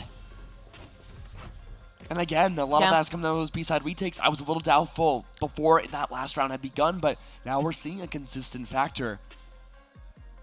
And honestly, I'm not here to point fingers or anything, but I wouldn't mind seeing that op go away. And in fact, we are. Turret out. But we do see the Tour de Force instead. This is the free operator ultimate that the Chamber I think this is better. has. Yes, I like this more. Because it's faster. You want to play? Let's play. That was really good. You should be a voice actor. I'm trying. Oh, yeah, I'm you trying. are. Ooh. Sparks goes down. That means there's no Viper util now to create space for Stack Up to push into a site. Yeah. They're back in that disarray again that they've been finding themselves in the early rounds. The struggle to push A is there. And look at this. There's so much hesitancy. Spike's not even picked up now. Oh, Graffy. Poor Graffy. Couldn't shoot down a turret. But maybe we'll be able to shoot down humans. We'll be able to see now. All right, letting the teammate handle it. That ultimate, the Tour de Force, only has 4 bullets left to work with out of 5. You don't get any reloads. Yeah, working up kitchen though. This is dangerous. You got the alarm bot. They're gonna flash and peek through. It's gonna actually no information. No, but it does, and they peek. But AmericanDad, this is theirs. Right behind Graffy. I mean 2v2 now. They've pretty much eliminated all the enemies they need to, but they gotta be wary. Because right here's the time. Aim high is it! And the 3K in, stack up 4-4. They tie things up. And there we go. That mid-round rotation, so strong. That hesitancy again to push A. They're using it to advantage though from stack up side. So now it's 4-4, an even game again. Starlight, they haven't really needed to change their game plan at all. They're allowing stack up to at least make a presence, try to take a little bit of sight. And for our first for LANFest, I think ever, a tactical timeout comes out. 1 minute to talk to the coach and see, oh God, what do we do? You know, we'd like to see those too. Yes. Because we haven't seen that at all. No, this is my favorite part of casting. This is where Coach Keg usually comes out. All right, Coach Keg. I mean, honestly, right now, defensively speaking, this is a tough call to make because what Stack Up are doing is they're not making their presence consistent. They are going for A to the mid-rotation, usually ending in B, but because that mid-rotation can be really different depending on how they feel per round, you could see a mid-side play coming out from Stack Up and immediately just disengage, go back to spawn, maybe go back to A. There's a lot of different rotation heavy options that Stack Up can use. And honestly, I think it comes down to your Viper and your Killjoy. Those are your two Sentinel and semi-Sentinels to just block out the spacing that Stack Up need to succeed in a round. Yeah. And if you can just do whatever you can to stall for time and make that time pressure bear down on the shoulders for Stack Up, that's how you win a round. All right. I gotta agree with you. I gotta give you the kudos that you deserve, Keg. Oh, thank you. I appreciate that. But, oh, we see the up again. How do you feel? If Graphy can find at least one this round, I'll be happy. Okay. I mean, that's valid. But the issue is Starlight are not playing aggressively. They're not looking for those opening peaks, or even the opening picks as a whole. The closest one, as Nayed said, Graphy then, have not been able to find much. So Stack Up now. What's the call going to be? They're rotating back around. Now, keep in mind, off that tack timeout, we mentioned that Starlight, they're playing for stalling. And they've done a great job before, but that wall's really deep. But I don't think that's Stack Up's wall instead. I'm not sure the KJ util is still in garage. I'm sorry, kitchen. And that's usually where Sage util goes. The lockdown's in play. This is a really good start from Starlight here. The stall. It's going to force Stack Up to re-rotate back over to mid most likely. Maybe cut noise, go back B. And not only that, really just cutting up site as well. You still got that Viper wall to use. I mean, what are they going to do here? They can 100% hit on this. The flash comes down. The rotation's going to start coming in very quickly for Starlight as they hear that plant coming. And just around mid, they don't even try for the flank. There's no need. Yeah. All bundled up in one little area. Only a single ultimate to work with here, and I'd be surprised if we don't see it come out. That run it back could very well find so much information. A free life, essentially, for AmericanDad, especially now into the Viper's snake bite. Danced around in it, reveled in it, detected too. Big is taken down. Oh, yeah. Graphy doing a great job. They got to keep things together now, and this is dangerous. You can't miss the shot with the operator. Slowly right back around. Okay, they're reloading, giving me a bit of a worry there. The Molly comes down to it, and Graphy! This is it! They take another! And maybe one more, and this is it! But they miss. One more. That's all they need. But no, they don't. They back themselves away, and they clutch up. Greylux can't do a thing. That's what I want to see from an operator. That's what I want to see. That was good from Graphy. But you can't rely on a 4K every single round for success. And even after that tactical timeout from Starlight, I don't think that was a bad round from them. No. They did exactly what I think they were trying to accomplish in their new strategy. Stall. Stall. But again, you can't expect to lose to a 4K every round either, can you? I think we owe Graphy an apology, too. I don't know if I want to. If Graphy can do it again, then yes, they will. Okay. But if Starlight can keep the same strategy, not get discouraged, and try to stall more again, you can't rely on Graphy being your win condition to kill everybody every round. I agree. Yeah, even though the operator proved to be a worthy weapon, we're going to have to see a little bit more here. Aim high, needing only one pick or even an orb to collect to be able to get that Blade Storm just in case they are put in a difficult position in terms of economy. But I like the split. I think Aim High has a potential here. Aim High is going for a deep lurk here, and I love this. Trying to ban out the rotates, making a lot more noise towards B. If anyone rotates out from A... Oh, do they see? No. They're none the wiser. Fleet Puff may have an inkling of an idea. The Lear goes down. Oh no, they did see. Aim high, only 22 health. I mean, yeah, they're gonna have to back up. Maybe get, that possible relocation to bait themselves out over towards B. Yeah, and that would be a great lurk had the gunfights gone better and stack up side, but they're much worse for wear. A 3v2. The rotate back over, sure, might be a bound, but 30 seconds left. There might just barely be enough time to return back to A. This is so perfect, too, because they probably aren't expecting the flank. They haven't gone flanked just yet for Starlight, so they haven't even batted an eye. 20 seconds. What could this be? Yeah, they're rotating. Aim high was going for the lurk, but the rotate's coming out far too late. And this Killjoy, I'm sorry, Stack Up needs help. AmericanDad needs to get on site and has to have some reconnaissance, some aerial support. And there we go, Spike goes down. Still again, the run it back ult, finding possibly so much impact here. Yeah, they're working a bay. Oh, they know. But this is the thing.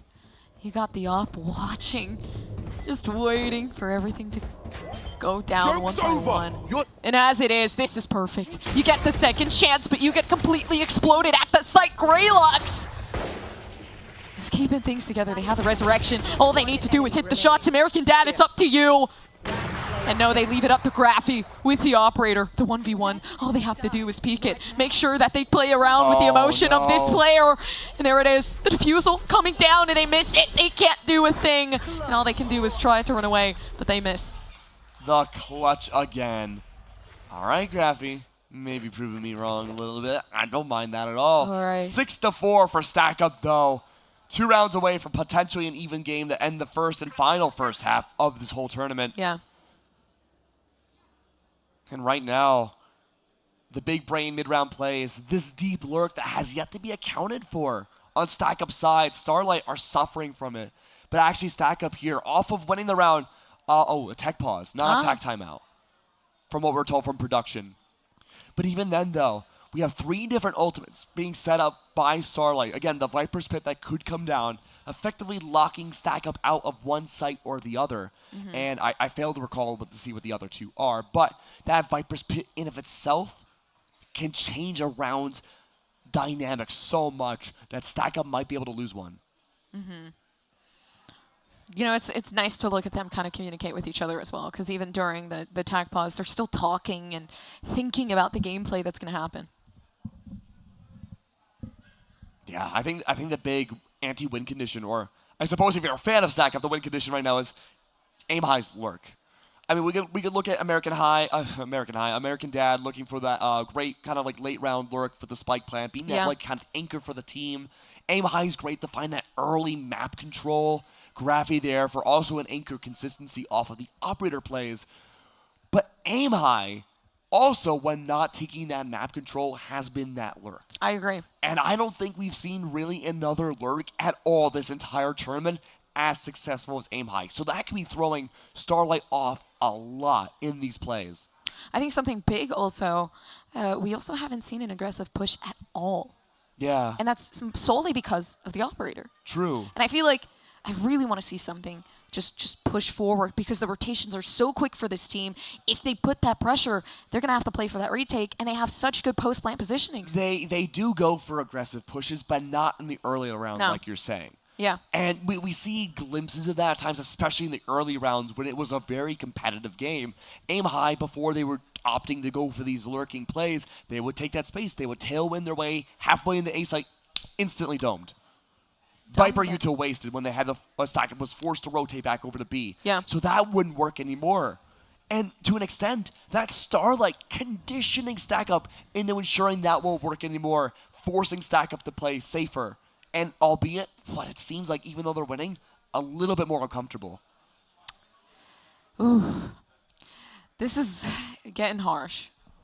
Right, obviously both teams definitely feeling the heat so far, right? Grand finals, you got a very, very close matchup. But I do want to put into perspective, we have seen games where it was 6-6, it was that even scoreline, but then one team in particular, flip of a switch, yeah, everything worked out because they were on the side that they favored, and that is what I'm scared of. And I feel like for me, that comes down to agent composition a lot of the time, but the agent comps for both these teams don't scream that to me. Yeah. I think at best, Starlight's comp is a little bit more defensive-sided. I'm looking at the Killjoy, I'm looking at that Sage, but that's not enough of a turn for me to say they can't do anything on the attack. I think they can. Killjoy is a great anti-flank control. I agree. Sage can divide out space, debatably even better than Viper, depending on where you're at. So combine all that together, you can have a very lethal attacking team. Lethal. But also, especially because, you know, if you love playing with the op, the defense is the place for it. So. All right, looks like we are going to be restarting a round. We have match medic away. I'm not too sure what the cause of it was, but that's okay. We're going to see a little bit backwards, though. 3 ults to work with, though. Nightfall coming out. Nice taking out Graphy. The operator lost. That's huge for Starlight to play off of. Again, right, 6-6. Things can happen once you switch everything up with Sparks.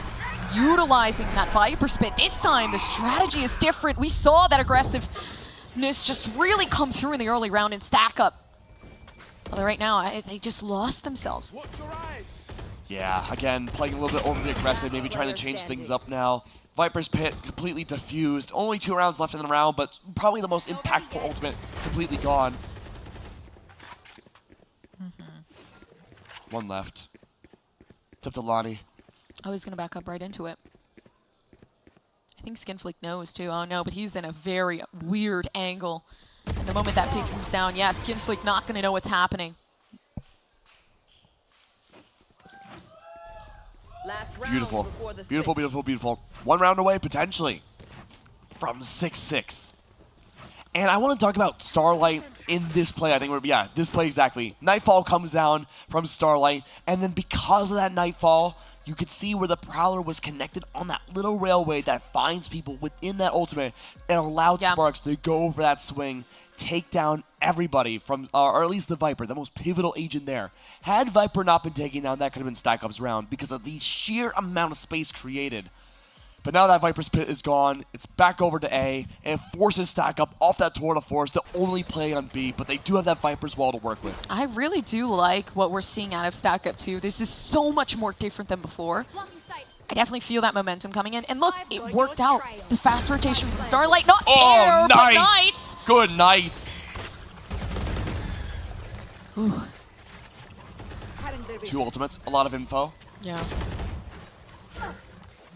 Oh yeah, Greylegs has the resurrection as well, so if somebody goes down, there is a bit more that you can do. Oh, but keep in mind, Graphy has to preserve those shots. He did such great impact with it before. He's good for one with a gigantic blunderbuss. Are they gonna res? It's no Travis, but it'll do. Oh yeah, they're gonna leave that res behind though. Skinflick, Graphy! It's up to them. And Stack Up. Again, potential there, but the resurrection, that would have been the closing of the casket. Unfortunately, couldn't really pull through. And it was that mid-round play from Lonnie. So many different times have we seen Starlight go in full retake on B site. And yes, it was competitive every time, but finally that adjustment to have that mid-side lure go through all through the res, no less. Line him up, knock him down. Lonnie's playing a game of bowling. Yeah. Yeah, there was really no awareness around the flank just due to the fact that Starlight and Stack Up aren't used to getting flanked so often. And when you're in that chaos too, it's like, oh, you're not focused on it. Exactly. And you don't know what's going on and you're scared and I'm always scared. Mom, help me. Like, you know? I wish. Understandable. My mom could beat me in Valorant. My mom could probably beat me in Valorant too. Oh man. She's a smart woman. Speaking of smart, though, aim high's in a great spot. This is a great off angle to find so much reconnaissance up top. But he drops. Never mind. Oh, no. Nothing here. AmericanDad, boosting himself right behind the box. They flash through, but there isn't enough potential here. The pistol round's so important. If Starlight managed to take this, they can take things 7-7. 4-4, though. Each one losing a member of each team. The only source of info gone, though, but Gray looks good to take down Graphy. No more possible flank util, no more safety for the Lurks anymore. Starlight with a body advantage. They rotate back over the B. They're pulling pages directly out of Stack Up's attacking book. Oh, B is so open right now, just because they sat back, they waited, they relaxed, and it's great for Starlight, because Stack Up, They're on the struggle right now. They need to try to get something down in the back of Snowman, but Knights is good with it. Of course, the pistol round again. This is so important for Starlight. What are they going to do? Are they going to be able to slice something up? Slowly peeking over. I mean, we said that maybe things are going to switch up once the attacking side comes down. Knights is about to peek through, and the silence is there! A little bit scared, but wary. They know what to do. They sit back and let Fleepup take it. That's teamwork right there. That's the Starlight teamwork that has defined them this tournament. Realizing the Knights won't be able to get the shot, doesn't want to go down, wants to make sure they can preserve their life a little bit more, chooses to use that previously made Devour, hides away. It disengages from the fight. You just gotta keep going. You do. No matter what, you just gotta keep going. And the mental will never get drained for teams like these. 6 to 7. I know, it's scary. What do you think? OT? I don't know. I'm thinking maybe an OT. I think this is one of the closest ones we've had. I really want to see OT. If we had seen it in previous matches, I think we could see it here. I agree. Aim high is in a very big blind spot, but the Prowler may have seen them. I'm not too sure. Regardless, it forces the redirect. Well, not only that, no redirection here, but instead, it's of course, I guess the anti-eco that's coming through. Stack Up are having a hard time even really trying to collect any type of weapon to give themselves the chance of opportunity. But a good thing is that they didn't invest. So, I mean, they can probably go in the next round and be able to have something in their pockets to utilize. A great team ace as well. Yep. Great way to mow everybody down. 7 to 7, an even game once again. And Stack Up are struggling. I don't want to put them in that hot seat just yet. We gave the same benefit of the doubt to Starlight. Some teams just do not operate as well on pistol and thrifty rounds. Yeah. Full rifles, though, I would argue with you, Gompers, this is the most important round in the entire tournament. This one and the next first full rifle round that we see in this final half of the game, of the tournament. It is, but I like the strategy that Starlight had before, where Knights had the Vandal, and they managed to win that bonus round. So I honestly see a lead in Starlight's future. I could see that, too. It really comes down to this opening pick. Heavy towards B, very little Sentinel-like utility on Stack Up side, except for the Viper. This should be an easy take from Starlight, but they have to play it right. It's that Viper wall that prevents them from victory. Yeah, but they used everything they could with those Prowlers, so there is no opportunity for Knights to be able to chase. Although Blind not using it, a bit risky to be honest with you, seeing the leg of Graffy. Graffy goes down, and that's a good one. The first one, maybe Snowman is the opportunity that they need. Not really seeking anything out. Guiding Light is good for info, blinds quite a bit and disengages Knights. Yeah. Second Viper wall goes up, turns Spike Sight into a no man's land. It has to go down soon. Yeah, there's a lot of struggle here, especially trying to get the retake. They don't know that Knights is sitting just within danger. They see the toes, but they have to back off. This is dangerous. They don't even peek it. They need to be careful because Sparks is on the rise. Down on it, the heals aren't enough. They're not sufficient. AmericanDad on it as well, and the clean up from Stack Up.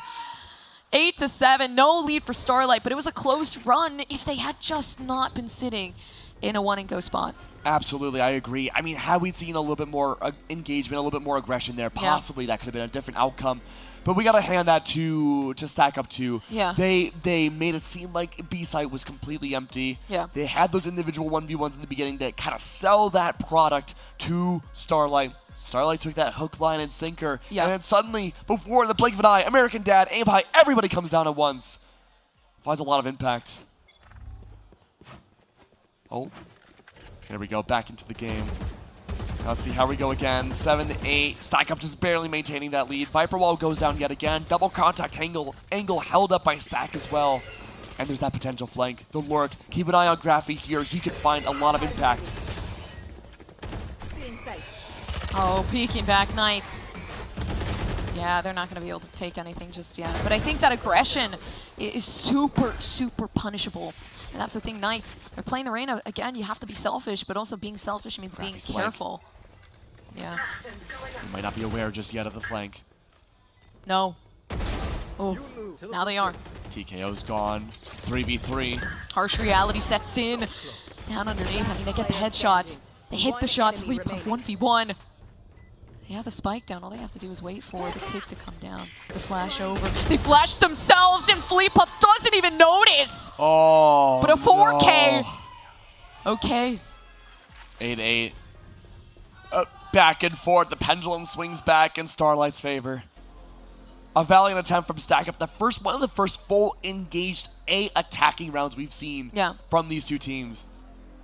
And I gotta say, it came close. I love the setup from the double contact. But this was a big struggle.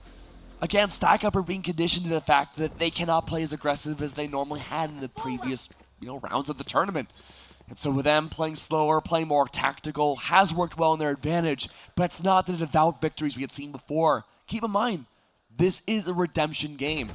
These two have faced against each other before, and it was Stack Up that won 10-13.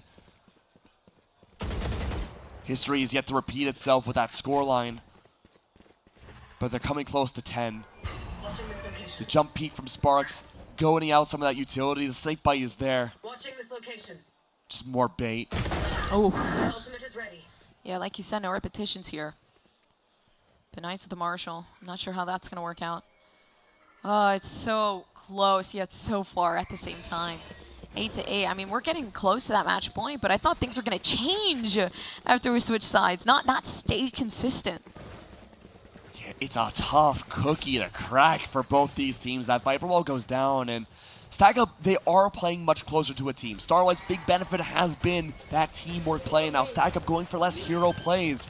They're using mostly that individual 1vs situations as info. Nice takes down Lonnie. Everyone else that's left from Stack Up, a 3v5 for No Man's Land, playing together, but Graphy only has a shorty. Not even Headhunter bullets to work with. A full Thrifty round. Yeah, taken down. Starlight. There's not really anything to do here, especially if you're playing in a 1v5. You may as well save the weapon you're playing with. You got 4-5 players peeking you. Yeah, look at that. They feel pretty satisfied with that one. I don't blame them. So satisfied. And where does that put everybody now? I want to see the economics. What does the money look like here? At this point, when it comes so close, the economy game is going to be so important. Both these teams, yes, have been able to go back and forth. They might be good for rifles for the rest of the game. We'll have to wait and see. How does it look? Oh, it's dangerous. Stack Up, if they don't play their cards right this next round, they could be slipping away much faster than we had previously thought. Tour de Force is active, though. Graphy does not need to go and spend that money, which means he might be able to buy other people on Stack Up. Oh, and they're going in aggressive this time around. We also got the Empress, so yeah, popping that one out. This is a great read. Knowing that the full weapons aren't there for Stack Up. But down on it, AmericanDad may have just clutched this already. Stack Up trying their best to find themselves. And maybe try to take everybody out as soon as possible. 9-9 is probably the dream that we're looking for here. Studs is good for 2. She's improved so much over the last year. Agreed. Again, a thrifty round, dodging the bullets, good for 1. Isolated, the guard fights, breaks it back, 9-9. Okay. Popcorn? Anyone? Clutch. No? Okay. I wish. Any coffee? We'll be here late. I would love coffee. Maybe this is the 2020 that I was talking about. Remember? OT 2020, 2022. Oh, jeez. Yeah. Oh, no. Way back. Said that in like lower round 2. I did say that. I said that a while ago, guys, and I think I jinxed it because I said Icebox as well. Knights is already 30-10. A 3 KD. A 3 KD. At we're not 9-9, by the way. We're not even close to match point. I mean, yeah, exactly. Like this, I think this will continue to be a back and forth game, punch for punch. 2 even teams. Graphy again, though, warmed up with the operator now, finding that opening pick. Studs. So great that last round. Goes down immediately. Can't find the same impact again, but Knights overextends.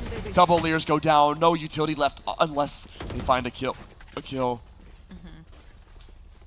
Viper Spit went down on the B main entrance. Starlight maybe opting to play directly into it. The Prowler just barely inches away from detecting Sparks. He does nothing. Ever so much. Inching closer and closer. Sparks still playing that dangerous game. AmericanDad with a gigantic sandwich there, but he's the bottom bun. The soggy one falls apart.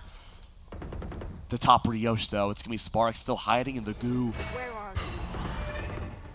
Oh, they can't even notice where Sparkles is. Sparks, my apologies. Sparkles, yeah, you sparkle. He's sparkling me. At the end of the day. But You will not Already Resurrection, okay. That res is huge. This is shot down, and it doesn't matter anymore, but this is Knights coming right up above.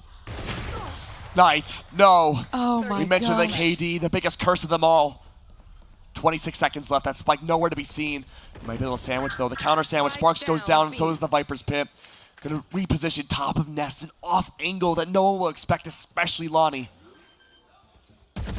Oh. And this is. Yeah, Knights did a good job actually before with the classic. Can they do it again? It's another one. And maybe the classic is the weapon of choice here that we need to stick with.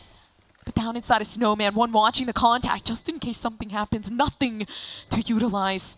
No flashes. 9-9. Knights around the back and Starlight take the lead. What is going on? Oh. What is going on? We're seeing a lot more aggression. Utility's taking more of a backseat except for ultimates. Gun for gun, blow for blow. And you can see there's a lot more aggression coming up from Starlight's side again. They're comfortable, especially Knights. Early engagement from that boiler point in mid, last round, just stalled out Stack Up so much. And I want to highlight something here. Dude. What? Highlight, just highlight. Yup. Starlight, Nightfall, Fade's ultimate, Oh my god. and the Viper's Pit. Two very big, round-changing ultimates that could be good to bring Starlight to 11. Knights immediately disengages from the round. That Viper's wall cutting all the way from A main to mid. They're fully expecting from Stack Up side a Starlight push towards A main. Oh my, how are you already like 33 and 10 or something?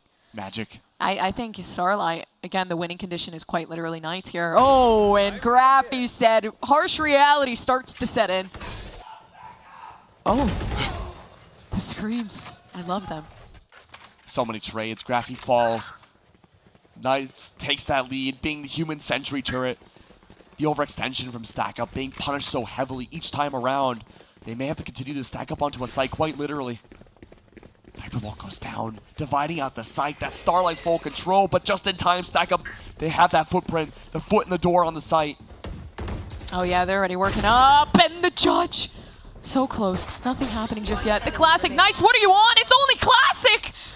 And they get the picks as they do, and Knights takes the lead. This is the first time, Keg, that we see more than two. A devout lead. For the first time in so long, Starlight, Starbright, the first star that we see tonight. They have done so much. And I've been saying that so many different times. Yes, you have. So many different ways. I I'm kidding, know. I'm kidding. No, but it's true. Because what they've been able to do is that they're able to engage very differently per round. They're playing reactively around Stack Up.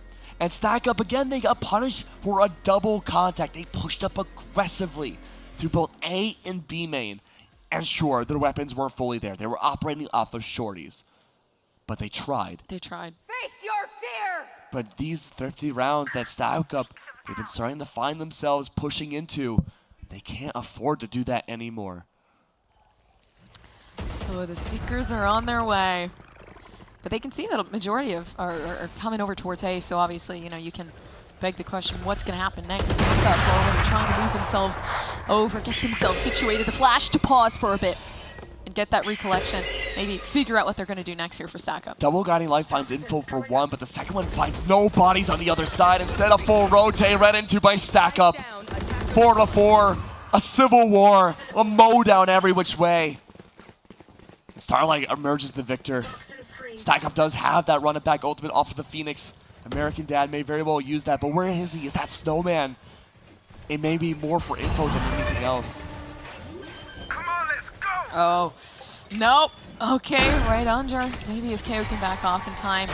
Luckily enough, you know, there was a little bit of that fear going into Stack Up. They don't want to take those 1v1s. The ultimate coming out, but not getting anything. This is big for Starlight. But it does tell Stack Up no one's mid. Yes, that's true.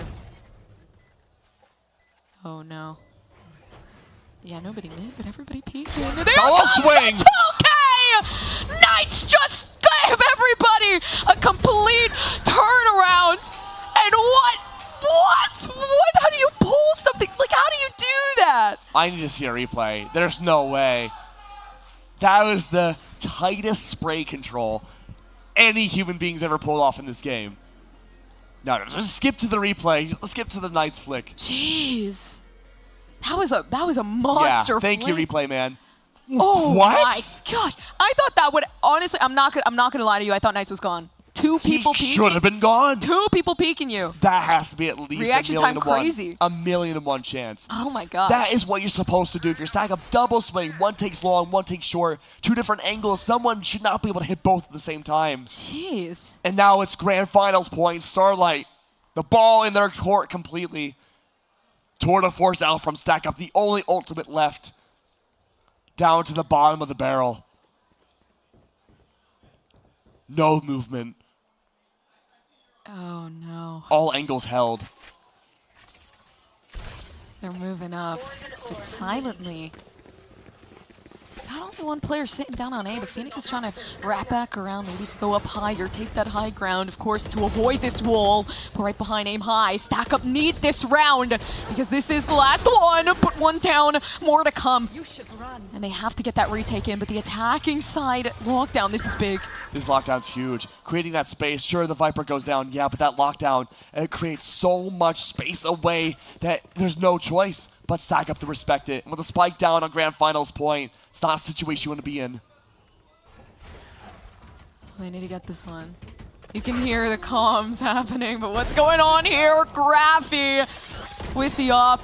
You know, we got to give some respects, baby. This is going to be the clutch. AmericanDad just sitting in it! And that was dire, because now they can clutch it one more. A 1v1 and it's done with!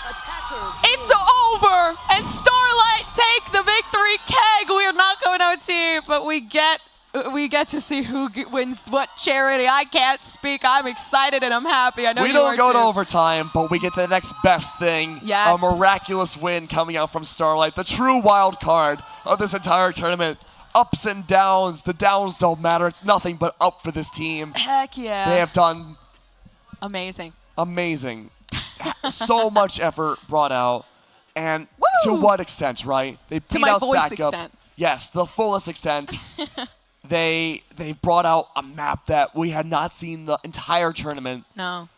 A map that requires structure, calculation, teamwork, chemistry, control, and lastly, friendship. And you know what? All of that is the boiling pot of what makes Starlight the best team at the Battle of the Charities. And it feels so good. It does. To sit here and, you know, obviously have such an amazing cast. Aww. Obviously, because I have, you know, the best co-caster in the world. But, and this is, we don't cast together often, and it was great. Yeah. I feel like it was great. So, you know, pretty happy to be able to have, you know, a ton of people that are friendly and good to be around. But overall, how are you feeling? I'm feeling good. I feel so good. I'm feeling good. We know who the trophy goes to. But We you know what the do. big question I have is, Gompers? What? Can Starlight do it again next year? You know what? We had that question for Stack Up, and they did it. But they were close. I think it might be the same thing. There's probably going to be a team that comes in and swoops it up. I sincerely hope that's a possibility. I hope that happens. I want to see that happen.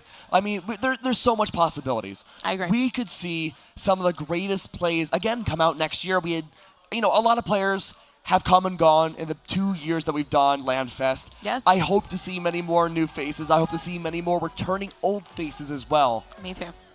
Huh? But the fact still remains is that storylines have been built up, teams have been crushed, but most importantly, so much money has been donated to charity.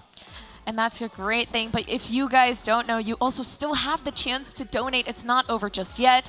You know, if you want to, obviously, just donate for fun, donate for charity. I think our biggest donation yet was $1,000 or something. I think so, yeah, that's huge. Which is huge, but you don't have to do just that. $1 is enough. Or you can go 20 to be able to enter a raffle, to be able to win a PC. Yes, $20 for a PC with a 3060 Ti. Those are expensive.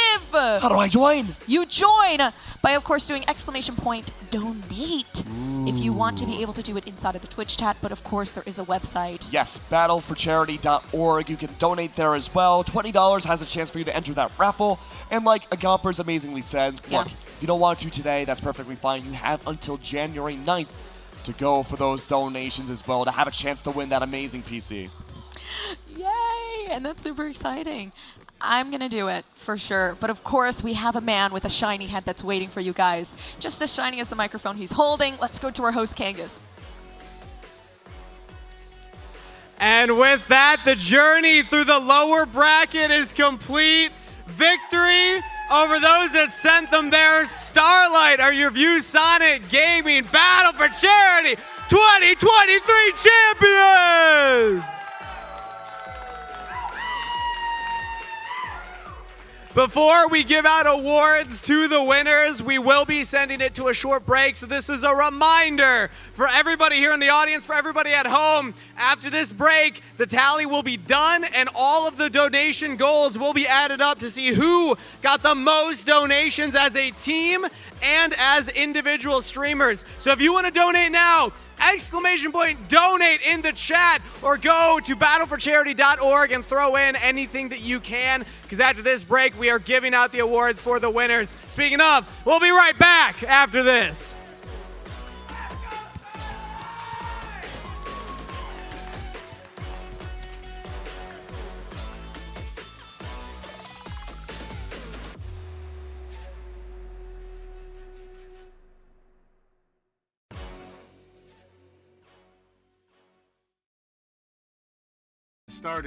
It was started in Milwaukee. It was emulated everywhere else, but the bleachers were always packed. So I got to have a personal relationship with those people, and then I was like, wow. I mean, I'm from Sacramento. I consider myself 916 for life. I said, why don't I take Vaughn's Valley and make that my foundation? That's basically how Vaughn's Valley became. Living in the valley. 916 is special to me. I mean, this is where I'm from. This is where I want to make a difference. Play it forward. And right now, during this tough time, I reached out, to Chief Hahn and the mayor and other people that I knew in areas that need help. And how can I make a difference? What can I do? I have a business called Restore, and we give first responders free IVs, for their immune systems. Vitamin C and the B complex to help them stay strong, and our way of saying thank you for being on that front line, whether it's nurses, doctors, healthcare workers, they get free IVs. That's just part of Vaughn's Valley. It's a way of saying thank you and giving back at the same time. The only thing that matters to me is making a difference and making Sacramento the best place that it can be. And I've been blessed, so why not try to bless other people? And that's how I was raised. I'm doing this, and like I try to tell my kids, we want to do things and bless other people without expecting anything in return. We already dropped off, some meals. I want to thank Island for partnering with us, being part of our village, because when I came up, for me to be able to even be in this position, it was principals, it was counselors, it was uncles, it was mom, it was dad, it was stepdad, it was so many different people that played a part in my village that's all I'm trying to do. And Island stepped up big time. So for Island, I'm truly thankful. I think we're going to be able to expand this. We're going to be able to go down south and be able to help out in San Diego area. And like I said, I can't say enough, and I can't thank Island enough for being a part of it. Because there are people out there that don't have the means to get meals. We're talking about basic necessities. We're talking about eating. So anything we can do to help, Island stepped up big time, and I owe them the world. A friend, he's like family, Kendall, he came to me and we talked, and he said, hey, let us get involved. From there, it was on, so to speak, you know what I mean? I copyrighted, 916 for life because I'm proud to be from Sacramento. I wouldn't trade it for anything else in the world, and I want to make it a better place, and I want to give our kids the best chance that they have and give them opportunities to become whatever they want to do. Just be the best that you can be. Just try to reach and touch as many people as we can.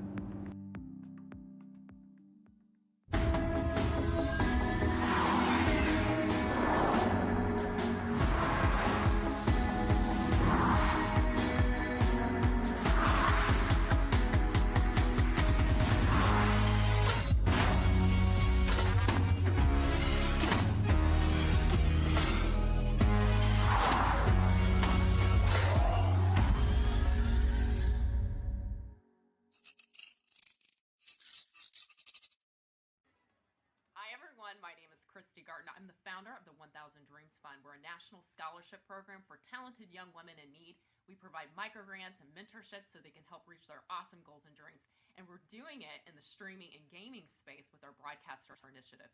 Our 1000 Dreams Fund Twitch Broadcaster Grant, we've been able to grant out over $65,000 to talented young women in this industry, and it's all because of the awesome Twitch women partners we've partnered with to run fundraisers, and we're going to be doing one this fall called Fall Dreams. So if you're interested in doing something like that and helping empower the next generation, partner with us. We'd love to team up.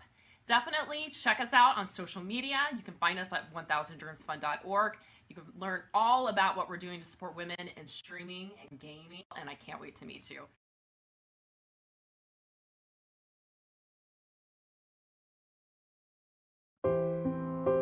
My name is Dave Kraus, and I'm the Director of Veteran Services for Stack Up. While I was recovering from my injuries at Walter Reed, I found that gaming had a hugely positive impact on my mental health. Based on that experience, I've spent my time since retirement working with Stack Up to bring the healing power of games to other veterans in need. Help me get more veterans back in the game by visiting www.stackup.org.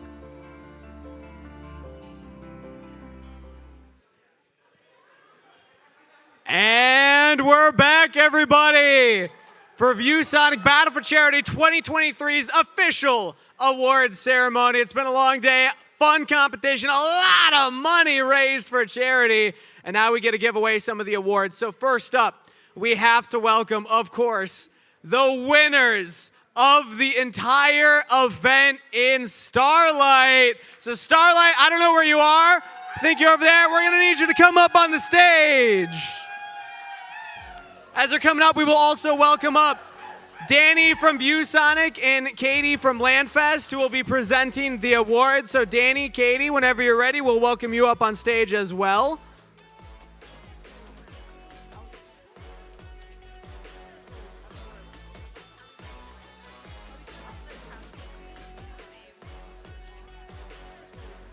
All right, yeah, if you could just line up right here. Just in a line, yeah. All right, congratulations on the win. Everybody, round of applause for the winners. Now, I only have the one mic, so I'm going to have to walk down and do the whole passing it off thing. As I go down, oh, we have the mic. Perfect. Thank you. All right. Oh. All right, we have a last-minute substitution on the first with the mic. Here we go. As you pass it down, introduce yourself to the audience. And let's start with the introduction. What was your in-game name? My name is Knight. Nice. That double headshot at the end. My God. I don't want to throw shade, but how's the back feeling? It's okay. Huh? It's okay. We've been training for this. We got the strategies. Even though the scoreboard shows one thing, I mean, my team does great. You know, they've all learned how to play their roles. We work the map well together now. And I mean, sure, I got the kills, but at the end of the day, we're a team and we got the win. It was an incredible performance, and I love it. All right, pass it down. Introduce yourself. Huh? Studs. What? Studs. All right, Studs coming in here. Studs, how was the tournament for you? How were you feeling in the finals? Amazing. Like 3 of us were here last year, 2 of us were playing remotely, so it just meant a lot to us to just be able to come back here as a full team. So to be able to win is just the cherry on top. It feels amazing. Were you here last year? Yeah. Okay, cool. Yeah. How's the energy feel year over year? It's great to be back. It's such a good atmosphere, and so glad to have more people here this year. It is incredible. Yeah. Congratulations on the win. All right, introduction. Hi. Your in-game name? TKO. TKO. Yes. All right, TKO. Were you live in person last year? Yes, I was. You were? Yeah. Okay. How does it feel to take the victory and now be up on stage as winners? Honestly, it feels great. I just started playing Valorant like a year ago when I came here, so I didn't know anything, and now it's great to be on top after we were like so far on the bottom last year. So we didn't win a game last year. You didn't win a game? We didn't win a game last year. You went from no win to the champions. That's impressive. Yeah. I love that. Congratulations. Thank you. Congratulations. Oh, Lord. All right, introductions. In-game name? Fleepuff. I love the gameplay. It was incredible. Great stuff. Thank you. Were you in person last year? Yeah, it was the 3 of us here last year. year. Okay, so the 2 at the ends were the ones remote. sick, All right, so- cool. How does it feel to take the stage? crazy because when I got this opportunity, I was playing almost exclusively on EU, and I was bronze 2 in NA. And over the last year, I've gotten like up to diamond. So I'm like, ooh. So you've been practicing. I had to prove myself. Yeah. I was really determined. I'm a little bit competitive, so A little bit of chip on your just shoulder. just a little bit, just a little bit. How's your back feeling? Sweaty. If I'm being completely honest, disgusting. I really need a shower right now. Deservedly so. Deservedly so. All right, thank you very much. Okay. All right, and then Greylux, I assume? I am Greylux, yes. All right. How does it feel now being in person with the team? The HyperX Arena is awesome. I almost cursed. It's amazing. Last year, it really sucked. Like, we didn't get to meet anyone. Over the summer, the 5 of us hosted a Valorant tournament because we met during this event last year, and we all really connected. And I think that is really what kind of brought us this win. Like, we have great synergy. We're all friends. We have matching tattoos. Like, we share a brain cell. Share brain cells. cells. We are the same person. And you share bottom frag KDA, almost. Hell yeah. Almost. Yeah, we Almost had the identical. same KDA. We were trying really hard. Together we had 12. Exactly. Yeah. Incredible. Incredible stuff. So the tattoos, only 3 of you have the tattoos, or do all of you have the tattoos? Us 4, not Knights. So some of them are not allowed to be shown on camera. Good to know. Good to know. But they're all shared. Congratulations. One more round of applause to the winners. And now if we could have Danny and Katie come up, I believe we have some trophies to hand out for the winning team. Thank you. I'm going to need it coming back. Sure, if you just keep it here.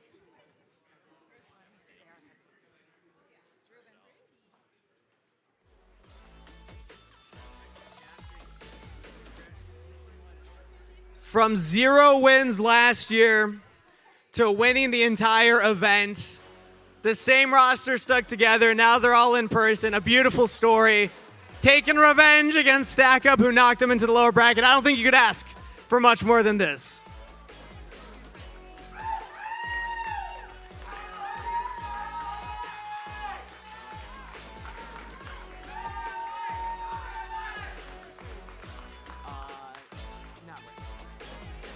All right.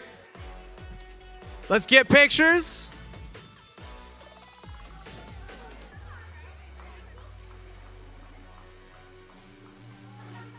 And for one final time, give it up for Starlight!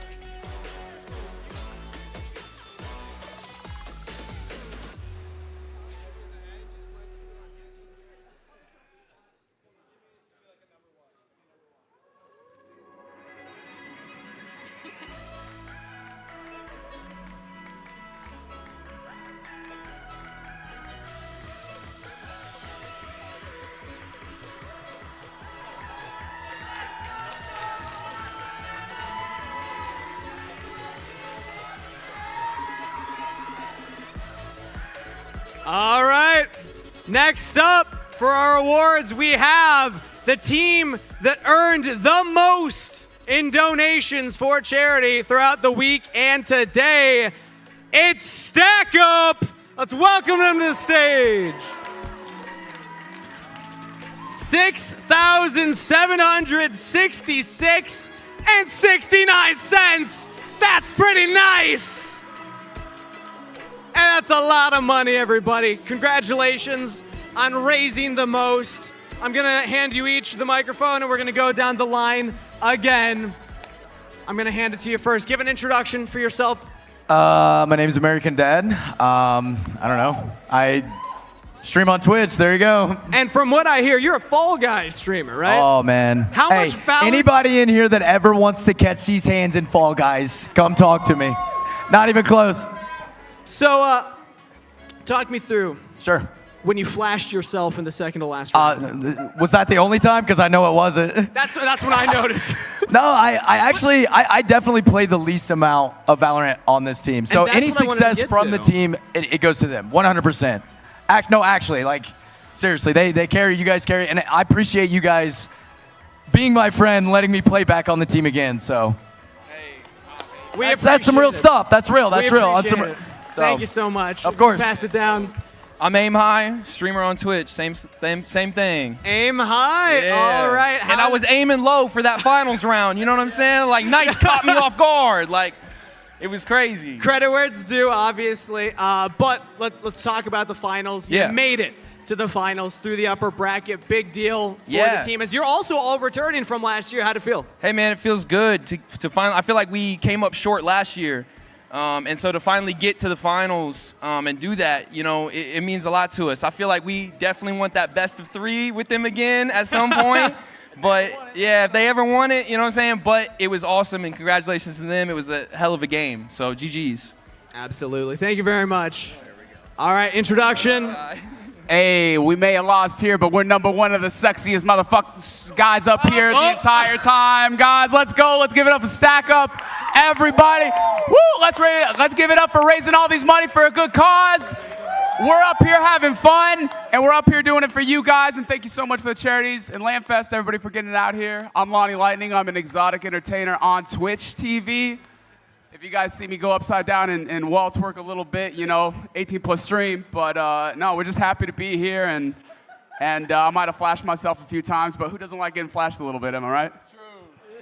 That was a hell of a monologue right there. But now to pass it to the only one that I think might have a competition for sexiest on the team. Introduce yourself. My name is Graphy, FPS player, washed Apex streamer. Really wish this was CSGO. I hope Valorant dies. But yeah, no, it's a great opportunity to be up here, raise some money, have some fun, create a rivalry with Starlight. So year 3, we're coming for first. Ooh. And yeah, easy day. Thanks for having us. Love to hear it. Thank you very much. And now the final member with, might I add, no facial hair. Did you miss the memo? Oh my God. No, What's going on? No, so like. That's our boy. He's 16. No. They've been letting him drink all night.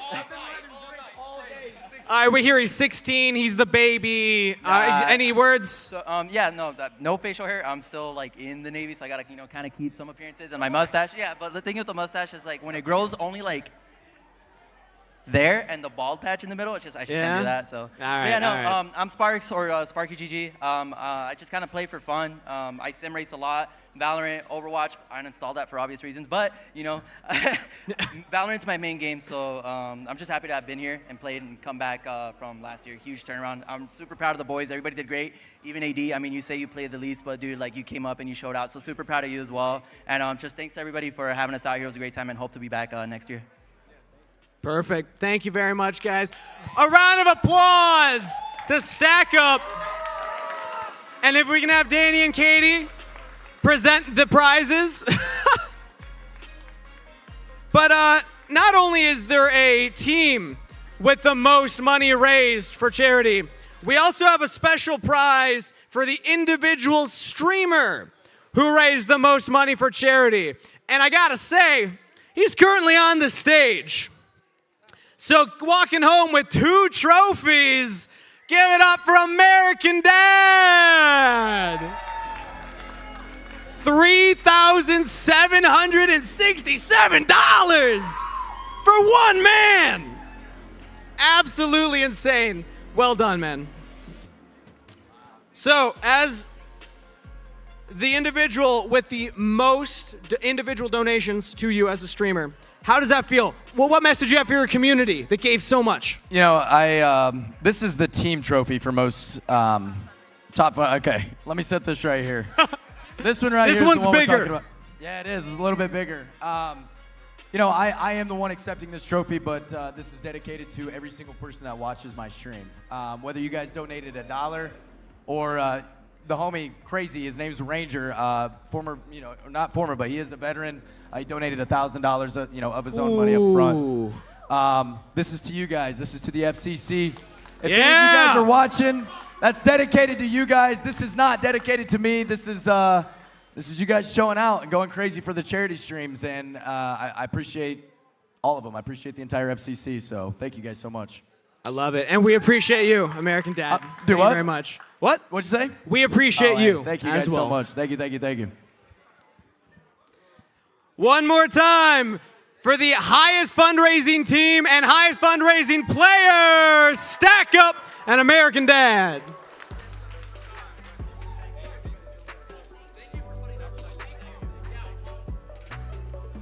And I've just been alerted that the total amount of fundraising that we received was $36,000 and a little change. Not too bad for a week's work, if you ask me.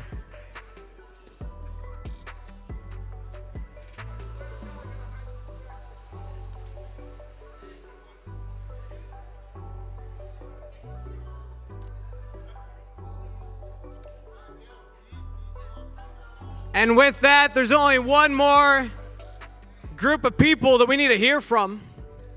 And that's some of the faces and the voices behind the scenes that put this entire event together. I've said their names a few times.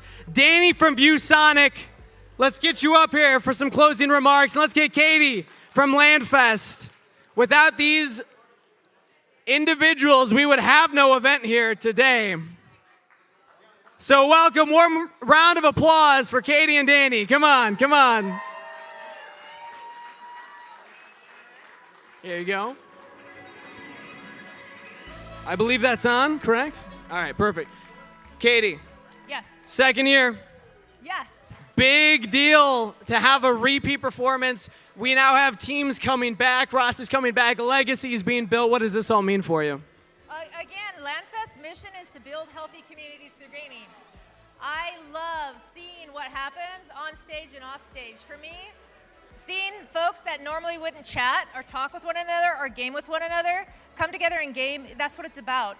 Gaming unites people, and that's something, a message that we want at LANFest, we want to share with the world. We become united when we game, and that's what this event shows that overall. Absolutely. Couldn't have said it better myself. Round of applause for Katie. And Danny from ViewSonic, again, 2 years in a row now here at the HyperX Arena. It feels, a little more real once it's happened a second time. What does it feel like for you? It's amazing. I mean, for all you guys that come together, spend time with us, raise money for charity. I mean, this is a real community, and it feels great to be a part of it. And I just want to thank you guys for taking the time to do it. All the partners, everybody that worked hard on putting it together, just can't thank you enough. Well, I think that you're the ones that we should all be thanking. So one final round of applause for Danny and Katie for putting all this together. And everybody else behind the scenes who work with them. But for now, let's welcome up everybody who competed today. All of the players from all of the teams. Let's get one final show. Come up. So come if up. you are on Starlight, if you're on Come on Stack stage, Up, let's go. if you're on Vaughn Valley Foundation, everybody over 21 gets a free Voodoo Ranger beer. Courtesy. If you're on Thousand Dreams, no fake IDs. Games for Love. I love the jerseys, man. They look sick.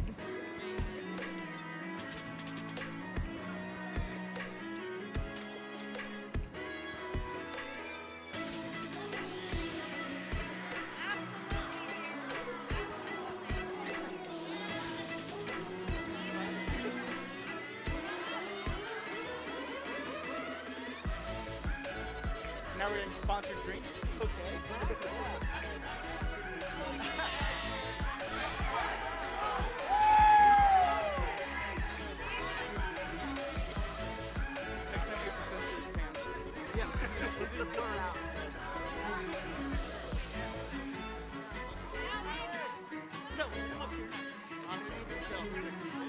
I'll take one. I'll take it.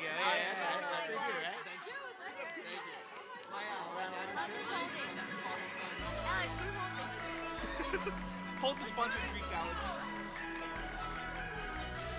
All right, final call. Any players from any teams, anybody from LANFest, ViewSonic, any of our partners, Ibuypower, Kingston FURY, Voodoo Ranger, get on up here. If you're from Level Up, HYTE, let's get the casters down here. Where are you? Oh, we got the casters here.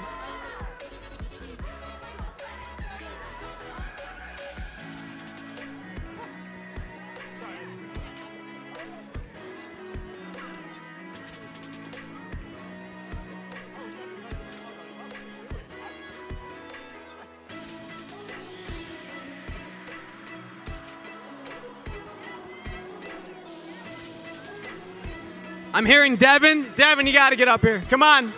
Come on, Devin. Come on, Devin. Oh, you're holding a camera. You're bringing the camera up. Let's go. For one final time from all of us here at the View Sonic United by Play Battle for Charity 2023. We love you, and we'll see you next year.